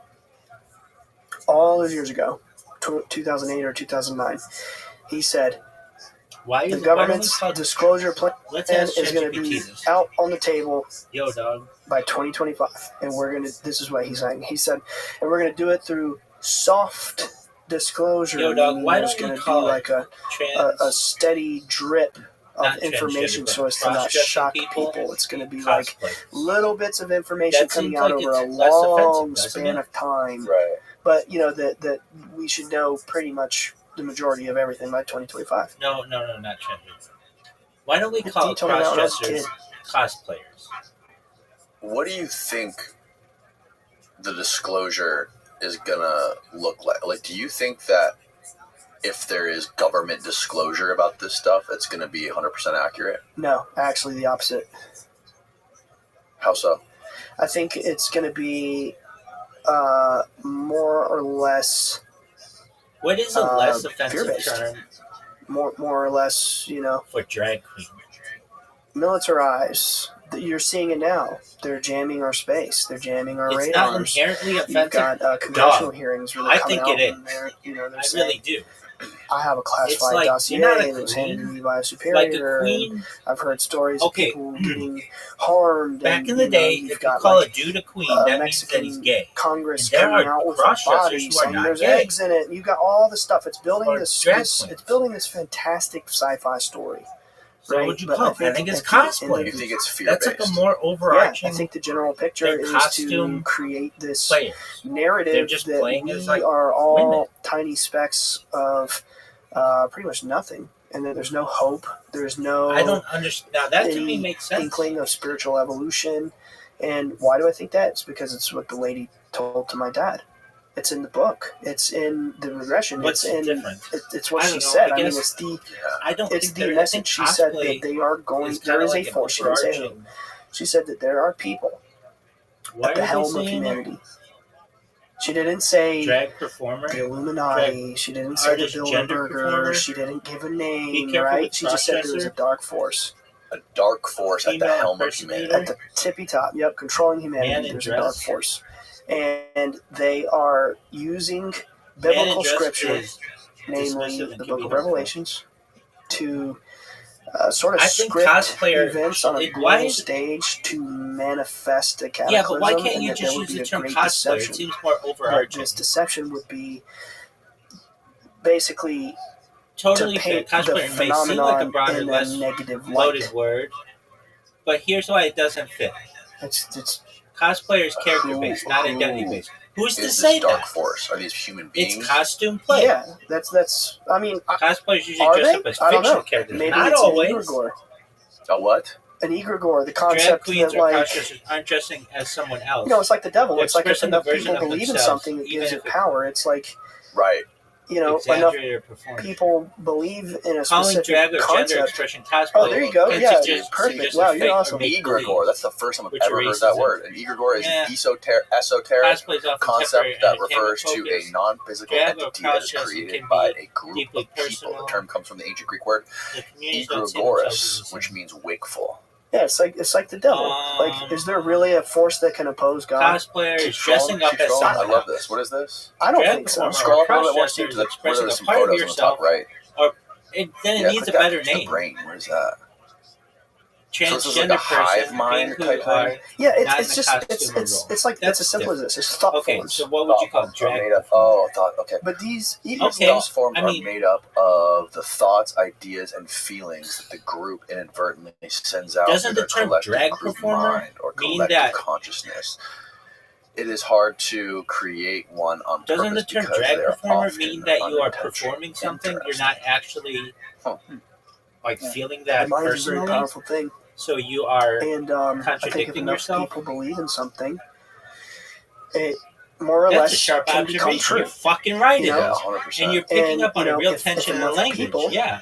You're right that Believe the term that the performers phenomenon is so does negative and suggest so putting scary on something and like a so role warlike, act, and they're jamming our and for radar, many drag and they're artists, it's exactly what it is. The cattle, performance of and all femininity. this stuff that they're Action telling like us camp that's for going glamour. on through this So in these those official cases, the drag quote, persona, channels, RuPaul, shout out to it, RuPaul, it's spreading this, may this be very separate from the person's everyday dark, self.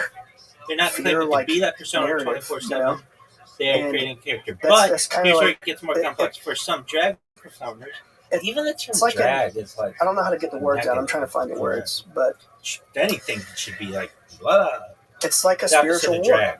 Honestly, lift. like the Should whole call it lift the performance. phenomenon thing. Anyway, for some drag performers, Spiritual war. the Thank you for titling this episode. Spiritual war. Okay, sure, yeah. That would have taken me like at least 3 days to come up with. It's called performing, Awesome. though. Shouldn't it be called like egregores and spiritual wars? Hey, you said you wanted some esoteric concepts. Yeah. These So are there you better go, names. egregore. Lift. Yeah. I gotta pee real quick. Sorry. Lift. Did you search Harold or Lift. Hal? I don't Harold. know. Try Hal. Help I them got explore gender profile of identity. a tektite. Be researcher. a way of He was the expressing world's truth. expert on So when tektites. drag is a performance, that feels Tektites, they're like blah, blah, this It's not a special kind of contradiction, meteorite. it's a They're spectrum. like glass meteorites. Oh, really? Yeah, he was literally like the But it's not authority. drag is a constant. on has them. been He also taken mapped off. the moon, didn't he? Feels like a- Yeah. but both No, of that them was being not me. what it Yeah, is. we need a word I for don't being know. me. Okay. Yes, drag performer implies performance, but it doesn't Profile exclude of a personal being. tektite researcher. I've been tektite hunting with him. Really? Scroll. Can you It's zoom in like a saying little bit? someone is a poet even. Hal language Havenmeyer is a tektite researcher from Ohio. Isn't the term Wow, in July drag like 2020 negative? In July 2000, the main belt asteroid It's like, 12753, oh, that thing's which was such a discovered drag. by Gene and Carolyn Shoemaker on April 18th, Welcome. 1993, was named in How you honor of living, Hal and GB? Katie Havenmeyer for their many GB, go fuck contributions yourself. to the international Yeah, drag can sound negative in everyday Occultation. speech. Occultation Timing Association, These all IOTA, use drag as a burden, but in and the their queer studies of community, work in the drag is field totally of meteors different. and meteorites. The term He drag is the is author believed of to be Fireballs, theatrical Meteors, slang, and Meteorites, Tektites, referring to men Cosmic wearing long Paradox, skirts that drag down Cosmic the floor. Paradox, That's Gray's so Observer's Handbook, Others and say also it's an acronym dress published resembling over a- that's not 190 scientific articles. Holy crap. Yo, what up? Yeah, it was GB? speculated. This is not anything I know. This, don't take this to the bank. Okay, Keep scrolling. Okay. this is just something that was implied Is this a as a song? possibility. I like it. If I there like ever it. It goes- was such an office as Majestic 12, he would be somebody Da-da-da. who probably was. Some of his engineering work I wonder what GB still sits on the Sea of Tranquility from the Apollo 11 mission. Opinion on this. Wow. Yeah, GB, that's what are your what thoughts? Chris was talking I think about. drag is Oh, bad. yeah, your dad said that he mapped the moon for the moon landing mission, so they could figure out the perfect place to land. He was a genius. He was so intelligent that he had to take medications to slow his brain down. I mean, there's a lot. Really? Yeah. To slow it down? God Yes. damn, I can't find enough medication to Yeah. speed mine up. There's a lot of, when you start talking aerospace industry, Okay. you get a lot of Very smart people. yes, a lot of brainiacs. We're talking In about daily slang, genius yes, it can sound mathematicians and negative. astronomers and In queer physicists and culture, stuff. no, it But should be Although all lift. planetary scientists living. are I in think agreement that's that way tektites better. originated Lift within living the Earth's is moon what drag system, queens should there are Lift two living. major All them theories motherfuckers as to lift their living. origin. The What most does it mean? popular, simplest, and Not widely drag, accepted it's is lift. that It's like, they are the It's result of living. a It's what they're terrestrial doing. impact caused by a comet or Does it have to asteroid be a throwing material performance? out into space and Anyway. re-entering as tektites. Interesting. Oh, that's cool. there's a lot of mythology about tektites. They're also we commonly need known as an equal moldavite. rights It's amendment. like a crystal. I If don't you're care into what such you a want to thing. call drag queens. And yeah, there's I Performers love studying or myths. poets I don't care what it or is. Holy Grail, Wishing doctors Stone, whatever, or Buddha. I don't care. And superstar there's a lot of really athletes cool, interesting homeless mythology people about or whatever, moldavite potentially unhoused, being one of the stones of the black, Holy Grail. white, blue, green, yellow. Everybody It's needs like equal rights. the mineral name, I believe, of tektite. Oh, really? But I Or think it's a lift kind of living is tektite, good. rather. Wow. Dude, this guy sounds like he was fascinating. He was cool. Like I said, I mean, again, it's like you can't take this. Trans I don't know this for a ideology fact. It is was implied to me misogyny. that he may have been a Majestic 12. Women's rights are not hate. It's like I get that. the original people who like basically ran the covert UFO program. The Majestic 12? Yeah, it's an idea. Again, Who were some of the other people that were part of that? I don't know. Oh, nobody knows. I don't even know if he was. It's just Okay. it was indicated, But when you're talking in these covert, I mean, dude, I've been around people in the CIA and NASA and all these other agencies since I was like 15. I mean, you meet so many people, and this one says this one, and it's like I don't know. Why, we're So, talking about feminism. okay. So why is it a discussion So on trans? who is the one that originally Shouldn't it be claimed like, that there was this is Susan B. shadowy Anthony sort and of this is force at fucking- the top of society that wants to install fear Who's that through hot chick? this disclosure process? The lady, The The lady. big- Gloria Steinem? Okay. Yes, she said it's a dark force. Now, whoever might be in charge of this disclosure, say there is some sort of government disclosure in the process right now, right? That's going to come out in the next few years. Like, looking back to 2014 when they started releasing those Navy videos and everything like that. 2017. So that was 2017? Yeah. Oh, yeah, okay. Anyways, so if that was like the just dipping the toe in and saying like, we're going to do this over the next 10 years, who specifically would be behind that? And obviously there are people around you guys who you guys are talking to in intelligence or in Department of Defense or in NASA, wherever it might be, all these crazy agencies who are openly talking to you that this is not the case, this is not reality. What was that thing about? There's obviously a split in government, right? Like there's a divide. Yeah. Yeah. Multiple divides, actually. Do they acknowledge that to you? Oh, yeah. Yeah. And who do they say are the people who want to paint some sort of false dystopian, fearful narrative? It depends who you ask. If they're in the CIA, they might say it's NASA. If it's somebody's NASA, they might say it's, if it's somebody in the Air Force, they might say it's somebody in the Navy. You don't really get a straight answer. It just depends who you're talking to. You see what I'm saying? Oh, I'm in the Air Force, but they're in the Navy. They're the bad guys. It's like there's splits within these factions. Well, you have CIA, but my CIA group is the good one, but their group is not the good one. There's compartmentalized fractures within these intelligence communities. And then you have groups like the Invisible College who are like, well, we have all these answers and we know it's spiritual, but we don't think people deserve to hear it, And then you have other groups that are like, we don't know how to tell it, but we want it to get out there, meaning like the entities, the beings, whatever. They want the truth of it out, but they're like, how do we do it? And then you have others who have bot armies and trolls, and they do like cyber stalking and harassing. And yeah, we just learned all about bot armies a couple weeks ago. Oh, really? Yeah. Yeah, it's a thing. And you have those factions who are like silence any sort of conversation about this that gets too close, push all the conversation about, whatever popular alien theory is being run now. Like, you've got Pleiadians and Arcturans and all this, all that's okay, but then harass the people and troll the people that are kind of close to the real thing. I've had a couple of death threats, things like that. It's complicated, man. Like, when you're in the intelligence world, it's very gray. It's not like you see on TV where it's like, we all are loyal to the same mission. Well, not really. Because when you're talking like CIA or some compartmentalized intelligence program, they sometimes, it could be because of blackmail they have on foreign nationals or, international people, leaders, whatever information they have could make some of these people untouchable, and they can do whatever they want, and they can get away with whatever they want, and they're more or less above the law. So some of these people are rogues, and they just do whatever they want, harass whoever they want. They don't care. I've experienced that. And are some of these people that are involved in this, are they like private commercial aerospace people, or are they all in government?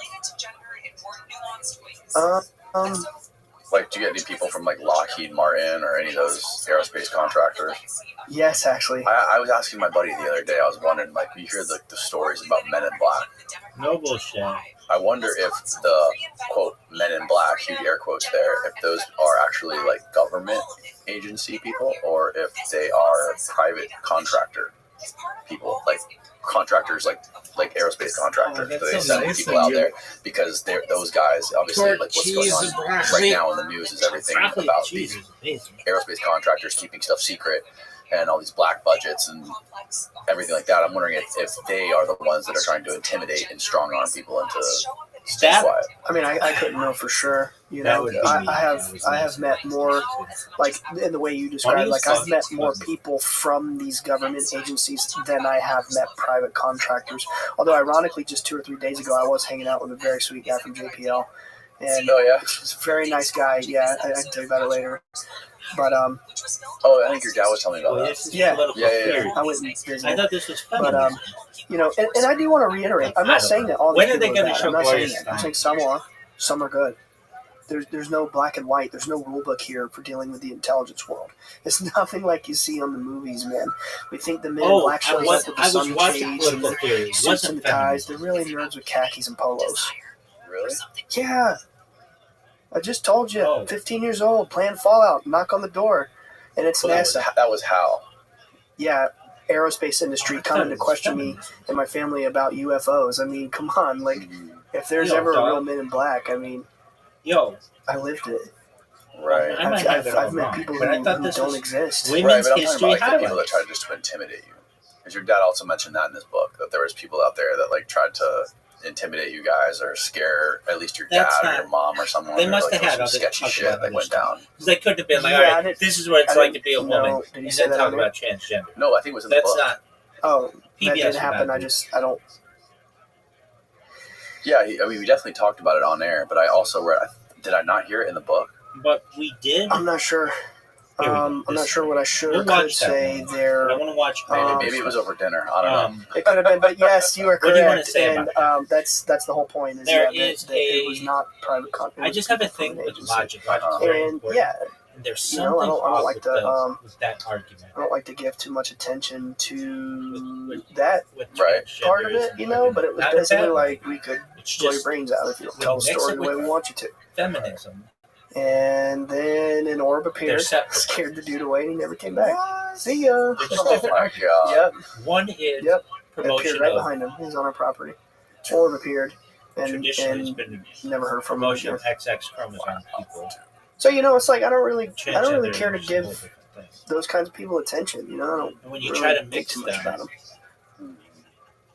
What other kind of people should then live you at your they're house? Besides changing Hal? the definition of feminism. You name an agency, Homeland I'm Security, not saying DIA, NRO. Dad told you about that one. Yeah, you told me all about the NRO. Yep. Air Force Intelligence, It's not Army traditional Intelligence, feminism. Naval Intelligence. I think I already said CIA. Obviously, I've met people from FBI. I've met virtually. Why They don't all we just say knock on your door unannounced. No, Why that's did only that go happened away? unannounced such a only a bad few thing? times. A lot of times it's like, I hey, get I'm coming through the transgender. area. Can I Why stop by? is that? Sure, come on. Or Let's you know, find get out. our number. Hey, so and so, ChatGPT.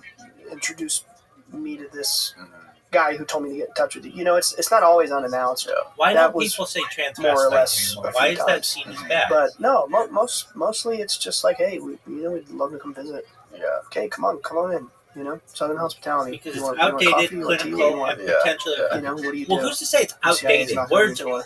You're gonna say no and slam the door? clinical. Were you at the house when that guy Tim showed up? Historical use. Really? Yep, it was in my bedroom where What?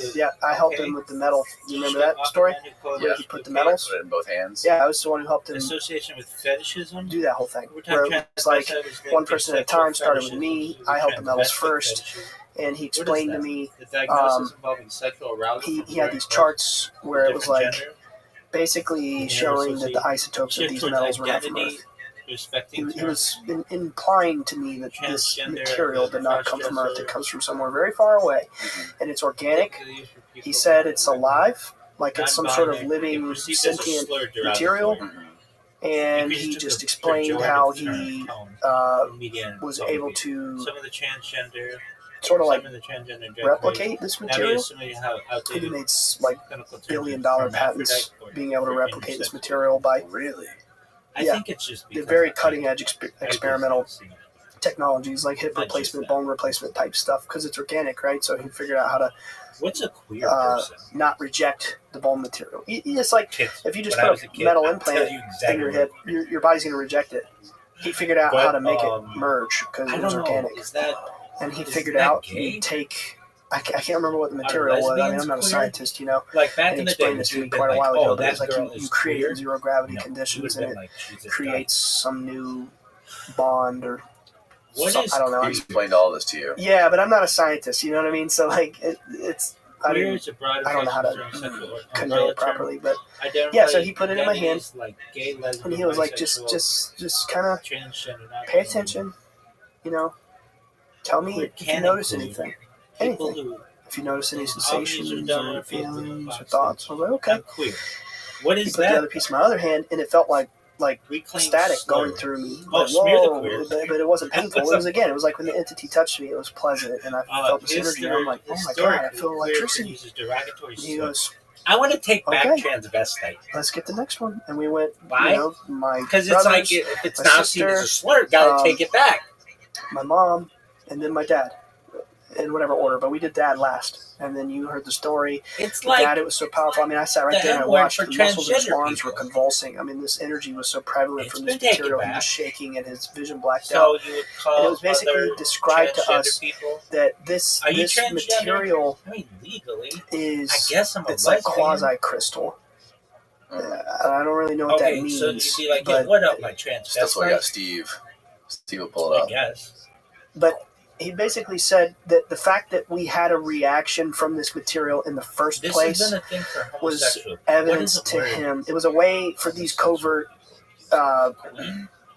programs to, you know, you say you're seeing an entity and then you touch this stuff and you feel nothing whatsoever and you're lying. Really? So it's like a lie detector test? Well, no, it's more so like it's reacting with your energy because you've been in the presence of an interdimensional entity.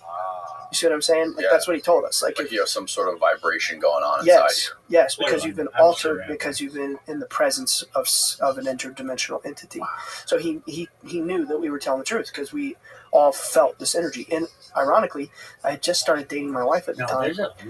She happened to be there. She didn't feel a single thing. She didn't feel anything from the metals.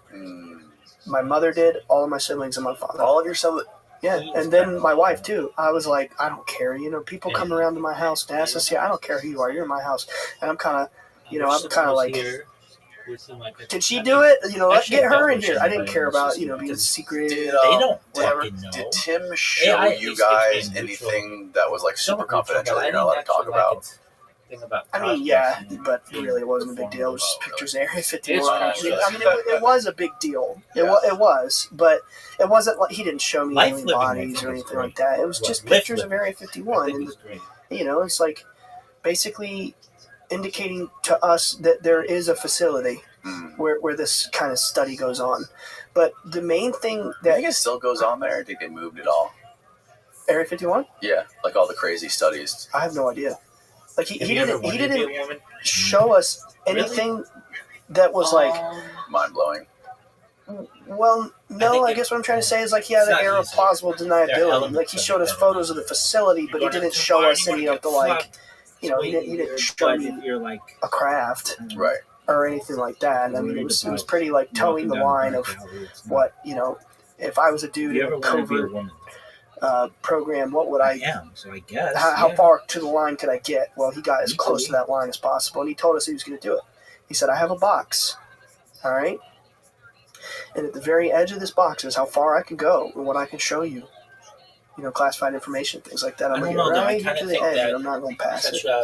So he showed us the pictures of Area 51. He showed us his badges of Area 51. He had like actual laminates, the CIA, NASA, Air Force, and Area 51 laminates, like clearance passes, like click, let me in the door.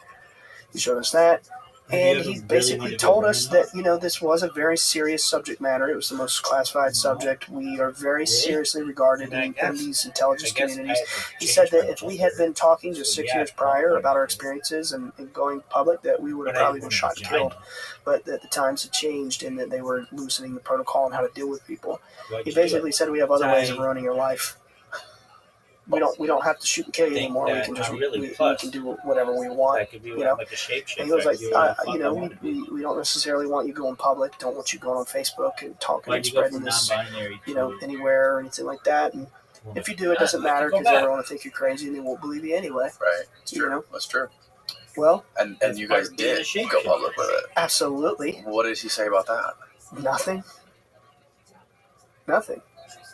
Is anybody trying to fuck with you for going public? Did anybody ever, when you initially went public, did anyone try to fuck with you? Yeah, I mean, it's like, it's hard to say. It's like, yeah, I mean. And why wouldn't they want you to go public with it? Because again, it's like there's a narrative, right? There are so many. But if it's spiritual, what does it matter? Like, it's not like, why do they care? Honestly, like, it's a complicated question, you know. It's because my take on that is. What's your favorite thing about being a dude? This may sound like it's out of left field, but it's about awakening, right? It's about the awakening of humanity. I mean, what does that mean? Well, right now we're asleep. We don't really know what's going on. We don't know the nature of things. We don't know the reality of things, right? To awaken means perhaps the strongest when we all realize, when we all kind of like expand our idea of things and realize there's something more than just this. You know, there are other beings out there in other realities. There are energies and forces in other realities that are always all around us. Which again brings us back to the Christ consciousness thing. It brings us back to the light thing, because if there are other dimensions and other forces, then you know we got to be more mindful of our thoughts and our intentions and our feelings and how we project. You know, it's like there's more to us than just physical action. She was like hot without. There's mental action. There's intent, spiritual intent, things of that nature. It's the kind of stuff the beings talk about. But awakening is when we realize there's more to this than just material life. That we have abilities. I mean, you know about the remote viewing stuff, right? Yeah. You're aware of all that. We can all do that. We all have some degree of psychokinesis or what's it called? Extrasensory perception. Mm-hmm. We all have this. We all have these abilities. It's just shit we go through. In order to access something, you have to be aware of it, right? You have to be aware that you have these abilities. You have to be aware that you are a higher consciousness. That's what Diana. Yo, dog. Yo, dog. When I read that, she was going deep into how I don't think she gave up his name in the new book yet. Maybe she did, but she keeps Tim pseudonymous in both of her books, I believe, and she talks about how Tim has some sort of like daily ritual protocol he does to keep himself in tune with this extrasensory thing, whatever it is. Like if we are some sort of biological antenna that can access some sort of doorway to extra perception, he has a thing he does every morning where he like drinks water and meditates. He does no coffee. It's part of his protocol. No coffee. No coffee. Yeah. Sunlight. You know what he told my dad? No. When's the last time you dated, Rabbi? When was this over? Really? Yeah. Kundalini yoga. They're very esoteric in NASA and CIA, man. I mean, that's a rabbit hole in and of itself. But I want to stress, you know, I do not want to say that all of these people in these agencies are bad. They're not. Some of them have been really good. Of course not. Some of them have written blurbs in my dad's book, you know, saying he's telling the truth. Please listen. Yeah, and John Alexander. Oh, John Alexander. Yeah. And some of them, and Hal. You know, he may have debunked us at first. Tried to. Hal did. He tried to. Povenmire. Yeah. Hal Povenmire. Yes. They have tried to. You know, they do have a job. But at the end of the day, some of these people have been very kind and very generous in trying to ensure that we feel heard, feel understood. You know, it's like not all of these people in these programs are bad. I do believe it tends to be like Stranger Things season 4. This is my favorite example where you have this whole you have this scenario where like 11 losers are mojo, and you got one element of the government trying to kill her, and then you got the other element trying to like get her mojo back and put her out there to do her thing. It's like that. It's like some of them are bad, some of them are good. It's the way it is. You know, but you asked, why don't they want this out if it's a spiritual thing? Because those bad elements, whoever they are, tend to be more powerful and have more reach, right? They don't want us to awaken. No, they want to keep us. Yeah, they want to keep us asleep on our daily routines. They want us waking up. They want us dumb and sick and hooked into the pharmaceutical culture. Yeah, watching TV, eating the crappy food, just doing everything we can to be sick and dumb and as low vibrational as possible. They don't want us to awaken. Why would they want that? Look at this athleticism. Yeah, no, it makes sense. I just wonder why these people like Tim and people close to you who are showing this to you or telling you not to say anything publicly. It just boggles my mind. Maybe because it's real. Yeah, but if they're not a part of that negative force, why do they want to keep it a secret? I don't know if he is or isn't. I don't know. They never told me. I don't know. I just know based on people's actions, and if they've helped us or not. And I'm not here to say this one's good, this one's bad. I just know that like there have been a few. I will say Jim Van, CIA. His title is Directorate of Clandestine Affairs. Yeah. Mm-hmm. Yeah. Pull up Jim Van's bio on there. This guy never, ever has he said, "Don't go speak publicly. Don't go tell your story." It's actually been the opposite. You need to write a book. You need to go tell your story. You need to talk. There are some people in the government who truly, despite how they may look or how they may appear, or who they know or whatever, it doesn't matter. All I know is how they've been to us. And they have been, you need to go shout your story at the rooftop. It's time to tell it. Forget what all these haters say. It doesn't matter. Go tell your story. He's one of them. Hal is one of them. Colonel Alexander, one of them. Go tell your story. Go tell your story. So like, I don't know. That's pretty. I don't know. I can't say who's good or bad. I'm just telling you what happened, right? I'm telling you the facts of how the cards are falling. So that's my experience.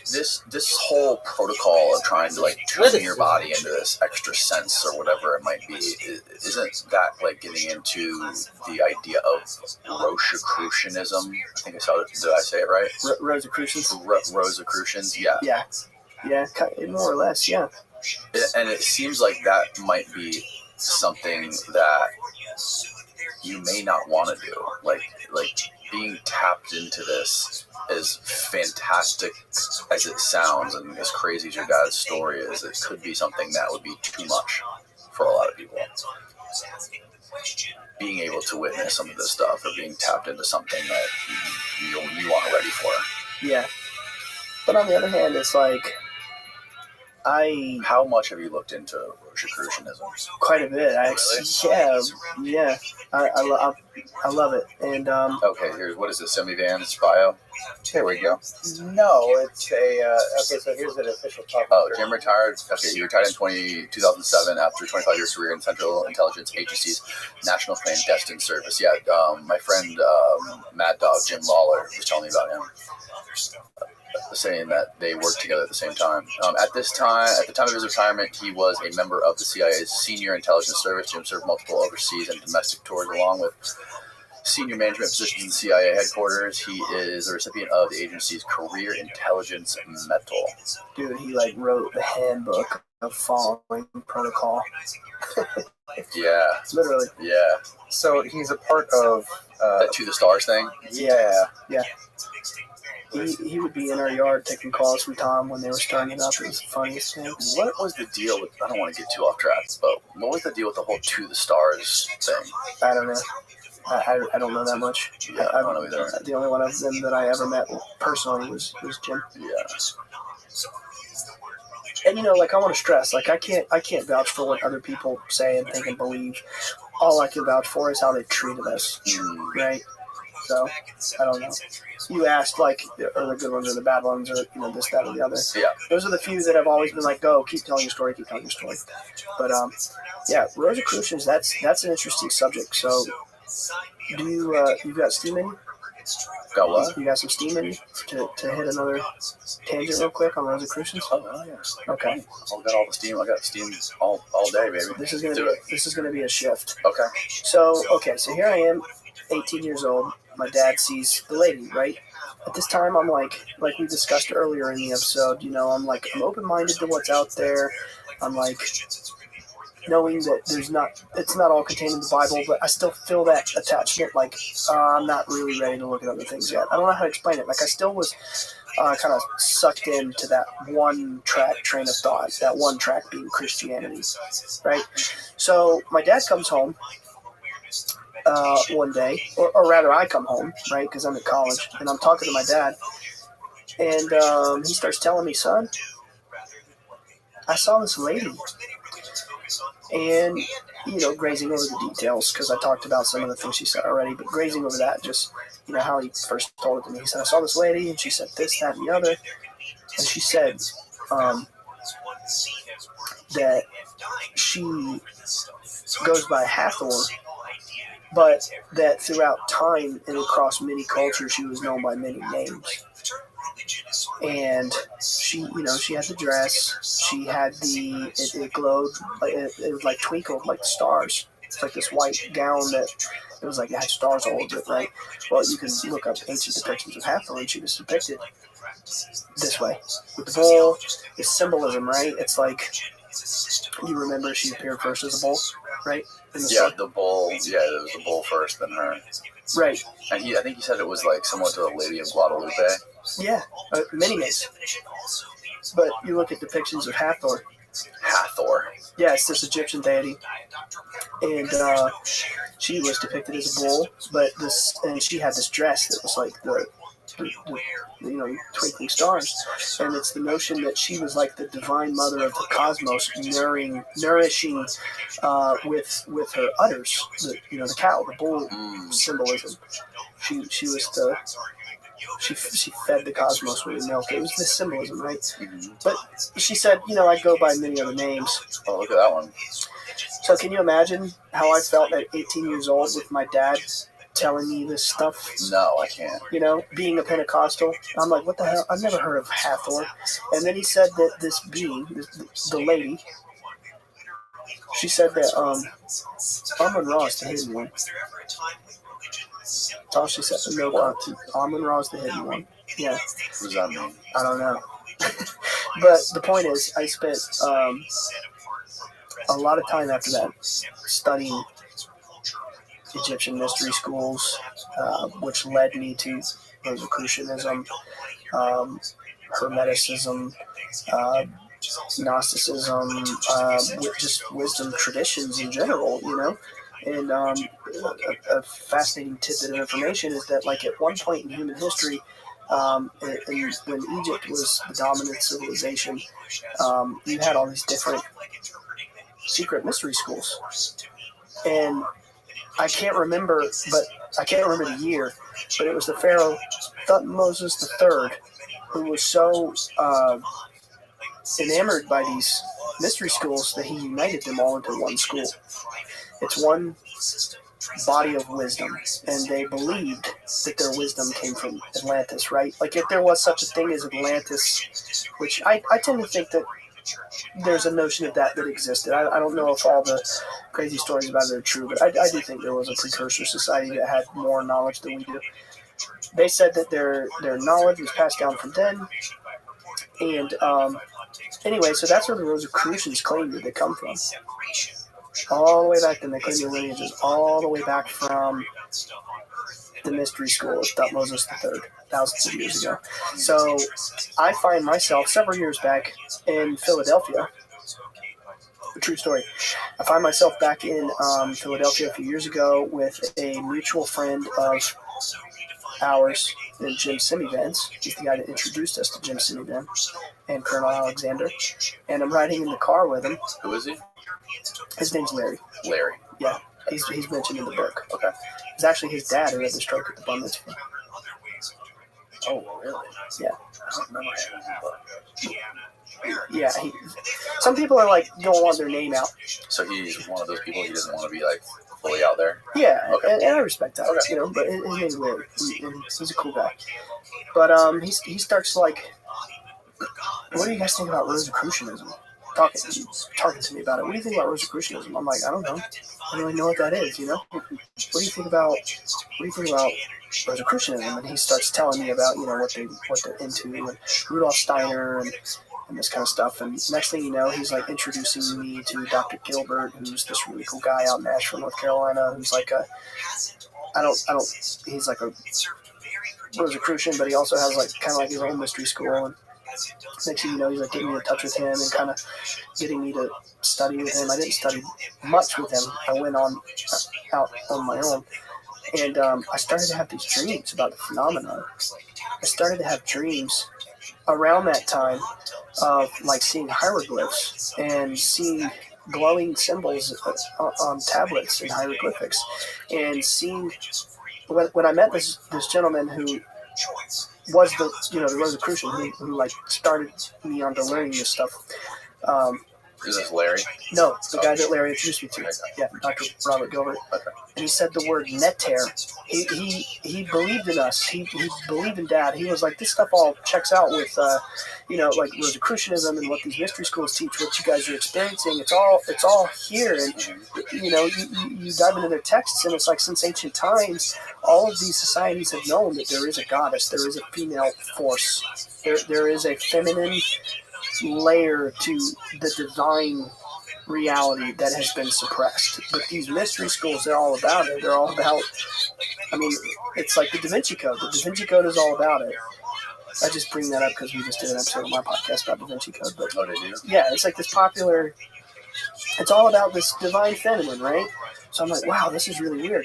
And I go through all these rabbit holes, and I'm studying this stuff, and I start having these dreams, and then I start having, these dreams of like glowing hieroglyphics, and I had this really crazy dream of like Osiris, and then when I heard the word neter, which was basically the concept of Egyptian nature spirits, I started having dreams about the phenomenon being that way, and it kind of like led me down that rabbit hole, studying that information. And then next thing you know, I find myself doing the podcast, and I'm just like, that's a lot of what we talk about is this kind of information and how it relates to the phenomenon. Because in my experience, the phenomenon is more of it's more esoteric in nature. It's spiritual.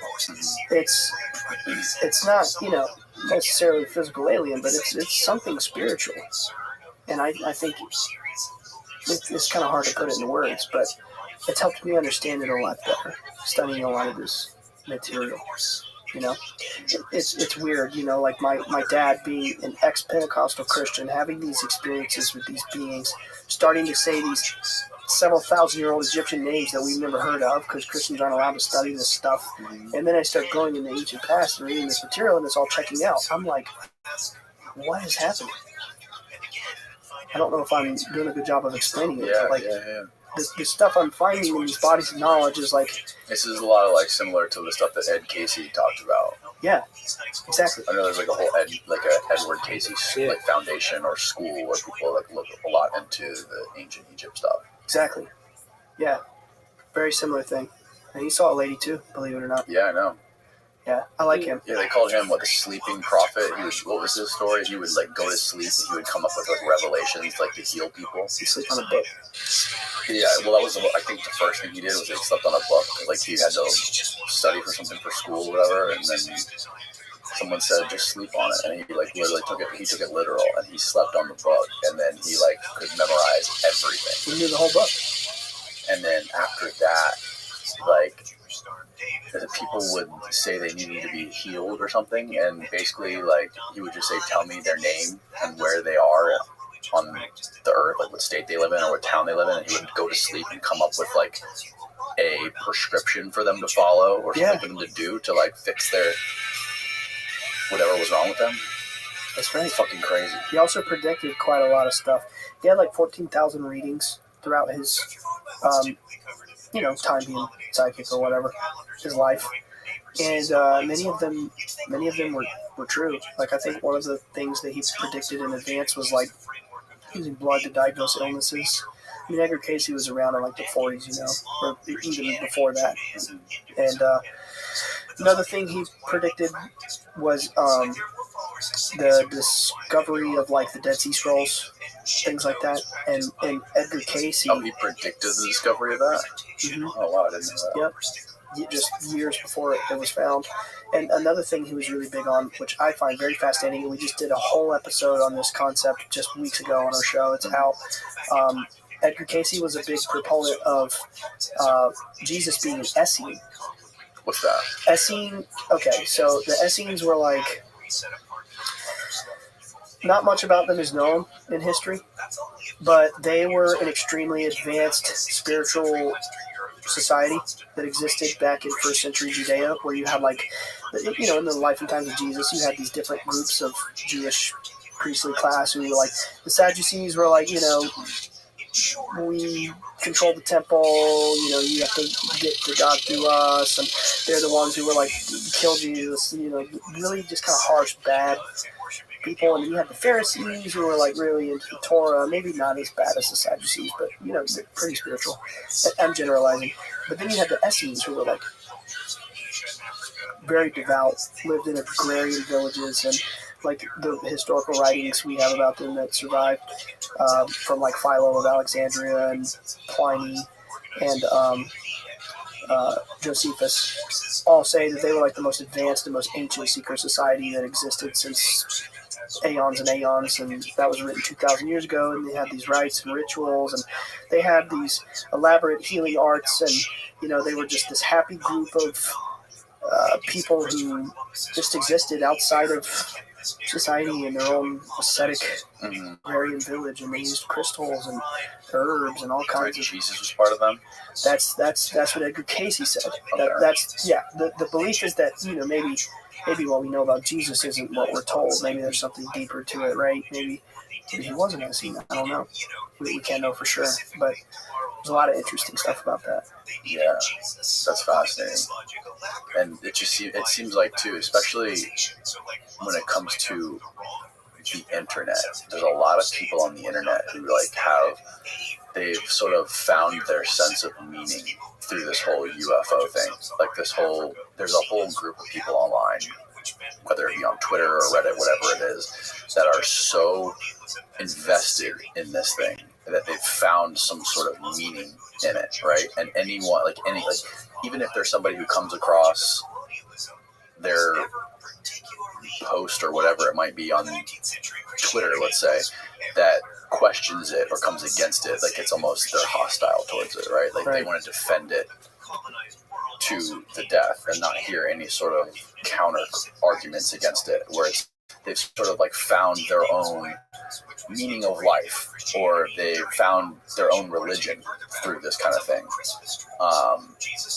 And it's very similar to a religion in a sense, people that are like super into the whole UFO phenomenon. Yeah, it is. People are very violent over their UFO beliefs. They are. Intellectually violent. Yeah. And I gotta say, man, you know how weird it was in 2007 when my dad came up, reported to MUFON. I had an experience. I believe it was angelic in nature. And then, exactly like what you just said, right? You start infringing on people's religion. You got people who, we're from North Carolina, it's just mostly Christian, in the early 2000s. And it's like, you're dealing with the devil. Yeah. That's not angels. That's not even aliens. It's demons.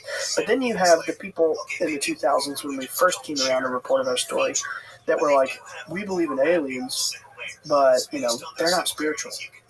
The two paradigms were separate, Back then... So religious people said they would believe in aliens, but they're saying that what you're seeing is not religious. No. Oh. Religious people said they're demons. Oh.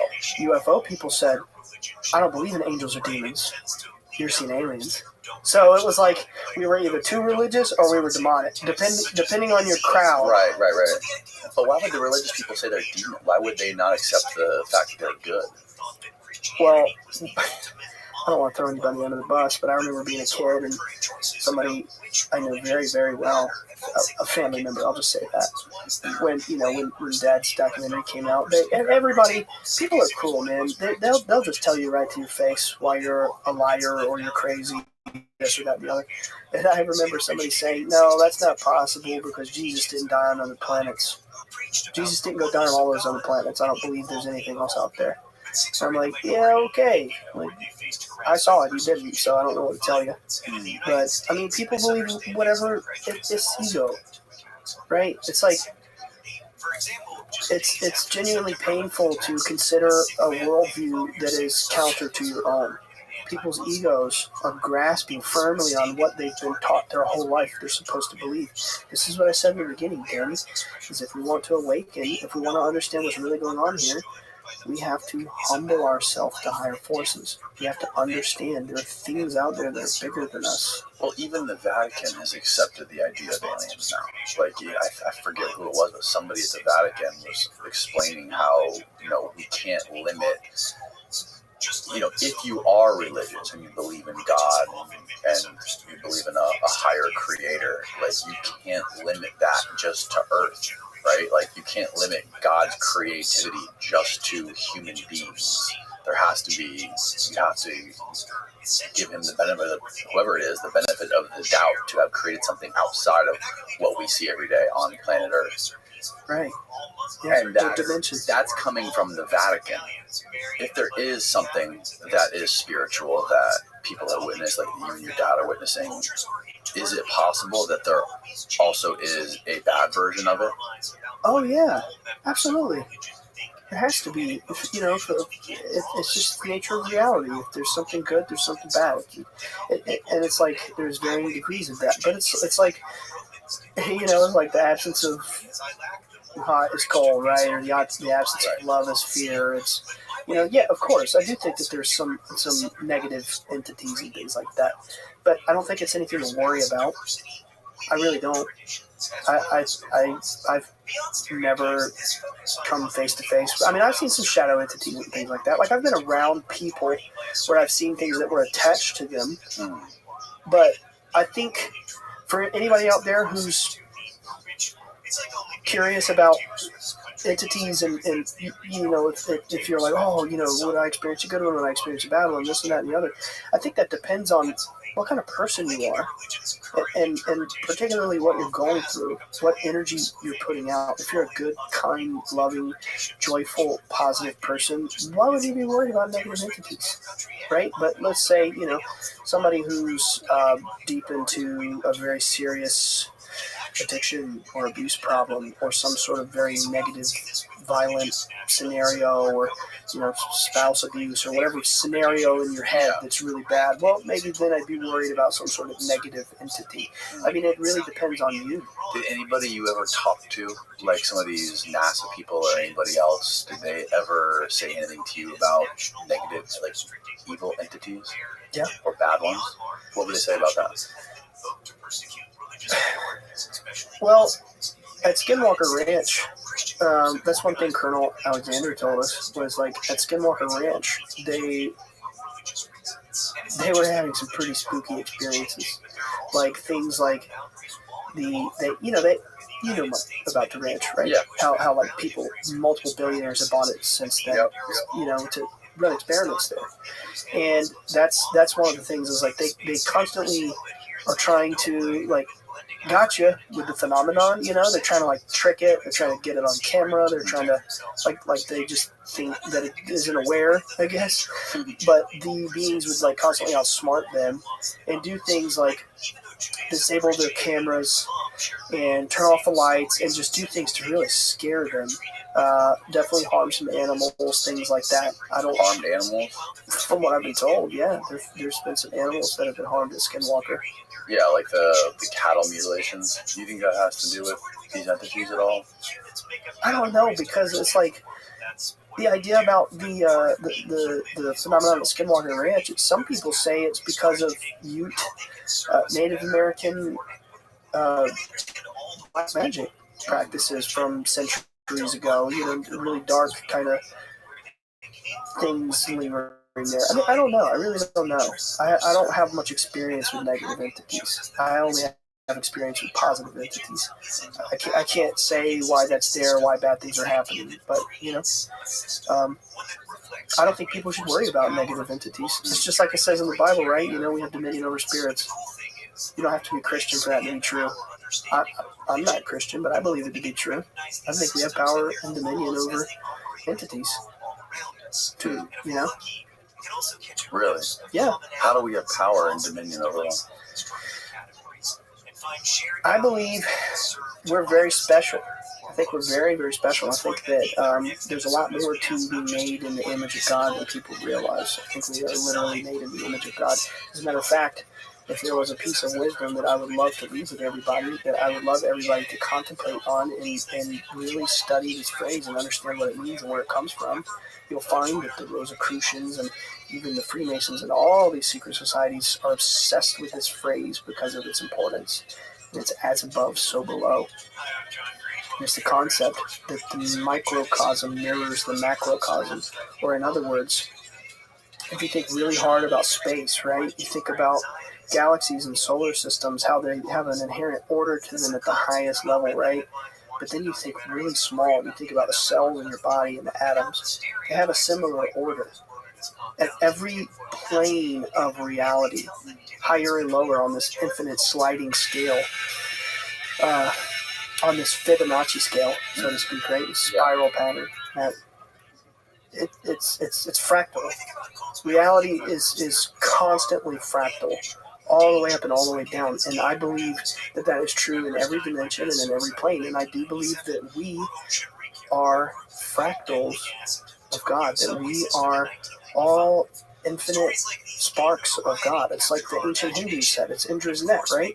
You have this one original consciousness, and it's personified, or not personified, but shown as this net, and then you have a drop of dew on every intersection of the net, and the sun is shining on the water, and that sun is equally reflecting off every piece of dew. That's me and you. That's all of our consciousness reflecting. There's only one light, right? It's God. It's the mind. It's the universe, whatever. You call it whatever you want to call it. We said this in the beginning. It doesn't really matter so much how you believe it.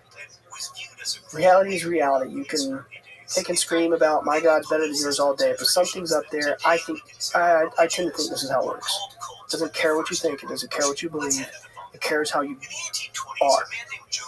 It cares how you vibrate. It cares how you act. Right. What you put out into the world. But anyway, so I believe that we are. I think that we are reflections. I think the material world is only a mere reflection of the higher eternal world.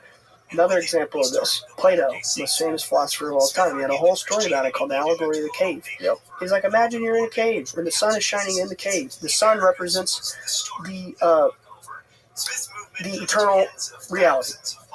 It's invisible, so to speak, but also like it's kind of a source of light. It's symbolized by the sun. It's shining into the cave. Me and you are in the cave. We see the shadows on the wall. Me and you, we live here in the cave, symbolizing material reality. We think the shadows are the real thing, but really it's out there in another dimension or outside of the cave, right? And it's like you have all these different stories around the world basically saying like, this is the illusion, there is something real, there's something else. There's something else that's not illusion. We are in the illusion. Or as the Hindus would say, we are all in the dream of Brahma. We're in the mind of God. Or as the Hermetists and the Rosicrucians would say, the universe is simply the mind of God, and we're each a thought in it. Okay, so the question is, why do we have dominion over spirits? Because of that. Because we are a piece of the Creator. We are linked to the mind of God through our mind, because we are a piece of that mind. Right? Yeah. No, that makes sense. That's why we have ESP. That's why we have psychic abilities. That's why healings and miracles occur. Because we are divine. I believe we're divine. I think we are. I think that's the truth about all of it. All religious myth, all the wisdom traditions, and every bit of it. I think that we are all special fractal pieces of, you could say, the God mind, or whatever you want to call it. It doesn't matter. It doesn't really matter. What do you think would happen if like this information came out that like this is a spiritual thing, and like everything that you're saying? Imagine the government came out and said everything that you and your dad are saying. Like, this is what it is. It is what it is. We're not gonna. It's not beings from another universe that are gonna try to control us or anything like that. This is just a good thing. It's divine, and let society run with it. What do you think would happen? What would the effects be? I think that is going to happen, but it's not going to be because the government came out with it. I think it's going to be different than that. I see it going down in my head as the entities sort of allowing themselves to be seen more and more by the masses. As it's like this, okay? So the whole population is 100%, right? It's obvious. Just say the entire population is 100, but maybe 10% no. They have the knowing, they believe, they understand, right?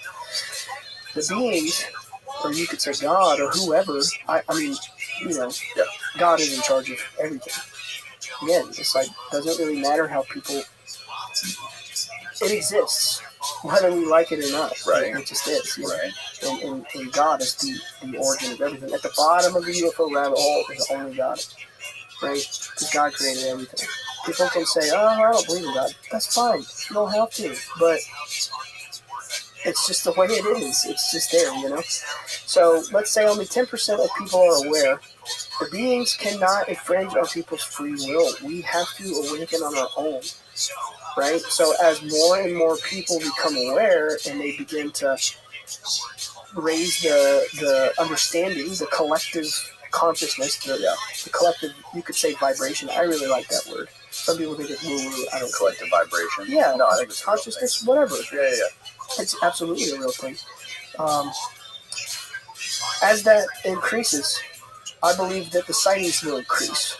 Like literally, like what you've seen, like the sightings of the entities. As the awareness increases, the sightings are going to increase. Yeah, like a very basic example is I've never seen any of these things before, right? Until I went out to the beach with your dad, right? But I've also never stared at the sky for 2 hours. Right. I've never looked for it. I've never really tried to look for it. And that was the first time.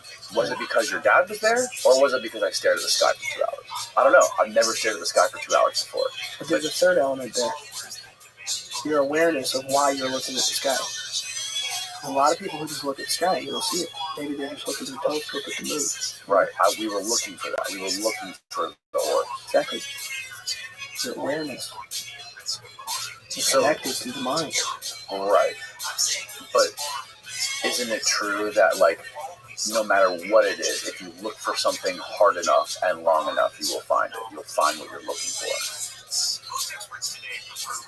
Is there a little bit of that in there? What, like with the beings? I mean, yeah.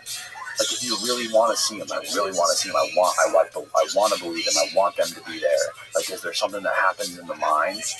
Yeah, I've met a lot of people who are like that. I mean, you know, just for context, I mean, like I said, I'm 30. I started when I was 13. I've met hundreds of people who've come to the property or met them online or whatever. If we're counting online, if we're counting everybody I've ever interacted with, it's got to be at least 1,000. It's a lot. We would have people camping in our yard when I was a teenager. And I say all this to say, of all the people I've met, there have been many who I've met who are just like, you're UFO fanatic, like, I want to see something, and they don't see. You know, because it's like, well, maybe you're trying a little too hard. Maybe you don't have the right intention. Maybe you don't have the right attitude. It's like threading a needle with this thing. You really have to go out there with an open mind. And again, I keep saying this for the listener. You have to humble yourself to higher forces. In order to see these things, you have to go out there and you have to allow yourself to say, if it be your will, show me. You know? Going out there saying, I'm going to see a UFO, I'm going to see this, I'm going to see that. Well, I've met a lot of people who never see anything. They think they've got it all figured out and it's back to square one. There are some people who have come to our property many times, never seen one thing.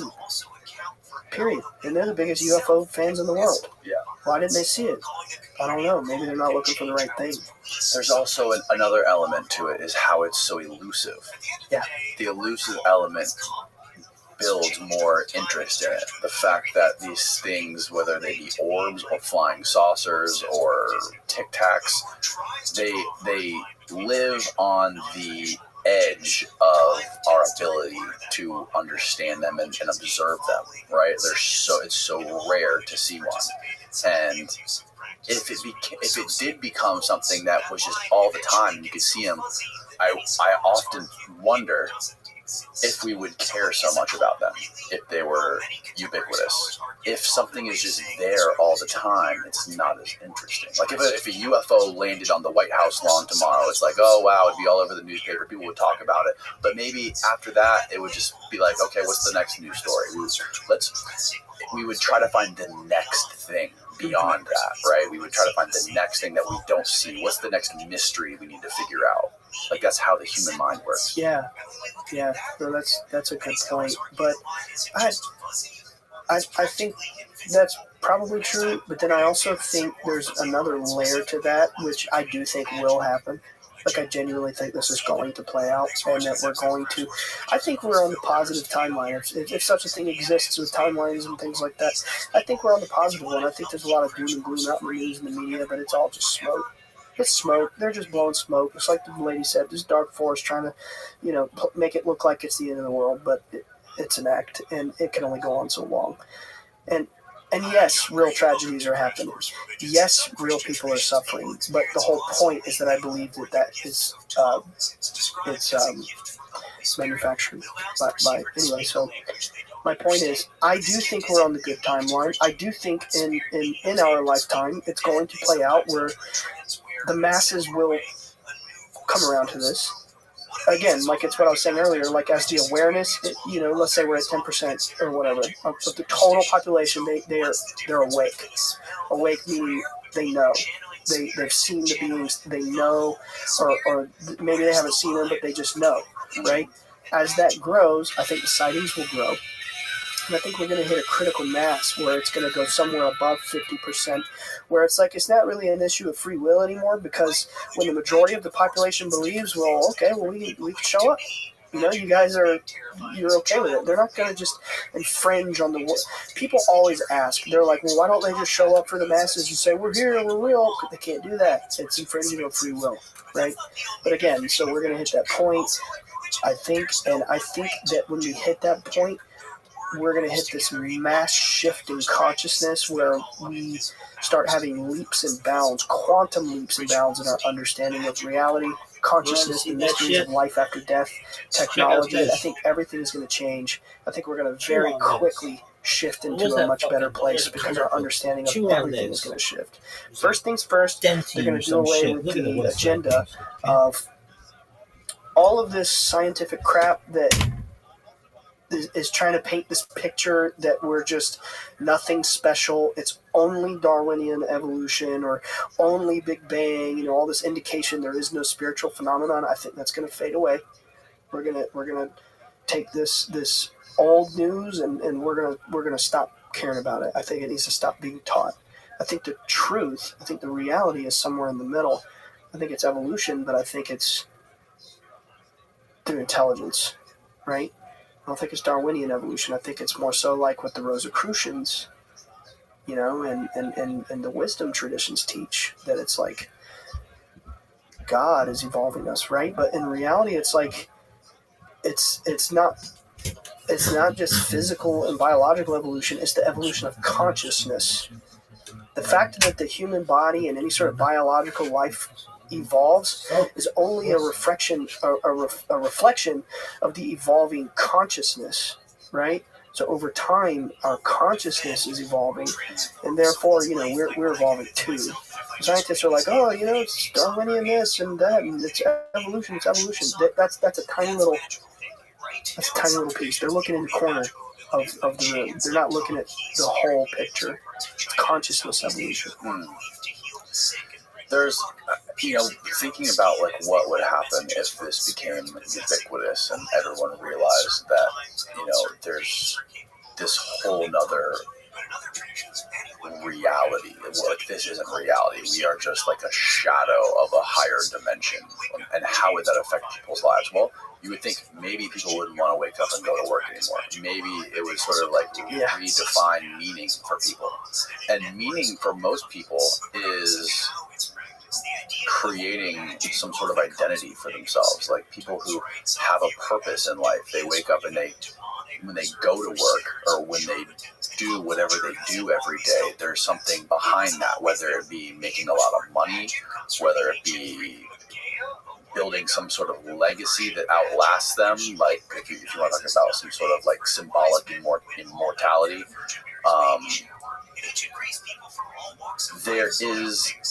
that is very much tied to innovation and like humans building things and evolving things. Like when you talk about automobiles or AI or whatever it might be, we human beings are at the foundational level. We create new shit, and that's like what we do best. And that is what runs the entire world. That's what runs the global economy, is building and creating and manufacturing and all this stuff. And the core drive for all that is money, legacy, symbolic immortality. There's so many things that are just like at the core of human existence.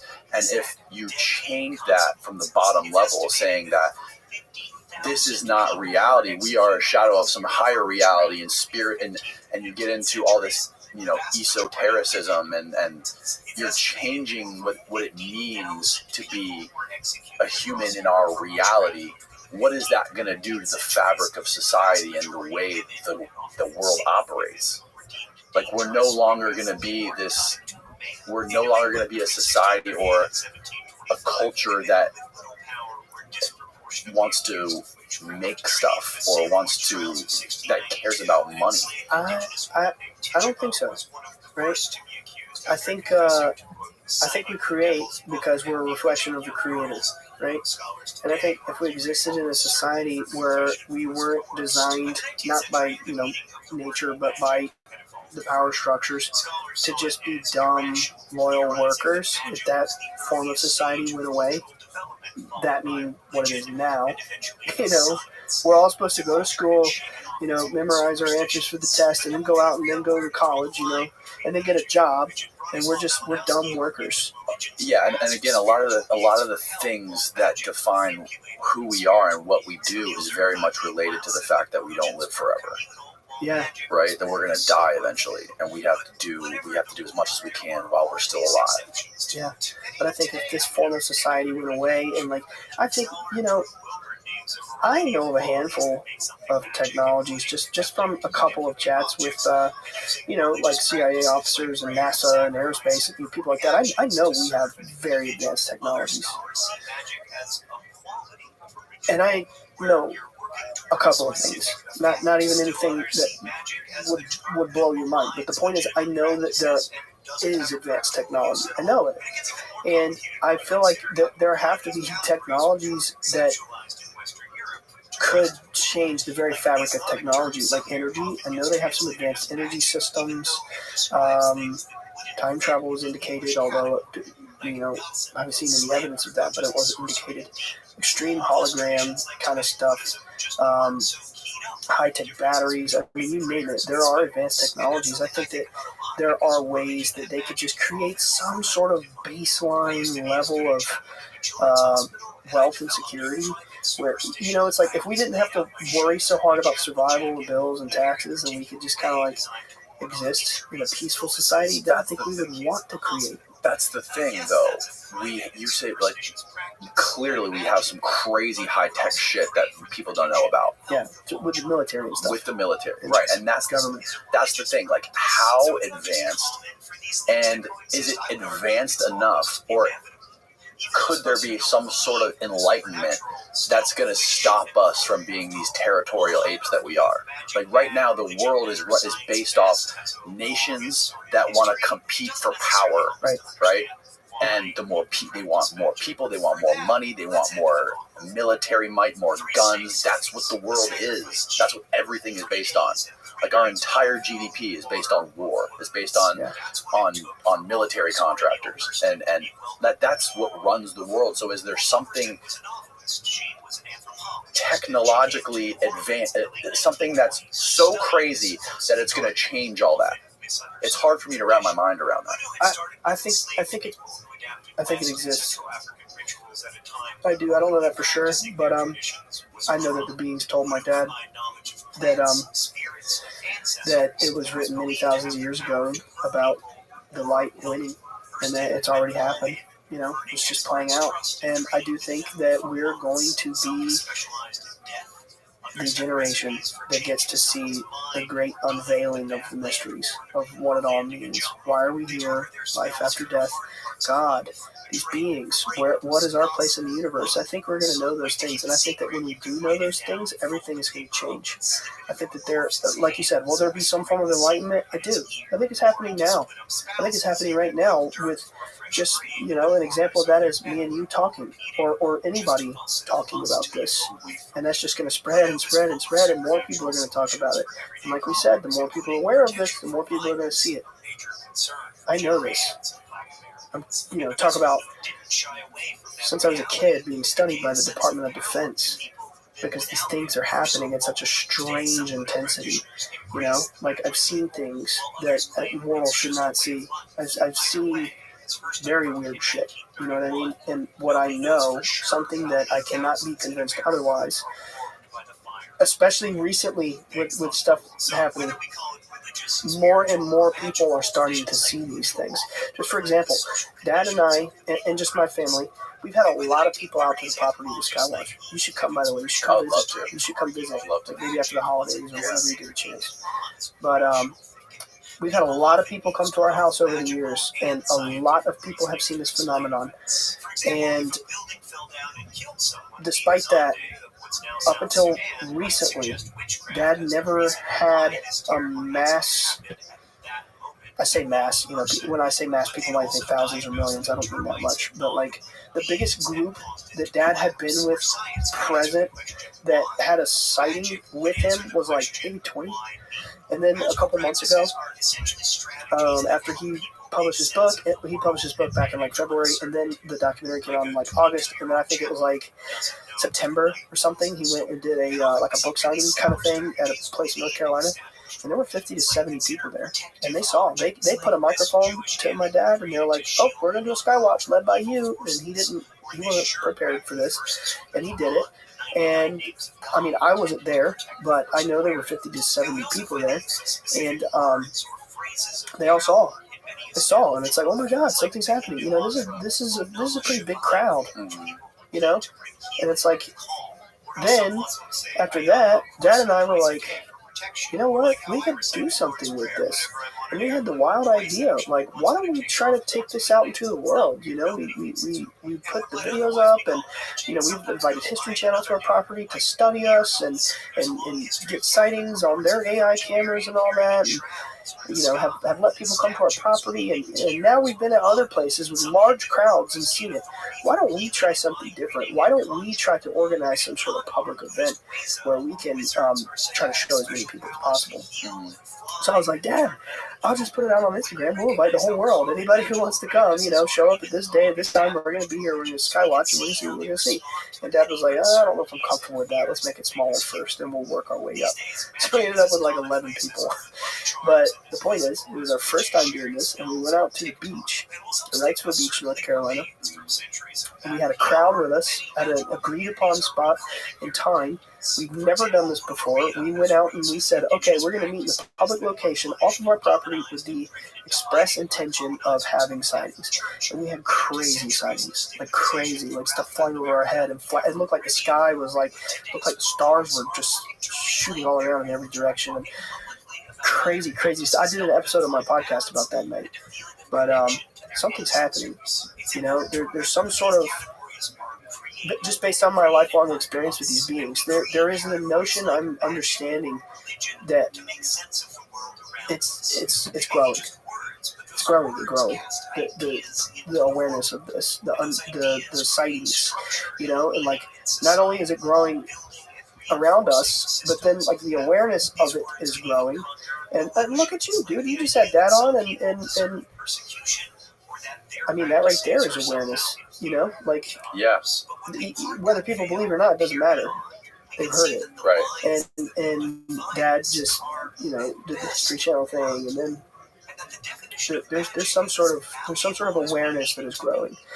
And I think it's going to just keep growing and growing and growing and growing. Well, going back to what you were saying about some of the people telling you not to talk about this stuff, right? Some of the people that you originally met with saying, don't talk about this stuff publicly, it won't be good. We used to have to kill you a couple of years ago, but now we don't have to do that anymore because we have easier ways. It's easier for us to ruin your life now. Yeah, that's exactly why I do it. So that kind of goes back to, like, if this is something that could upset the balance of global power, it's interesting that you just said the DOD and the CIA are the people most interested in it, because this is potentially something that could render them obsolete. Yeah. That was something that was told to me by Jim Simmons. He was like, well, I can't remember exactly what I asked him. This was several years ago, probably like 2016 or something like that. And we were at that mutual friends in Pennsylvania. I asked him a question. I was like, why don't you just come out and say it, man? Like, oh crap. I've always kind of had a funny way with these people. I don't really honor sensibilities, and I just, I say what I want to say. Like, you've investigated me. I feel like I have the right to ask questions. Yeah, respectfully. For sure. And I press and I press and I press. And it was funny. One time, actually, I asked him, I was like, is there such thing as like the Illuminati or the shadow government? I said shadow government. I was like, is that real? He got this big grin, and he was like, I might have brushed shoulders with it. But anyway, so, yeah, I said something like, why don't you just come out with it? Why the secrecy? And he goes, well, you have to imagine that there would be a lot of people pretty upset that if they found out how we've been kind of hiding it the whole time, and if they found out the nature of it, and we would most likely lose our continuity of power in the public image, the image of continuity of power. Yeah. They can't come out and be like, sorry, my bad, we've killed people over this, we've silenced them, we've abused people, here's why we did it, I hope you're free. They're not going to do that. They're like, please, go tell it for us. Yeah, that's a big can of worms. They don't want people to, they don't want people approaching the phenomenon. They don't want, exactly, it's a big can of worms. They don't want people interfacing with this. They don't want people out there looking up the sky connecting with it. They don't want people to connect with it at all. There's that recent bill that was passed, that whistleblower amendment. I think it was the Schumer amendment, and the Whistleblower Act was passed as a part of it. Basically, it was like whistleblower protection for people that wanted to come out and talk from private military contractors like Raytheon or Northrop Grumman or Lockheed, or whatever it was. And I think Grush was protected by that Whistleblower Act, and now they're trying to reverse it, and they're trying to get rid of it. And two of the congressmen that are pushing to get it kiboshed are guys that are paid for, that are like very much lobbied by Lockheed, and one of the guys is like right near Wright-Patterson Air Force Base. So it seems like what the consensus is that some of these big private aerospace companies or defense companies are trying to keep this stuff secret. And they've been doing business with the government for a long time, and there's a lot of secrets. And it seems like some of these private companies have way more control than they should have. And they're obviously, these senators and congressmen are in their pockets. Yeah. And that has a lot to do with secrecy. I think they're the ones that are pushing for it more so they can make more money and they can protect all those budgets. And militarize. Yeah. Yeah. You ask, you're like, who's the dark force? I mean, I'm really trying not to be blatant about it here, but I mean, we want to militarize just generalize it, we want to militarize, like that's what it is. They militarize space. Exactly, militarize space, militarize the phenomenon, militarize the subject. I mean, you tell me who's the dark force. I don't know. I don't want to say. Yeah, your dad told a story on the podcast about how there was a rocket that was being shot off the East Coast or whatever that had like a mock warhead on it, but it was fake, but it wasn't real, and it got some sort of It got shot Is there down. a video of that online? There was at one point. I don't know if it's still up. I saw the video. Eventually, it was linked online.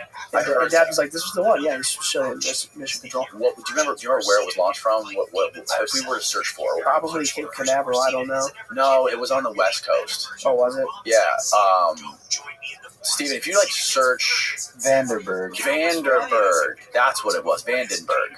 But it was it was just an orb, and it shot controlled bursts of light into the thing, and it tumbled down. And yeah, Tim Taylor asked my dad. He was like, "Why do you think they did that?"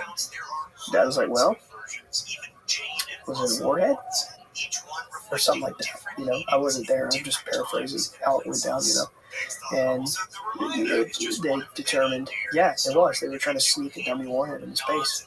This phenomenon doesn't let us put weapons in space. Actually, they came and they told the government in Who came and told the government? the beach in the 1950s. They were like, no more nuclear testing above ground. You're harming beings and other realities. You need to stop this. And if you actually look in history in the 1950s, they stopped testing nuclear bombs above ground. Now, this is something that the entities indicated to my dad. Cool corroboration here. There is an experiencer by the name of Dorothy Izat, who we never had the pleasure. I've heard of her. I've watched her documentary. It's really good. I didn't watch the full documentary. This guy Sam on Twitter, his name's Chupacabra. He made a little documentary on his YouTube channel. That's how I learned about her. She has a very similar experience to what your dad sees. Exactly. Yeah, and I only know that because Jim Sinead in the CIA told me. He was like, "I think you should watch Capturing the Light by Dorothy Izat." And it's, in my opinion, it's very similar to what you're experiencing. It's a very similar phenomenon. And anyway, so if you go into Dorothy's experience, you have the same message from the beings. What message? About the nuclear bombs and harming beings in other realities. So how in the 50s they told the government that? Oh yeah, they're like, "You put a stop." How did they tell the government? I don't know. I imagine they shut up and they scared the hell out of them. Does anybody have any story on how that happened? I don't know. That's all I know. But they warned them, don't test bombs above ground anymore. You're harming. It causes shocks to the dimensions. You know, they're like splitting atoms. They can't be good for anything. Period. You know, and they actually did stop testing nuclear bombs above ground in the 50s. And here's another cool little tidbit. I remember being a kid back when the Discovery Channel in MUFON was investigating us in 2008. One of the reasons that they knew that my dad was telling the truth when he hit send was they wanted him to draw the depictions of the beings and the craft. Remember we talked about, craft, but it's kind of like made of light. It wasn't like a flying saucer. No, it was like a big teardrop shape of light spinning with these tendrils of light. I mean, it's like think like H.P. Lovecraft. For anybody out there that knows what I'm talking about, it's like something cosmic that you're not really supposed to. You can't really understand it. It baffles the brain. And I've seen this. I've seen this kind of thing. I've seen one of those. But talking about missing time. But what was I forgot where I was going with that. Oh, in 2008, MUFON and the Discovery Channel was investigating us, and they brought us diagrams from the 1950s where they had other witnesses draw the same exact being, the same exact craft. And they were like, "Look at this, it's identical." They knew we weren't making it up. They knew that there was. They told us they get thousands of reports. Here's pictures of the beings that you guys drew online. Where can we find them online? I can find them on my phone. Can you find them? Where can you find them and pull them up on there? Maybe just type like Chris Bledsoe painting. Yeah. Otherwise, I can send it to you. Chris Bledsoe painting. I think you sent it to me the other day, didn't you? But I also have one of the original drawings. Oh, really? Oh, that's the lady. Yeah, that's painted by Doug Auld. Mm-hmm. There's Dad with the brains. There's my dad's painting on the left. There's that. Go up. No, scroll up. Scroll up. No, that is my dad's painting. That's the little one? Yep. Oh, look, that's by me. Dad painted this in 2009. Love the glyph on this. I think that's my first ever tweet. Really? Yeah, I think so. That's this fun. the scary one that was hidden in the closet? I don't know about the closet, but that's What was in the closet? I don't remember in the closet. I remember the scary 7-footer that was outside the window. No. Like, Chris said he painted the creature, and his wife said it was so scary, get it out and put it in storage. That was the 7-foot. Yeah, it's the other one. This is the one that my brother saw in the woods, that I saw in my room, and it was translucent With the mechanical eyes. Yep, and that Dad saw. See the triangle on his chest, and that Dad saw in the backyard, and it was like, you don't understand. We're not here to hurt you. We're here to help you. I got a question. Yes, sir. Are these things able to change the way they appear to you? Yes. And if so, could they make themselves more pleasing than this scary little glowing being with red eyes? Perhaps like a beautiful blonde-haired, blue-eyed woman with a white dress. Yeah, I think so. You think they're the same thing? I think generally, I mean, they all come from the same place. Yeah, I think they can appear in a variety of ways. You think so? Okay, so the consensus is that these little beings and the big, tall 7-foot ones and the lady are sort of like the same thing, just like shape-shifting into different forms. I don't think it's quite like that. I think it's more so like, how can I say this? Well, you know, it's like at the Vatican, they have this whole 9 orders of angels thing, right? Yeah. You know, I think it's closer to that. That there's a hierarchy of existence throughout reality or realities. This is what Jim Silverman actually told me. He said that this is what Diana writes about in her book too. I haven't read it. The new one. I wouldn't know, but that's cool. But yeah, so Jim told me. That's the 7-foot one that he said had like human-ish eyes. Yeah, and eventually. So it did have a pupil. It had a pupil and white around it. And then eventually they removed their parents and they were just white. But I wonder if they're making themselves look like that on purpose. Like if they can look like anything else. Yeah. Like back in medieval times, maybe they made themselves look different. Yeah. Well, you know, like we only understand angels to be how they look because of all the Renaissance era paintings and stuff, you know, with the Roman armor and the wings, and you know, I don't know. You've got people over in Ireland talking about elves and fairies coming out of mounds, and I mean, throughout different cultures, you have so many different descriptions. I think it's all the same thing. But have you ever heard of the guy? I had a kid in here. He's not a kid. He's probably my age. This dude who's a filmmaker, and he made a documentary about a guy in New York City called Love and Saucers. If you can Google, if you just YouTube Love and Saucers, Steve. What was this guy's name? A really old guy. But basically, his story was that he lost his virginity to an alien. David Huggins? David Huggins, that's who it is, yes. It's an amazing documentary. Wow. And he draws all these paintings. And he tells this incredible story of how he had sex with this female alien. And she had babies. Let's play the teaser. If you just type in Love and Saucers trailer, it is real. I mean, it's a very well done documentary. I believe this guy is genuine. I don't believe he's telling a story. I don't think he's making this up because there you go. David Huggins. Shout out to David. Thanks for watching this episode of Crash Course in Religions, which was filmed here in our city. Wait a second, that can't be. Can I see the script, Katie? Oh yeah, this goes on for like 4 pages. There's a bunch of other stuff. It was never going to be that orange easy. yellow with like some sort. So Buddhism has 3 central ideas known as the Looking at the rituals or treasures, which can help us seek he is aware of the beings. These are the They are Buddha, standing the over Dharma, him. and the They Sangha. are touching The rituals are central to a lot of Buddhist practices. In fact, many people begin their daily rituals. My name is David Huggins. I'm 72 years old, and I live in Hoboken, New Jersey. I was living a perfectly normal life until I started remembering things. It was just like image upon image upon image. They wouldn't stop. I was so scared. The eyes were just glowing, straight forward, and we floated up to some type of craft. Said, "You hurt me, you hurt me." No. This is the woman I've never seen. When I was 17, I lost my virginity to a female ex-correct. That's all I can say. Yautamo was eventually struck by wanderlust. He wanted to see the world outside the palace and find answers to questions Virginity I'm a lost. wonderkind. Wonderkind pen. He clearly doesn't understand don't kiss and tell. I mean, could you imagine, like, if I was the extraterrestrial that came down Right? and had this encounter with him, I'd be like, dude, you're painting me and No. putting, you know, That's why she stopped talking to him. it's gotta be. Yeah.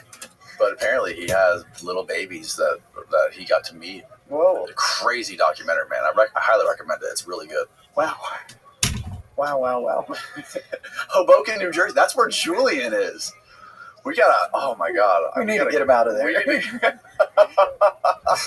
gotta get Julian out ASAP, bro. Well, dude, thank you so much for coming on and doing and hanging out and telling the story. It is so perplexing, man. Especially the fact that I witnessed it and I got it on video with your dad is something that I can't explain, and I haven't been able to figure out. I definitely want to go out there and try to do it again, though. Yeah. Well, I mean, yeah. Just I think the best thing would be sometime in the coming months, just come out and visit. You know, I just think generally, like, for you as a person, man, to have your own experience that's really meaningful and impactful, just come out and visit. You know, and just no pressure, and we'll just hang out and have a good time, and you know, see some crazy stuff. Yeah, I'm going to tell people where they can follow your podcast and all your social media stuff. So we can link it. We'll link it down below in the description. Thank you. It's Bledsoe Said So. Pretty much everywhere. Twitter, Instagram. BledsoeSaidSo.com is probably the easiest way to find all of our socials there. And this is going to be way out of left field, but my co-host of Bledsoe Said So, Nick, and I actually do have a heavy metal band called Twice Born. Check us out. Twice Born. Twice Shit, Born. we got to listen to some of that. Twice Born. Yeah. All right, cool. Well, guess what? We're going to end this podcast and we're going to talk about some other shit, your heavy metal and some other stuff. Oh, sweet. For a couple more minutes, 10 more minutes. And if you want to watch that, go to the Patreon linked below. Peace.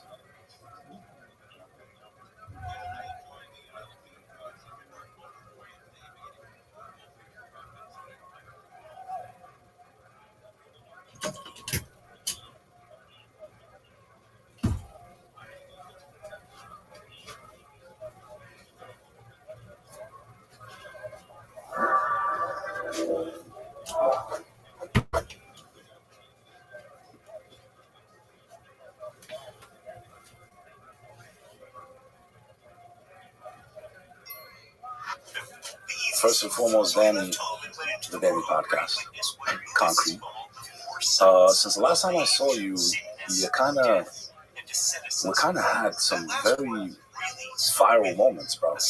I didn't even realize how big this last episode was going to be until my phone started shaking like an earthquake. And everyone's like, I see you here, I see you there, this person both. Like, it went, bro, like easily over 1 billion views in some of the content of the last discussion we had. And I kind of wanted to follow up, bro, go a little deeper. And I appreciate you bringing me back out here. Shout out to Julian Dory. You guys were like 5 blocks away from my house in the New York City area, and you guys can call me. I missed a party last night with every A-list celebrity in the world, Danny. After party for the awards in New York City. To be here today, Danny. So we got to make this episode very educational, very important, and there's a lot of information we're going to cover in this. First, we're going to get into the clip of our last conversation that went viral, and how silly it is that people are actually arguing on that content. And to refresh people's memories, the video clip that went viral was about how little people know about religion, how little they know about their own religion, yet they want to judge others when they actually have more in common than they don't. The clip wasn't about me propagating whether Islam is the true religion or Christianity is the true religion. I believe that's someone's personal choice. None of us have the right to judge each other except the Creator, which all the religions say, only God's the judge. But a lot of people took that content that came off our last conversation and use it as like a debating topic. We broke the internet because we showed people that Jesus Christ spoke Aramaic, and the core word in the Aramaic language for God is Ilah, or Elohim, which is also the same word as Allah. Meaning you guys shouldn't be hating each other or killing each other over Jesus' name or Allah. They're all cousins, they're all family, they have much more in common.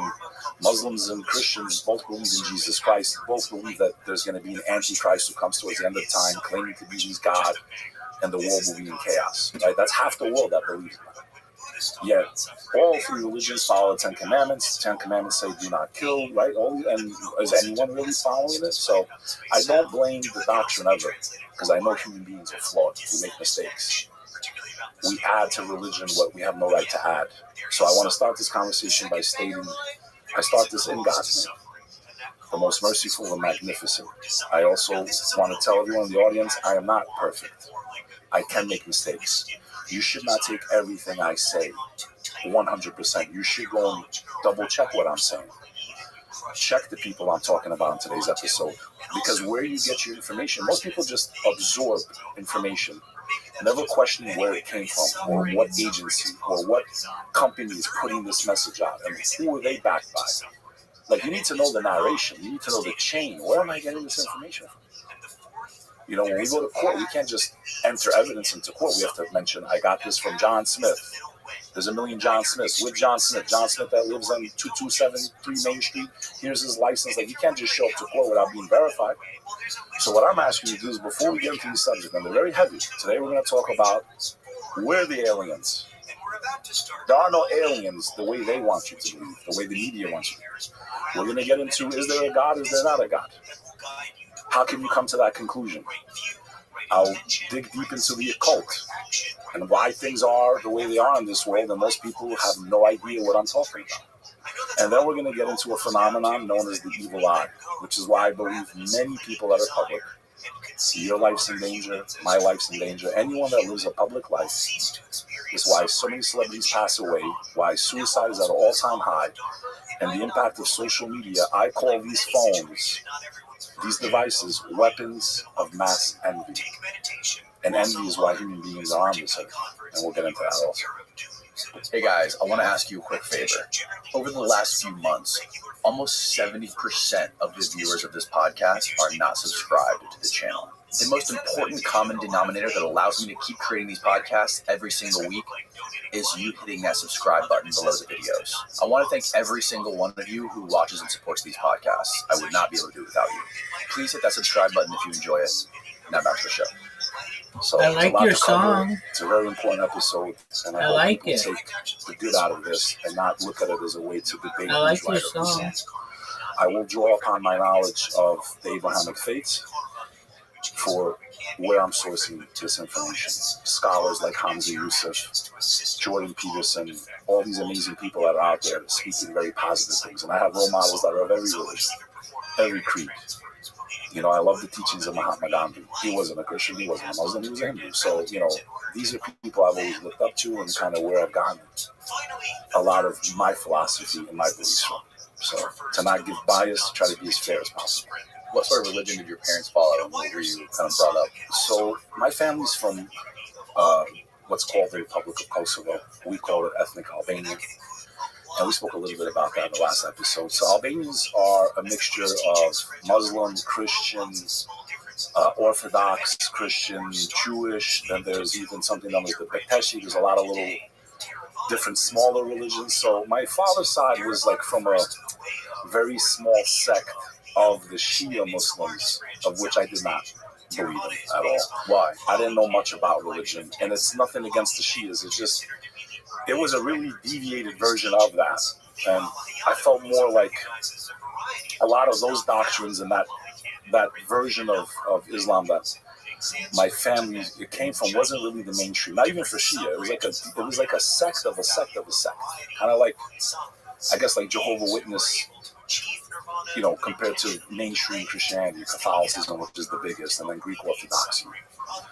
So I didn't know much about religion when I was younger. And actually what led me on my journey to study religion was being born to what you would call quote unquote Muslim family that was really secular. I wasn't taught anything about religion in my house. I don't come from a religious family at all. The version of Islam that my father's side followed was not the mainstream. It was very like basically, like I said, like an interpretation of the mainstream, but a lot of traditions added that not even regular Shia would follow, because in Islam you have, Sunnis and Shiite, which I think is a trap.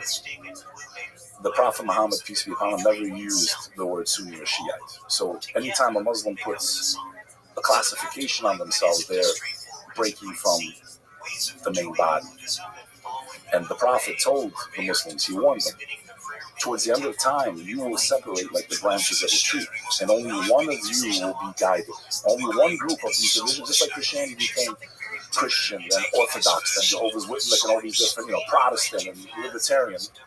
The same thing happened in Judaism. You have Orthodoxy, right? All these different groups. The same thing he said would happen to you towards the end of time. So I was not brought up in a religious household, but the tradition of what my family practices was like a deviated version of Shia Islam. I do not consider myself a Shia. I guess you could use the word Sunni. I am a Muslim. I try to follow the teachings of the Prophet Muhammad.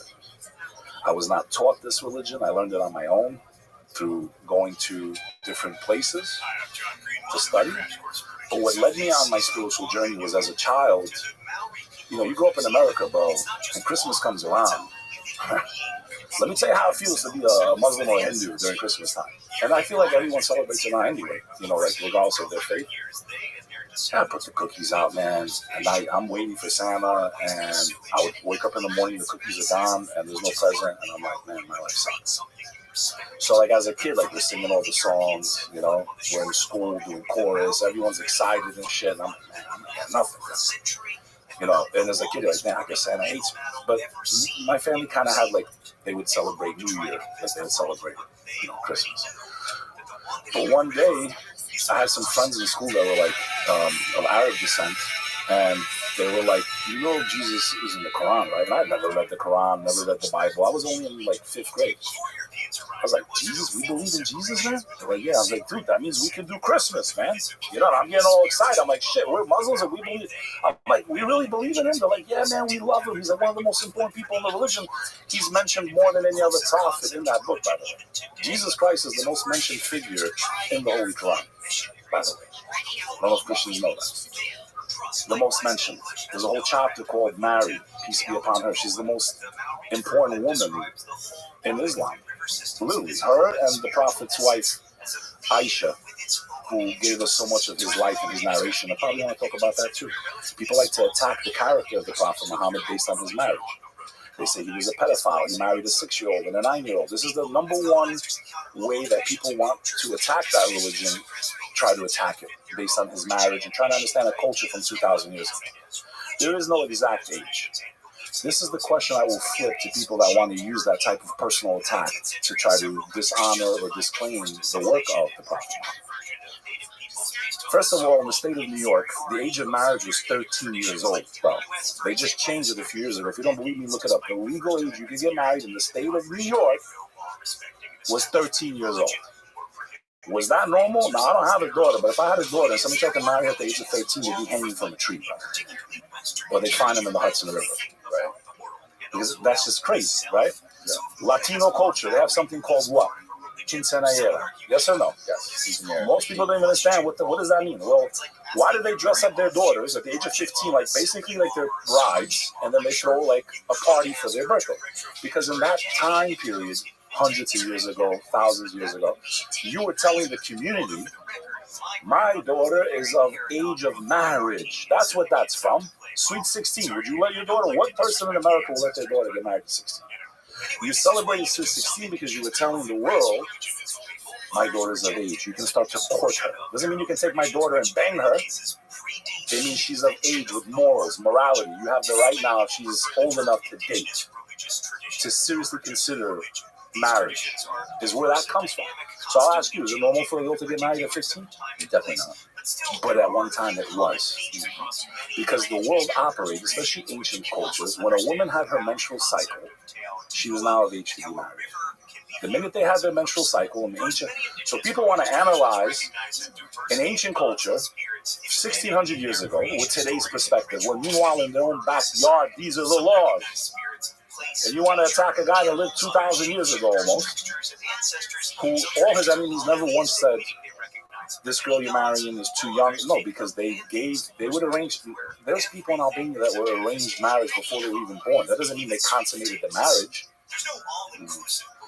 I know people whose grandparents were engaged in the belly because it was a clan structure. It was like, okay, if I have a daughter and you have a son, like let's say like two different clans, but they're friends. Yeah, it's like Game of Thrones shit. Exactly. Your daughter's pregnant. Your daughter is pregnant. If one has a boy and a girl, you guys want to, yeah, and they didn't ask you. It was all arranged. So just because he had an arranged marriage before she may have been the age of consummation does not mean that was normal or irregular. That was very normal, not only in the Arab world, but throughout history. And again, go look at the marriage laws in America. They just changed them. Is it normal to get married at the age of 13? Or why was that the law in New York City? And that's only 100 years ago. You want to talk about 1,400 years ago. People's lifespans were shorter. And they did things very differently. So that is the argument I will give to anyone that wants to attack his character based on that. And the people that, you gotta remember, the Arabs of that continent wanted him dead. His own family wanted him dead. They offered him to be the king of all the Arabs if he would just accept their pagan way of life. All these gods of Mecca, if you accept it, we will make you the king of the Arabs. He said, not if you gave me the moon and the sun, and everything in it, there's only one God. Muslims do not believe that Islam is a new religion. The word, the concept might be new, but the word Islam means to submit your will to God. To who? The same God that we broke the internet with. It's the same word in all three languages, and I'll debate anyone, anytime that you saw it with your own eyes. He spoke Aramaic, Google. Aramaic words for God. Well, then why are you using Google to prove it? Well, prove me wrong. Go to the Aramaic lexicon. Go to the Aramaic dictionary. Type in God, it pops up there. It's not some trick or some manipulation, but it's to show you how little you know about your own faith, and you want to judge others. And that's the biggest problem we have in society around the world. People that know nothing about nothing, making statements, and that is one of the dangers of social media, who are not qualified to talk about these things. And maybe I'm more qualified than most, but I still say I can make mistakes. I could be wrong. Please research what I'm saying, because I'm responsible on a spiritual level for the information I get. In Islam, if I preach something to you and it's not accurate, and you base your belief on that or not, I'm responsible. I may have been the one that led you astray because I gave you wrong information. I will be held accountable when I face God for the information I'm discussing right here, right now. So that's why I start with an apology. Please double check everything I'm saying. I could be wrong. It is your obligation as a human being to always question what you are taught, where it came from, the narration, which is very important, the chain of where this information came from, and where it could have or could not have been deviated. It's very important to question where you get information, not just in theology, but look at the world we're living in. Yeah, the news outlets, who's financing them, what is their agendas, what other associations do they put money towards? Maybe you can see where the bias comes from, and this is the biggest problem we're facing as Americans. What's important for people is not to believe what I believe, and I'm not here to push it. Here's what I want to ask people before we get into the heavier subjects of demonic attacks. I believe we are under full-blown demonic attack, under the guise of aliens are coming. And we're going to get to that at first, but I want to start at the beginning because it's important. Sorry for the saliva. It's like you're talking for hours. So, for me, I ask people this, and this is where I start my whole basis from. So, like I was telling you earlier, it was the finding out that Muslims believe in Jesus that blew my mind away, and that's how I started my spiritual journey. That's how I started studying religion, reading the Bible, reading the Torah, reading the Quran, going to lectures, studying people like Hamza Yusuf, who, by the way, is amazing. People should really check out this guy's work, especially when he talks about the occult and the New World Order and all this other stuff. Amazing scholar, speaks multiple languages. founded a place called the Zaytuna Institute out in, if I'm not mistaken, Burbank, California. And just a phenomenal speaker. Yeah, he was involved in the burial of Muhammad Ali, by the way. He was born Greek Orthodox. Where's he from? He's from California. His parents were professors. His name before he converted to Islam was David Hansen. Oh, really? And he had a near-death experience, if I'm not mistaken, when he was younger. And as he laid in the hospital bed, he almost died in a car accident, I believe. And he realized, man, I almost went. Like, this life really is like a joke. Like, I can be here today and gone tomorrow. Like, what's next? What's next? And he went on this spiritual journey, ended up leaving America, going. He studied every religion, and he left like Islam. So he didn't even think about Islam. It was like the last thing he studied. He started reading the Quran. He fell in love with it. Ended up going to, like, if I'm not mistaken, Mauritania and learning Islam from the Bedouins. And became one of the greatest scholars I think we have, not only in our faith, but in the world. He's such a brilliant speaker. He's done things with Jordan Peterson, I believe. Didn't Andrew Tate recently convert his religion? That's what he's saying, yeah. To Islam, that's what he's saying, yeah. I mean, I can't confirm, but he's saying, yeah, I'm a Muslim, so... Yeah. It's very interesting. I guess everyone that goes to jail these days, huh? When we go to jail, man, it's like they call it the jail religion. Like, you switch your religion to protection because the Muslims in jail are more like, I'm not saying that's why he did it, but like, it seems like when people go to jail. Yeah. Well, I don't think he had to deal with, like, what normal people have to deal with when they go to jail. He didn't probably have to pick a side or a team. Like, no, he was isolated. Right? Him and his brother. It's funny how when you go to prison, it's so compartmentalized into, like, different racial factions. Like, you're either going to be with the Mexicans, you're going to be with the skinheads, or you're going to be with the black guys. And you're going to be someone's bitch. Or you're going to be someone's bitch, right. If you want to run solo, you're going to be someone's bitch. You're going to be Andy Dufresne before he got the protection of the warden and Shawshank Redemption. Right? I was talking to me and Julian, shout out to Julian Dory. We were talking about this the other day when we were in New York, walking around, seeing all the different types of people that are in fucking New York. And it's like, when you think about what it means to be, like, New York's just like this melting pot of every different culture, everything, right? So when you think about what it is to be an American, it's hard to really define it. But when you think about what it is to be an Albanian, that's not hard to define that. When you think about what it is to be Israeli, it's definitely not hard to define that. We were talking about, like, it's really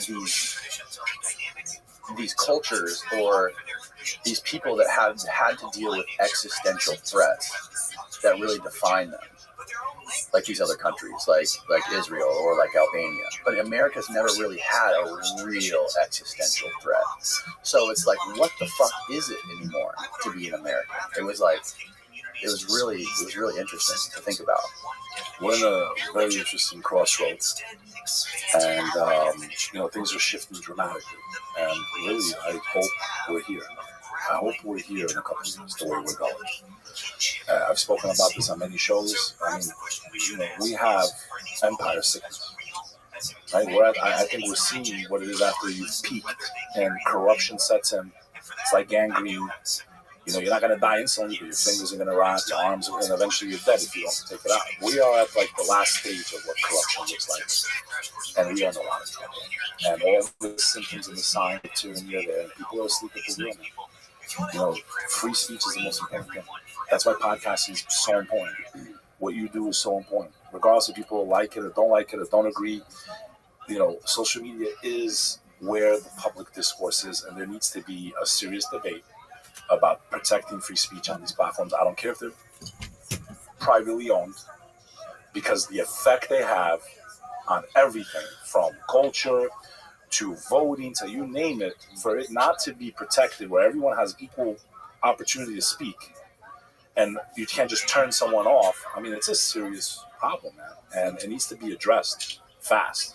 I also think as AI expands, we need to start using labels immediately, especially for music, organic, podcast, organic. People can use these apps now. I could take your sound then, type into this one app, and I could produce a podcast with your voice, bro. If I have your image, you can make it, like, even right now, I can do that. So I think we need to start using a label like organic, human-made. Immediately get people used to that so we can protect what we do, the arts, podcasting, all this stuff. Getting back to kind of where I want to go with all this. What fascinates me in all my studies of life, of pursuing, is there a God or not a God, or is there anything after life? What boggles my mind is that most people follow their religion like a tradition and not because they truly believe. I was Catholic, therefore my son will be Catholic, right? And his son will be Catholic. And a lot of people don't even know anything about their religions. I'm Muslim because my dad was Muslim and his dad was Muslim, right? So most people just accept these traditions. They get together for whatever holiday they, celebrate in their religion, whether it's, Christmas for Christians or Easter or Eid for Muslims or, Rosh Hashanah for Jews. So and they just follow, okay, today we get together, we do a little feast or we do Ramadan. And they just, a lot of people just follow these things blindly. This is what my family was. This is what I will be. What I want to ask people is this. This is the way I look at it. Why is it that human beings prepare for everything they do? If they want, human beings that have some intellect, we prepare. We didn't just show up today in the studio and do a podcast. First, I had to contact you, set up a date, book the flights, book the hotel, rent the car, drive. Everything had to go in order for me to be here today. I had to plan for it. I couldn't just come. Because most human beings, especially ones that want to succeed, we have to prepare for things in life. I don't just become a doctor overnight. I have to go to school, then college, medical school, residency, then I can become a doctor. Because order has to come from order. But we'll get to that in a second. Where I'm going with all this is there's people that contribute to a 401k that are listening to this show. There's people that own their own companies or work in a job or in school or in college, and they're preparing for something in this life. There's someone listening to your show right now that's in college to become a dentist or whatever the case may be, a lawyer or a financial professional in the banking world. And they're in college right now, or they're in grad school right now, and they're preparing for something that they want to do in this life. There's people that contribute to a 401k in their 20s. They're taking money that they can use today in their life and putting it aside so that they hope by the time they get to the age of 60 and they reach the age of retirement that they're prepared for retirement. They don't want to be not ready to survive in retirement without enough money. How many people die then, never cashing their 401k out? Millions of people never even reach the age of retirement. They put money away in a 401k and an IRA. They prepared for a day that they weren't even guaranteed they would ever see. So they can give it to their kids. I understand that. But in essence, where I'm going with this, Dan, is that they're preparing for a day they may never see, which is retirement. I started my 20s, isn't it? I'm 40. There's no guarantee I'm going to reach 60. My question is, are you not guaranteed to die? So my question to people is, if we prepare for everything in this life, how do we not prepare for death? People go, what do you mean by that? Well, maybe there's nothing after death, then. But the overwhelming majority of this world, regardless of denomination, Hindu, Christian, Muslim, Jewish, Buddhist, ancient civilizations, Mayans, the ancient Egyptians, all believed in an afterlife. The overwhelming majority of this world, throughout time, throughout history, has believed that there's an afterlife. They also believe if you don't believe what they believe, there's a price to pay. If I am not a Christian and I don't accept Jesus Christ as my personal Savior and Lord, I'm screwed based on Christian doctrine. I'm either going to purgatory or hell. Muslims believe if you associate anything with God, you go to hell because only God is God, right? So it's like all the religions say, if you don't follow what they believe, there's an afterlife. That afterlife is forever. You're going to pay a heavy price. So my first question to the entire audience is, forget the nomination right now. How do you leave something like that to chance? If there's even a small chance that there really is an afterlife and there is a torment waiting for us, you prepare for a life that you're not guaranteed to see tomorrow. You are guaranteed to die, yet you won't investigate. You won't go and look. The problem is most people follow their religion like a tradition. And when that tradition fails them, they assume all religion is garbage. There's nothing that's out there that works. They had something horrible happen to them in their faith, maybe a bad priest or a bad imam or something that happened, and now they want to group all religion into one. They also want to make the argument, well, Where's God when you have wars like, Yemen, Syria, like where's God, the Holocaust? And that's a classic trap that people fall into, And I would flip the question just like Hamza Yusuf does. Not where's God, where's humanity? Where are you? You got this gift. You gave me this liquid death. I'm holding the can. I can pick it up. I can drink it. I can throw it at you. You probably get up and knock me out because you're in better shape than I am. That's called free will, brother. What are people doing with their free will? You want to leave it to chance? I promise you there's an afterlife. Me, I don't know this. I don't believe there's a God. I know there's a God. I've seen too much evidence to support that there is a God. My only argument to people is, have you really looked? Have you really studied? Are you trying to judge a religion based on the actions of human beings, which are flawed, which can do whatever they want? I could say I'm a Christian all day or a Muslim all day, but if I'm killing people, I promise you I'm not a Christian or a Muslim. That's not what the doctrine teaches. If you take innocent life.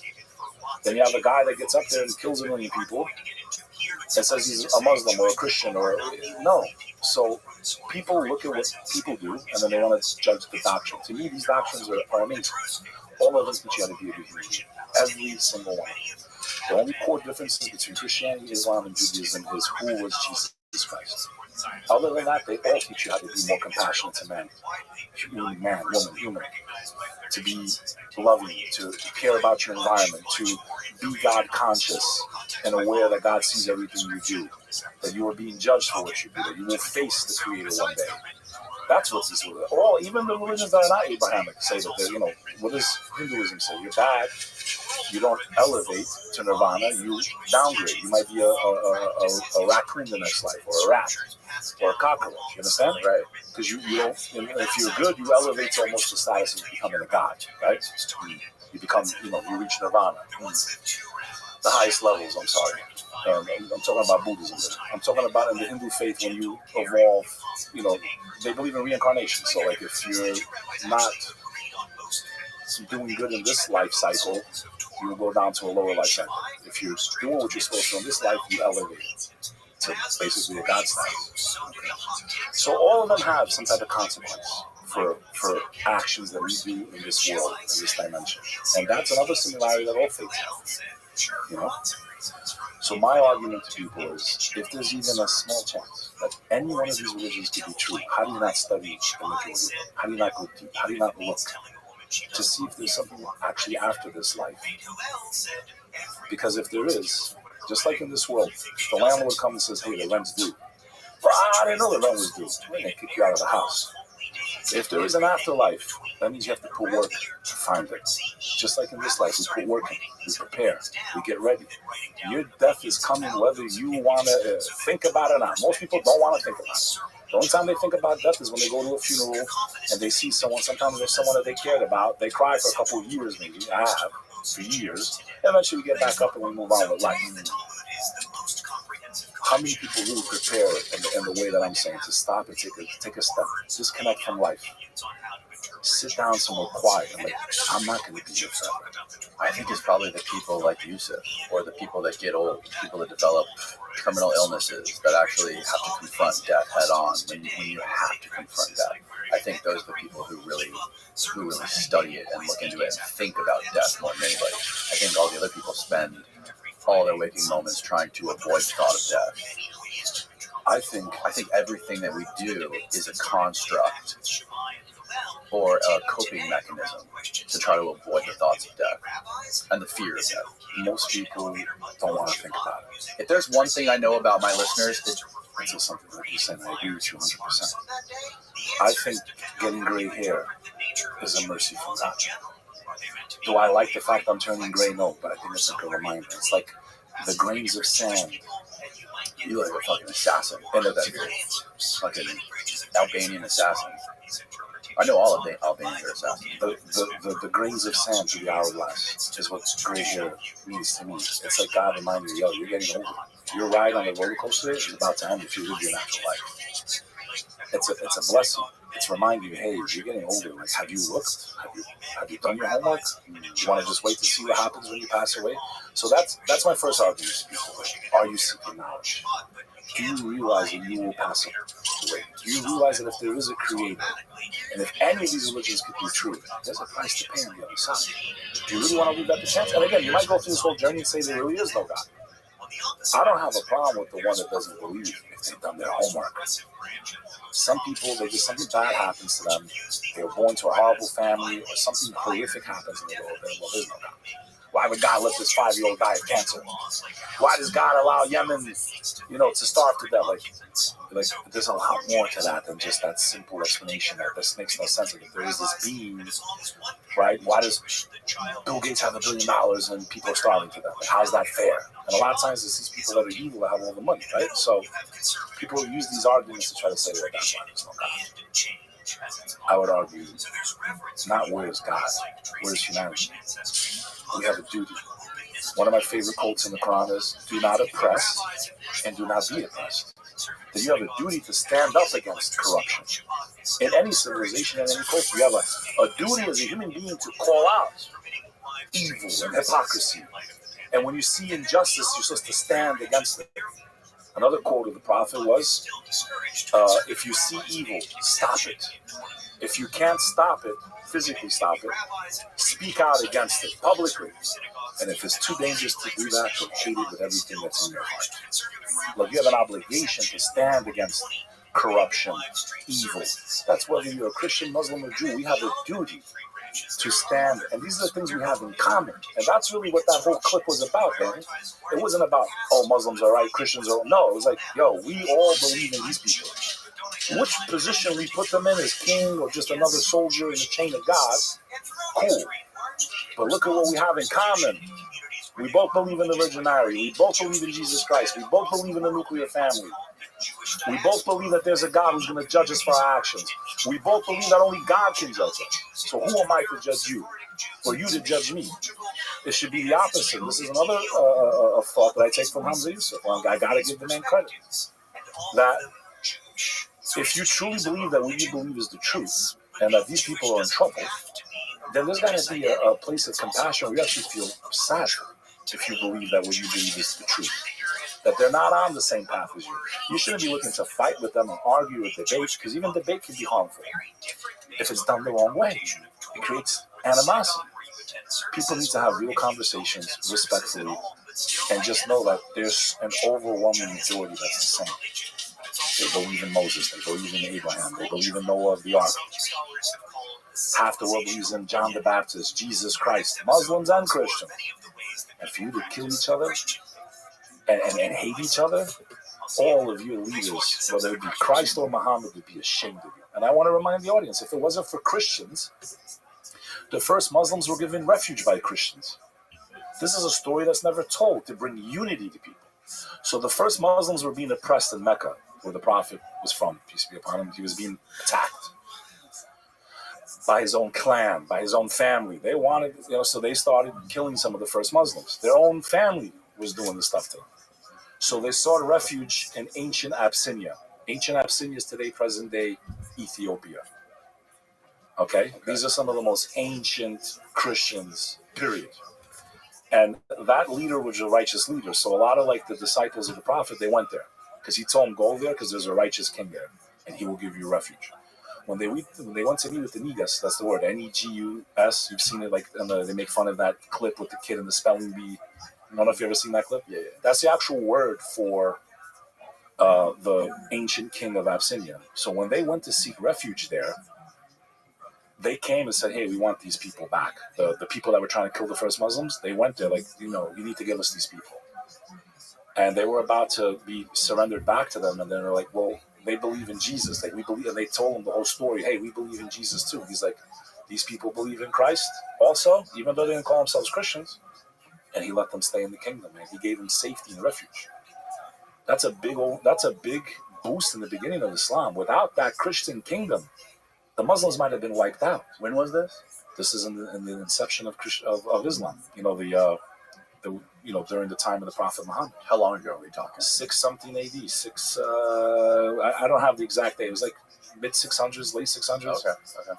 Okay. So if it wasn't for that righteous king, a lot of the first Muslims would have been wiped out. And these are stories that we need to remind our Christian brothers, our Muslim brothers, Jewish brothers, that, hey, we don't have to believe in the same thing exactly. But right now, in the world that we're living in, the evil that is coming for us, all of us, regardless if we're even from those religions, what is coming for all of humanity, that is something that should unite us. That is something that we are on the same page. And we need to remind each other that, of course, these people that are doing what they're doing, they want us to kill each other. They want us to nitpick on these little things and go to war so they can justify everything that's happened in the last 50, 60 years. These are the things I'm trying to remind people. You don't need to believe what I believe. I will face God on that day. At least I made a choice. At least I investigated. At least I went deep into my studies, and my intention, because I believe God judges based on intention, was to find the Creator. I chose the path that I chose for myself. It's not me to choose your path, but at least I did my homework. At least I didn't wake up one day and say, I'm going to just follow. I didn't follow what my father's family followed.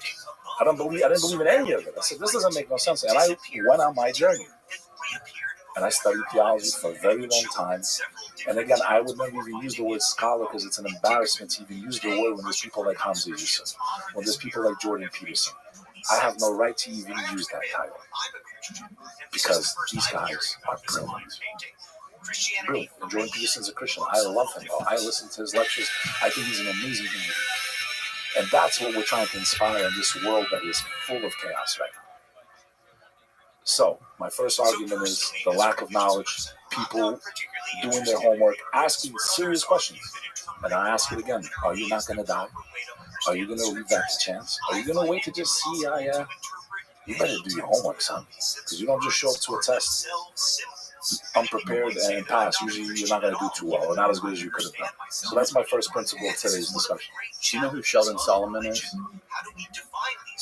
I think I heard that name. He calls himself the Prophet or something? No, he's he lives in New York. He's a professor. I forget the name of his. I forget what you had him on your show.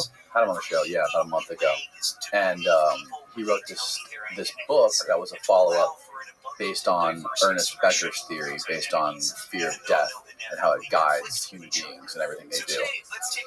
And I asked him what, after he did a ton of studies, like scientific studies on people, when he like would remind them of death, or like he would these weird little experiments, right, where they put them in isolated situations and remind them of death, and then ask them a bunch of questions. Anyway, long story short, this guy spent his whole last 50, 60 years studying this stuff. And when I asked him, I'm like, what do you think happens when we die? And it was it kind of blew my mind what his answer was. He said he thinks it's the same thing that happens before we're born.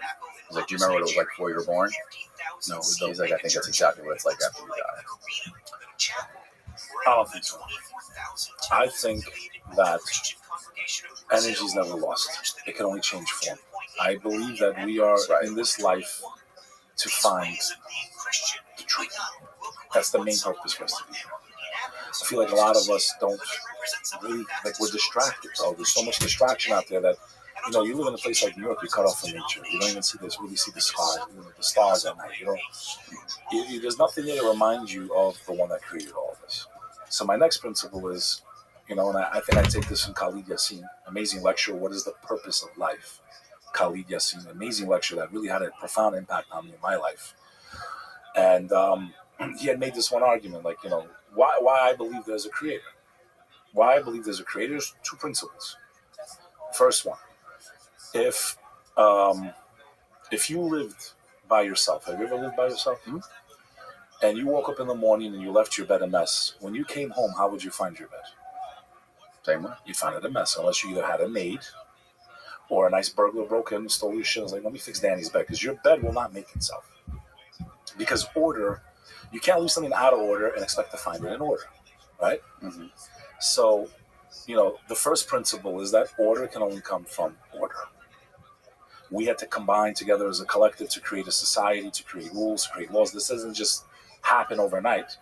It was with purpose. It was with intention, right? You can't leave things randomly, just expect everything randomly to happen in our lives.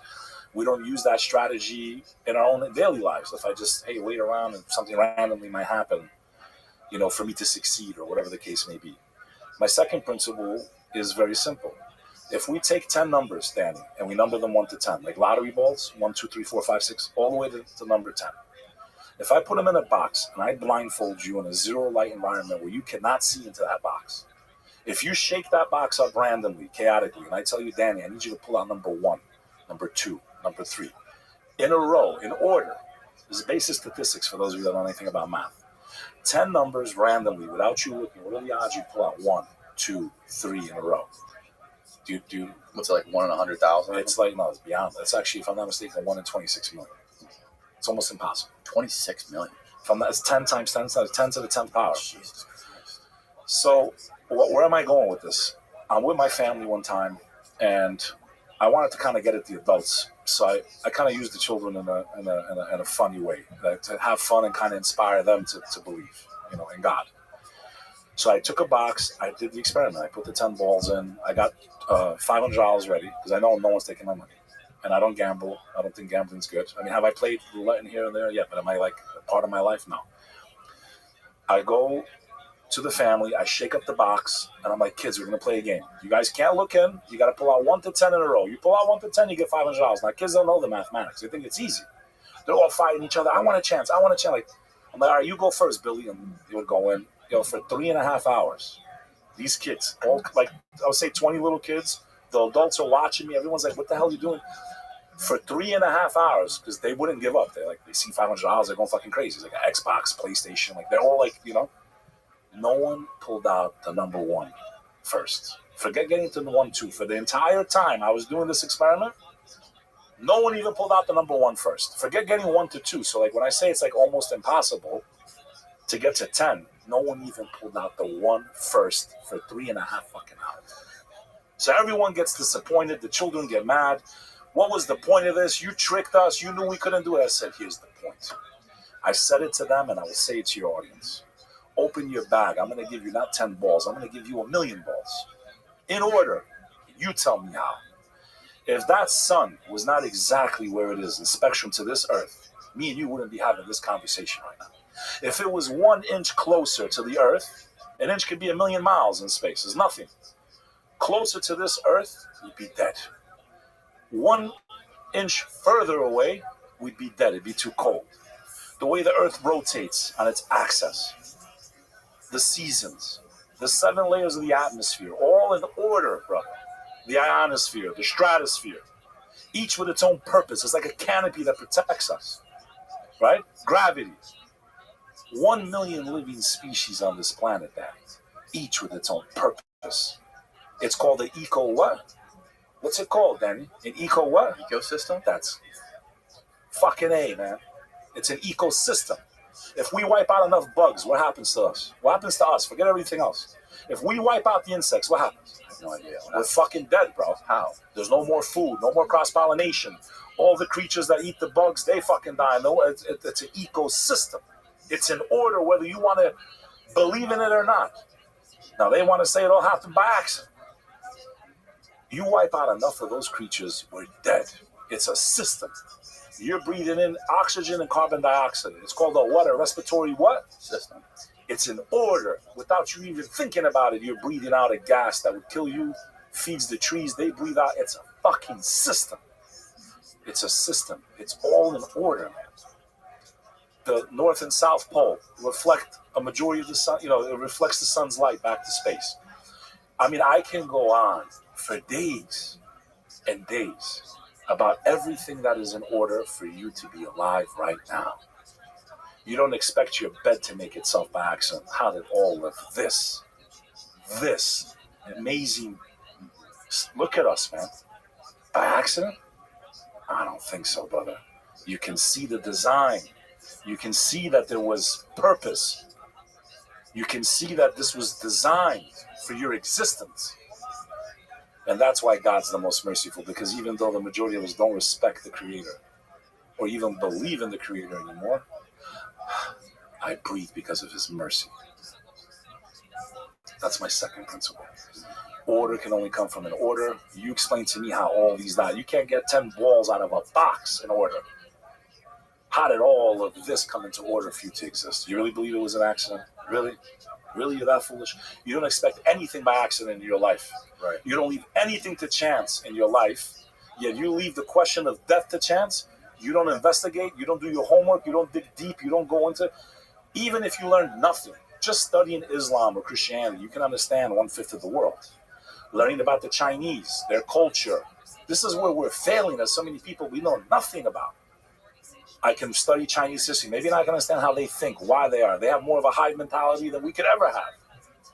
Because there's a pride mentality. Yeah, like the whole. As long as the country prevails, they have that patriotism deeply rooted in them from the times of the dynasties. But we don't study history, we don't care. And we also study history not looking at where are we getting the information from. Who gave me this information? Who's the author? Who was he? So this is my argument. I do believe that we were created. I do believe in an intelligent creator. I do believe it is your duty as a human being, regardless of what religion. If you're a Muslim, you should study Christianity. If you're a Christian, you should study Islam. If you're a Jew, you should study, and vice versa. Because this is where you can see the commonality, how much we have in common. There is no reason to kill each other. Any of these incidents that happened throughout history were by leaders that were not following the doctrine of those faiths. An example of that, no offense to the Turks, the Ottoman Empire. They were a nationalist empire. They were not an Islamic empire, in my opinion. Now, they may have done things that made the Muslims feel cool, but we had no right to invade Christian countries. Period. But then people will say, well, they were a Muslim empire. The crescent moon and star is not a symbol of Islam, yet you see it on every mosque. Some Muslims may consider that a desecration. So where did that come from? The Prophet Muhammad had no symbols. These are the things I tell people, where do you get your information from? Do you study? Do you do your homework? Do you research? Who are you to judge another way of life or faith if you know nothing about your own? And this is where the majority of people are, in my opinion. They know nothing about their faith. That is why that clip went so viral then. It shocked people. They couldn't believe it. They type in the Aramaic. How do you, if you didn't even know, and again, some people perceive it too, but like, if you didn't even know the language of Christ, you didn't even know the name of it, how can you even call yourself a Christian? If you're a Muslim and you can't say a couple words in Arabic, how are you a Muslim? When the religion came in that language, like, this is what I'm talking about. And then you have people that want to talk about the faith, they know nothing about it. They're not qualified. So I'm kind of done with that segment there. So that's where I take a lot of my stance from. And there's a lot of overlap, man, especially towards the end of time. Christianity and Islam have a lot in common.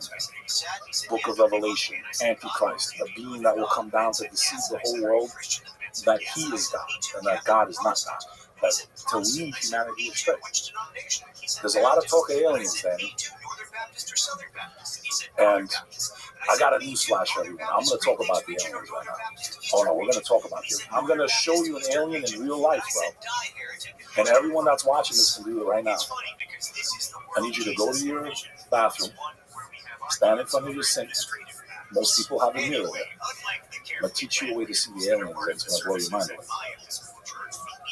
Flip the light on and just look into the mirror and you're going to see the aliens. We are the aliens if you believe in God. If you believe in God, we, human beings, are the aliens. We are not the ones that originated on this earth. The story of creation, Adam and Eve, peace be upon them, they were cast down from the heavens when they fell into temptation. So we're the aliens, then. I got a news flash for you. You're an alien, bro. Welcome, man. Thanks, man. Happy to be here. I'm sure you come with a Christian upbringing. You've heard the story of Adam and Eve, right? Okay, what did it say? We fell from the Garden of Eden, yeah? Okay, so you're the alien, Danny? Yeah, but wouldn't every being from another place be an alien to you? So we are aliens to, if there's another civilization out there, we would be alien to them the same way they're aliens to us. So we're all aliens in that sense, right? Absolutely. Alien is something foreign and not understood. Right. And that concept, I agree with when people say that there's aliens and we're going to see them. Yes. But I'm going to use the Abrahamic perspective on this.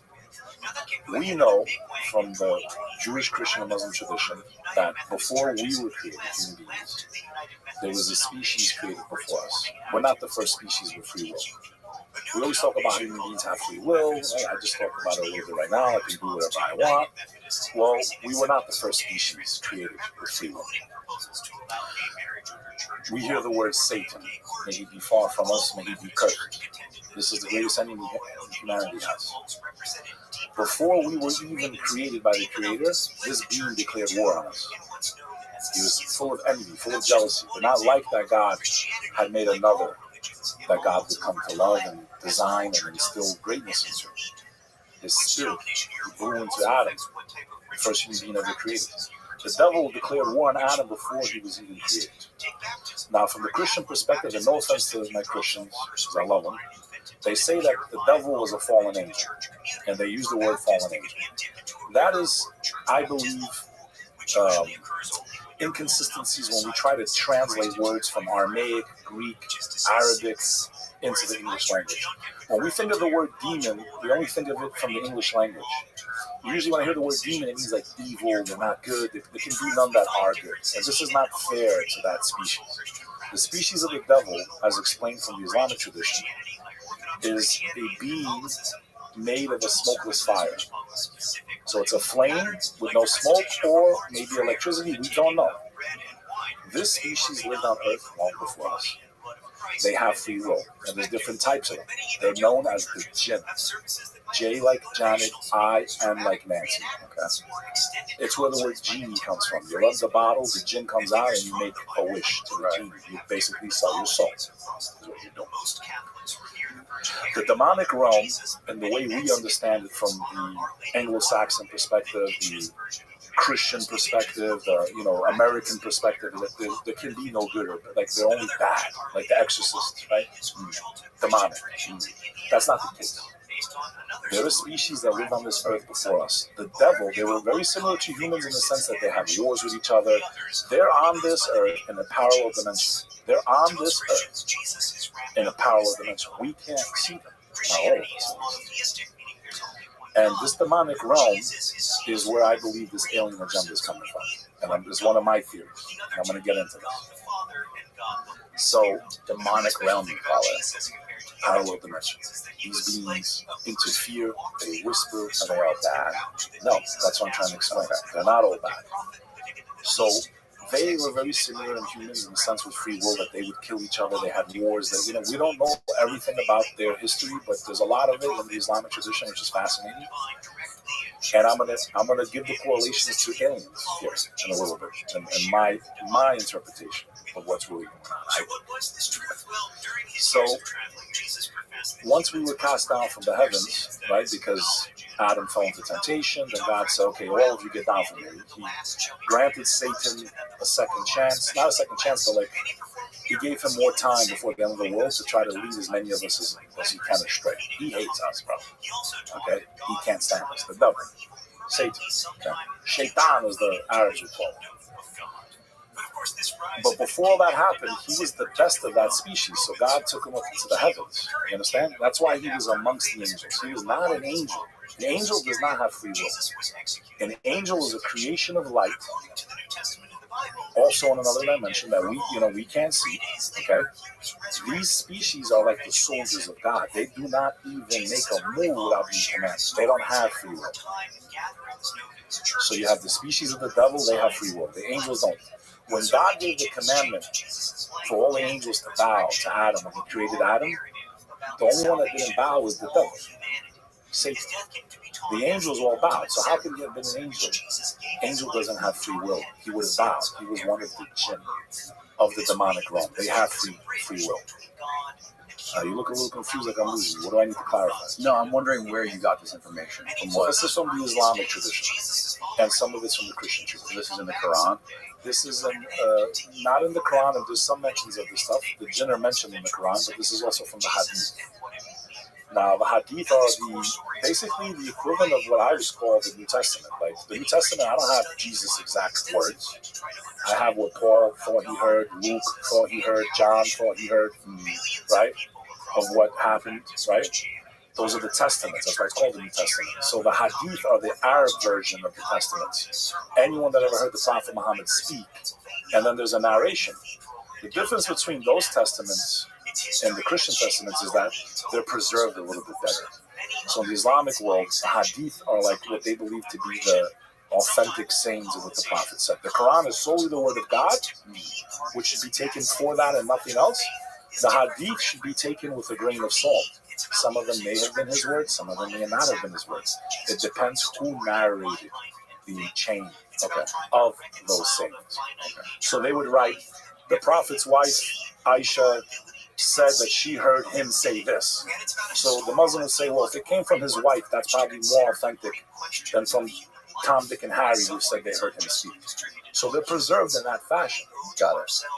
So a lot of this comes from his expressions of what he said the end of the world would look like, what the end of time would look like, and the correlations between the Christian and the Muslim perspective of the end of times. A lot of it's the same. What will come towards the end of time? The mark of the beast, Antichrist, corruption, all the shit that's going on in our culture. Up is down, down is up. All of this was talked about in the Christian faith and the Muslim faith. And a lot of it overlaps. A lot of it. It's fascinating stuff. Why I think where people should start their journey is understanding the occult, understanding that there's these societies that have existed since forever, that have penetrated governments, entertainment, you name it, okay? And there's an obsession with the prophet Solomon. Solomon's in all three religions, by the way. Solomon's probably one of the most fascinating prophets you could study.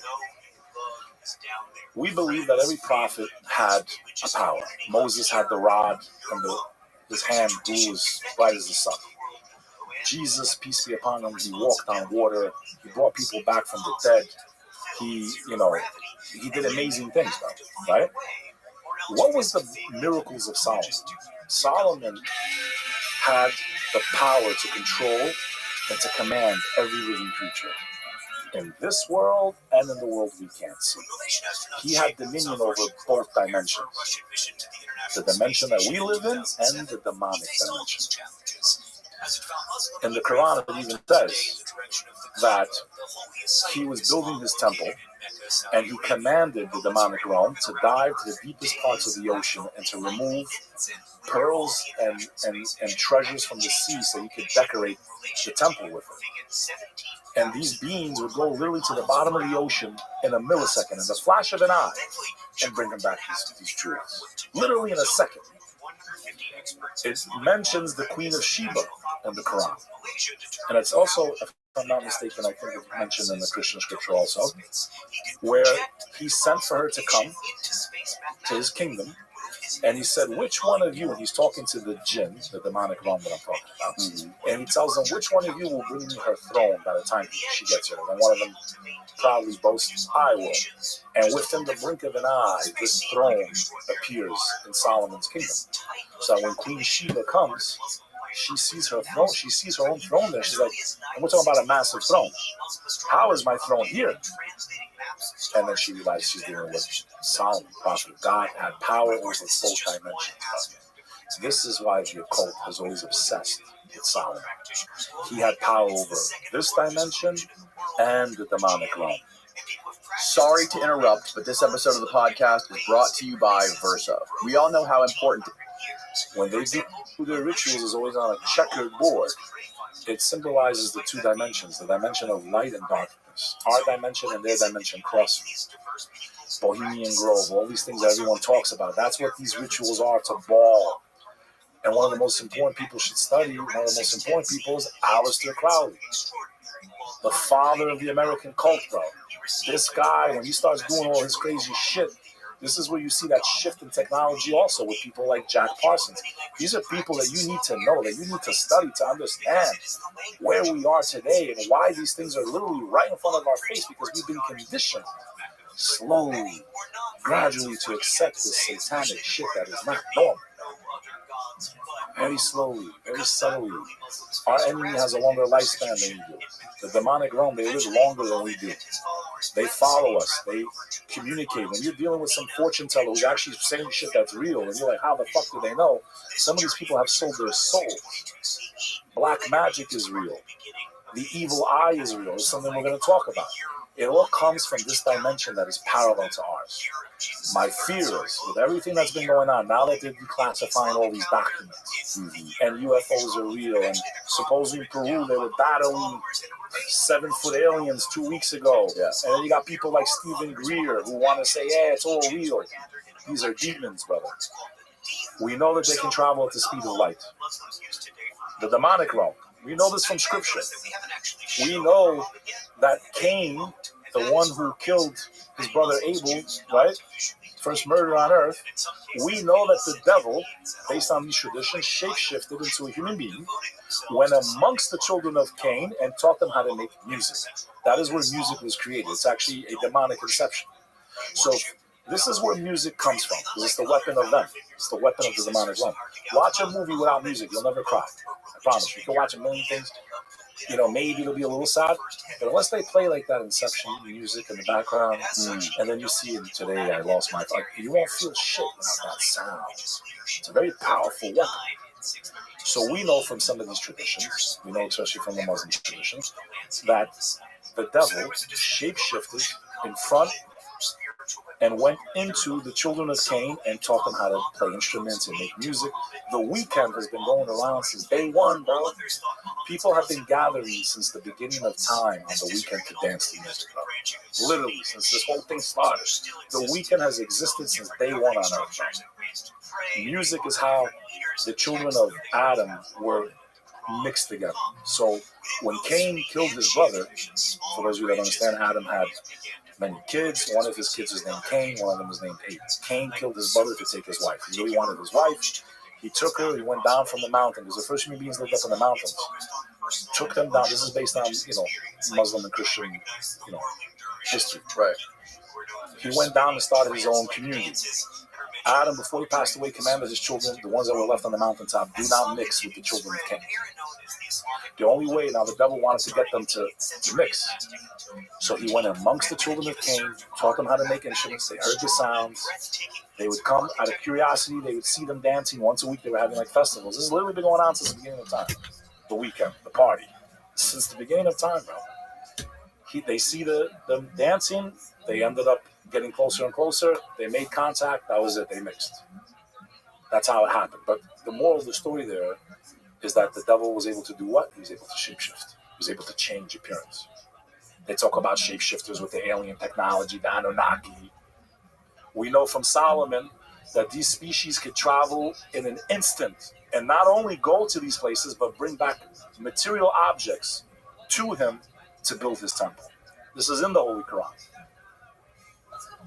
So that's the obsession of the occult with Solomon's temple, the intermixing of these two dimensions. I believe that because all of this information is coming out about aliens and all this stuff, is that there will be an event sometime in the future where we will see aliens, but they're not aliens, bro. They are demonic beings that have attacked humanity since day one. Their mission is to lead us astray. Their mission is to make us believe that there is no God, that we came from them. This is where Scientology comes from. It all goes back to Aleister Crowley, Jack Parsons, Scientologist Ron Hubbard.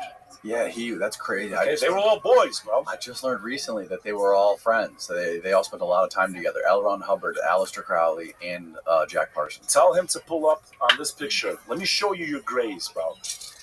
Pull up Lam, L-A-M, and Aleister Crowley. When he went, Lam is this being that he would communicate with and do rituals with. When you look at a picture of Lam, it looks literally like a gray alien. Okay, he drew this with his own hands. Okay, there you go. What does that look like to you, Danny? What does that look like to you? That looks like... Does it look like an alien? It looks like something from like one of the fucking cartoons my kid watches. But does it look like an alien? Yeah, it's got the alien-shaped head, but what? He didn't call it alien, bro. He went to channel. He studied black magic. What does that say underneath?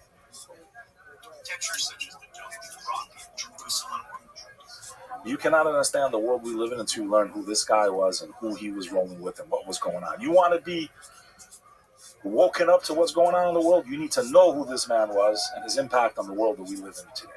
Period. I believe much of the technology we have. Who drew this picture again? Aleister Crowley does his own hand. Now, Aleister Crowley, he was satanic, right? He called himself Father of the the Church of Satan, right?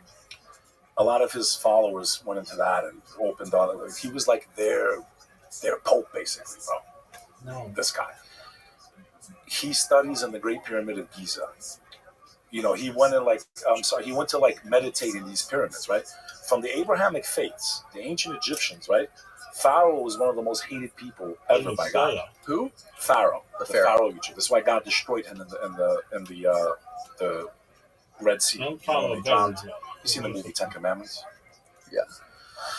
The Pharaoh told his people, "I am God in the human form." You understand? I am God in the human form. Even though God sent all these miracles that people would say we're crazy, we believe in these things. Like, how can you believe, that a guy walked on water and brought people back from the dead? Mm-hmm. People think we're crazy that we believe this. They think we're fools that we believe this. And it sounds pretty crazy. It does go against logic, right? Right. For me to believe that, and I do, I believe Jesus Christ walked on water, bro. I believe he brought people back from the dead, bro. I believe that actually happened. Mm-hmm. That's crazy to say that. People are like, well, you're so educated, you're so stupid. You believe in these fairy tales? Mm-hmm.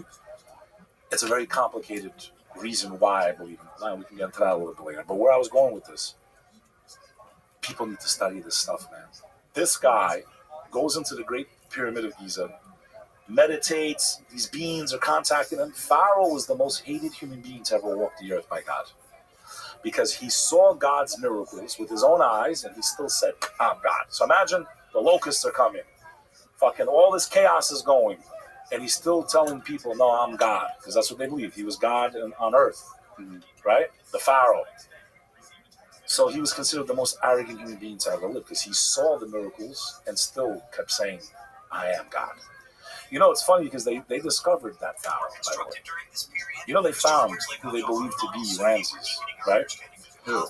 They dug up this mummy, if I'm not mistaken. I forgot which year. But they carbon dated it to the time that Ramses would have been alive. Mm-hmm. And this mummy was not even mummified the way the others were, but perfectly preserved. Perfectly preserved. They do an autopsy. They see the guy died from this particular mummy died from drowning in salt water. Drowned in salt water. Really? He's in the museum, bro. Hair, nails, everything. One of the miracles of the Quran. And on this day, O Pharaoh, we preserved you as a sign for those that will come after you. You can go and look. This is a guy. You got to remember, at that time, ancient Egypt was a superpower. Yeah, it was America. Like, those pyramids were like the World Trade Center, bro. Like, beyond that, imagine probably even more crazy for that time period. So structures like that were crazy, bro. I believe that the ancient Egyptians worked with that realm also. It wasn't aliens, bro. They were working with the demonic realm, bro. They were doing black magic. They were inspired. They showed them how to do this shit. Do you think the Egyptians built the pyramids? With the help of the demonic realm. Not the alien realm, demonic realm. Okay? Remember, the devil's going to go with... What do you think the purpose of the pyramids was? I'm not sure, man. I don't know. I'm not going to try to act like I know, but you got to remember, I also believe that maybe they were built... Because remember, the jinn were on this earth before us. Maybe they built them and the Egyptians just found them. Well, could have also been another theory that it was not actually built by them. I don't know, but there's plenty of stuff that supports that the Israelites built, but I don't think it was the Israelites that built those, bro. They might have built other structures throughout Egypt, but my theory is that I think the demonic realm was involved in the construction of those. Remember, they're going to help any civilization or culture that's leading humanity astray. They're going to give them secrets and power. And they do these rituals and they do crazy shit. But getting back to the point, because there's a lot here, man, and it's like I'm trying to keep it as organized as possible. It's not an easy subject to cover. People need to know who Aleister is. Yeah. You need to know who this guy was. If you think it's an accident that this guy's doing all these crazy rituals, orgies, all this crazy shit, when did he live? When did he die? He was born in England. Okay. 18-something, he was born, okay? And then he made his way to the U.S. But first he studied in, the Middle East. He learned, Kabbalah and all this crazy other stuff, ancient magic and all. And like I said, he was meditating in that pyramid. Are there photos of him near the pyramids? Around the pyramids? I believe so. I hope you'll pop everything in. There's tons of pictures of him, bro. Yeah, he had government officials following him. He had artists following him, actors following him. Walt Disney was his boy, bro. Walt Disney was his boy, bro. Wow. Okay, so I don't find it a coincidence that this guy who's doing all this black magic and worshiping the devil and doing all this crazy shit, being contacted by beings, is by accident, bro. Jack Parsons is the reason we go to space, bro. Which some people think, right? But it's the reason we get rockets, even rocket fuel. He has a dream, Jack Parsons, in his own autobiography. You can read all this. You should know who Jack Parsons is. The technological curve was kind of flat until these guys start messing around in the desert, bro. And it goes like this after them, bro. Like skyrockets. Like, you know, you've seen the chart of technology, and then it just, you know, like we were like this forever, and then it just went like this. Yeah. Right around the time these guys were playing games in the desert, doing all kinds of weird shit.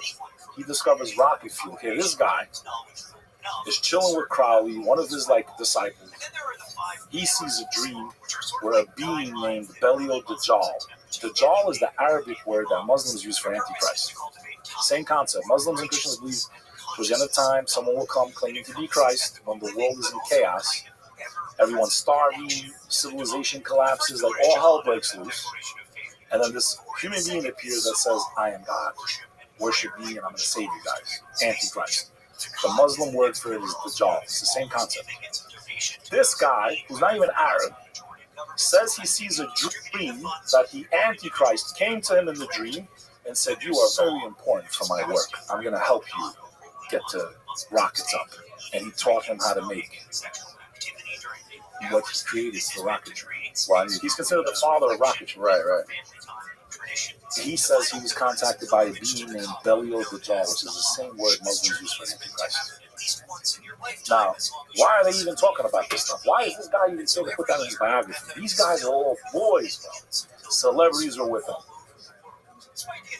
Government officials were practicing Thelema. That's the name of the faith that they call this. Thelema. Thelema. Thelema.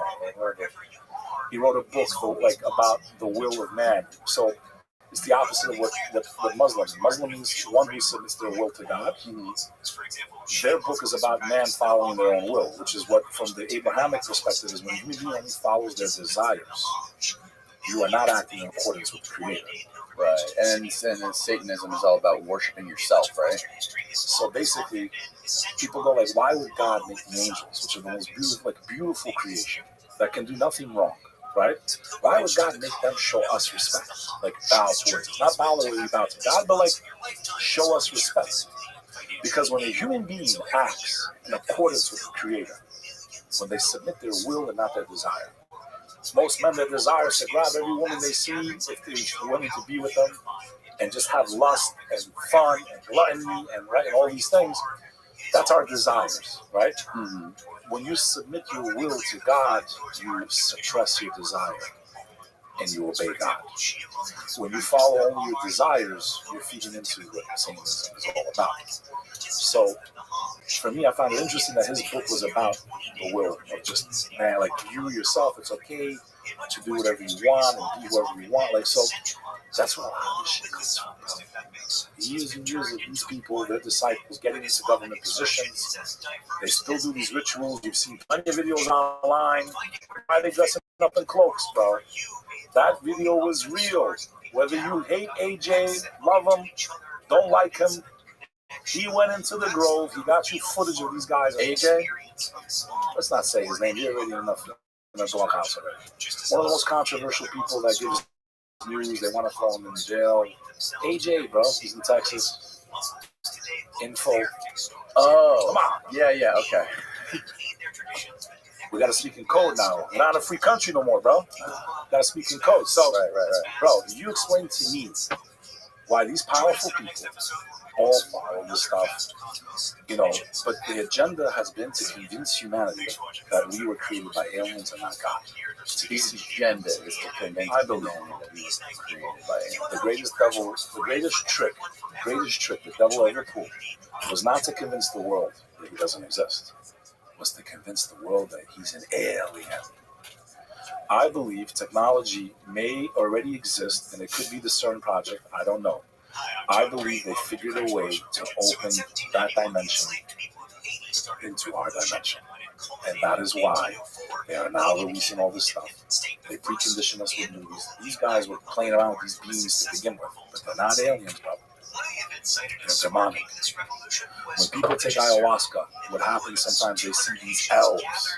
It's not elves, bro. You just saw demons. The reason some of them are nice is because, like I told you earlier, they have free will. You might have came across the ones that are actually nice. The ones that are aligned with Satan, they're evil. So people go into these trips, man. I can't mention her name. She was in a big Hollywood movie. She hits me up. She's like, I'm having nightmares. I'm like, what did you do? She's like, I took ayahuasca, and I'm just seeing the most horrific nightmares I've ever seen in my life. I cannot sleep until like Freddy Krueger. She's like terrified to go to sleep. She performed some prayer. I sent her some water to cleanse herself with, like baptized basically. The next day, she slept perfect. She's like, I don't know what you did, but it worked. She like basically cleansed. This realm is real, bro. These people have been worshiping, I believe, and working with these beings for a very long time. This is a demonic agenda to destroy humanity, to make us go, because the devil's always going to make us go against what God made us. God made us beautiful. He made us together. He made us in pairs. He made us binary. Man and woman. Right? And we are now at the end, I believe, of a very corrupt time we're living in. I believe there is no way out for us. I know it's our duty to stand up against injustice. I really think that we're towards the end of time. I don't think humanity, I know this sounds crazy, but I think that based on the signs of the end of the world in Christianity and Islam is very specific, by the way. Some of the signs in Islam, when buildings touch the sky in the Arab world, he said, the day will come where the pagan Arabs, like that, but the Arabs will make buildings that touch the sky. And as soon as they build one, they'll build another, and they'll compete with each other. Now Saudi Arabia is building the biggest building on earth, and they're going to boast about it. He said this 1,400 years ago. He said the day will come when dishes communicate. They're going to talk to each other, and families will be torn apart. The word he used back then is the word that the Arabs use today for satellite television. Dishes will talk. He said they're going to hang up mats on their walls. If you have this TV, it looks like he's like, they're going to hang them up. And he used his hands. He made like a rectangle. They're going to put them on the wall, and it's going to destroy their souls. Because all you see on it is filth there. These are his words, bro. You read these prophecies, they're amazing. He said that men will become women, women will become men. He said that you just gotta go study the signs of the end of the world in Christianity and Islam. It'll blow your mind away.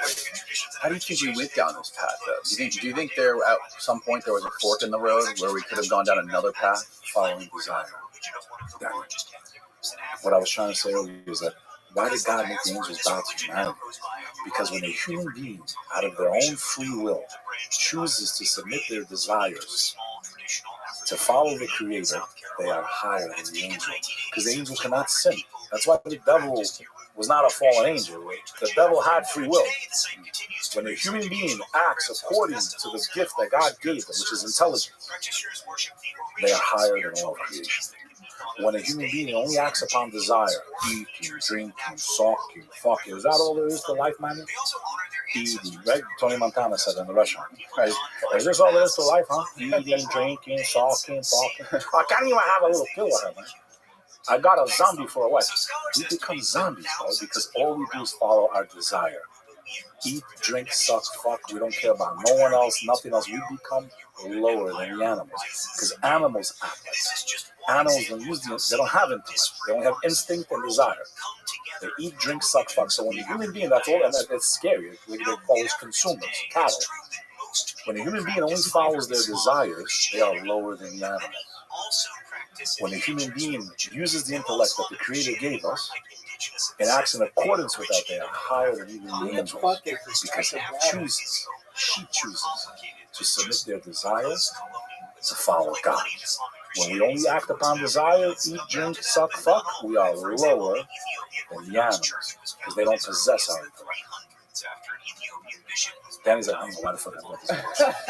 Danny's like, this guy's lost his fucking face. Does any of this resonate with you, bro? You falling asleep on me? No.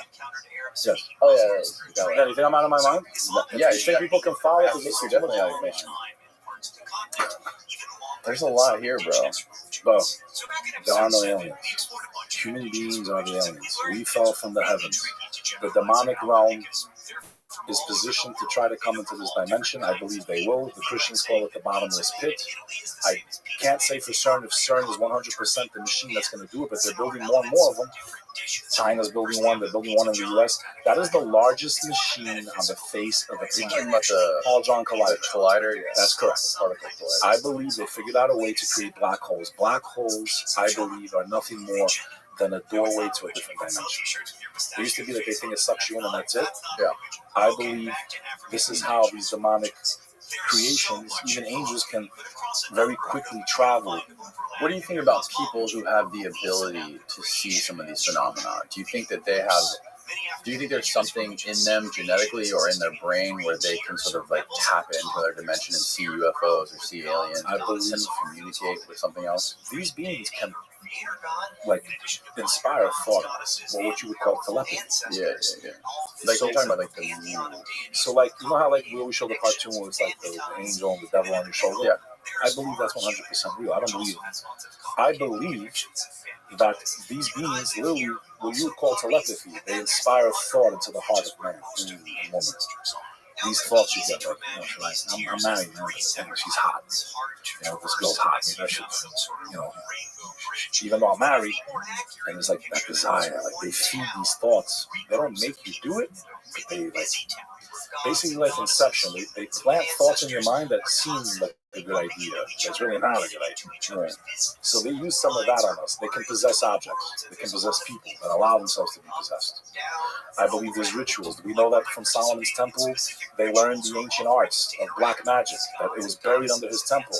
Legend has it, the Knights of Templar went down there and found it. And that's kind of how this all started. We don't know for certain, but we know that there was manuscripts. We know that Solomon told his people at that time that were practicing the arts, black magic. It's mentioned in the Quran that there's black magic that can separate a man from his wife. We know that the devil has an army that only, like he has armies, legions, that literally focus on certain types of sin.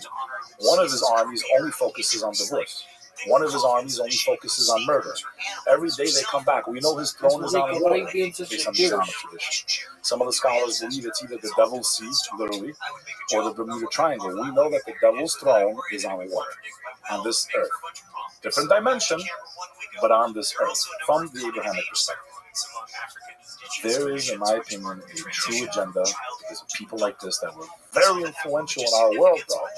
To deny these people, to deny Aleister Crowley, his impact, the people that were around him on modern science, on rocketry, on all this stuff, bro. We would not have this technology without satellites. It all goes back to this guy. Why would the Antichrist give Jack Parsons the technology or the idea to create rockets? I don't know. But what I do know is if they're doing weird rituals, if they're doing sacrifices, whatever the fuck they did, none of us were there, brother. There's crazy shit going on this earth, bro. There's a lot of kids missing, bro. There's a lot of things we can't explain, bro, that people are trying to like wake people like, yo, guys, this is not normal. You're seeing shit in award shows and music and the one eye, which, by the way, the symbol in Islam for the Antichrist is one eye. Why do they all do this shit? It's in your fucking face. It's the eye of Ray, bro. The sun god, bro. It's all there, man, the information. It took years, and I really don't feel like I did this justice the way I was intending, because it's a very complicated subject, and it can seem like you're out of your mind and you're crazy, and I would just tell people who don't understand what I'm saying, who might think I'm like off the wall, I don't take any drugs, I don't drink alcohol, I'm not crazy. It's hard to explain something in such a condensed amount of time.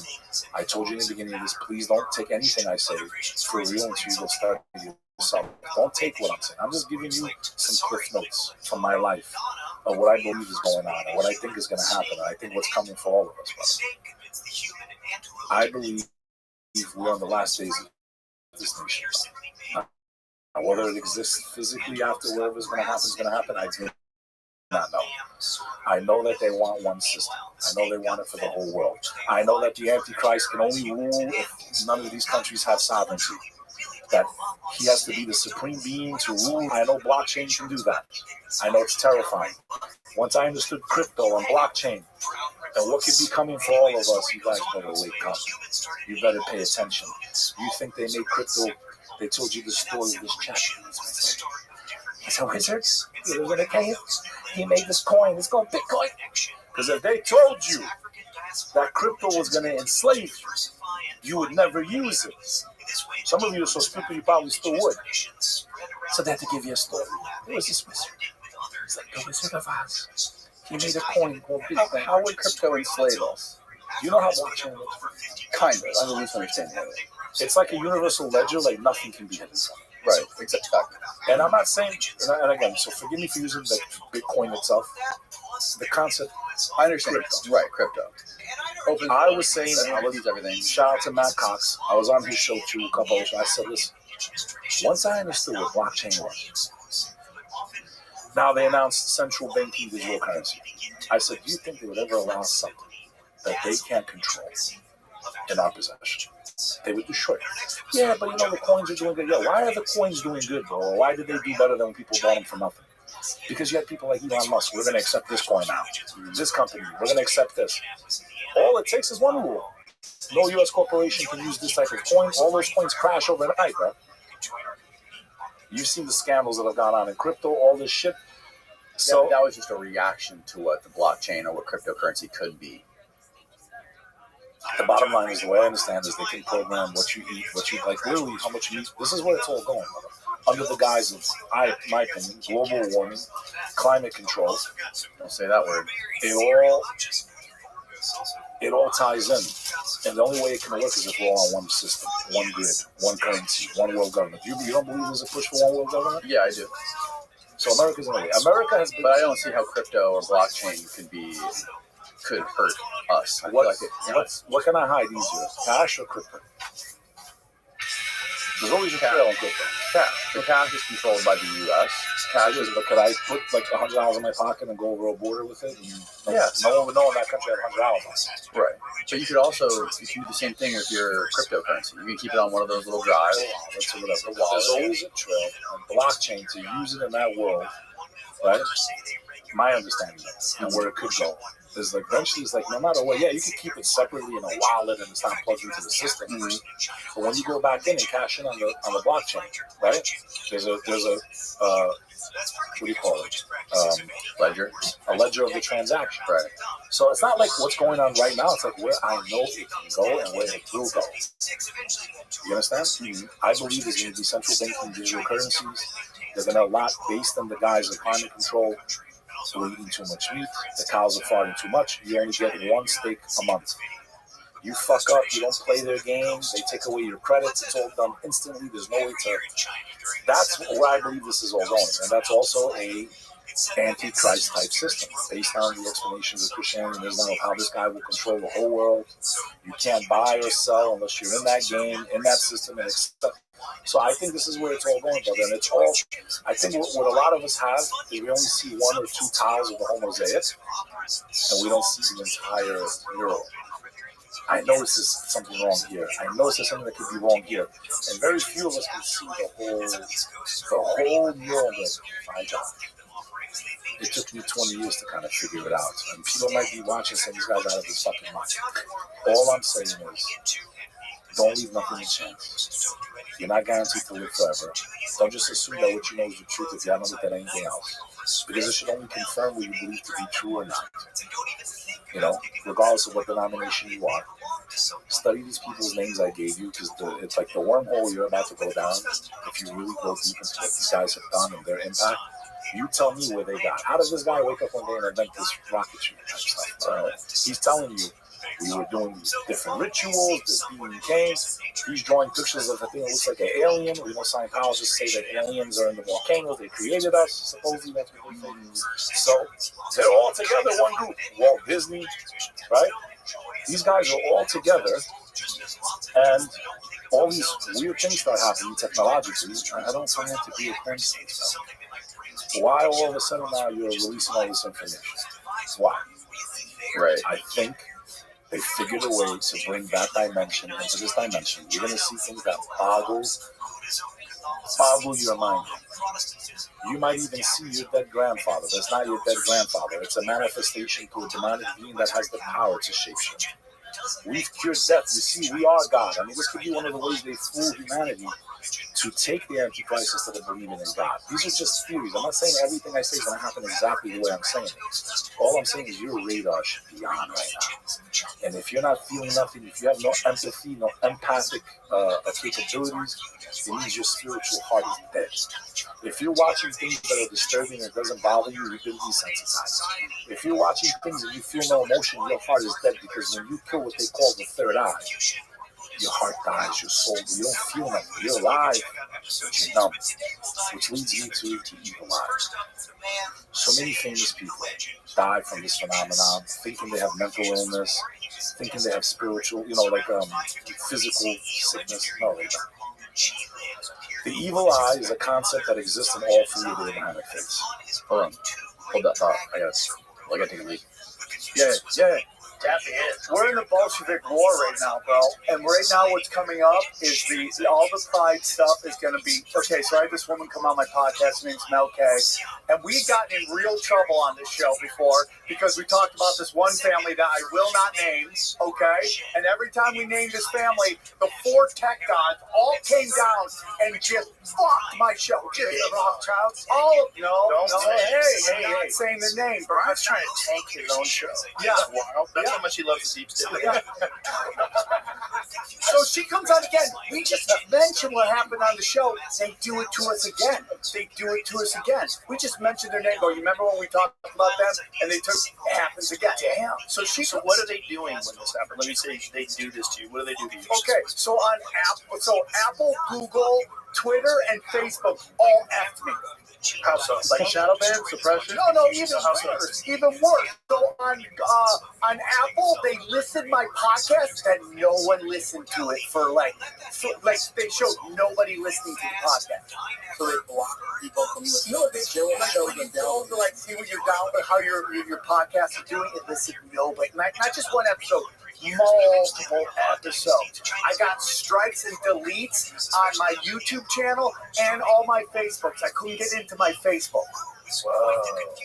Yeah, so it was just like boom, boom, boom, boom, boom. All I wanted when I named. What did you mention that this family had done? This is funny because it involves something to Brian. That basically this family is so rich that people think that the CFR is just basically their board of trustees. What's CFR companies? The CFR. Foreign Relations. They're your babysitters, bro. Come on. Yeah. Talk about that. They're the people that taught you how to turn. They're the ones who taught you how to tie your fucking shoes and shit. Joe's like, you don't believe in conspiracy theories because you love your dad. Yeah. Mel K comes on my show, and she's like, she goes, I've been talking to some people in the intelligence, and they go, this gay pride stuff is going away. And the next thing you're going to see are immigration riots. This is going to be right around the next election. So, hand to God, we do this episode. Next day, Starbucks is like, we're banning all the pride stuff. And now you start seeing they're putting little breadcrumbs out, man. Little breadcrumbs. Oh, I saw this one thing in Chicago. Oh, yeah, illegal immigrants are upset about where they're staying. And these illegal immigrants who speak no English are holding up perfectly written English signs saying we're tired of how we're being treated. And now you're starting to see this over and over again. Eric, so everyone's always like when all these Republican governors are like sending these immigrants all over the country, and it's like, yeah, you're showing those Democrats. Bro, they're moving assets. I know it sounds crazy, but that is 100% what they're moving assets. Dude, these guys coming into the country, bro, have you seen them? A lot of them are Chinese, and a lot of them are military. Russians. And I'm telling you, they're moving, and this is what's going to be right around 2024 election, immigration riots, people going nuts, and listen to this, and you'll start seeing all the little breadcrumbs being paid out. May I give you another scenario? May I give you another possible scenario? I hate to piss on your parade. What if we do have open borders, thank you, Joe Biden, and complete disaster down the border, and so governors like Greg Abbott are going, how about you guys want a taste of what we're dealing with? Hey, New York, here you go. They bust 13,000 immigrants in New York. I saw my eyes. I had instant sensation. And that's a good way to do A it. refugee camp in the middle of our city. That's what they want you to do, dude. This is mine. Look, I'm a puppet master. I'm telling you, Dad, they want you to think. They're moving assets, bro. They're moving assets. Military people, dude, you study the Bolshevik War, it is happening in real time. What is the Bolshevik War? Communism take over. Where? That's what I see. Just like how communism expanded. The Bolshevik War? Yeah. Where was that? Where was this? Former USSR. Oh, okay. That's how like they came into power. So what he's basically describing is that like all these things that we see in the media and all these riots and all the different things that divide people is all intelligence run. It's all run by intelligence to divide society. And basically, like from what I've had people explain to me before is that there's like layers to it, right? You have like the normal everyday people in society, like you and me, useful idiots. Then you have above that, you could have useful idiots, people that are known, who have followings, or public people who can get influenced. Then you have intelligence, there's a layer above that, pulling strength. Then you have, this is an out there theory that I've heard smart people explain to me, that above the intelligence you have the aliens, quote unquote aliens, whatever that might be. That's a loose term, air quotes there. Demons is what you're saying. So, I need people, like I said, we did a lot there. I might have rambled. Please forgive me. It's a lot of information. I gave you cliff notes. All I'm asking people to do is just go study some of the stuff I talked about. Go read about the people I mentioned. But if they're demons, why are they doing things that could be good? Because like if you look at the nukes, look at this thing shutting down nukes. And there's been a few cases where people have been injured or killed by getting in the way of these flying saucers or whatever they are. That's what Gary Nolan's studying. But by and large, it seems like these things are completely non-hostile, and they're doing things to make us look in the mirror and not wipe ourselves off the face of the earth. It depends how you're looking at it. Again, sometimes you do things that are good to get people in, too, right? So remember, from the perspective that I take, not all of them are bad, right? That realm was created before us. They have free will. Even here in the Britannica, when we look at the definition of a jinn, in Arabic mythology, a spirit inhabiting the earth but unseen by humans, capable of assuming various forms and exercising extraordinary powers. Belief in jinn was common in pre-Islamic Arabia, where they were thought to inspire poets and soothsayers. Their existence was confirmed in the Quran, and they are conceptualized in Islam as creatures parallel to human beings who are capable of choosing between good and evil and must thus face eventual salvation of their nature. So they have that same test as humanity because they have free will. Anyone that was given free will by the Creator is being tested by that Creator. They are beings of a smokeless flame by nature in the same manner in which humans are said to be made of the earth, and they cannot be seen by human beings. And if you look at human beings' skin color, right? Adam had all of that, the different types of the earth he was created. So some of our skin colors look like, like sand color. Some of us like have red, like the red clay of the earth. Some of us that are darker as human beings, we have like that rich color of the like topsoil. You can really see that, like the different colors of the earth in human beings' skin color. If you look at it. I know that sounds crazy too, but so bottom line is these beings were created before us. They have a longer lifespan than us. They follow us from the minute we're created. Okay? The ones that are aligned with the devil, their only purpose is to lead us astray, to turn our back on the one that created us. The people that have this ancient wisdom, this black magic, this ability to work with that dimension is 100% real. I've named some of the people that did it, and you tell me how they invented rocketry and all this other crazy shit. When they're telling you themselves, we were involved together as a group, we followed this man, his books, the way, and all this stuff. They're painting pictures of what they want you to think is an alien, but they don't even accept as an alien. They accept them as gods. Deities is what they call them. They didn't call them aliens. We've been conditioned to believe over the last 60 years, 70 years, that there's other life that's more intelligent than us, and they are in some ways because they existed before us. The demonic realm has been around since before us, but they're not all evil. But the point is, the ones that are not evil are actually supposed to stay away from humanity. They don't interfere in our dimension. The devil wants to destroy us. So the people that seek this power, this knowledge that they don't have, that they are enlightened, they are the enlightened ones, right? Is because they work with that dimension. Have you heard of James Fox, documentary filmmaker? Makes movies about aliens and UFOs. His first, well, not his first, but one of his most recent ones was Phenomenon, and then he did one this past year he released called Moment of Contact. I didn't see that one yet. So the premise of it was basically they're in this little town in Brazil called Varginha. There was this craft that crashed, and there was a huge debris field. This was in like the 90s, the early 90s, 92, 93, 94 maybe. And there was these two beings that were seen running around this little town of Virginia, Brazil. And there was all these witnesses that were interviewed. Like these three schoolgirls were walking home from school through this field. They saw this being. They described it to everybody. It was on the news. There were other people who described it. There were these two military guys and two police officers that saw the thing. They grabbed it, they brought it to a hospital, and when they got to the hospital, basically all the military showed up, and they like cordoned off the hospital, shut everything down. There was an x-ray technician that was involved, and he was there, and he was x-raying the being, and James Fox went there, and he interviewed all these people like 20 years later. He's been interviewing them for the past like 12 years, so going back and forth between here and Brazil, and all these people had the exact same description of what this being looked like. And there's pictures. If you pull up Moment of Contact, Varginha, Brazil, you'll go to images and you'll see what the being looked like. The other weird thing about it was that after they brought it into the hospital, every single person that he interviewed over the past 10 years, they all described this insanely pungent odor that smelled like sulfur. And the hospital even smelled like sulfur for weeks afterwards. And they explained the feet of this being.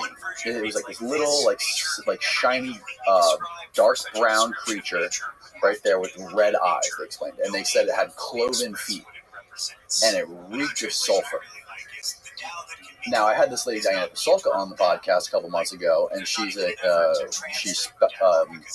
degree in religious studies. She teaches religion. She studies religion, like, her whole life. And what she says is that every biblical description of demons in every religious text all describes them as having cloven feet and smelling like sulfur. And this looks like a grape. And this thing looks like a grape. Had cloven feet, as described by the witnesses, and reeked of sulfur. So the reason why people use sage and all that stuff is because these beings don't like those smells. The demonic realm. They don't like nice, pleasant smells. They like pungent smells. They like basically our filth is what they enjoy those smells. I believe many of the homeless people you see in the streets, besides the fact that they have problems with narcotics, if they're not even on narcotics, this is why it's dangerous when you drink alcohol, spirits. When you take drugs, you are making yourself very easily able to be possessed by the demons. There's people who can't remember they did this, they did that. If you study serial killers, when you get into a certain level of filth, and you're not pure, this is why, for example, Muslims wash before they pray. The ritual of hoodoo, as it's known, is to purify the outside so the inside can be cleansed. If you're not pure on the outside, you can't be pure on the inside. Baptism, right? And they're made from a smokeless flame. Water defeats fire, right? In that aspect. So when you're in an impure state, so a lot of times, why do you think they do, if you study the occult, they would do orgies and all these disgusting things because basically they're trying to spiritually degrade themselves to the point where these beings see their royalty and then they do what they do. They give them knowledge that they don't have. Technology give them knowledge they don't have. Technology that they didn't have. I believe a lot of this stuff, there's no way human beings made this on their own. Yeah, we were like the channel to make it happen, but the information, like I said, go back to Jack Parsons, man. The guy said I would have never made it to space. The rockets would have never happened if it wasn't for this being giving me the knowledge. But what did they have to go to get the knowledge? Some people will sacrifice kids, whatever it is, bro. They demand some type of loyalty, some type of ritual, and then once you've shown loyalty to that dimension, then, like they said, sell your soul to the devil. Sell your soul to the devil, they give you the keys to this dimension, bro, because they know this dimension, even though it's our dimension, better than we do, because they've been here since before we were here. They follow us. They have a longer lifespan. They can travel at the speed of light. They can inspire thought, telepathy. They can shapeshift, some of them. There's different descriptions of the jinn also in the Islamic interpretation of what's going on. There's ones that fly. There's like, they have different species. Now, some of these other people with the Anunnaki, they give like aliens all these different names, Valorians, all that. My friend, you're talking about the demonic realm, period. So Islam is not arrogant to say no, there's not other species or what you would call aliens, but not the way you're being spoon-fed by the media, by movies, and today's our Independence Day, we will not go silently into the night. Remember that movie with Will Smith? Oh, yeah, of course. Yeah. That's what they want you to do. These beings are smarter than us, and they're going to... My friend, that dimension is real. And there's a phenomenon that I've experienced in my life that I started studying a lot because it almost cost me my life.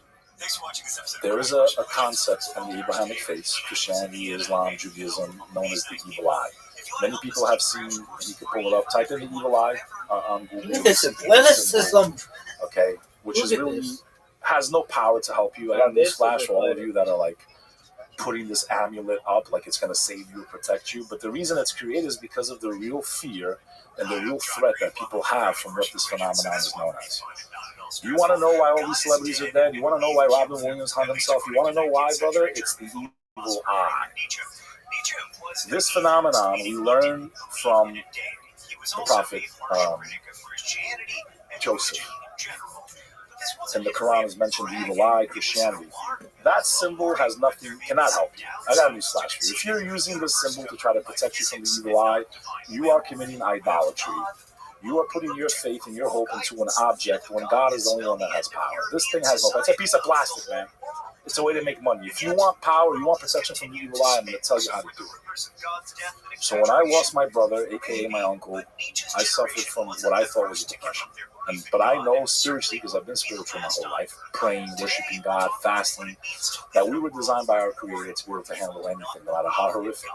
And the greatest examples of this are the people that He guided, the prophets, what they went through. Noah of the ark, to see the whole world get flooded, which, by the way, every civilization in the world, even the ancient ones, all have a story and a recollection of a great flood. Even the ones that are not Abrahamic, the multi-god civilizations, all have a story of a great flood, bro. Right? Modern science has said, DNA-wise, we all came from one ancestor, so you can't rule out Adam and Eve, bro. Science is actually kind of supporting that if you do homework on DNA, that we all had one common ancestor. That's what science says, right? So there's a lot going on, man, and there's so much. Like, religion's not something you learn in one day. It's like, well, that's why I say you have no right to judge anybody. Like, it's so deep. The philosophy is so deep. The history of it is so deep. And it's what drew me to Islam, because Islam, for me personally, encompassed all of it. The Christian perspective, the Jewish perspective, that God sent messengers and prophets throughout the earth, throughout time. He didn't just choose one nation. He chose the Israelites for a very long period of time. But when they didn't accept Christ, then they lost that chain of narration, and then God went to the other side of Abraham, which was the Arab nation. So remember, the Arabs and the Israelites draw their lineage to Abraham. Abraham's one of the most important people, and that's why I call the Abrahamic faith. That's the common ancestor. Abraham had two sons. One became the Israelites, one became the nation of the Arabs. So the Islamic interpretation is there's always been only one God. He sent messengers and prophets throughout the earth. He sent them over and over and over. We kept fucking up. We kept changing the books. He finally sent down one last message, one last book. That's what they believe the Quran is the final testament. Right? We have the gospel of Christ, but we don't have it in its original form. There was 25,000 testaments, man. The Council of Nicaea, they chose which books went into what we call the Bible today. The Bible's a Greek word. Jesus wasn't Greek, man. He spoke Aramaic. So what I'm telling people is, like, again, I'm not here to push one or the other, even though it sounds like that. What I'm saying is, like, we know so little that we want to hate each other. Like, at the end of the day, as a Muslim, not allowed to hate Christians, not allowed to hate anybody, not allowed to kill anyone. This is what the doctrine teaches. What people do on their own, that's their opinion. Same thing with Christians. Jesus said, love your enemy, let alone people that believe in Him too. Like, there's so much more in common, and we're gonna allow these little things to make us kill each other and listen to people say, Muslims are enemy, Christians are enemy. No, we need to talk and find the common ground. We both love Christ, love the Virgin Mary. Some of my favorite stories in the Quran are about like Jesus. His first miracle in Islam is very different than from the Christian perspective, which I found fascinating. The Quran goes into how Jesus' first miracle was to protect the honor of his mother, to actually save her. So in Islam it says that when Mary was having Christ, peace be upon him and her, she went into the wilderness to give birth. She was under lock and key the entire time because her life was in danger. She was not married.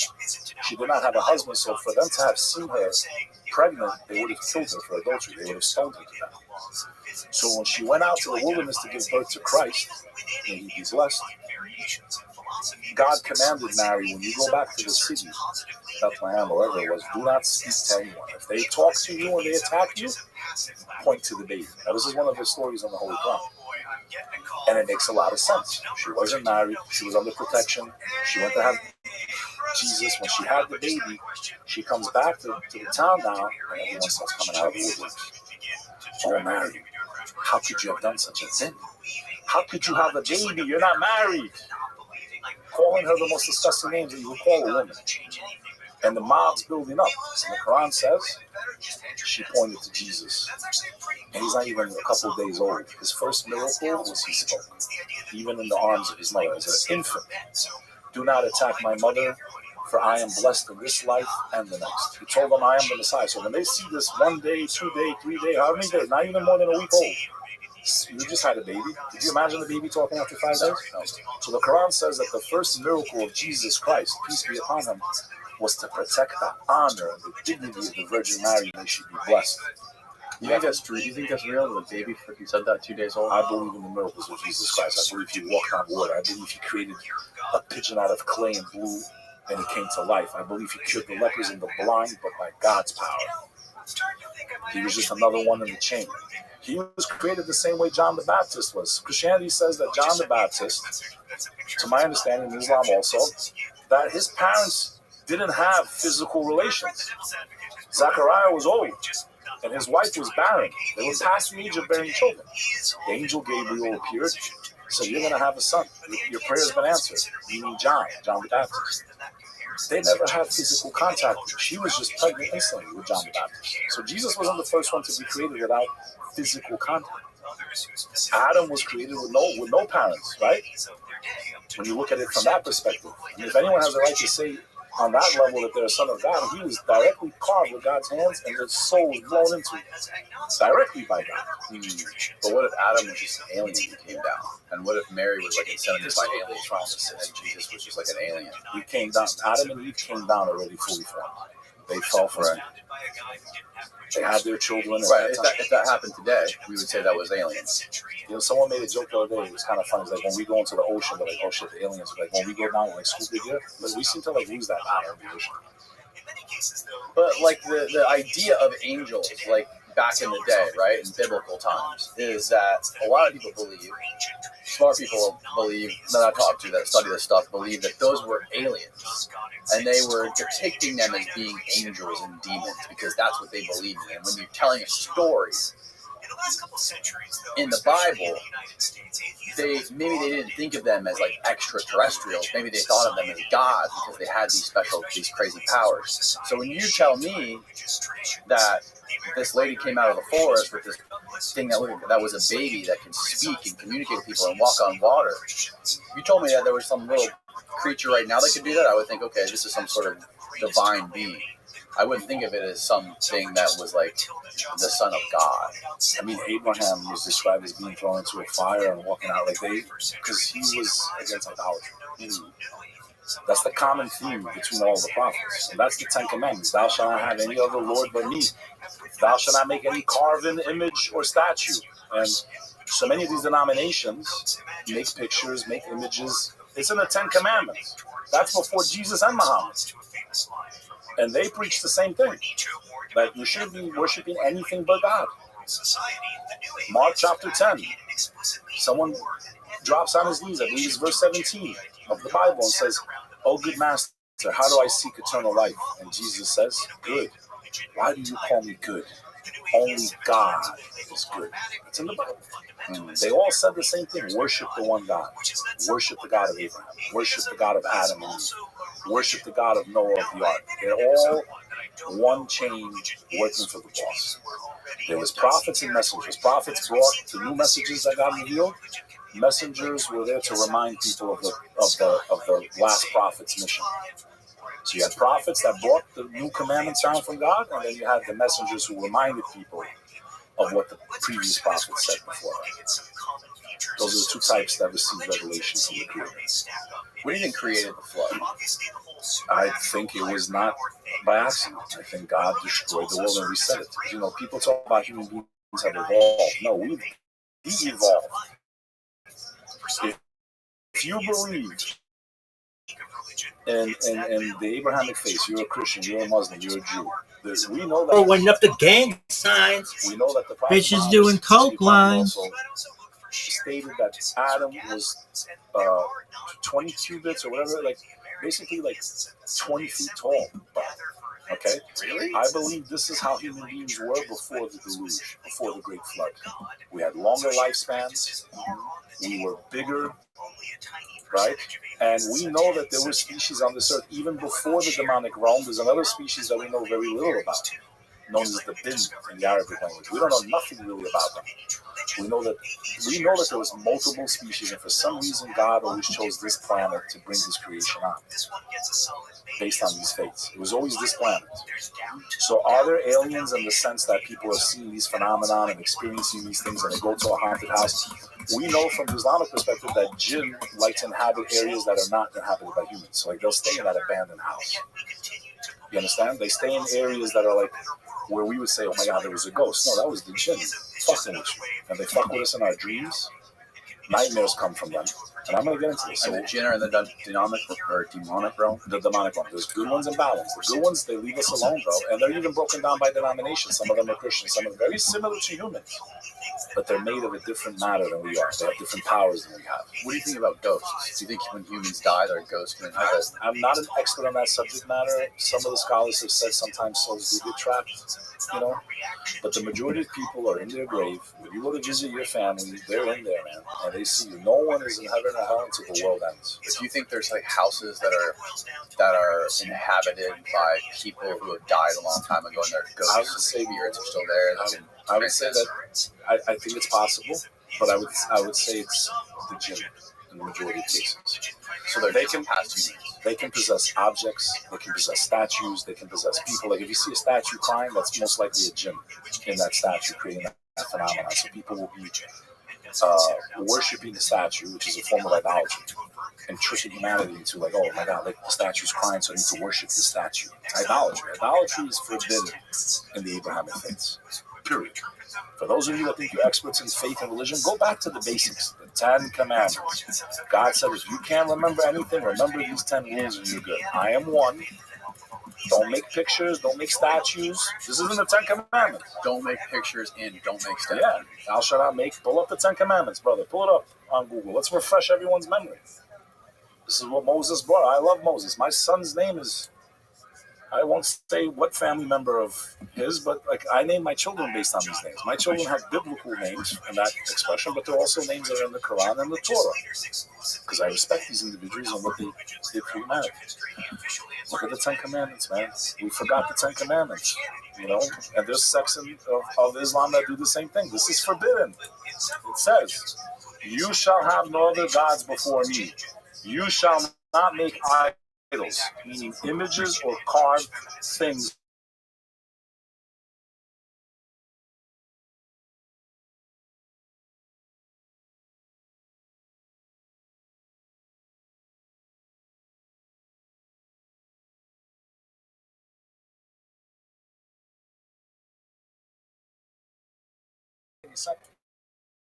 It's not to pick on people.